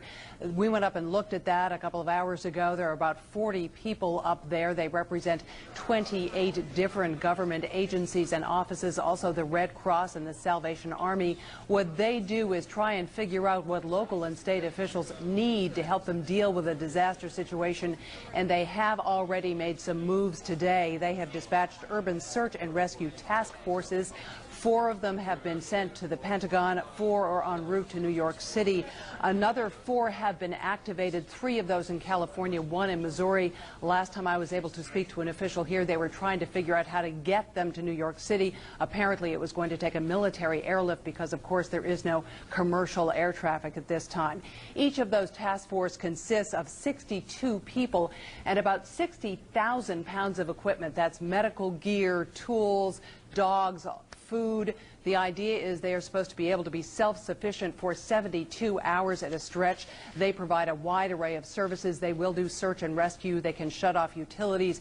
They can check the structural integrity of buildings. There are a total of 28 of these task forces around the country. We've been told that the other 16 most of them have been put on alert status, but they have not yet been activated and given orders to move. In addition, disaster mortuary affairs teams, 4 of them have been sent to New York City, 3 of them to the Pentagon.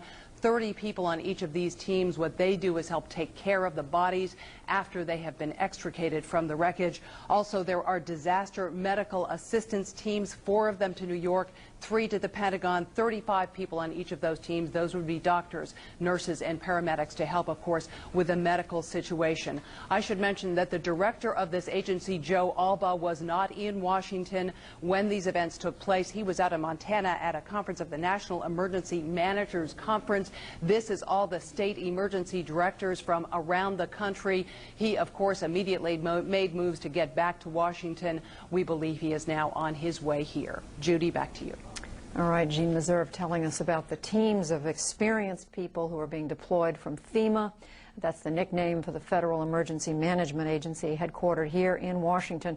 But right now, teams of people being sent out, deployed to the sites of these horrific disasters. The New York Twin Towers, World Trade Center. You're still looking at those live pictures on the right part of your screen here in Washington, to the Pentagon, the site of another airplane crash.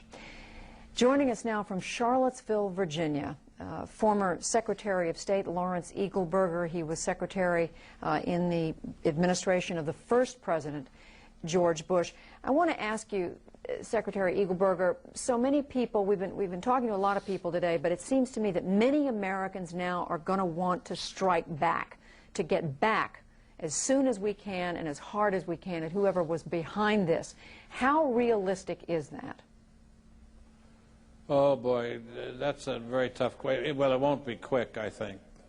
It'll take us some time to organize ourselves, try to figure out who was responsible for this, although I must say, by the way, that's less of a concern to me than it will be to a number of others. We know who most of the terrorists are. We may not know which ones did this, although they have to have been very, very well organized and very well financed. But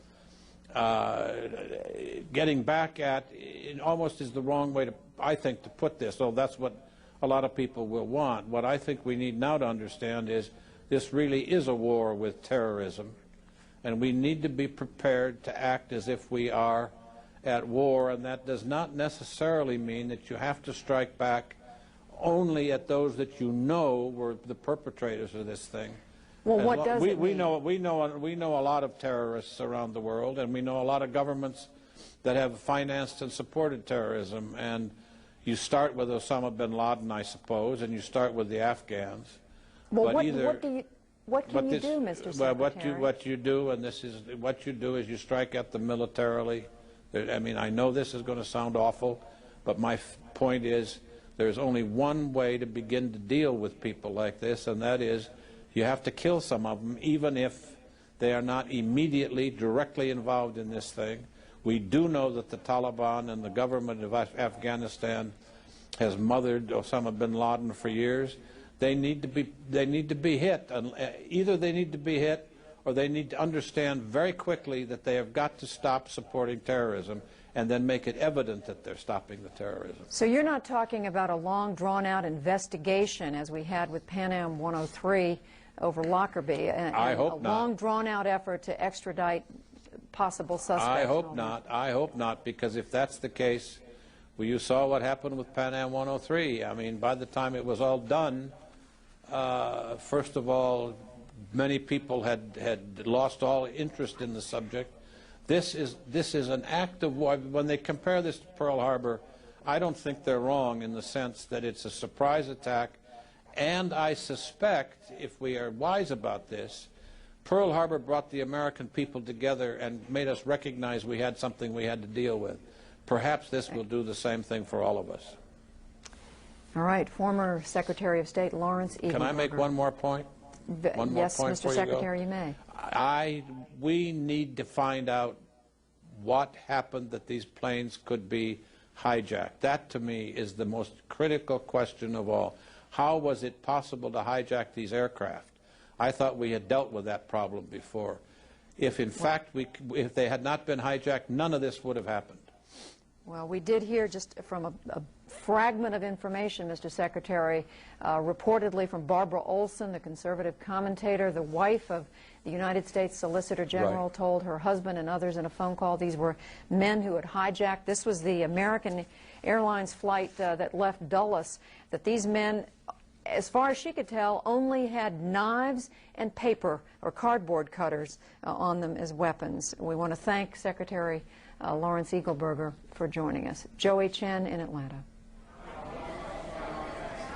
Judy, thanks very much. For our viewers who have just been trying to catch up on all the events that have occurred today, I want to bring you first up to date with the latest information on a full detailed tick-tock of what has happened in the course of this day. We'll get the latest from Ben Wiedemann. 8:45 a.m. in New York. Smoke billows from the World Trade Center after a large passenger plane slammed into the North Tower.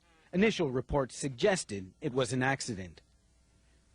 9:03, another airliner hits the Trade Center's South Tower, an explosion bursting from the building's upper floors. 2 airplanes have crashed into the World Trade Center. President Bush calls the crashes an apparent terrorist attack. 9:45, another hit. A commercial plane crashes into the Pentagon. 9:51. Taking no chances, the Federal Aviation Administration grounds all takeoffs and landings and reroutes incoming international flights to Canada. And the Pentagon soon upgrades its terrorism alert status to Delta, the highest possible level. 10 a.m. Back in New York, the Trade Center's South Tower crumbles to the ground. 10:29. The North Tower collapses. These buildings were once the tallest in the world.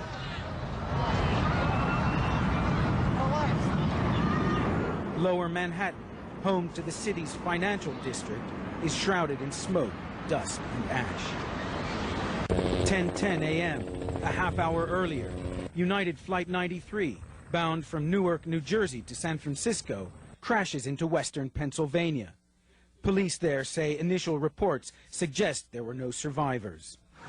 In Washington, the Departments of Justice, State, Treasury, and Defense were among those ordered evacuated, as were the Capitol and the White House. In New York, major businesses and stock exchanges were evacuated. All tunnels and bridges into and out of the city were shut down. The United Nations was evacuated as a precaution. Hundreds, perhaps thousands, of people are feared hurt or killed in what is clearly the worst ever terrorist attack on the United States. Ben Wiedemann, CNN. More perspective now. We turn to Brian Jenkins, who is a counterterrorism expert. He joins us from Los Angeles this afternoon. Sir, I wonder if you could talk to us a little bit. I mean, it cannot escape our attention that the targets struck were in the very seats of U.S. wealth, of U.S. military power, and indeed very symbolic structures. I wonder if you can give us some indication about what the terrorists, what symbol, what signal they're trying to send here. I think they are trying to send just that signal, and that is their ability to strike at the heart of American power. The Pentagon being the heart of American military power, the World Trade Center being in Lower Manhattan, the heart of the nation's economic power.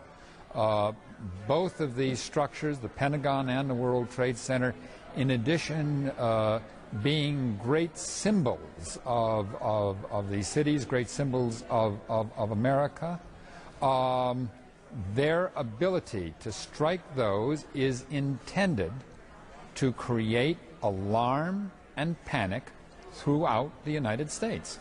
And in fact, there have been closings of businesses, of schools, of all sorts of things all over the country in the course of this day because of these assaults.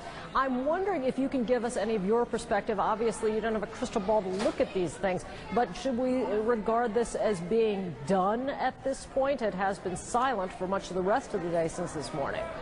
One has to be very, very careful in looking at a multiple coordinated attack like this to say exactly when it's over.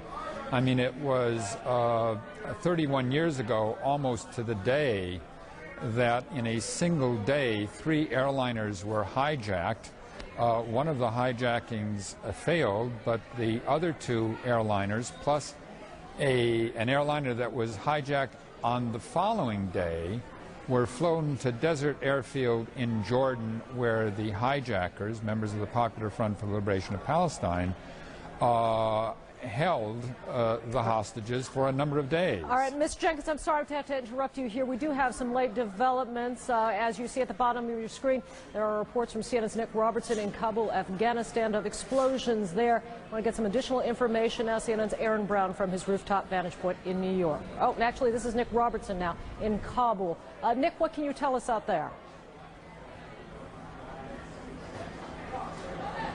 Well, Jerry, it's about 2:30 in the morning here in Kabul. We can hear explosions around the perimeter of the city. We're in a position here which gives us a view over the whole city. We just heard an impact perhaps a few miles away. If I listen, you can hear the ripple of explosions around the city. Perhaps we've heard there the 5th explosion, 6th explosion. I see gunbursts and starbursts in the air. Tracer fire is coming up out of the city. I hear aircraft flying above the city of Kabul.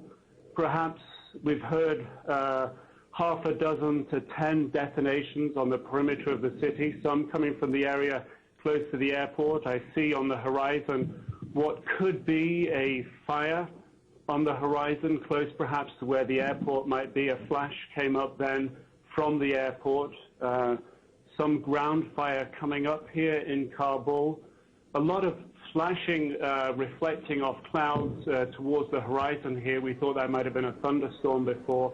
The detonations we're hearing now much louder than a thunderstorm. Also, detonations very similar to those caused by large missiles. I've been in Belgrade and I've been in Baghdad and seen cruise missiles arrive in both those cities. The detonations we're hearing in Kabul right now certainly sound like the detonations of loud missiles that are coming in. We do see tracer fire going up into the air and hear the detonations towards the perimeter of the city, heavy air detonations we can hear now. It's what sounds like a lot of anti-aircraft fire going up, multiple detonations we can hear in the air. I'll try and be quiet for a moment, see if we can pick up some of those sounds coming in from the perimeter of the city, Joey.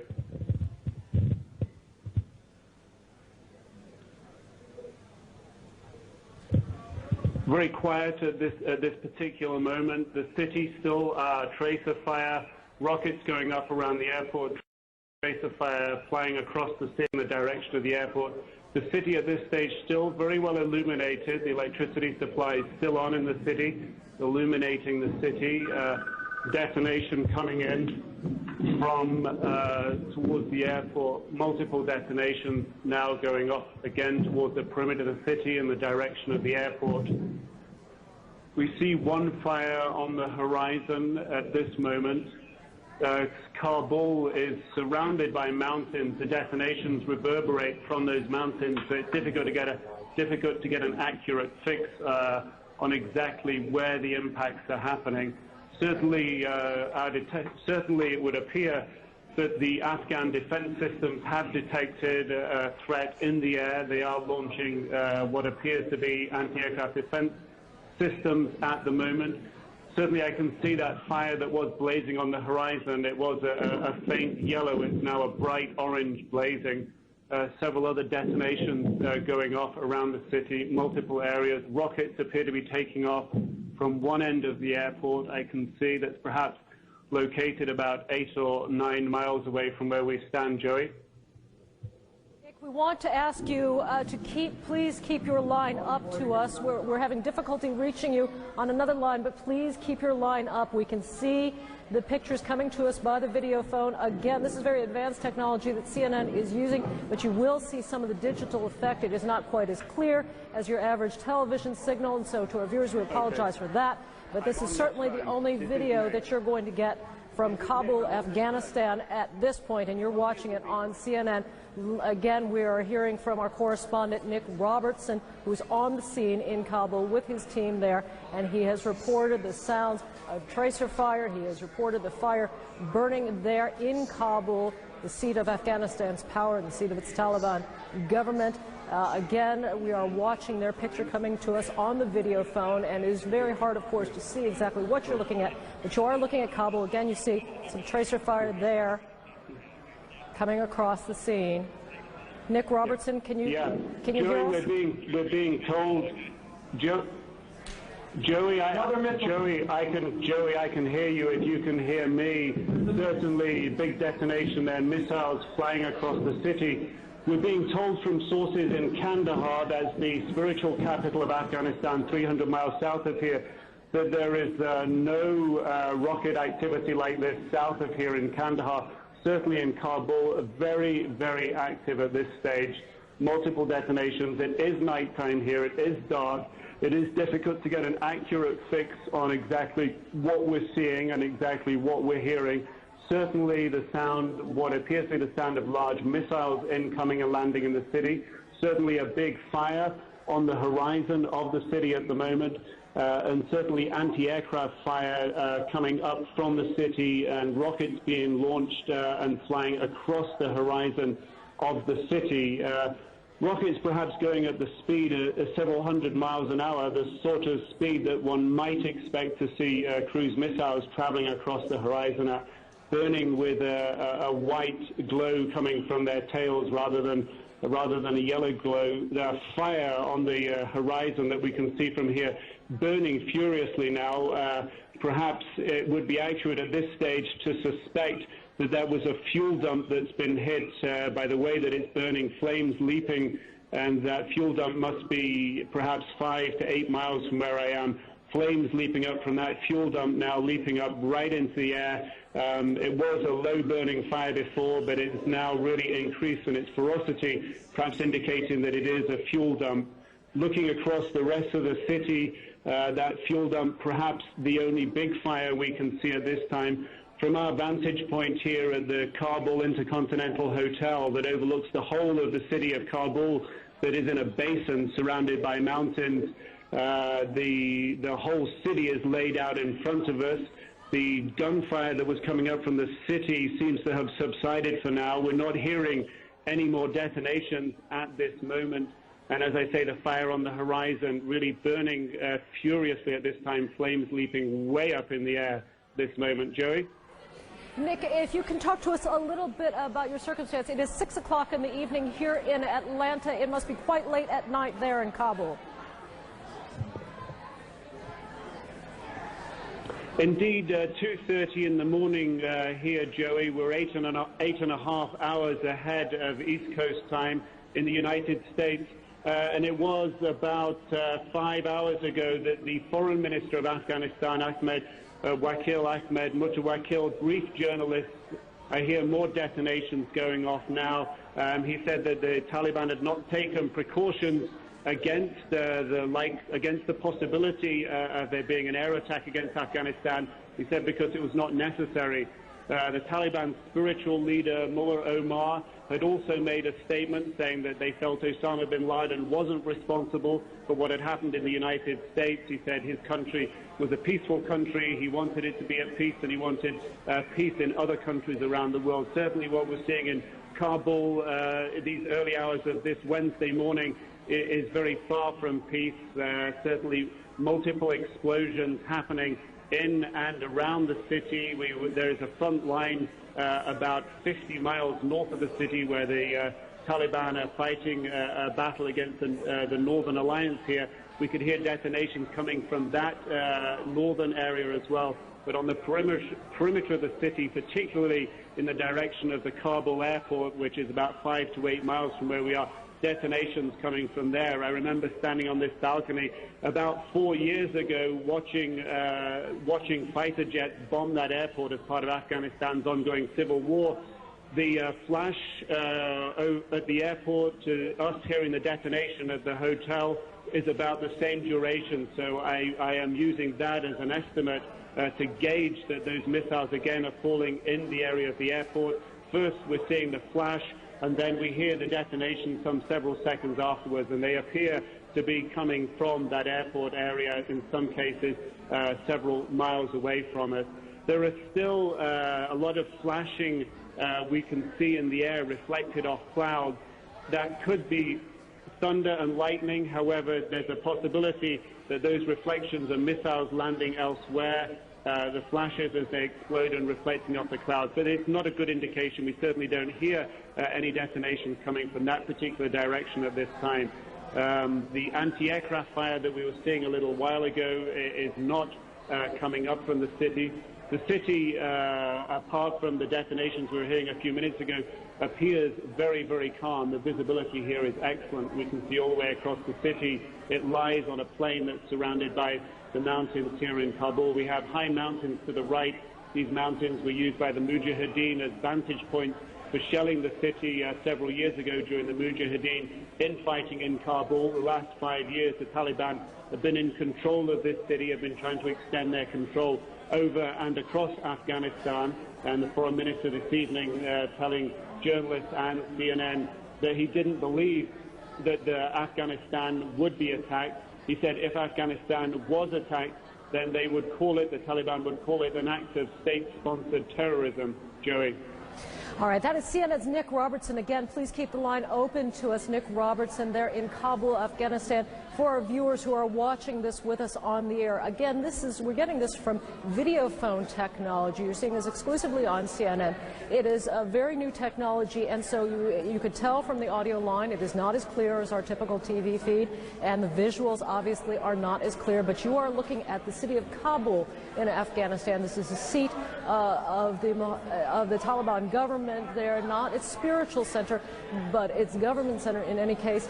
You are seeing in just about the last 10 minutes. We have been hearing these reports from CNN correspondent Nick Robertson on the ground in Kabul of an explosion. You see on the right side of your screen, about a third of the way over, the flames of fire. They were quite large just a short time ago, seem to have simmered down, but again, we're just not seeing very much of this because it's the video phone. Again, Nick Robertson saying that they had seen tracers going up as well. They have been listening and hearing the possibility of additional explosions elsewhere. They're trying to follow that, but it's a little bit hard to tell. Again, it is 2:30 in the morning in Kabul, and Nick Robertson continues to watch there. Now let's turn to Judy Woodruff for us in Washington. Judy. Joey, we are in the studio in Washington, but of course riveted to these pictures coming out of Kabul, Afghanistan. With me in the studio watching former United States Defense Secretary William Cohen and Republican Senator Orrin Hatch of Utah. I want to ask both of you about what's going on. Let me begin with you, Secretary Cohen. Is this something that is likely to be the United States retaliating, which is what I think immediately comes to people's minds? I think we have to be very cautious in coming to that judgment, Judy. What we're looking at now is the United States gathering information and intelligence. Obviously, there are many plans and contingency plans that we have to deal with responding to any potential terrorist threat that might be in the offing again. But I think it's very premature to make any judgment on this. This could be part of the civil war that's been raging on for some time, and so I think we have to wait to get more information. What do you mean part of a civil war? Well, there's been a civil war raging in Afghanistan for some time now, and this could be simply the factions still carrying on their fighting in Kabul, rather than any kind of an attack being launched by the United States. Are you saying, Mr. Cohen, that it's unlikely that the United States would move this quickly? I'm asking that because just a few minutes ago I was interviewing former Secretary of State Lawrence Eagleburger, and he said flat out what the United States needs to do is strike against countries like Afghanistan that are harboring terrorists and not wait to find out exactly who was responsible for today's atrocities. Well, I think we do have to isolate and ostracize those countries like Afghanistan and others who are on the terrorist list who give safe harbor for terrorists. But I think we have to be a little more judicious rather than simply striking out. We have to get more information, and further strikes might be warranted. But at this point, I think we get all the information, then make a very ice-cold decision in terms of what we need to do to protect the American people and make sure that this doesn't happen again. But I think that may be a bit premature at this point. Senator Hatch, again, we're stressing we have no idea who's behind these attacks in Kabul, the government center of Afghanistan. But if this were the West, if this were the United States, would it be appropriate to retaliate so quickly? Well, we have some information. You know, about a month ago we had information that they were planning on some big strikes, people who were affiliated or associated with bin Laden. Then just today we've intercepted some information where some people who are associated with bin Laden basically said that they had hit 2 targets. So it looks to me like there's increasing evidence, even though it's fragmentary and even though it's not positive, that bin Laden is behind all this. And of course, I first warned the nation in 1996 on Meet the Press that we better get hold of bin Laden or he's going to kill Americans. We're going to bring back our Nick Robertson there on the ground in, or I should say on top of a building there in Kabul. Nick, you're on. Go. Well, certainly the fire we were watching on the horizon before, I'd made the assumption that it was an oil depot burning because we'd certainly seen flames, a dull yellow fire turn into a bright orange fire with flames leaping into the sky. I've been informed by my associates here who work with us in Kabul that it's very likely an ammunition dump that we're looking at. They believe an ammunition dump is located in that area. That, of course, would account for some of the explosions that we've been hearing here as ammunition has detonated and gone off from that location, Judy. Yeah. Certainly it's all quiet here in Kabul right now. Certainly no more explosions are being heard around the city. And we certainly believe what we're looking at now is an ammunition dump, the fire at that dump now dying down, and we're hearing no more detonations coming from that dump. Certainly Kabul is within striking range of some of the long-range missiles that the Northern Alliance has and is capable of launching in this direction. And certainly in the past, the Northern Alliance has launched missiles at Kabul, it is not without the realms of possibility that the Northern Alliance could launch missiles at this time. The Northern Alliance in the last couple of days has gone through the rather traumatic process of an assassination attempt on its key leader, Ahmed Shah Massoud. Still unconfirmed whether that leader is alive or dead, and certainly there's a ferocity within the internal fighting going on in Afghanistan at this time. One certainly cannot rule out that any missiles falling on the city tonight could be coming from that Northern Alliance. So, Nick Robertson, just to clarify, you're saying it could well be part of an internal, a civil war that we see here, and not a result of something coming from the West, NATO, the United States? From our vantage point this evening, we can certainly report a large number of explosions around the city, what appears to be an ammunition dump on fire, a lot of return fire coming up from positions in Kabul. We cannot say from this position at this time exactly where the missiles are coming from, those causing the detonations in and around the city of Kabul. It is possible it's from the Northern Alliance, and of course there is the other possibility that we've been talking about this evening. And Nick, is this typical of the kind of fire that you've been seeing back and forth in this war that's been going on in Afghanistan? Is this at all typical? No, one would definitely have to say it's not typical. The strikes on Kabul have been very infrequent over the last few years, very occasional. The Northern Alliance very aware that it's been blamed in the past of many civilian casualties by launching attacks on Kabul, so there have been very few direct attacks on the city. And indeed, the forces of the Northern Alliance are at such a distance back from the city, only long-range, well, medium-range missiles capable of going 30, 40, 50 miles are able to reach the city from their positions. And it's certainly not something that's happened in this city, a barrage of this type, a sustained artillery attack or missile attack of this type in recent years even. All right, Nick Robertson, we want you to stay connected to us. Let's keep this connection alive. But as we're watching these pictures, let's now go back to New York and to Aaron Brown. Aaron. Judy, thank you. I'm joined here as well by Paula Zahn, and you will hear her voice in just a moment. As we continue to look at these pictures out of Afghanistan, again, I would remind you that the technology here is called a video phone. It is very high-tech and a little bit imperfect, but it is perfect enough so that you can clearly see that fire burning in the distance. What Nick Robertson has described as an ammunition dump, very probably, and you can very clearly see, or we've been very able to see throughout Nick's reporting, the tracer fire coming up, the anti-aircraft fire coming up. I think we need to make it clear at this point that no group has claimed responsibility for the multiple attacks today, and yet U.S. intelligence officials confirmed with David Ensor earlier today that they believe a group connected to Osama bin Laden may have been involved. You have talked about this all day long, and I think you've done a very good job of explaining how well financed this would have to have been, how well orchestrated. It begs the question, if not Osama bin Laden, then who? Then who? Nick, from the very beginning, the Taliban officials, Afghani officials have said, we had nothing to do with this, Osama bin Laden had nothing to do with this. How do you hear that? Was there any nuance in the language that sent a different message that maybe the rest of us might not have heard?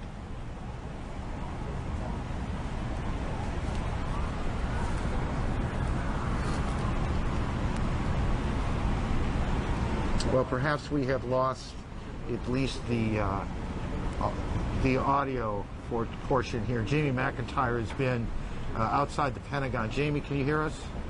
I do hear you. Are you hearing anything from the Pentagon, wherever the Pentagon might literally be right now, or at least officials, about whether there is an American involvement in what we are looking at in Afghanistan? I have talked to several senior officials, and they've told me they are not aware of whether or not this is a U.S. military strike. But the most senior officials are in the Pentagon, and in fact, several busloads of reporters are being taken over now to the Pentagon briefing room, where we expect shortly Defense Secretary Donald Rumsfeld, flanked by the Republican and Democratic leaders of the Senate Armed Services Committee, Senator Carl Levin and Senator John Warner, to brief us on developments today. And if this is in fact a military strike or part of a U.S. retaliation, we would expect that Secretary Rumsfeld would tell us at that time. Secretary Rumsfeld has been in the Pentagon all day. He went outside briefly to make an inspection tour of the damage behind me. Many casualties here today, but the Pentagon is refusing to give any numbers or even estimates of how many people were killed and injured in this terrorist attack today here at the Pentagon. But again, no confirmation at this point from any of the officials that I've talked to about whether what we're seeing in Afghanistan is part of a U.S. military retaliation. Jamie, just to make sure that I've heard this correctly, no one is saying yes it is, but no one has said to you no it's not either, have they? No, no one has steered us away from it. They've the officials who have been over here with the press, and we're just about a half a mile or so from the Pentagon, simply said that they had not been briefed and were not aware of this action when we told them that CNN was reporting explosions in Kabul. So.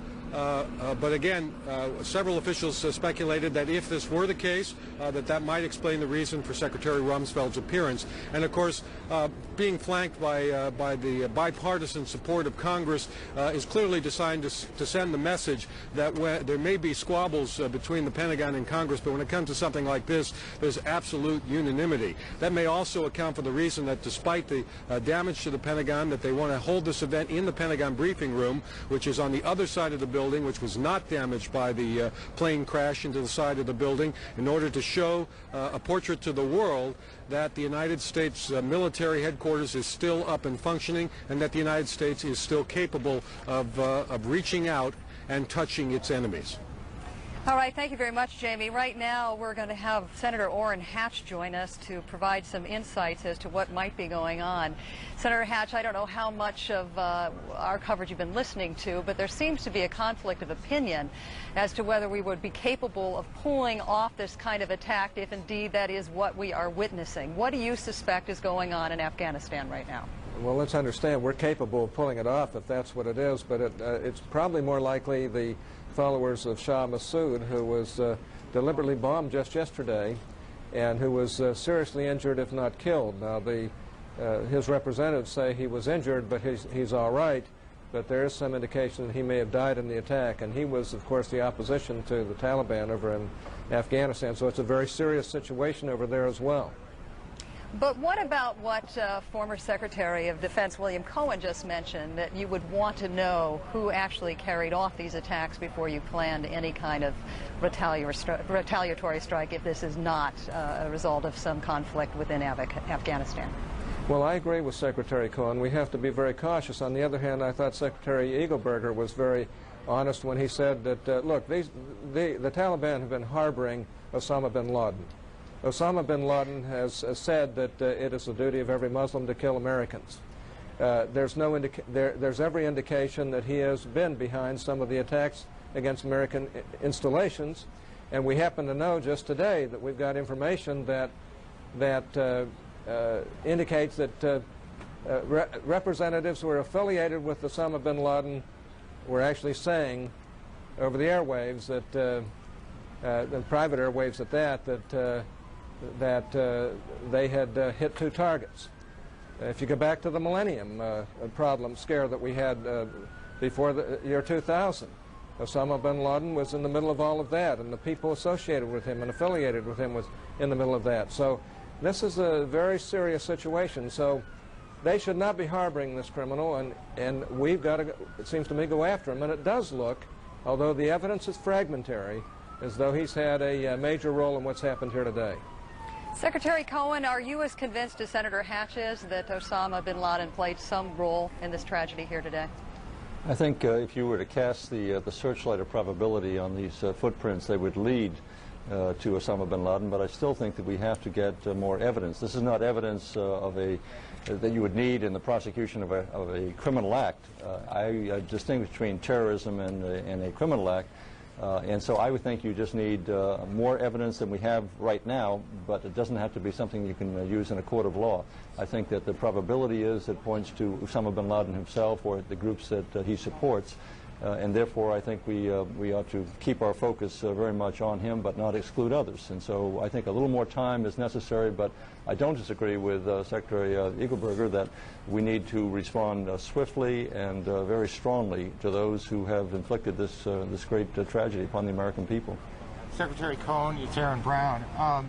We have heard in a number of conversations that we've had today that the United States needs to be more aggressive or more proactive in its counterterrorism efforts, that you can't wait until something has happened, that you have to stop it before, and it may be that some innocents will suffer because of it.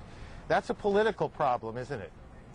It is, and the thing we have to keep in mind is we do not want to allow terrorists to strike such terror in the hearts of the American people that we become like them, that we become indifferent to how many innocent people that we might kill. That is what separates us from terrorism and from the terrorists. We have a higher standard. So we have to be very careful in how we respond and how we take action against those who are planning further acts of terrorism against the American people, so that we don't become drawn down into that level of evil that they have perpetrated. So that's what distinguishes the American people and our ideals, and we ought to adhere to those. And Senator Hatch, you think that the political equation on how the United States deals with this has changed because of what's happened today? No question about it. We can't take this kind of action without a very heavy response.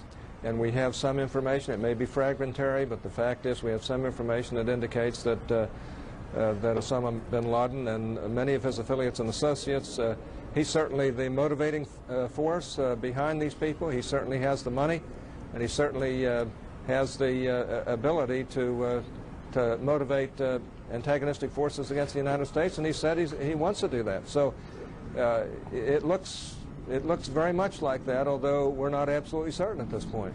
But Senator, what Secretary Eagleburger said a little while ago, others have said, is not that we, as a country, not that the United States responds all the time, that at some point it needs to take a proactive, it needs to strike before the attack itself, before the terrorist attack. And if some innocents are hurt, if mistakes get made, that is an unfortunate reality. That's a political problem, and I want to know, I guess, from you, if you think the country, which has been reluctant to do that, will be less so because of today. Well, this is an act of war. As far as I'm concerned, war's been declared against the United States. We ought to act accordingly, and we should have a very stiff response to that. And to be honest with you, it looks to me as though what's happened in New York, just think about it. There must be thousands of people killed here, probably more than at Pearl Harbor by far. And there is evidence, there is indication that there were people who have been affiliated with Osama bin Laden whose communications have been intercepted that basically have said that they got 2 targets.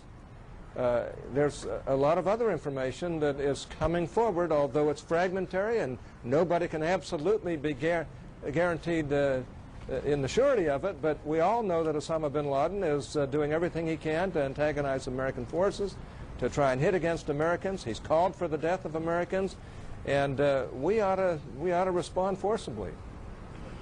General Wesley Clark was a guest earlier today on CNN, and he began to express what most would interpret as a sense of outrage that we didn't know this was about to happen.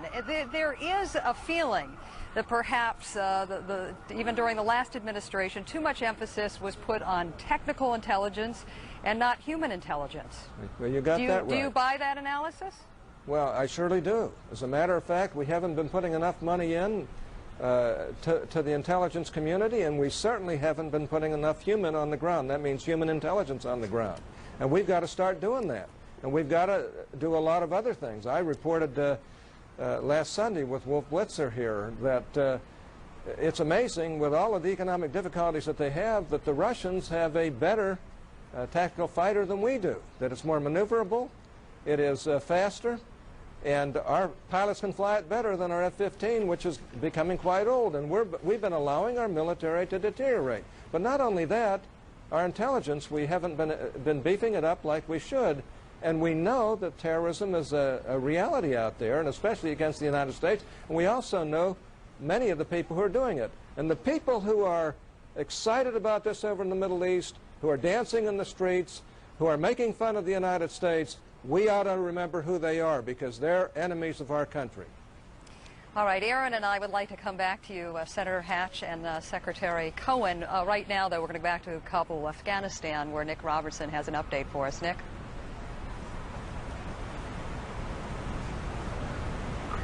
Well, I think if we review what we've been watching here in the last half an hour or so, we heard, first of all, aircraft coming in, then detonations around the city, then the fire, and more detonations coming from what was, we're told, is an ammunition dump. We'll also fold into that the information we've been given here that 300 miles south of here, in the spiritual heartland of the Taliban, their city of Kandahar, where their leader Mullah Omar lives, no reports of any detonations there. That city well beyond the range of the Northern Alliance forces.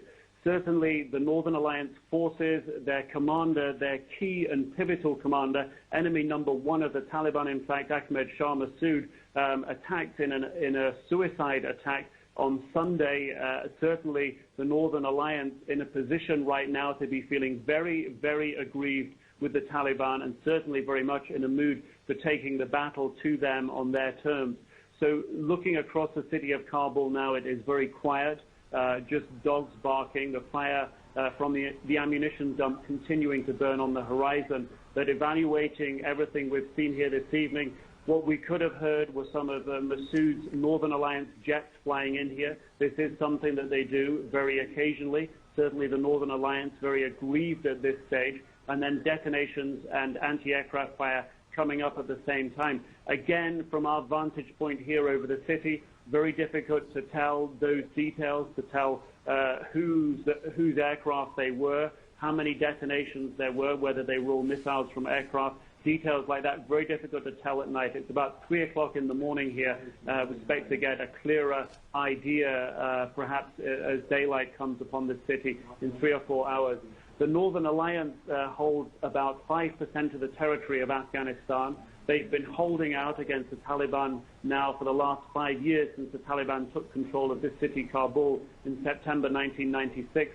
Ahmed Shah Massoud, a key pivotal commander, he earned his military stripes, if you will, and earned the respect of many commanders in Afghanistan during the 1980 Soviet occupation. For 10 years, he held out and was undefeated against the Soviet Union forces here in Afghanistan during the 1980s. He was a pivotal commander, the defense minister of a power-sharing government here in the early 1990s, driven out by the Taliban in 1996. Has been fighting from the northeast of Afghanistan on an ever decreasingly small patch of land, and the assassination attempts on him at the weekend blamed by Massoud's forces. Yeah. I need to interrupt you for just a second. CNN's Wolf Blitzer in Washington has been doing some reporting on the president's activities. Wolf, join us.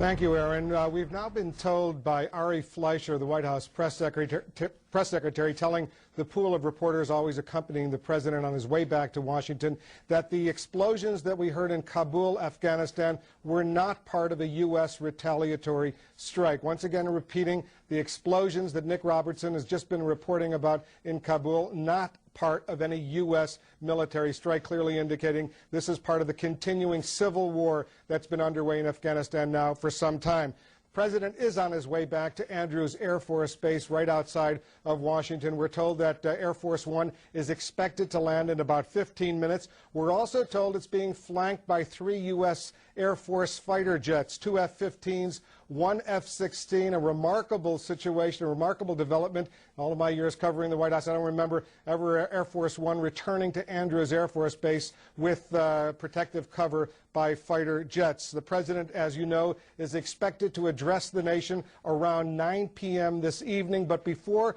the president speaks, there are two briefings that we're standing by awaiting. First of all, the Attorney General John Ashcroft will be briefing at the White House, and the Defense Secretary Donald Rumsfeld will be briefing at the Pentagon. Of course, we will be bringing you all of those briefings live here on CNN. So just once again, to recap, the White House, through the press secretary, Ari Fleischer, insisting that those explosions in Kabul, Afghanistan, not the result of U.S. military action. Paula and Aaron in New York. Well, thank you. It is a reminder to us here, to all of you as well, that we need to be careful about what we assume as we go on here. There are a lot of reasons why things happen. It's not always the first thing you think about.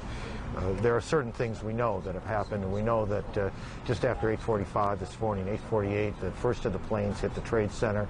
It was shortly after that, 9:08 if memory serves me, and it's been a while now, that the second plane hit. We have seen this now from a couple of different views, and we have found one more to show you of the second hit of the Trade Center. People out with video cameras this morning, and if we can roll the tape and maybe take a look at it a couple of times as we orient ourselves, we're seeing it for the first time as well. There's the plane. You can't miss that.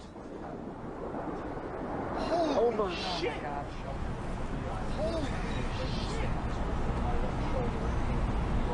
Well, it's hard to quarrel with the expletive. You know, we have seen this now. We have seen this, honestly, dozens of times, and it's no less powerful and no less sickening to see it again. Again, let's just look at this scene. This is amateur video, the plane coming, and now no words, no reason. I think we all have struggled today with a way to define just the impact of what was witnessed here in New York. As you know, Aaron, this is 30 blocks away. As you know, the city is in a state of paralysis at the moment, although I am told that some of the bridges now are beginning to be opened up for outbound traffic. But at a point in the city today, when people were trying to be evacuated from the south end of New York City, it was extremely difficult. You were up here, and I was down on the street watching tens of thousands of people making their way on foot to get out of the city. Now, one of the things that we've witnessed within the last hour was the collapse of Tower Number 7, which is part of the World Trade Center complex as well. As you know, Aaron, because you've been reporting this all day, this has been on fire most of the day. This was expected to happen. 47 stories, not nearly as big as the two towers which once stood behind us, but no small building with 47 stories. Now, from what we're hearing on the street, rescue workers are still having a very difficult time getting into the perimeter area surrounding this site because of falling debris. City officials still cannot confirm for us at this point how many people have been injured, how many people have been killed. Just before I got on the air, I spoke with someone from the department that deals with rescue operations for the city. This is all speculation on his part, but he has reasonably good information from area hospitals. He suspects those numbers could rise into the thousands.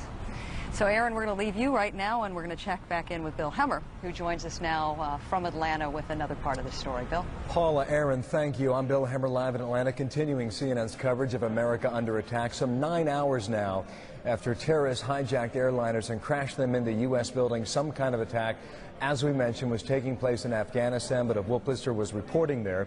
As we see the videotape by way of video phone in Kabul, Afghanistan's capital, Ari Fleischer with the White House indicates this is not a retaliatory strike. However, this appears to be the ongoing civil war battle that's taking place in Afghanistan. Also, reporters traveling with President Bush have also been told these explosions, again, not part of that U.S. strike at any country at this time. Earlier, U.S. intelligence officials had told CNN there are good indications that persons linked to fugitive terrorist Osama bin Laden may be responsible for a number of terrorist attacks in the U.S. today. Bin Laden is suspected to be hiding out in Afghanistan, and earlier in Kabul, Afghanistan's foreign minister said his country does not allow Osama bin Laden to use Afghan territory to launch any attack on any government around the world. Now, the explosions again in Afghanistan come as we still await the first official estimates of the casualties on what has been a deadly day of terrorist attacks here in the U.S. Both towers of New York's World Trade Center and a section of the Pentagon were destroyed when hijacked airliners were deliberately crashed into buildings there. Rescue officials predict that hundreds, if not thousands, have died in today's attacks. One tower of the World Trade Center was hit at 8:48 a.m. East Coast time this morning. Officials believe it was hit by an American Airlines Boeing 767 flying from Boston to L.A. The hijacked plane, Flight 11, had 81 passengers, 9 crew members, and 2 pilots on board.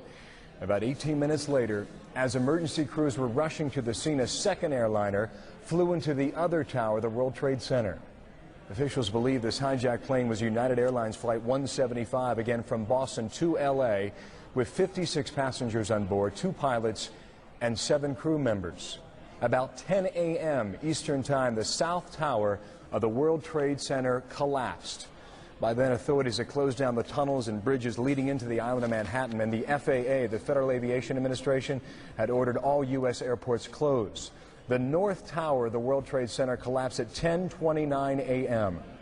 New York City Mayor Rudy Giuliani, while not speculating on the final death toll, has told reporters it may be, quote, more than any of us can bear, end quote. Rescue crews still on the scene. A smaller building, part of the World Trade Center complex, collapsed this afternoon. That's building number 7, part of a larger complex connected to the World Trade Center. The National Guard mobilizing all troops in the New York City area, but New York's tragedy only part of that story. As we look at other parts of the country now, and specifically in Washington, D.C., I'm told Wolf Blitzer now with more information from our nation's capital. Wolf, what do you have for us now? Bill, right now we're told that Air Force One has landed at nearby Andrews Air Force Base just outside of Washington in Maryland. The President's Air Force One being escorted in by 3 fighter jets, 2 F-15s, 1 F-16. Close by, very often there are some Air Force jets who go up to bring down, to help escort Air Force One down. But this time these planes, we're told, the fighter jets were much closer to Air Force One. The President will be returning to the White House to address the nation later this evening around 9 p.m. Eastern. But in advance of that, several briefings were standing by. We're waiting for a congressional briefing that will occur, the congressional leadership, around 7:30 p.m. Eastern. There will be a briefing from the Attorney General, John Ashcroft, over at the White House. We're also standing by awaiting a briefing from the Defense Secretary, Donald Rumsfeld. Meanwhile, let's take a look back at some of the sights and sounds of this remarkable day of terror.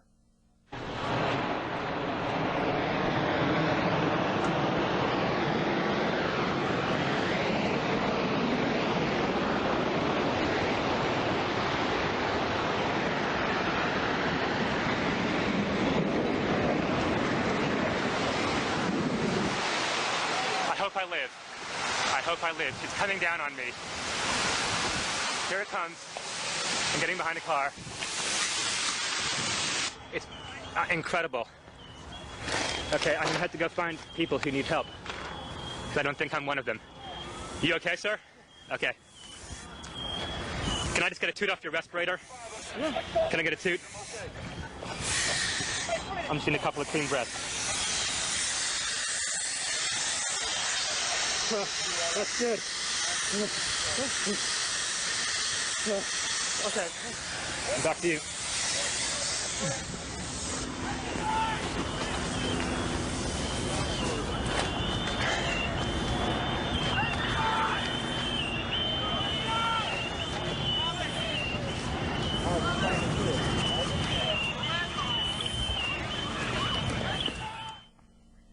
The Pentagon briefing is now underway. Here's the Defense Secretary, Donald Rumsfeld.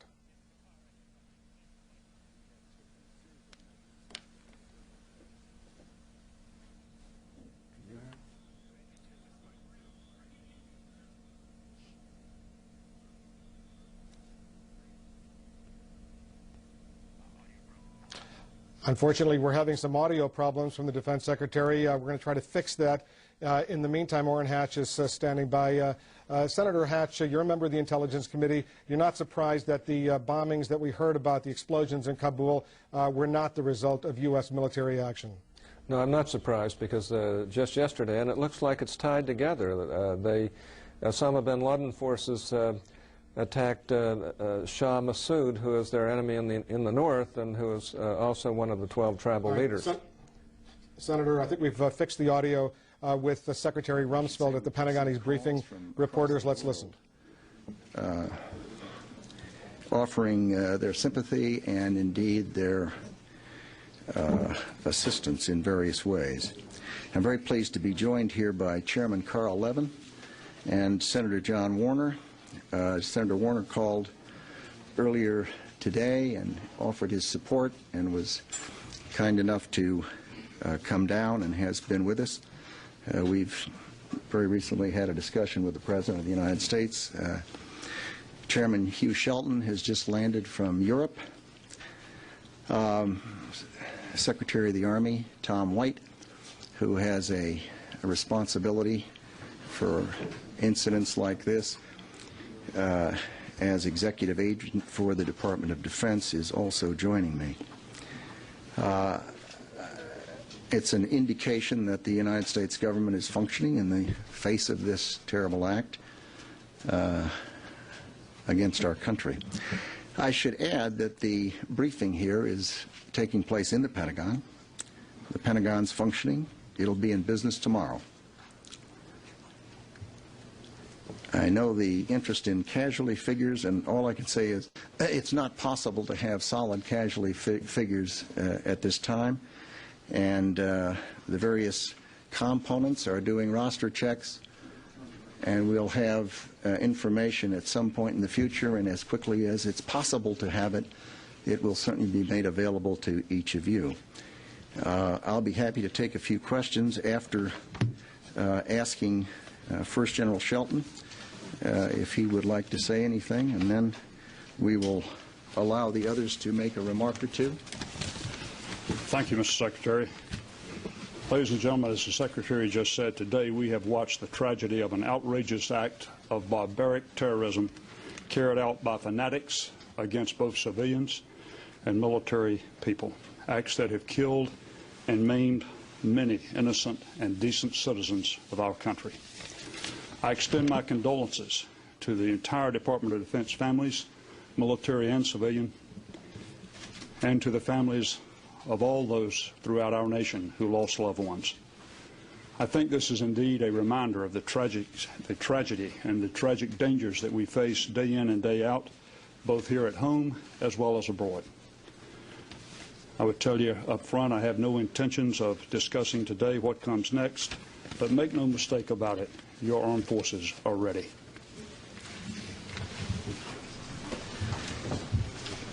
Chairman of the Senate Armed Services Committee, Carl Levin.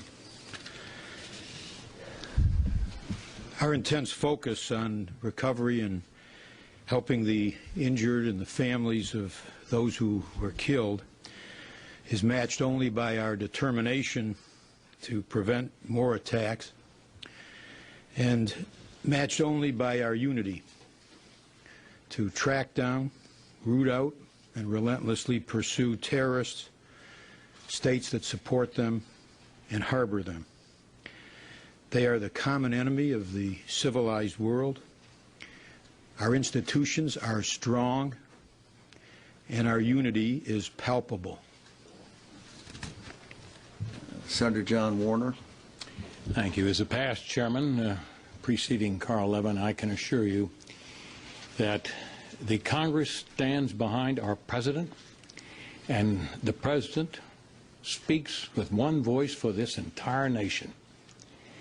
This is indeed the most tragic hour in America's history, and yet I think it can be its finest hour, as our President and those with him, most notably our Secretary of Defense, our Chairman, and the men and women of the armed forces all over this world stand ready not only to defend this nation and our allies against further attack, but to take such actions as are directed in the future in retaliation for this terrorist act, a series of terrorist acts unprecedented in world history. We call upon the entire world to step up and help because terrorism is a common enemy to all, and we're in this together. The United States has borne the brunt, but who can be next? Step forward and let us hold accountable and punish those that have perpetrated this attack.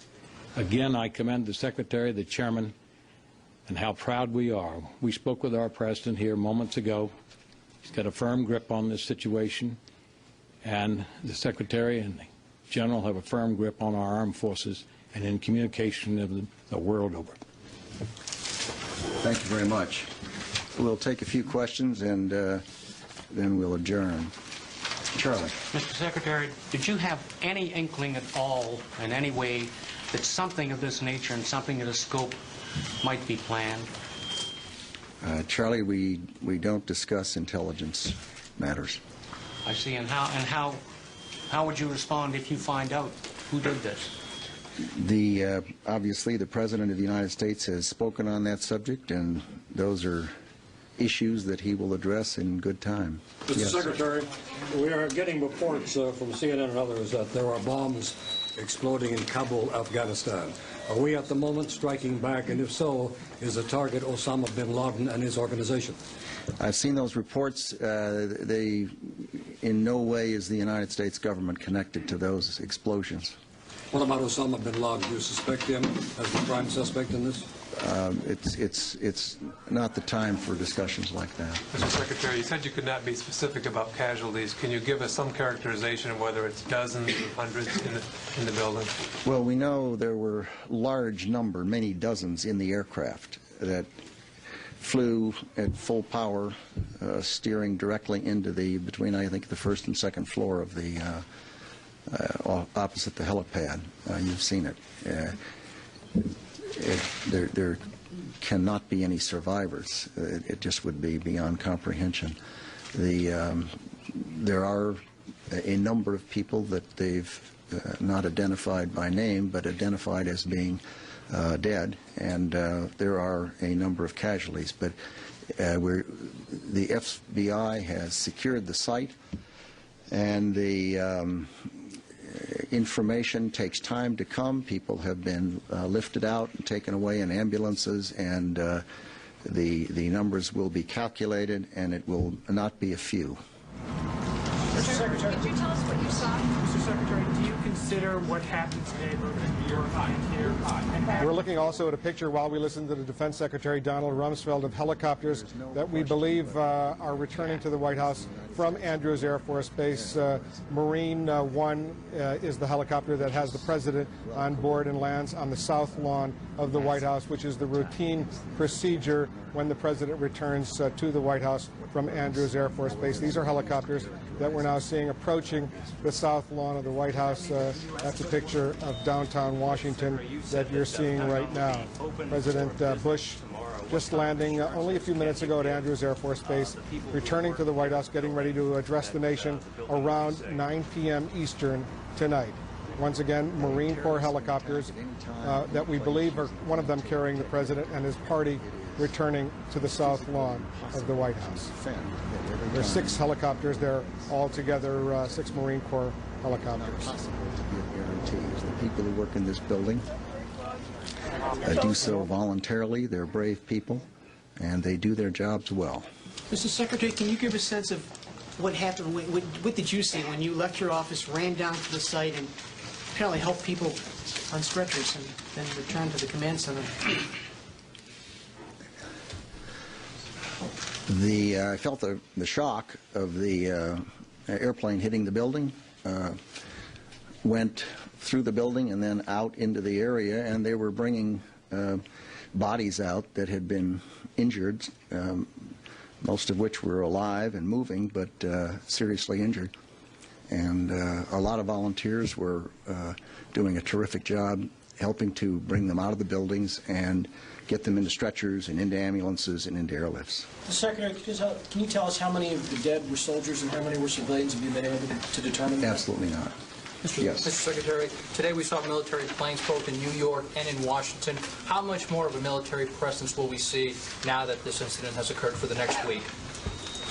Those kinds of decisions are made day to day. It is correct that we had aircraft flying protective missions at various places in the United States today, and they will do that as appropriate. Mr. Secretary, what do you say to the American people who may have questions on how something so coordinated has been carried out against this nation?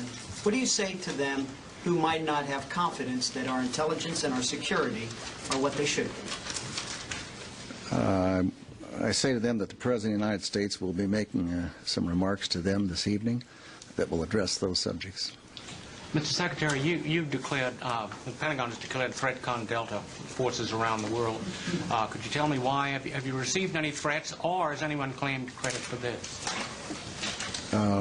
We have, in fact, declared Force Protection Condition Delta and a condition of high alert, indeed the highest alert. We did so almost immediately upon the attacks, and it is still in force. Mr. Secretary, were there threats issued against other U.S. facilities elsewhere in the world today?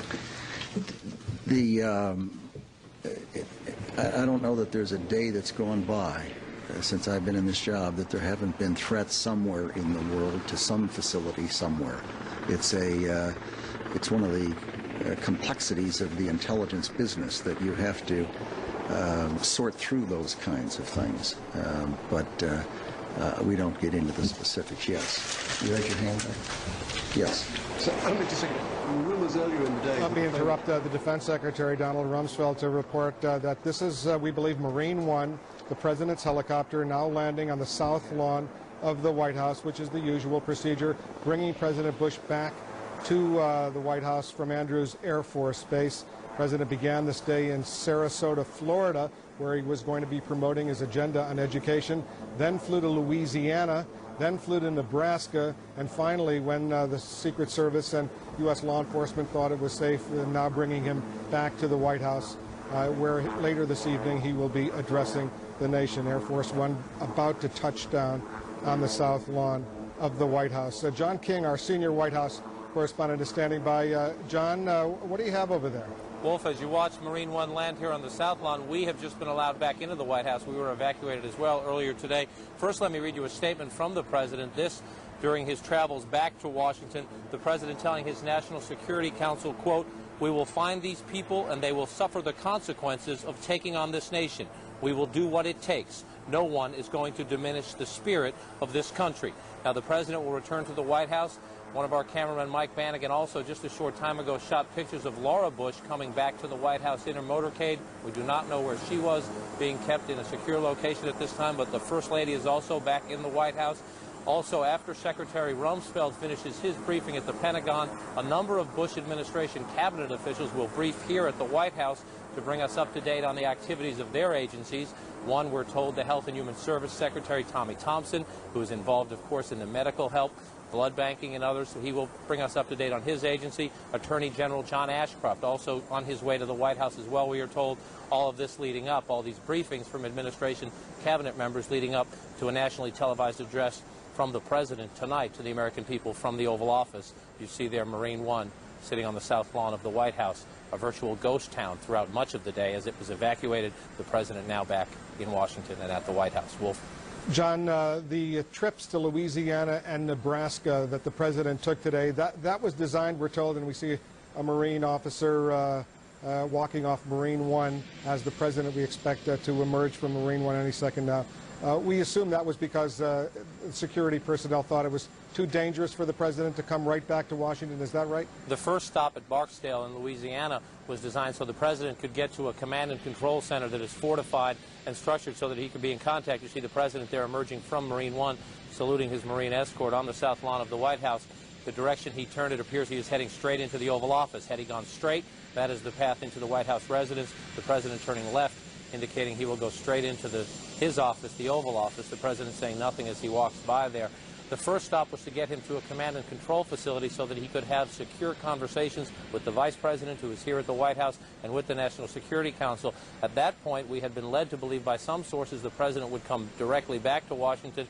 Then they took him to the headquarters of the Strategic Air Command for another briefing with the National Security Council amid some concerns that they wanted to run a few more security checks before bringing the President back to Washington. Obviously, one of the heinous acts we saw today on the Pentagon just a few miles away, so an enormous amount of security concerns. Even as we speak here on the grounds of the White House, you see the President here heading up into the path, being greeted by more agents and his senior staff into the Oval Office. Wolf. And as he goes into the Oval Office in the West Wing of the White House, once again, John, for some of our viewers who may just be tuning in right now, read to us the statement that the President has just released. This is a statement from the President. This is a statement, we are told by pool reporters, that he gave to his National Security Council, quoting the President, quote, "We will find these people and they will suffer the consequences of taking on this nation. We will do what it takes. No one is going to diminish the spirit of this country." We expect a statement very much like that to be included in the nationally televised address the President delivers to the American people tonight. He is meeting right now in the Oval Office with senior advisors to be brought up to date on the latest casualty figures, the latest information the federal government has on just what took place. The administration has also taken one of the steps, Wolf, that seems routine in some ways. Again, a reminder of the tragedy of this day, though issuing a statement just a short time ago declaring the state of New York a major disaster area. Wolf. And John, security, I take it at the White House, is extraordinary right now under normal circumstances. You don't see the security personnel that we're obviously seeing right now. Is that right? That is correct. More security on the grounds, more security out in public, uniformed Secret Service, snipers on the buildings all around the compound here. Remember, this compound, the President was not here at the time, but the Vice President was. Evacuated this morning when all of this was taking place, when the threat on the Pentagon was taking place. Now they're just now letting people back in. We are, I believe, the first reporters to broadcast live from here. Others just getting into the compound now. The security all day long, we were just across the street watching the dogs, the bomb-sniffing dogs out on the compound. Agents at one point patrolling across the street in Lafayette Park with automatic rifles. That an extraordinary scene. We occasionally have bomb scares here. There are occasionally other threats, security threats that cause high level of alerts. Nothing in my 4+ years on this beat, nothing at all like this today. Wolf. Okay, John King, we'll be back to you. Stand by. Meanwhile, let's go back to Bill Hemmer in Atlanta. Bill? Well, thank you, and to our viewers who are just joining us possibly at this time, what has been a very already long and horrendous day in the U.S. We're going to quickly recap the developments of this day. It began with a series of coordinated terrorist attacks against the U.S. Then at the top of this hour, less than 60 minutes ago, explosions were seen in Kabul.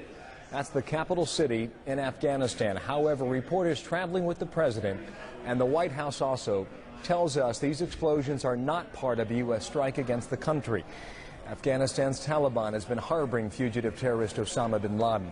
U.S. intelligence officials have told CNN there are good indications that persons linked to Osama bin Laden may be responsible for today's terrorist attacks in the U.S. However, that is far from confirmed at this point. Both towers of New York's World Trade Center and a section of the Pentagon have been destroyed. At this time, Nick Robertson by video phone joins us from, again, Kabul, the capital city of Afghanistan. Nick, what do you have for us at this point? Well, Bill, we can confirm that the Northern Alliance, that's the alliance of fighters fighting the Taliban, who hold the last 5% of the country in the northeast of Afghanistan that the Taliban have yet to conquer. They have confirmed to us from their spokesman up there in the north of Afghanistan that they were responsible for the explosions here in Kabul this evening. They also say that they plan more such attacks. They don't say where and they don't say when. They say that they will brief us shortly on that, but they are claiming responsibility for the attacks we've seen here in Kabul this evening. It's not normal for them to attack Kabul in this way, but their leader, Ahmed Shah Massoud, a very key commander who holds together the alliance of fighters in the north of Afghanistan, he rose to fame during the Soviet occupation in the 1980s, where he was undefeated. All right, clearly we have a breakup of our signal there from Nick Robertson in Kabul, Afghanistan. What you're seeing, though, as the video phone, late technology that allows us to see these nighttime pictures here. It's not nearly as clear as a regular television monitor would provide, but We can see the images of a quieter capital city of Kabul, and Nick Robertson's audio clearly has dropped off at this point. We hope to reestablish the signal again. It's almost 3 o'clock in the morning in Afghanistan, but back in New York it's just about 7 o'clock, and again we're about 10 hours removed from what has been a day that will live for a long time in the memories of a lot of Americans who have watched the images throughout the day. Back to New York City, the island of Manhattan, and CNN's Paula Zahn. Paula. Thank you so much, Bill. And as you just said, even though we're 10 hours out, you can see behind me the remnants of the fire still coming from that area where 2 commercial hijacked jets rammed into Tower 1 and Tower 2 of the World Trade Center. Within the past hour, building number 7, which is also attached to that area, collapsed. As you might remember, earlier in the day, Tower number 1 and 2 collapsed, the South and North Tower. We are now being told by officials that the Marriott Hotel, which is in the vicinity of this area, is also in the position of being so degraded it might collapse as well. Just to bring you up to date on what we're facing in New York City right now, a lot of folks got trapped here this morning when a lot of public transportation shut down. We are now told that some of the outbound bridges are now opened up for people to leave the city. We can confirm now that the nation's airports have been completely shut down at least until noon tomorrow. Some conflicting information on that. Another report suggests that those flights might be postponed indefinitely. Before I give you any more details on New York City, I'd like to check in with Robert Gates right now, who is the former director of the CIA. Mr. Gates, are you with me? I am indeed. Can you hear me, sir? Yes, I can. I'm having trouble hearing Mr. Gates. Let me see if we can make a little adjustment with our audio. As we try to straighten that out, we should probably point out that city officials at this point still will not confirm how many injuries there are, how many fatalities. Secretary Rumsfeld also saying the Pentagon is not in a position to share those numbers with us as well. Mr. Gates, are you with me? Yes, yes, I am. Okay, good. I'm glad you can hear me, sir. In the last news conference that we just watched, Secretary Rumsfeld would not confirm if the Pentagon had any indication of an impending attack. He said he could not divulge that intelligence information tonight. Do you think the Pentagon had any sort of forewarning? I'm in no position to know whether there was any kind of warning provided. What we often have, though, in these with dealing with terrorist threats in the 1980s and in the 1970s is information of some kind of an impending operation, but without the kind of detail that would allow you to prepare or to defend. We ran into that with the attack on the Marine barracks in Lebanon in the early 80s and so on. So there might have been some kind of a general warning, or there may have been a specific warning, but often you get the kind of information that allows you to say something is coming, but without the kind of detail that allows people to take specific actions. Sir, I don't know whether you would agree with this assessment, but the feeling I got in the street this afternoon that the sense of shock could quickly turn to a sense of outrage. Why weren't we better prepared, or why wasn't the United States better prepared for this kind of attack? I think we have to bear in mind, even against the background of this catastrophe today, that the FBI and CIA have thwarted some very major terrorist operations against the United States in recent years. They've had some very important successes and saved a lot of lives. I think that there will be a time when all of this, when things have settled down, when people will be looking at what happened, what information was available, what was not available, and making some judgments about whether remedial actions need to be taken. But I think it's way too soon to begin making assumptions about some of those things. Libyan leader Muammar Gaddafi has just called the incident horrifying, calling on Muslims to help. How do you interpret that statement? Well, my guess is that there are an awful lot of people around the world that are pretty frightened right now about what the United States is going to do. As you said, this sense of horror is likely to turn to a sense of outrage, and I think the rest of the world, and particularly people that in the past have supported terrorists and given them a safe harbor, and helped them in some way, are probably quite worried at this point about what may be coming against them. All right. Unfortunately, we're going to have to leave it there, Mr. Gates, because we need to go back to Wolf Blitzer. We're going to get back to you later on this evening. Wolf Blitzer joins us now back from the Washington Bureau. Wolf. Thank you very much, Paula. And we want to go right to Jamie McIntyre, our military affairs correspondent. He's standing outside the Pentagon, which, of course, took a huge blast today, a big attack at the Pentagon. Jamie, tell us, first of all, the headline from what the Defense Secretary Donald Rumsfeld said at this briefing that we just heard.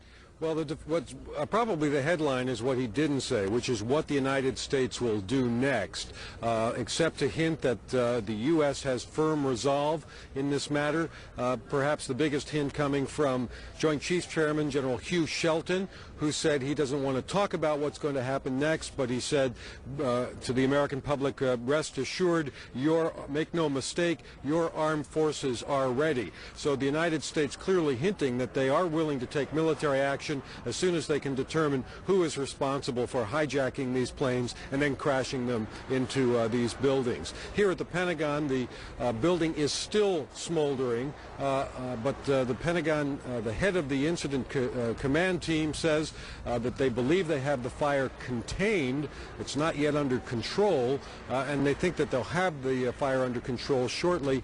Secretary Rumsfeld vowed that the building would be open for business tomorrow.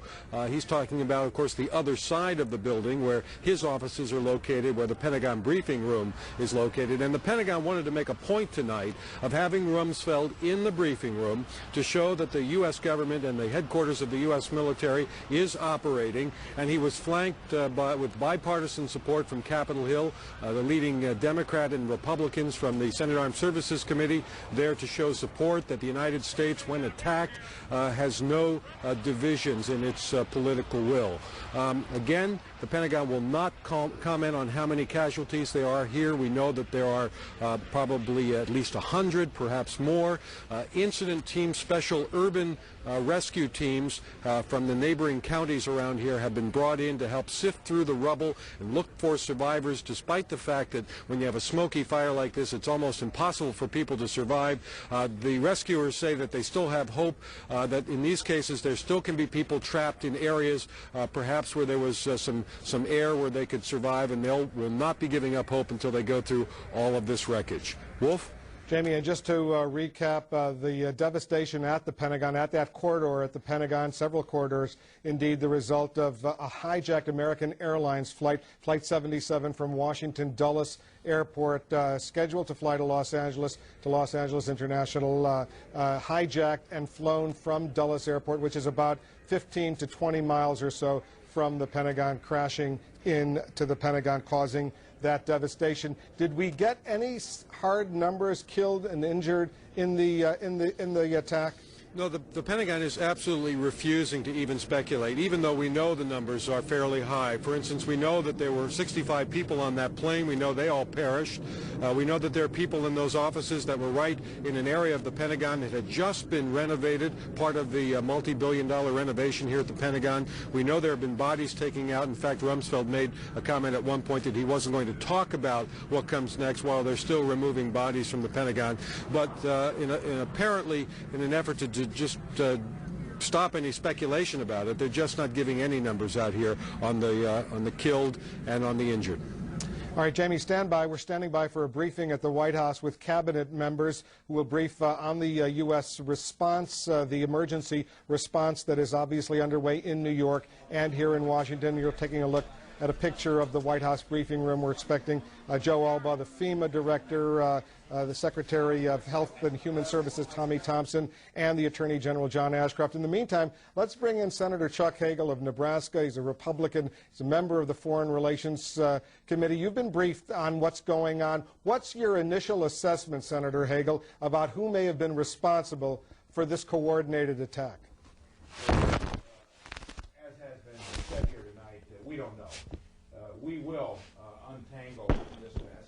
We will get the facts, and we will respond. All right, stand by. Senator Hagel, stand by. We've got a technical problem with your microphone. We're going to fix it. The former CIA director, Mr. Jim Woolsey, is here as well, and he's joining us. You've been looking into this, discussing this with some of your former colleagues over in the intelligence community. What do you hear about those who may have been responsible?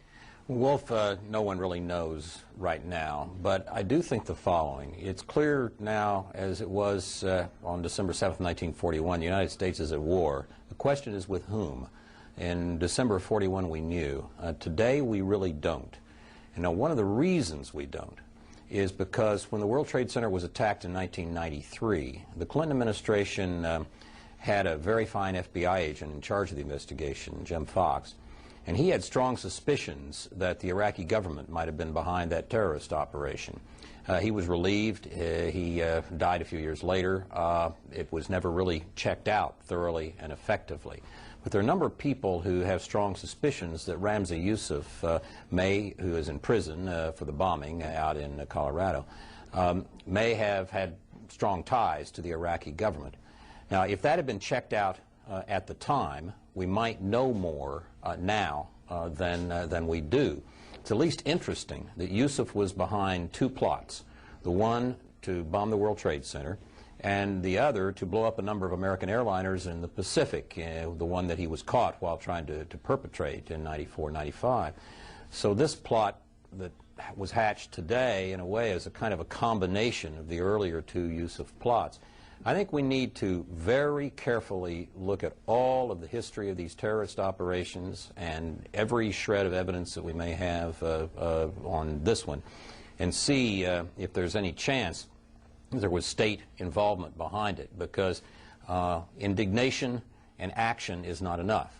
We need to have indignation and action at the real perpetrators, and as yet we just don't know who those are. All right, Mr. Woolsey, stand by. I want to try to bring back Senator Hagel, who's also here in our Washington bureau. The former CIA director, Mr. Woolsey, suggesting that perhaps all the finger-pointing, direct finger-pointing that we've heard through much of today toward Osama bin Laden may be premature. Maybe others could have been involved, specifically the Iraqi government. What do you hear? Well, we must not rule anything out here as possibilities. We do know something, I think, for certain here, Wolf, and that is this very sophisticated operation. It took a great amount of intelligence, a great amount of resources, timing, all that goes into something like this. The world's never seen anything this sophisticated. Now, whether bin Laden was part of that or could have had the ability and the resources to do that, I don't know. But Jim Woolsey's right. No one should escape the net here as we find out who did this, and we will find out who did this. Is there a sense, though, that, Senator Hagel, is there a sense that that it definitely was some Middle East-oriented group that coordinated this attack, that it was not necessarily, as Oklahoma City was, a homegrown U.S.-sponsored attack?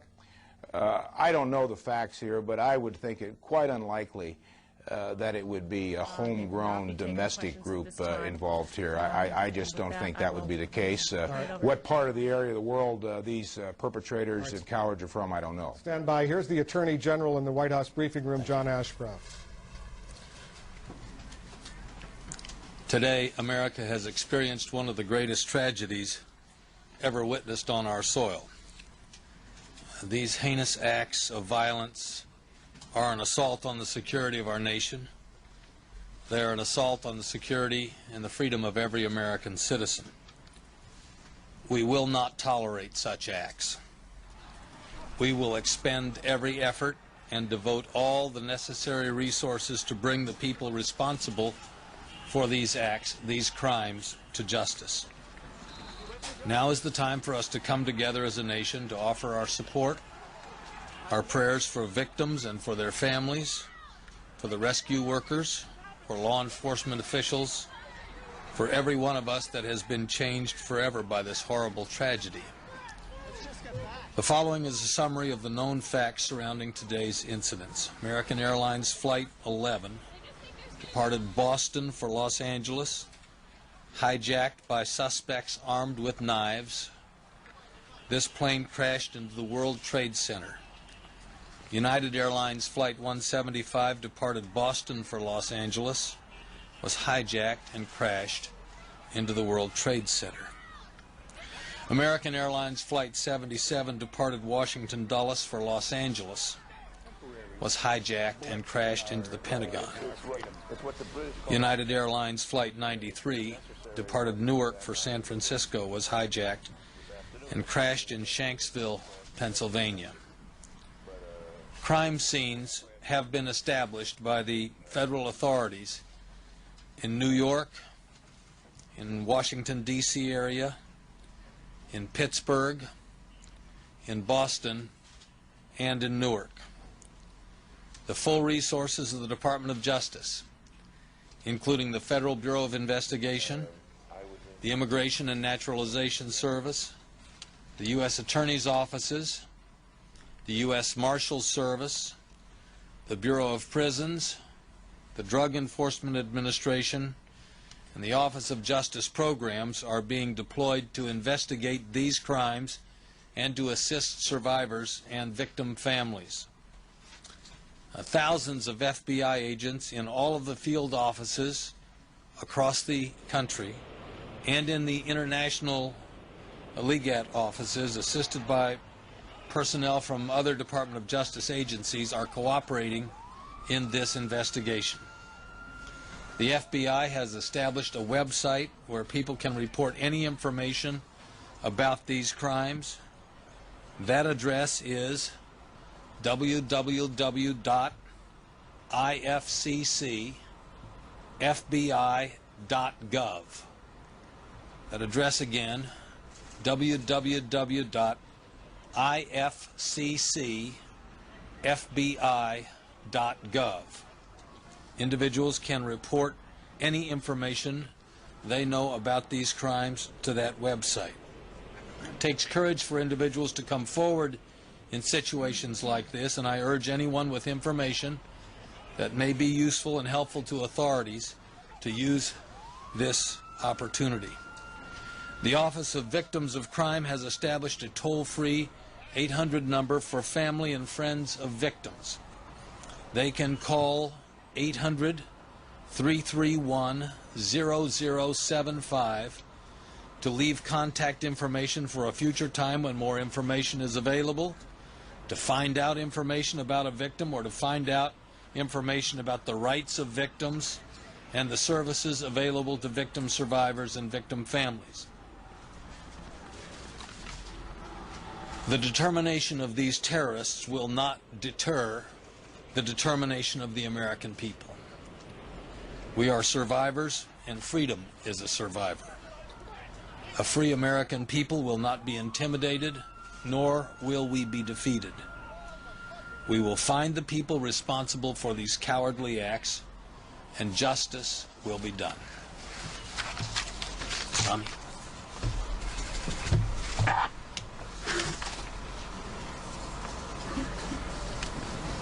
Every single American lost something today. And every one of us at this time expresses our deepest sympathy to the victims of today's tragedies and their families. It is now our mission to begin the healing from this tragedy. From the moment that we learned of these attacks, the Department of Health and Human Services has begun readying teams and resources to be sent to New York City and the Washington area to meet any needs of state and local officials. So far, we have sent 4 disaster medical teams to New York City, and 3 of these disaster medical teams to the Washington, Northern Virginia, Baltimore area. These medical teams each consist of about 35 physicians, nurses, and emergency medical technicians. They are all trained to deal with traumatic injuries and other emergency needs. We've also sent 4 disaster mortuary operational response teams to New York and 3 to the greater Washington area. We're also in the process of shipping a great deal of emergency medical supplies to New York City with the help of the Centers for Disease Control. In short, we're making the full force of the Department of Health and Human Services, both its resources and medical expertise available to the areas that need our assistance. We've also this afternoon activated the United States Public Health Service Commission Corps, which consists of approximately 6,000 health professionals. We also are giving backup assistance to the 500-bed ship Comfort from the United States Navy. Americans all over are calling up and asking what they can do. The best thing they can do is respond to this great call by volunteering to give blood. We need Americans to continue to answer that call. No matter where you live, please do your civic duty and assist us by donating blood. It is our primary job is to make sure Americans harmed by this tragedy get the help that they need. We will remain in constant contact with the governors, the mayors, public health officials, and other local officials to make sure that all their needs are being met. It is a sad day, but America and all of its citizens certainly share tonight in the grief that has been caused. And as the President and everybody in his administration have said, we, the government, will continue to operate and continue to provide the services to all Americans.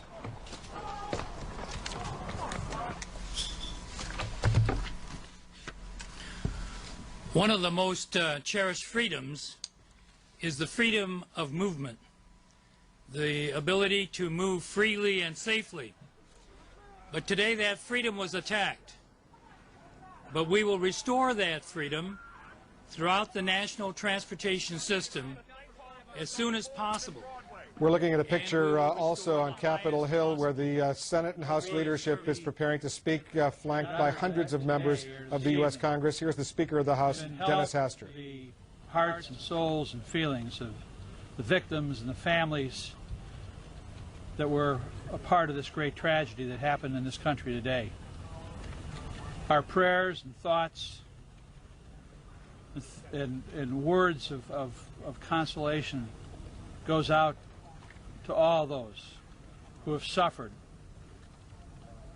But one thing that happens here in this place is when American suffers and when people perpetrate acts against this country, we as a Congress and as a government stand united, and we stand together.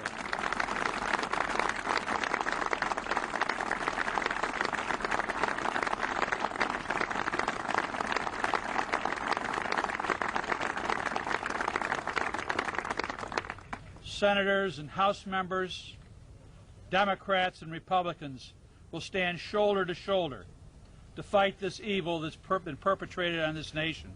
We will stand together to make sure that those who have brought forth this evil deed will pay the price. We're not sure who this is yet.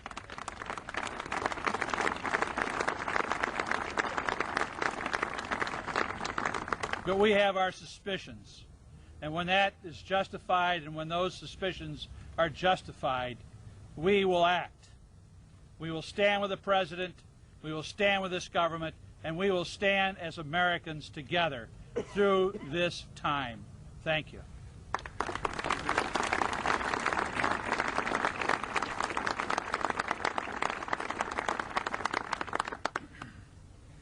Today's despicable acts were an assault on our people and on our freedom. As the representatives of the people, we are here to declare that our resolve has not been weakened by these horrific and cowardly acts. Congress will convene tomorrow.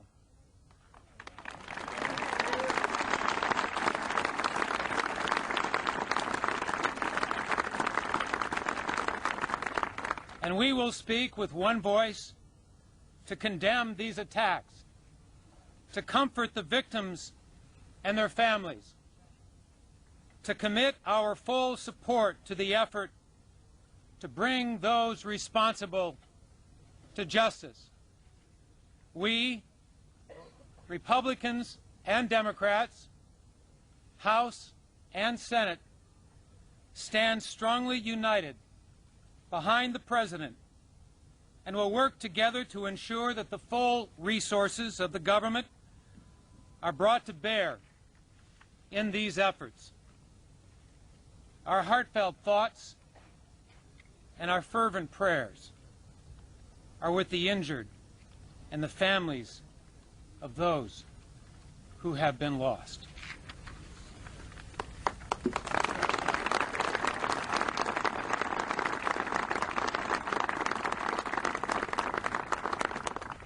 We know, as a nation, as we said, our thoughts and prayers are with those families and those injured and those who are the casualties of today's attack. We also remember those thousands of people who are rescue workers. We ask now that we all bow our heads in a moment of silence and remembrance.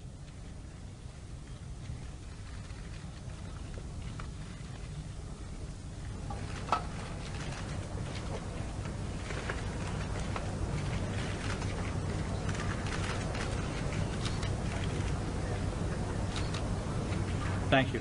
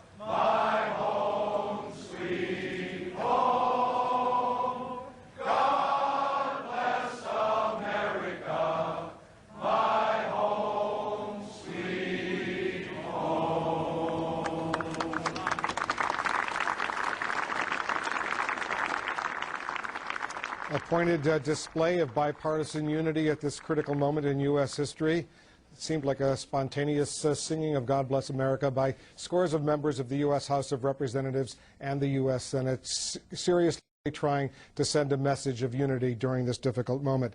Let's go back to Paula Zahn in New York, where she's got more details on this tragic day in Manhattan. Paula? Thanks so much, Wolf. I think all day long you have seen the images replayed of exactly what happened here in New York City, the city a victim of multiple attacks by hijacked commercial airlines. Joining me right now is Matt Cornelius, who was in the unfortunate position of being mid-level in Tower 1, the North Tower of the World Trade Center. Matt, thanks for joining us tonight. What happened? Where were you? Well, I just arrived at work, probably about 8:40 a.m. I put my lunch away, and I was getting ready to start the day, when all of a sudden we heard this tremendous crash. There was a really loud sound, followed by a sharp jolt in the building, and then the floor kind of seemed to wave. We are looking at this incredibly dramatic shot of the impact of the American Airlines hitting the North Tower. You were not aware at all of what could have caused it. We had no idea. Obviously, we knew something had struck the building. Somebody screamed out, an airplane's hit the building. But I think that was just a guess. And when I thought about that, I thought probably a private plane, because you often see them flying around the World Trade Center. No one could have ever thought that it was a commercial jet plane of that size. And your immediate instinct, I suppose, was to get out of the building. Yeah. Describe the evacuation. Well, it wasn't, because people hadn't really arrived at work yet, it wasn't very organized. We basically decided... Now that actually represents the second attack that happened 18 minutes after your building was struck. Right. So when we got struck, everyone basically started running for the stairways. And we went in immediately to the stairways and started our way down. Were people pushing and shoving, or was it an orderly exit from the building? People were confused at first, but once we were in the stairway, people were very orderly. How long did it take you to get out of the building? About 45 minutes. Some people were upset. They had gone through the bomb in '93. How could it take so long to get out of the building? You had 65 flights of stairs. You're a young man, but one would think you could get out of there quicker. We moved very quickly, probably 15 minutes to the 40th floor. And then after that, we got held up. There were firefighters coming up the stairs, police officers, and I believe FBI agents. So they were coming up, and there were people. There was a man in a wheelchair who they were trying to assist, so we kind of had a hold for him. But people remained calm throughout this and kept saying, we're going to take it one stair at a time. Everybody's going to get out. I think we weren't aware of the situation. We thought it was an isolated event. I think had we known what was going on, it would have been a different story. But these pictures obviously show the unspeakable horror and tragedy, the fallout from which we're only just beginning to grasp. Once you got out of the building, at what point did you become aware of what had truly happened? Well, I would say the minute as we came out of the building, actually exited the complex, the police officers were screaming, "Don't look up, don't look back, just go." And of course looked back, and I saw that the second tower was indeed on fire, and that's when it hit me that this was something major. I mean, this was a real catastrophic event. And actually, when we came out of the stairs, there was a lot of devastation in the lobby, and actually the center of the complex, the plaza area, there was a lot of debris and some bodies. I mean, it was truly awful. We have some shots now that we'd like to show you of what some people have described almost as a nuclear winter when they talked about the amount of soot coming down on those of you who were fleeing these buildings. Now that you've been able to absorb what happened, what's going through your head tonight? You must feel like a very lucky man. I feel very lucky. I'm so thankful to be alive. My heart goes out to those who don't know about their loved ones or have lost loved ones, and it's still very surreal. I mean, I look down behind us and can't believe that my office building that I go to every day is gone. Matt, before you got any further, we were just looking at shots of the countless number of New York firefighters that were on the scene. We are just getting information from a union official of some of the 400 firefighters that initially went into that area. 200 may have perished. Matt, we appreciate your sharing your thoughts with us tonight on this incredibly tragic day of our American history. Let's go back to Wolf Blitzer. Once again, Wolf, New York City officials are not confirming, nor is the Pentagon, exactly how many people were injured here or how many people died. I know Governor Pataki of New York was saying earlier this evening it will be many, many days before we have any of those numbers.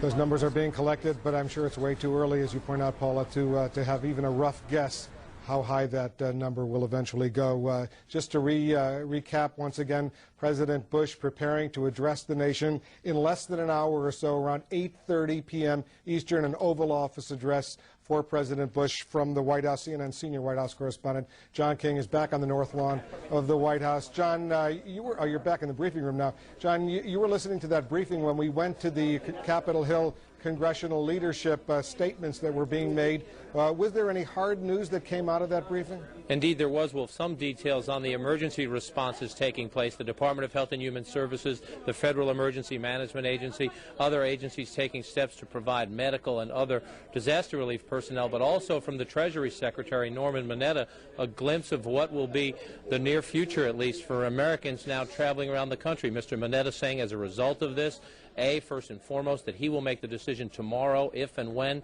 U.S. commercial air traffic can resume, all planes grounded at least through noon, he said, and when Americans do go to an airport or a train station in the future, they are likely to see a much higher level of security. To increase traveler security. Travelers will indeed see increased security measures at our airports, train stations, and other key sites. There will be higher levels of surveillance, more stringent searches. Airport curbside luggage check-in will no longer be allowed. There will be more security officers and random identification checks. Travelers may experience some inconveniences, but we ask for your patience. Now, the President is in the Oval Office with his national security team preparing for that address to the American people. About 50 minutes away from now, that address from the Oval Office. 4 members of the President's cabinet briefing here. They refuse to take any questions. White House saying that these cabinet agencies want to gather more information. Attorney General John Ashcroft vowing, though, that the perpetrators of these terrorist attacks, he said, would be discovered and punished. And again, much of the information dealing with the relief effort underway over at the Pentagon and up in New York City, the Secretary of Health and Human Services Tommy Thompson, urging Americans, no matter where they live, to donate blood. He said that is one urgent priority right now. Wolf. Okay, John King, we'll be back to you. But meanwhile, I want to bring in the former Secretary of State, Madeleine Albright, who joins us here in our Washington Bureau. Secretary Albright, do you have a sense, you studied this situation, 4 years at the United Nations, 4 years at the State Department, who was responsible for this attack? I think it's impossible to tell at this time, Wolf, and it's very important to get all the facts straight. But what is essential is that the countries of the world who believe in democracy and human rights stand together. And the statements that have come out, I think, from other world leaders are very important. We all have to stand together. I ache for America tonight, but I know that we will rise to the challenge because we have the best system in the world. Is there, given the earmarkings of this highly sophisticated, very coordinated attack, that some sort of state sponsorship was behind it? I think it's tempting to speculate, Wolf, but I think that it's probably wrong at this time to make statements that point the finger. We need to look at the facts very carefully and then respond at a time and place of our choosing. We have the best military in the world. I have the greatest confidence in our military, and I support President Bush. We are all waiting to hear what he has to say. I think the unity of this country is now essential. But even at a time of unity, we've heard from many members of Congress, Democrats and Republicans today, members of Congress lamenting what they say was an enormous intelligence and security failure. Intelligence in the sense that the U.S. apparently had no advance indication that this was about to happen, and a security failure that 4 planes could be hijacked simultaneously. I think we will have a lot of time for investigation and finger pointing. I think today we need to offer our condolences to the families of the victims and the bravery of those who have rescued people, and remember that this country is a country of laws, and those who oppose us are only countries that do not believe in a system of laws and democracy and the individual freedom. You just heard the Transportation Secretary, Norm Mineta, say that travel in the United States is not going to be as relatively easy as it's been. There's going to be much tighter restrictions for Americans. They will have to endure what many Europeans have been enduring now for several years, given the terrorist operations unfolding there and other parts of the world. It's going to cause a reaction, as you well can understand, from the American public. I think that's the least of our problems. I know when I fly, I actually welcome it when I'm asked questions, and I think it is up to all of us to cooperate. But America can't be shut down. We have to remember that we thrive as an open society, and I think we have to take all the precautions and to try to find the balance between the freedom for which we are noted and the security which we need. Once the United States learns conclusively who was responsible for this coordinated attack, what should the response be militarily and diplomatically, politically? Well, I think militarily I will leave that to the defense people. I do know that we have the means to respond in whatever way we want to. We do have the best and strongest military. Diplomatically, I think it is essential to be in touch with our friends and allies, to seek their unified support. Terrorists know no boundaries, they know no limits, and this has been brought home to America this time, but other countries are being threatened, and we need to all stand together. Terrorism can only be dealt with internationally. You were the Secretary of State when the U.S. embassies in East Africa were bombed. Many Americans were killed, many other nationals were killed as well. The U.S., while you were Secretary of State, did bomb some bases in Afghanistan believed to have been associated with Osama bin Laden. A Sudanese factory was bombed. Clearly, if Osama bin Laden was responsible for this current attack, which has been widely speculated, of course, the U.S. retaliatory strike at that time didn't appear to slow him down at all. Well, there's no way to prove that, and the truth is that my worst day as Secretary of State was when those embassies were bombed and when I brought the bodies home and met with the Kenyans and Tanzanians who had been injured.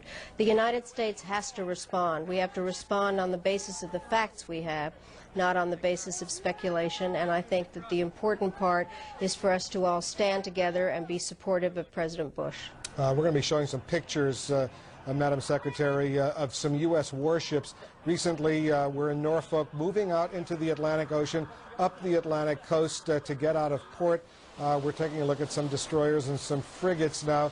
These are pictures of U.S. Navy vessels leaving the largest U.S. naval facility in Virginia, in Norfolk. clearly perhaps sending some sort of signal, some sort of sign to others who may be out there. What is that message? That America is strong and cannot be shut down. That we have the means to bring about some kind of a response to this, and that we have the strongest military in the world, and that we're proud of our military. General Colin Powell, your successor at the State Department, returning tonight from a visit to South America from Lima, Peru.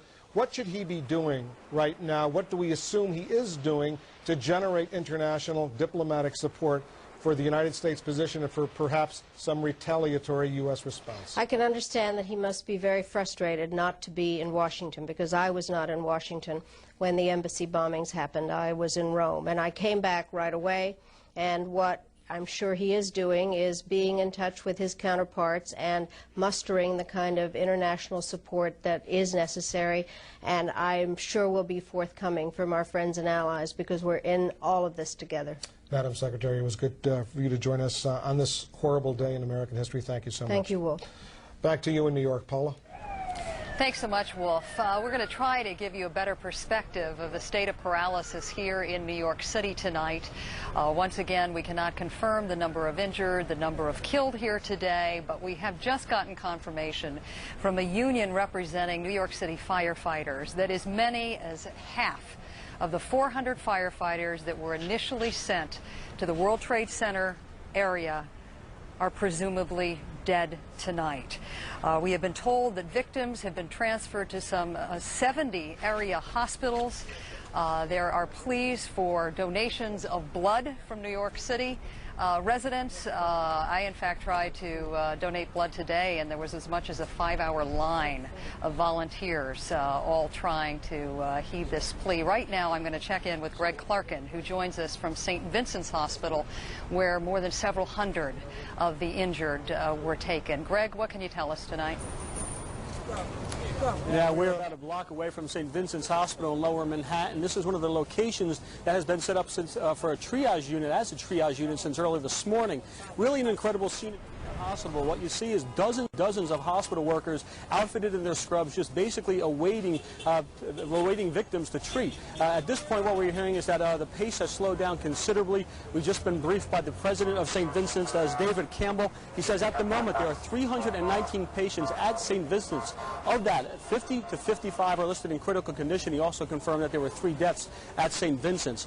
Also, New York Governor George Pataki stopped by. He spoke to the doctors as well as the victims. One of the doctors overseeing the operations in the emergency room today described some of the injuries that they saw early on. He said at the very early stages of this tragedy, what they saw were severe burns, a lot of trauma, and a lot of heart-related problems. Now, he said the heart attacks and the cardiac arrest could be from pre-existing heart conditions or possibly induced by the trauma that the people saw at the World Trade Center today. Now, tomorrow they expect to get a different type of injury. Right now, the Trade Center is considered a hot zone. There are no rescue efforts underway, the doctor said, but tomorrow they expect that hot zone to be lifted, rescue workers to go back in. What they will be expecting then is what they call crush injuries, and that could be broken bones, anything that happens by people being buried underneath rubble, kidney failure, dehydration, and the like. They're expecting to see a whole different variety of injuries tomorrow. So again, from St. Vincent's, which has been a triage unit throughout the day, the scene has slowed down a little bit, but they do expect it to pick back up when the rescue efforts resume. Paula, back to you. All right, thanks so much, Greg. And during your report, I just got more information that the New York Police Department now confirms that there are 78 police officers on its force that are missing tonight. Right now, I'm going to turn to Richard Holbrooke, former UN ambassador, to provide some sort of perspective for us this evening. Mr. Holbrooke, we have heard General Shelton describe today's vicious acts as outrageous acts of barbaric terrorism. Senator Orrin Hatch called it an act of war. Senator John Warner calling it the most tragic hour of American history. What is your perspective on this evening? Well, first of all, Paula, as a New Yorker and somebody who had the honor of being guarded by the New York City Police and working with the firemen, I am stricken beyond words at the information you've just mentioned about the death toll among the police and the firemen. I used to work in that building and was there next door during the previous attack, and as in the 1993 case, New York City citizens have responded in this extraordinary way. Your description of the attempt to give blood is so emblematic, those lines, and I'm just heartbroken about this. In terms of your question, and having listened to your interview with Madeleine Albright, I just want to add something to what she said, and that is this. In the past, Osama bin Laden and other terrorists who do not represent national governments, a distinction which is critically important, but are sheltered in various countries in the world, including Afghanistan, sometimes North Korea, Iraq, Libya, have played this shell game about where the government that shelters them and protects them says, well, we don't know where they are. I think it is absolutely essential for the United States to lead an international effort now that makes clear that any country which shelters people is part of an act of war against the United States. The United States, Paula, cannot make the response alone. It is true, as Madeleine said, that we have the finest military force in the world, and I've been privileged to work with them for over 30 years in Vietnam, in Bosnia, and all over the world. But I will tell you that unless we have international united front of the European allies, the Russians, the Chinese, and I want to stress this, the moderate Arab states, which must close ranks to get the extremists who are behind this, we're not going to be able to succeed. This is the beginning, after we get through the rescue phase, after we find out how the security failure occurred that you referred to, that Wolf Blitzer referred to earlier, we're going to have to turn to an absolutely non-stop diplomatic effort to create the pressure behind which we can take the necessary military action against this act of war. All right, I hear what you're saying, Ambassador, but it was Henry Kissinger who said earlier on today that we will be able to, or the United States at least, will be able to judge its friends by their level of support in trying to figure out who unleashed this fury today. What, though, realistically, do you think will happen in terms of resistance from some of these countries? I'm sorry, I don't understand your question. I heard the interview with Henry Kissinger, and he and I are in full agreement on this. Any government which shelters the people who did this has to be held equally responsible for it as an act of war. And we are going to have to mobilize an international coalition for that position as we prepare to take the necessary military responses. And I know that Henry agreed with that because I listened to the interview.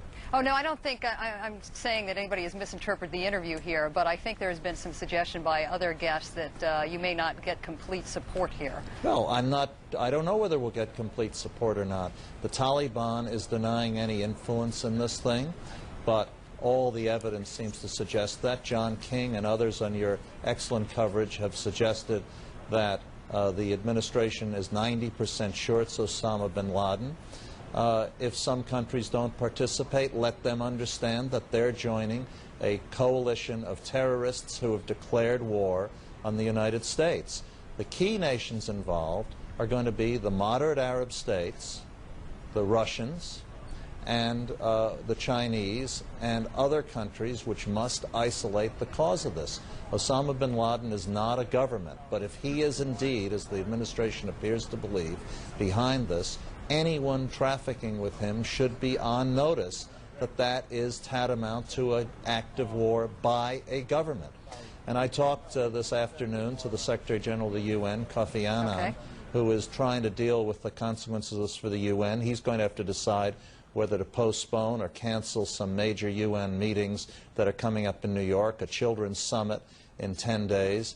And he has been talking to Arab leaders, and I think he will be very supportive of this. The UN will meet in General Assembly tomorrow to start the condemnation process, and we're going to have to conduct diplomacy alongside rescue and finally decide what the correct military response is. Mr. Holbrook, we're going to have to leave it there this evening. Thank you very much for your insights and some of your poignant thoughts on what it was like to have once worked in one of those buildings that no longer exists. Joining me right now is Jeff Greenfield, who has some thoughts on the magnitude of what was witnessed here today. I know Senator Dodd earlier today compared this to the equivalent of the bombing of Pearl Harbor.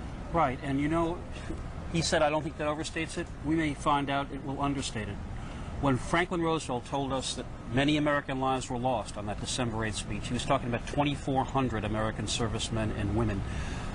Unless a miracle happened 2.5 miles south of here, we are looking at a death toll that could dwarf that. The largest act of violence in American history, Oklahoma City, 168 dead. More people than that died just in the plains. And when you and I as New Yorkers look and we realize the landscape of New York has changed, the Empire State Building is once again the largest building, I would suggest to you the landscape of America has changed. We are going to wake up tomorrow in a different country. Our luck has run out. 6 people died at the World Trade Center in '93. We saved thousands more because the buildings didn't collapse. We averted terrorist acts in the past, not today. And I think we will not get on an airplane the same way again. We will not feel the same way about our security again. I looked at some numbers, Paula. The largest number of American dead ever in one day in this country was Antietam, the Civil War battle in Maryland in 1862. 22,000 dead. I hope to God we don't approach that number when all is said and done, but we're going to be possibly in that ballpark. And I think tomorrow, in some ways, may even be a worse day than today because the sheer magnitude of this event has kind of got everybody just excited and wondering. Tomorrow, the reality sets in. And I think you also talked earlier today how that reality turns from a sense of shock and, in some cases, a sense of outrage. We've already heard what has absolutely been handed this country. And one of the biggest issues we're going to be facing is drawing the line between a response that equals the horror of what was done and restraint. All right, got to cut you off here and go back quickly to Wolf Blitzer. I think Dick Armey is joining you. All right, Paula, just to remind our viewers that in a little bit more than a half an hour from now, President Bush will be in the Oval Office to address the American public. He's preparing his remarks right now, but our congressional correspondent, Jonathan Karl, is up on Capitol Hill, and he has the House Majority Leader, Dick Armey, with him. John? Well, Wolf, an amazing day up here, and we just had about 200 members of Congress, Democrats, Republicans, senators, and members of the House on the steps of the Capitol with a message. Now, we have here the Majority Leader, Dick Armey, Republican leader in the House of Representatives. Mr. Armey, you were one of those in the top leadership of the Congress that were whisked away from the Capitol this morning to a secure location, a classified location. What was it like in that room all day today? Well, we had the bipartisan leadership of both the House and the Senate. We were, of course, obviously, like everybody in America, seeking information, trying to understand exactly what's happening, where is it coming from, who's responsible, and how do we respond, measuring the threat to the nation and preparing ourselves to bring the members of Congress back to work at the appropriate time under the right circumstances and make the point that I made earlier. You may scar democracy, but you don't shut it down. We'll be back to work tomorrow. We think of this as a horrible criminal act. It is just inhumane. It's insane. And the American House and Senate, the Congress of this nation, as the President of this nation, will address that tonight. We will address the nation's business this week, and we will continue the process of finding the people who are responsible and bringing them to justice. Now, I understand that at least 4 times during the day, the Vice President briefed the members of leadership that were in that room at that classified location. What did you learn about that 4th plane, the plane that landed in western Pennsylvania? Well, we learned some things about that. At this point, the information is classified. It is clear that we do have a good investigation going forward. We are gathering information. There is a confidentiality on what we know, but we do know that this is a serious, premeditated crime, and that I can say without any doubt or hesitation, it's an international crime, and we will be able to find the people responsible in America. I believe, with the cooperation of all civilized nations, will bring these people to justice. Now, over the Capitol Police radios this morning, there was a report that there was a plane headed for the Capitol building. What can you tell us about that? Was the Capitol in danger at any time during the day? I don't know. We've tried to distill exactly what that report might have been. It could have been somebody's interpretation of the heading of either the plane that went to the Pentagon or the plane that went down in Pennsylvania. But there was a concern about the Capitol that caused Capitol Police, I think correctly and prudently, to vacate the building. All right. Well, Mr. Leader, I thank you very much for joining us. And, Wolf, tomorrow both the House and the Senate will reconvene. Very much this message that wants to be sent here is that terrorism will not stop the people's business, the work of the Congress from going forward. All right, Jonathan Karl on Capitol Hill, thank you very much, and thank Mr. Army as well. I want to bring in Senator Bob Graham of Florida. He's the chairman of the Senate Intelligence Committee. Of course, he's been receiving regular briefings throughout the day. We're hearing a lot of suspicions, Senator Graham, about who may have been responsible. Can you share what you know about that responsibility with our viewers? I would agree with Madeleine Albright. It's premature at this point to be identifying who the prime suspect might be. The number of potential suspects based on the complexity of this operation is relatively small, and I think we will soon be able to identify who the culprit is, but tonight is not tonight. Has anybody definitively made any conclusions in the briefings with you and your colleagues about responsibility? Because, as you know, a lot of finger pointing at Osama bin Laden has been going on throughout the day. No, at this point there has not been a single primary suspect identified. Given the nature of this operation, the highly coordinated hijacking of these 4 airliners, is there some suspicion as well in the U.S. intelligence community that perhaps some government may also have been involved? Again, it's premature to try to determine who did it and who their collaborators might have been. One thing we do know is that we are going to, as a result of this and other incidents, reassess our ability to identify and prevent this kind of event in the future. Right now, we're in the stage of responding to a horrendous event rather than where we should be, which is congratulating on ourselves and the fact that we identified and were able to interdict the culprits before they were able to act. One of your colleagues on the Intelligence Committee, Senator Orrin Hatch of Utah, told us earlier today that as far as he had been informed, there was no advance warning whatsoever that these attacks were about to take place.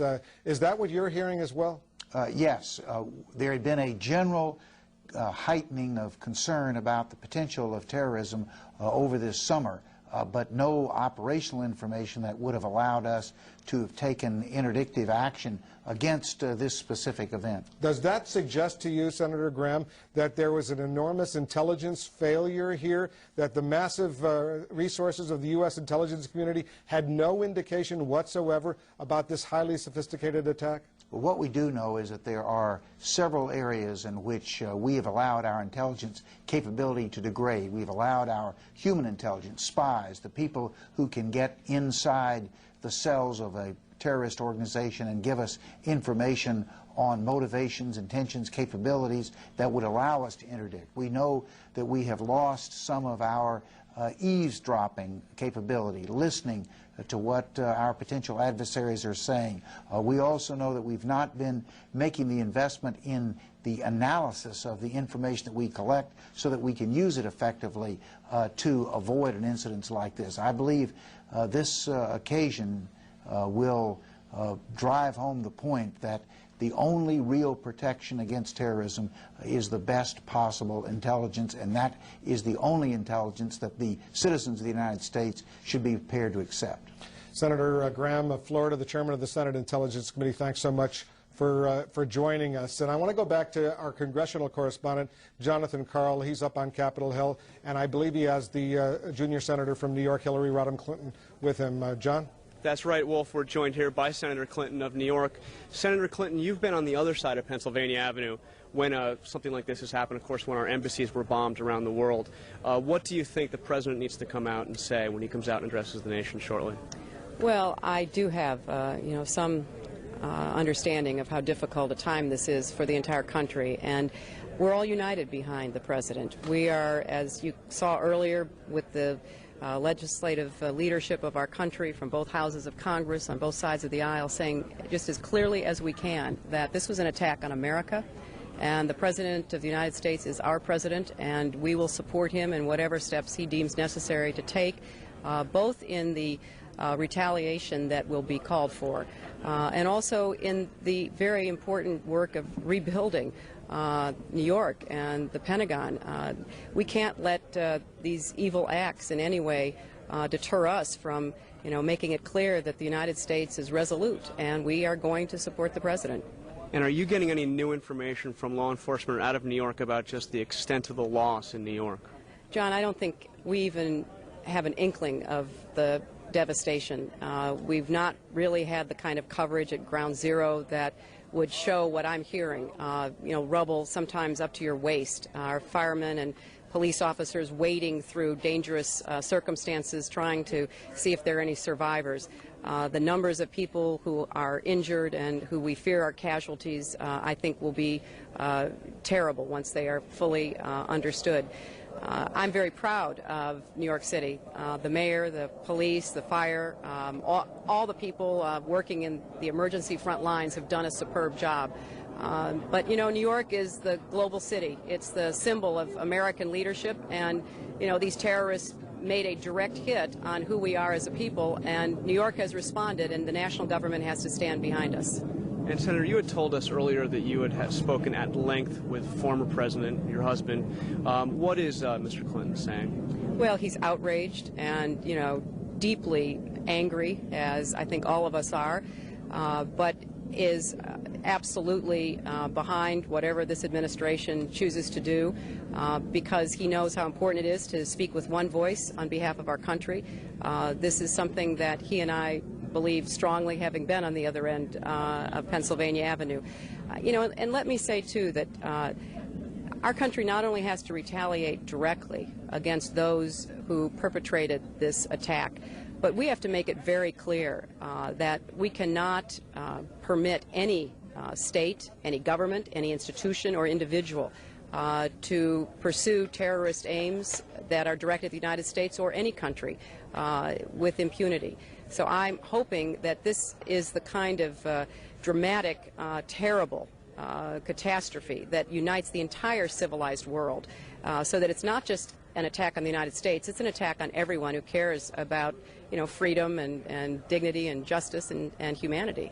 Now, we're told that the Congress has never been evacuated before, not during the War of 1812, not during the Civil War. This was an extraordinary day. Of course, you are coming back. We had the display of unity on the steps of the Capitol. But is any business really going to be able to be done here? I mean, we've entered a new phase here, haven't we? I don't think so, John. I think that clearly, because of the uncertainty that surrounded first the attacks in New York and then the attack on the Pentagon, it was prudent for these buildings to be evacuated, and I certainly went along with that, as did my staff. I think, though, tomorrow you'll see that the Senate and the House will be back in session. We will be debating a resolution that really expresses our very strong feelings of outrage about this. And then we're going to be getting down to the hard work of determining what we need to do. I've told my colleagues that this is the kind of devastating attack and loss of life that is almost beyond imagination. And, New York is going to need a lot of help. I was pleased that, we asked for an emergency declaration of disaster. I talked with the governor, and he's been extraordinarily involved in all of this. But we're going to need the federal government, the entire nation, to stand behind New York. Okay, well, Senator Clinton, we thank you very much for joining us. I know you've got a busy time ahead of you. Thank you. And Wolf, back to you.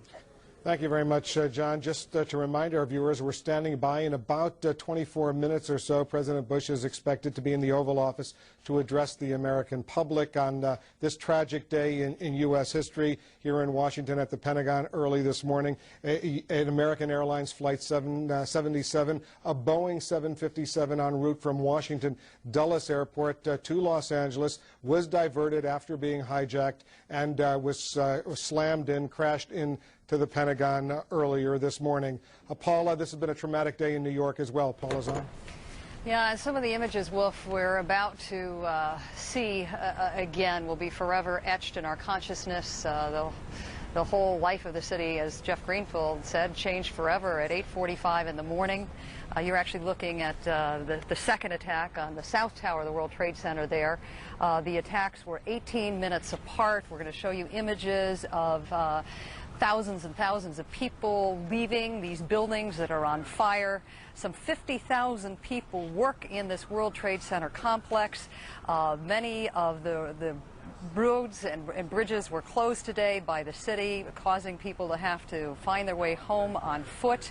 Mayor Giuliani now has declared the lower part of Manhattan off limits to civilians at least until Thursday. All New York City public and parochial schools are closed tomorrow. All businesses below 14th Street in New York City will be closed tomorrow. Both the NASDAQ and the Dow Jones will be closed tomorrow. Airports throughout the country will be closed at least through noon, although there are some conflicting accounts of that. And Jeff, as I stand here on this balcony night and look back at the smoke continuing to billow from the wreckage of the towers, it is the smoke is billowing. It makes you sick. The only sound are church bells ringing.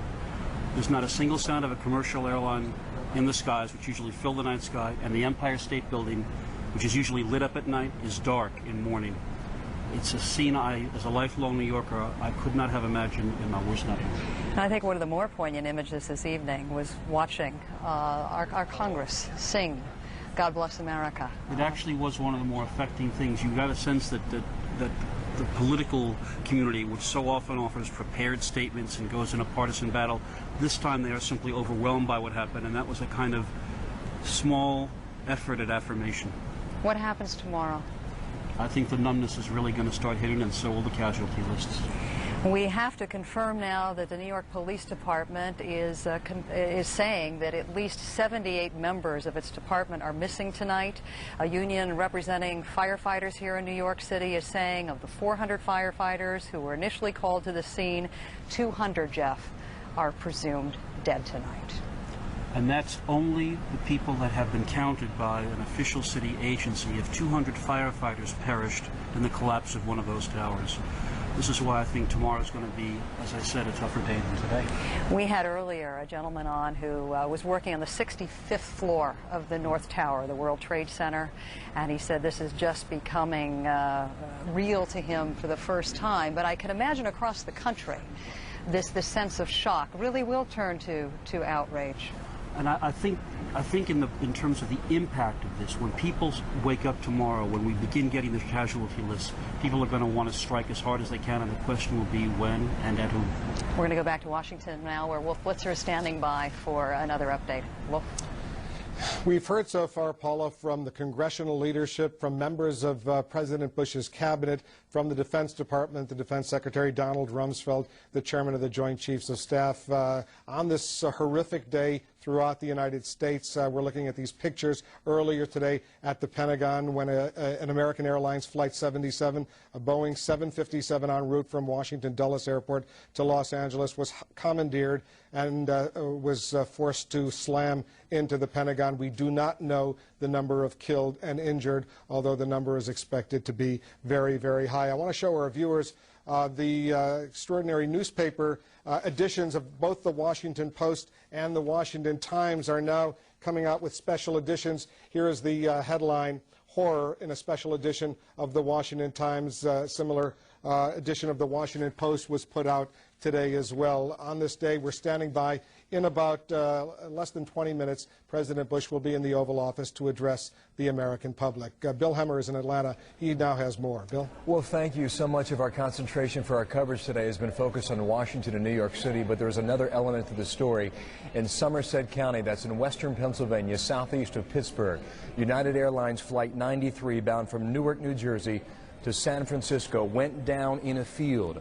CNN's David Mattingly, one of the first on the scene earlier today, now joins us with a live update from what's happening from that perspective. David, what do you have for us this evening as night has fallen there in western Pennsylvania? Well, Bill, we are standing right in the heart of farm country in western Pennsylvania. I'm surrounded by cornfields, green pastures, and rolling hills. But tonight, this normally peaceful setting is teeming with emergency personnel, hundreds of emergency personnel and state troopers. Their mission tonight to lock down the crash site of the United 757 right here in this area. The plane went down in an old strip mining area. Views of the crash site indicate an impact crater about 10 feet wide and 10 feet deep and 15 feet wide. Officials report only small pieces of debris at the site, excuse me, giving you an indication of what kind of force was behind this crash. Now, residents say they were watching news coverage, and you can imagine their horror watching the news coverage in New York and Washington, D.C., and suddenly hearing a tremendous explosion here. And the plane crashed with such a powerful force that people miles away say their houses were shaken. The school a couple of miles away, windows were shaken. Students and teachers who were watching also on television at the time were reportedly very upset. Now, this evening, Governor Tom Ridge surveyed the crash site, and he called on Pennsylvanians for their prayers, their blood donations, and to volunteer their skills in this time of emergency. We'd like to provide Pennsylvania support if called upon to do so. And my plea to all Pennsylvanians is to, first of all, for your prayers. Secondly, for your blood. I think that the Red Cross would appreciate volunteers. There is a great deal of speculation here at the crash site regarding the reporting of a 911 call that reportedly originated from the hijacked plane and was taken by a 911 operator in a neighboring county. Well, at this time, there's no confirmation here at the scene of the accuracy of that report. The FBI has reportedly, again, taken control of that tape, but tonight will not confirm or deny anything regarding that tape. So obviously, possibly a key piece of evidence also being looked at in regards to this crash site. Bill. All right, David. David Mattingly on the scene there in Somerset County, western Pennsylvania. Again, 38 passengers on board, 5 flight attendants, and 2 pilots. And the indication David was given earlier by eyewitnesses who saw that plane go down, it appears that plane went directly into the earth again earlier today, 10:20 a.m. Eastern Standard Time. We'll continue to canvass the country, and it should be pointed out that a number of Americans in many major cities across the country, and even in the small towns, still somewhat disturbed and in a state of shock over what we're seeing throughout the country today. Here in the city of Atlanta, it is quite unusual to see a heavy commuter city like Atlanta to have so few cars traveling on its downtown streets right around rush hour. But that was the scene we saw in this southern city today, and a number of malls indeed closed as well as people again continue to react to what we have seen throughout the day here. The president will speak in 15 minutes time, 8:30 p.m. Eastern Time from the White House, and certainly CNN will have live coverage when that happens. Back to Wolf now in Washington. Wolf. Thank you, Bill. And this statement just released from the Office of Personnel Management, the federal government here in Washington. Federal agencies in Washington, D.C. Will be open for business as usual tomorrow, Wednesday, under what is called an unscheduled leave policy. That means federal employees may take leave without prior approval, but federal agencies will be open in Washington. Our senior White House correspondent, John King, is over at the White House getting ready, like the rest of us, to hear the president, but he has a guest. John? Wolf, among those here helping the president prepare in the White House respond to this tragedy, Joe Albaugh, a close personal friend of the president, who is the director of the Federal Emergency Management Agency. Tell us, sir, if you will, very difficult to get any numbers on those injured and killed, both at the Pentagon and up in New York. Do you have any preliminary estimates, and what can you tell us about the federal response to help with the rescue effort? It's premature for any numbers, John. I can tell you, I can tell the country that we're doing what we need to do. Either our teams are already on the ground in New York and obviously here at the Pentagon, or they're on their way and will be there overnight. 4 aircraft, commercial aircraft hijacked in a single day. Right. The American people watching the horror of this have to ask their federal government how. Well, it is a stunning incident. It really is. The how and why will come later. Right now we're concerned with recovery.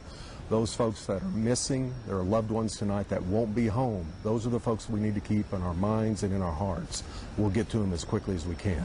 As you and other members of the President's cabinet meet here at the White House, one announcement from Secretary Mineta, your colleague, the Transportation Secretary, look for no more curbside check-in, look for more security checks at airports and at train stations.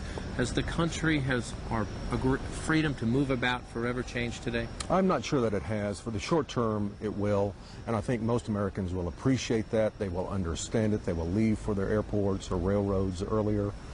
It's the right attitude to have at this time.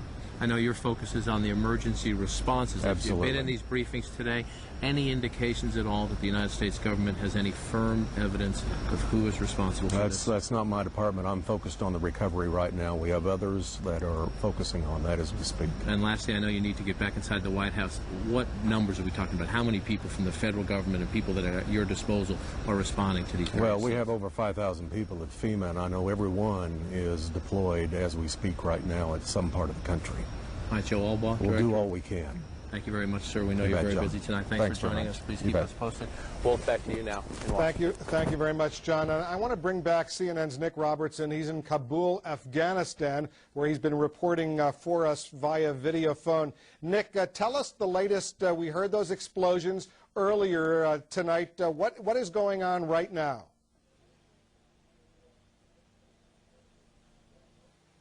Well, Wolf, it's about 10 to 5 in the morning, daybreak here in Kabul. We'll certainly get a better idea of the extent of the damage caused by those explosions we heard overnight. A little under an hour ago, we heard from a senior Taliban official who confirmed that the city was attacked. He said it was attacked by 2 helicopters, firing rockets, hitting an ammunition dump in the city. He said that the helicopters were sent by the Northern Alliance. That is the forces that the Taliban are battling to gain control of the last 5% of Afghanistan. The Northern Alliance said that they were responsible for those attacks. Northern Alliance very, very upset with the Taliban at the moment. At the weekend, their senior commander was the subject of a suicide assassination attempt that the Northern Alliance blamed the Taliban for. So in the civil war that's going on here, things are very tense at this time. An audacious attack. One analyst described the attack this evening. The front line of the Northern Alliance, some 40 or 50 miles from this capital, they flew helicopters in under the cover of darkness, switched on searchlights when they got into the city, and fired missiles at the city. In a few hours, Wolf, we expect the United Nations agencies here and several international diplomats here in the city to consider their position. We understand the United Nations often at times like this will withdraw its staff. In a few hours, we'll find out about that. Wolf? Nick Robertson, our man in Kabul, Afghanistan, thanks so much once again for joining us. Stand by. I want to bring in right now Paul Bremer, the former U.S. ambassador for counterterrorism. You spent many, many years studying these kinds of developments, perhaps not as horrendous as what has happened in the United States today. Whose fingerprints do you suspect are over this operation? Well, as the chairman of the Intelligence Committee said earlier, it's early to make any conclusions, but there basically are 4 groups that you can imagine having the capabilities of doing this. Bin Laden is certainly one. The others would be some of the more radical Palestinian groups, which might be able to do this. And then, of course, there are 2 states, Iraq and Iran. And I think that's the list of possible suspects for the moment. And you've eliminated homegrown U.S. sponsorship the way that occurred at Oklahoma City. Yeah, I don't see that. That doesn't look to me to be the kind of operation those people have done. They're not suicide people. They like to get away. This is on a scale which goes way beyond anything I think that's domestic. We spoke earlier in the day, and you, of course, chaired a commission on counterterrorism that released findings earlier in the year. A lot of speculation about an intelligence failure that could have been predicted. In fact, when I spoke to you earlier, and I've interviewed you earlier, there has been a lapse in intelligence gathering, the human intelligence gathering, in other words, running agents or spies within these terror cells. Right, and as the chairman of the Intelligence Committee said, I think it's the most important problem we need to address now. The objective of a counterterrorist policy is to prevent Americans getting killed. It's not the retaliation, it's to prevent the attacks. And if you're going to prevent the attacks, you have to know ahead of time about them. And the only way to do that is to have a spy among the terrorists who's willing to talk to you. Our commission looked at this rather carefully and concluded that we've got some guidelines, some rules that were established in the CIA in the mid-90s that have the effect of deterring case agents from basically trying to engage terrorist spies. And I think this kind of attack shows, again, the importance of intelligence, the importance of taking a very aggressive look at human intelligence. Well, explain to us why, theoretically, the CIA would put these kinds of rules in effect. Does it make any sense whatsoever not to try to penetrate these terrorist operations? My own view is that these rules do not make any sense, that in fact if you're going to get good intelligence on terrorists, you're going to have to deal with some very unsavory people. The rules were put into effect because there were concerns at the agency at the time that it was associating the United States with people who might violate human rights or be criminals. Well, I sort of say, yeah, of course, that's what terrorists are. And if you're going to get intelligence about terrorists, you're going to have to deal with terrorists. That's a fact of life. And if you're running these unsavory individuals in these terrorist cells, you're presumably paying them for their cooperation. And as a result, I take it what you're suggesting, the CIA doesn't want to be in the position of having to tell Congress that they're paying these unsavory terrorists? Well, I think that's probably what led to these guidelines being imposed in 1995. I think that in the wake of this kind of an attack, we're going to have to take a close look at that, and my guess is that those guidelines will be changed. But what we have to do now is find out who did it, and then we have to prepare a retaliation that would, I hope, be the most vigorous military retaliation we can against the people who did it and any governments that were in any way contacted with this, including, if it's in Afghanistan, the Taliban. And I think that the day of sort of talking about terrorism is over now. We've seen the catastrophe that unfortunately many of us have been worried about. It's happened. Tens of thousands of people have been injured and maybe killed, and now's the time for real action. If the retaliatory strike does take place, and everyone assumes eventually it will, won't that, as some critics will say, just simply lead to more terrorism, the cycle of violence, as the State Department, and you once worked there, likes to call it?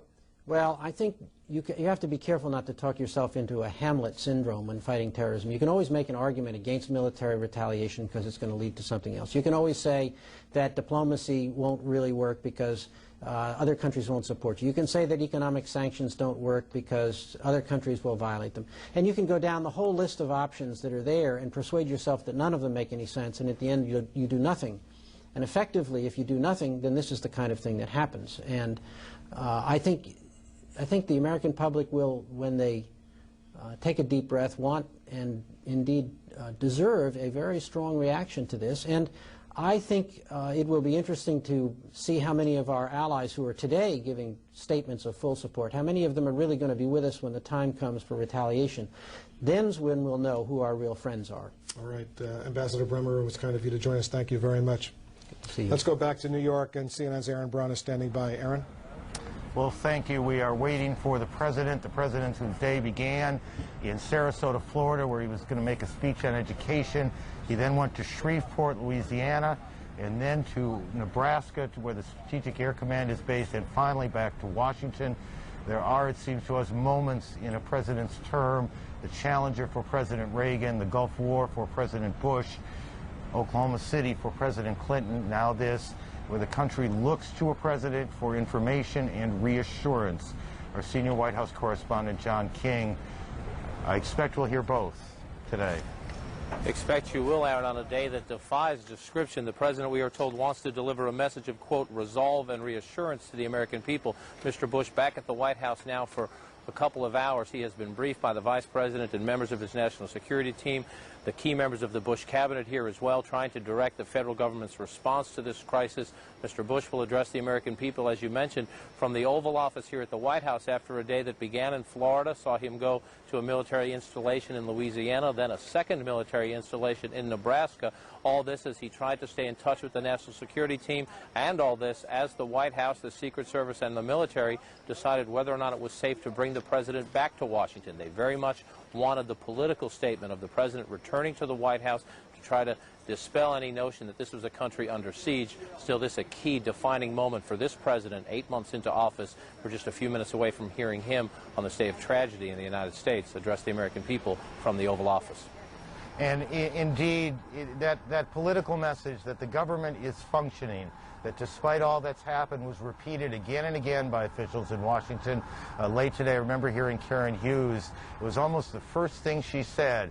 She was reassuring the American people that their government is running despite it all. This is the government continuation plan in the textbooks in Washington, D.C. This is a very young administration, and this is a major test, John. That's right, Aaron, and at times there is a conflict, if you will, between the security arrangements and the political calculations. The president being kept out of Washington, the key leaders in Congress being taken to a secure bunker outside of Washington, all that part of a protocol. Go ahead, Aaron. John, I'm sorry. I just want to tell our viewers that what they're looking at is a fire that continues to burn, and I assume this is a continuation until I'm told otherwise, at the Pentagon in Washington. These pictures that you're looking at now. John, I'm sorry to interrupt. Quite all right, Aaron. The picture's quite a devastating day, the scenes we are seeing today. What I was saying is there is at times a conflict between the security concerns and the political calculation. White House officials very much saying throughout the day they wanted to get the president back to Washington for the signal that sent. At the same time, there are a series of protocols they follow when they reach a full high terrorism alert, as the government reached today, not only for the president's security, but for everybody. The First Lady was out in public.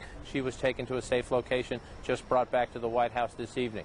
President Bush now, though, meeting with his national security team in the Oval Office for what has to be an amazingly anguishing moment for him, but we are told he will deliver a statement offering reassurance and resolve to the American people and promising once again, as he has twice already today, to dedicate all the resources of the United States government and to call on all our allies around the world to find out who is responsible for these attacks today, and the president will promise to bring them to justice. Aaron?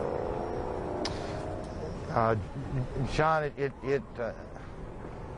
you know, this day it has been very long for all of us here, and we look back, you can still, I'm not sure you can see it on the TV, but we can still see the smoke coming off the Trade Center. 3 buildings have collapsed. These extraordinary pictures we've shown you of the planes as they literally hit that building is one of those images that none of us, and we suspect none of you, will ever forget. And Aaron, you know, given the horror and the scale of the tragedy that we've witnessed, I'm going to pose this question to Jeff. You wonder if anyone can deliver a speech that is as big as what has happened. That's exactly right, I think, Paula, that, you know, when President Reagan gave a speech after Challenger, that was an awful day. 6 people died. It was a terrible accident. Even Oklahoma City, horrible as that was the contained act of one madman. This attack on the United States, which is not an overstatement, in some way makes words almost, it's too much of a burden for almost any speech to bear. Yes, we want reassurance. Yes, we want resolve. Sure, we're going to get it. At the end of the day, you know, we still don't know how many people are dead because they can't even go into that rubble 2 miles from here. And, you know, Mayor Giuliani, Jeff, late today, talked in terms of a week, maybe a week, before we really know how many people have perished in that building. It is a long time to wait. There were a lot of phone messages when I was downstairs earlier from people wanting to know the answer to that question. How many people have died today? And that is simply unknowable. And you know what, Aaron, unknowable. That makes that so hard to answer is that city officials can't even get within that perimeter area. There is still debris falling from these collapsed buildings, and there are an untold number of people still trapped. And we know that there are a couple of hundred firefighters who are missing. There are 78 New York police officers who are missing, and nobody down there, 30 or so blocks away from where we are, wants to see that number go up. So they will wait until the building is as safe as it might get. It will never be safe to go in there. There will always be risk, but the risk will mitigate a bit over time, and then they will slowly start to go into the building, start to search for who may still be there. And but that's that is why, days away. And that's why but that's why the president's speech tonight has such a burden upon it. The stark reality of that makes what the president has to say tonight as difficult, probably as difficult a speech as any president, at least since Roosevelt's Day of Infamy speech. Probably since Roosevelt. This is one of those moments. The president now just a few moments away from addressing the nation from the Oval Office. He has not been back in Washington for very long, but now from the Oval Office, the president to talk about the extraordinarily horrible events of September 11th. Good evening. Today, our fellow citizens, our way of life, our very freedom came under attack in a series of deliberate and deadly terrorist acts. The victims were in airplanes or in their offices. Secretaries, businessmen and women military and federal workers, moms and dads, friends and neighbors.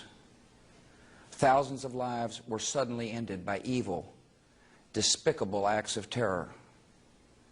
The pictures of airplanes flying into buildings, fires burning, huge structures collapsing, have filled us with disbelief, terrible sadness, and a quiet, unyielding anger. These acts of mass murder were intended to frighten our nation into chaos and retreat. But they have failed. Our country is strong. A great people has been moved to defend a great nation. Terrorist attacks can shake the foundations of our biggest buildings, but they cannot touch the foundation of America. These acts shatter steel, but they cannot dent the steel of American resolve. America was targeted for attack because we're the brightest beacon for freedom and opportunity in the world, and no one will keep that light from shining. Today, our nation saw evil, the very worst of human nature, and we responded with the best of America, with the daring of our rescue workers, with the caring for strangers and neighbors who came to give blood and help in any way they could. Immediately following the first attack, I implemented our government's emergency response plans. Our military is powerful, and it's prepared. Our emergency teams are working in New York City and Washington, D.C.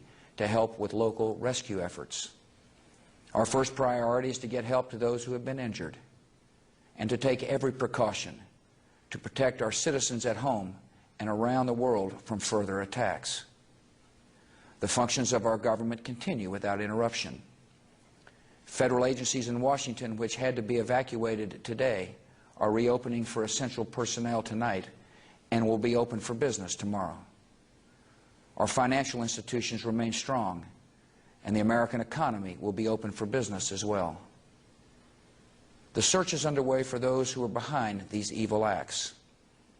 I've directed the full resources of our intelligence and law enforcement communities to find those responsible and to bring them to justice. We will make no distinction between the terrorists who committed these acts and those who harbor them. I appreciate so very much the members of Congress who have joined me in strongly condemning these attacks. And on behalf of the American people, I thank the many world leaders who have called to offer their condolences and assistance. America and our friends and allies join with all those who want peace and security in the world, and we stand together to win the war against terrorism. Tonight I ask for your prayers for all those who grieve, for the children whose worlds have been shattered, for all whose sense of safety and security has been threatened. And I pray they will be comforted by a power greater than any of us, spoken through the ages in Psalm 23. Even though I walk through the valley of the shadow of death, I fear no evil, for you are with me. This is a day when all Americans from every walk of life unite in our resolve for justice and peace. America has stood down enemies before, and we will do so this time. None of us will ever forget this day, yet we go forward to defend freedom and all that is good and just in our world. Thank you. Good night, and God bless America. President George W. Bush from the Oval Office tonight, almost, not quite, but almost 12 hours since the attack on the World Trade Center, the first plane hitting the Trade Center just a little bit past 8:45 this morning. The President said there is a quiet, unyielding anger in the country. We were attacked, the United States, he said, because the country is a beacon of freedom. And in talking about the efforts to find the people responsible, he said we, the country, will not only go after those who did it, but those who harbor them. Our senior White House correspondent, John King, joins us. John. Aaron, the president also calling this a mass murder, and that we've been unable to get any estimates on those killed and injured. The president using the term thousands when discussing those killed today in the attack. That last point you were just making could prove critical. The president saying the United States government will make no distinction between the terrorists who carried out this attack and those who harbor them. Just before the president was speaking, I checked in with a couple of congressional sources who are telling CNN that in private briefings today, key members of Congress were told by senior administration officials that the administration is, quote, confident, based on the early evidence in this investigation, quote, confident that Osama bin Laden is responsible for this attack. Now, in those briefings, we're told the administration did not say that with a certainty, but did say it was confident, that it had hard evidence in hand, that the investigation was continuing. That could be a significant thing to follow up in the days ahead based on the remarks of the president from the Oval Office to the American people tonight. Aaron. Mr. bin Laden has been an elusive character out there for a long time now. I guess he is on notice today. I think the president pretty clearly made that known. But he has not been easy to find, Mr. bin Laden, has he? He has not been easy to find, and there has been a great deal of criticism, some from the Congress, some from members of this president's cabinet now during the prior administration, that the United States government was not doing enough on the second point, not only to try to go after Mr. bin Laden, but to take action against those governments that provided him sanction. That a key distinction the president making tonight, obviously, as we learn more about the investigation in the days ahead and the outreach from this government to allied governments around the world and perhaps to other governments suspected of giving aid and comfort to Mr. bin Laden in the next few days. As we assess the grim death toll and those injured in the days ahead, that's something else to keep an eye on as well. Aaron. John, thank you. John King, our senior White House correspondent. Paula? And earlier on, Aaron, we were talking with Jeff Greenfield about the challenge of the president delivering a speech where the toll has been so enormous. Jeff, your reaction to the president's words tonight? They are the words that he had to speak. But again, the question is, when the president says, it may have shaken the foundations of the building, but it did not shake our foundations in ourselves. That's what a president must tell us, and it's what we want to believe. But I venture to say in the country today, there are a lot of shaken people, not just in this city. And I think the key is not so much the words that were said tonight, but what happens in the days and weeks ahead. How different a country are we going to find? How much are our movements going to be restricted by the need for more security? The only other point I want to underscore John King's point, Richard Holbrooke on our air said, if the Taliban in Afghanistan is shielding bin Laden and he is the one responsible, they must feel the full force of our response. When the president said we will make no distinction between the terrorists and those who harbor him, I think that's very much the point he was making. There was a report in an Arab newspaper that is actually based in London, where the editor actually indicated that Osama bin Laden had telegraphed this attack as long as 3 weeks ago. If that is true, one could expect there to be some political fallout from this. Peter Bergen, who interviewed bin Laden 3 or 4 years ago, who was on our air earlier, made the point that every time bin Laden has been involved in an attack on American interests or personnel, he has in fact telegraphed, as he did presumably with the USS Cole and other events. And he said bin Laden, who once targeted American soldiers, has now changed his view. Any American civilian, by virtue of being a taxpayer, bin Laden thinks, is complicit in what he regards as America's misdeeds. So, you know, that's why the speech tonight is just the first of a very long chain of events whose end we can't possibly predict.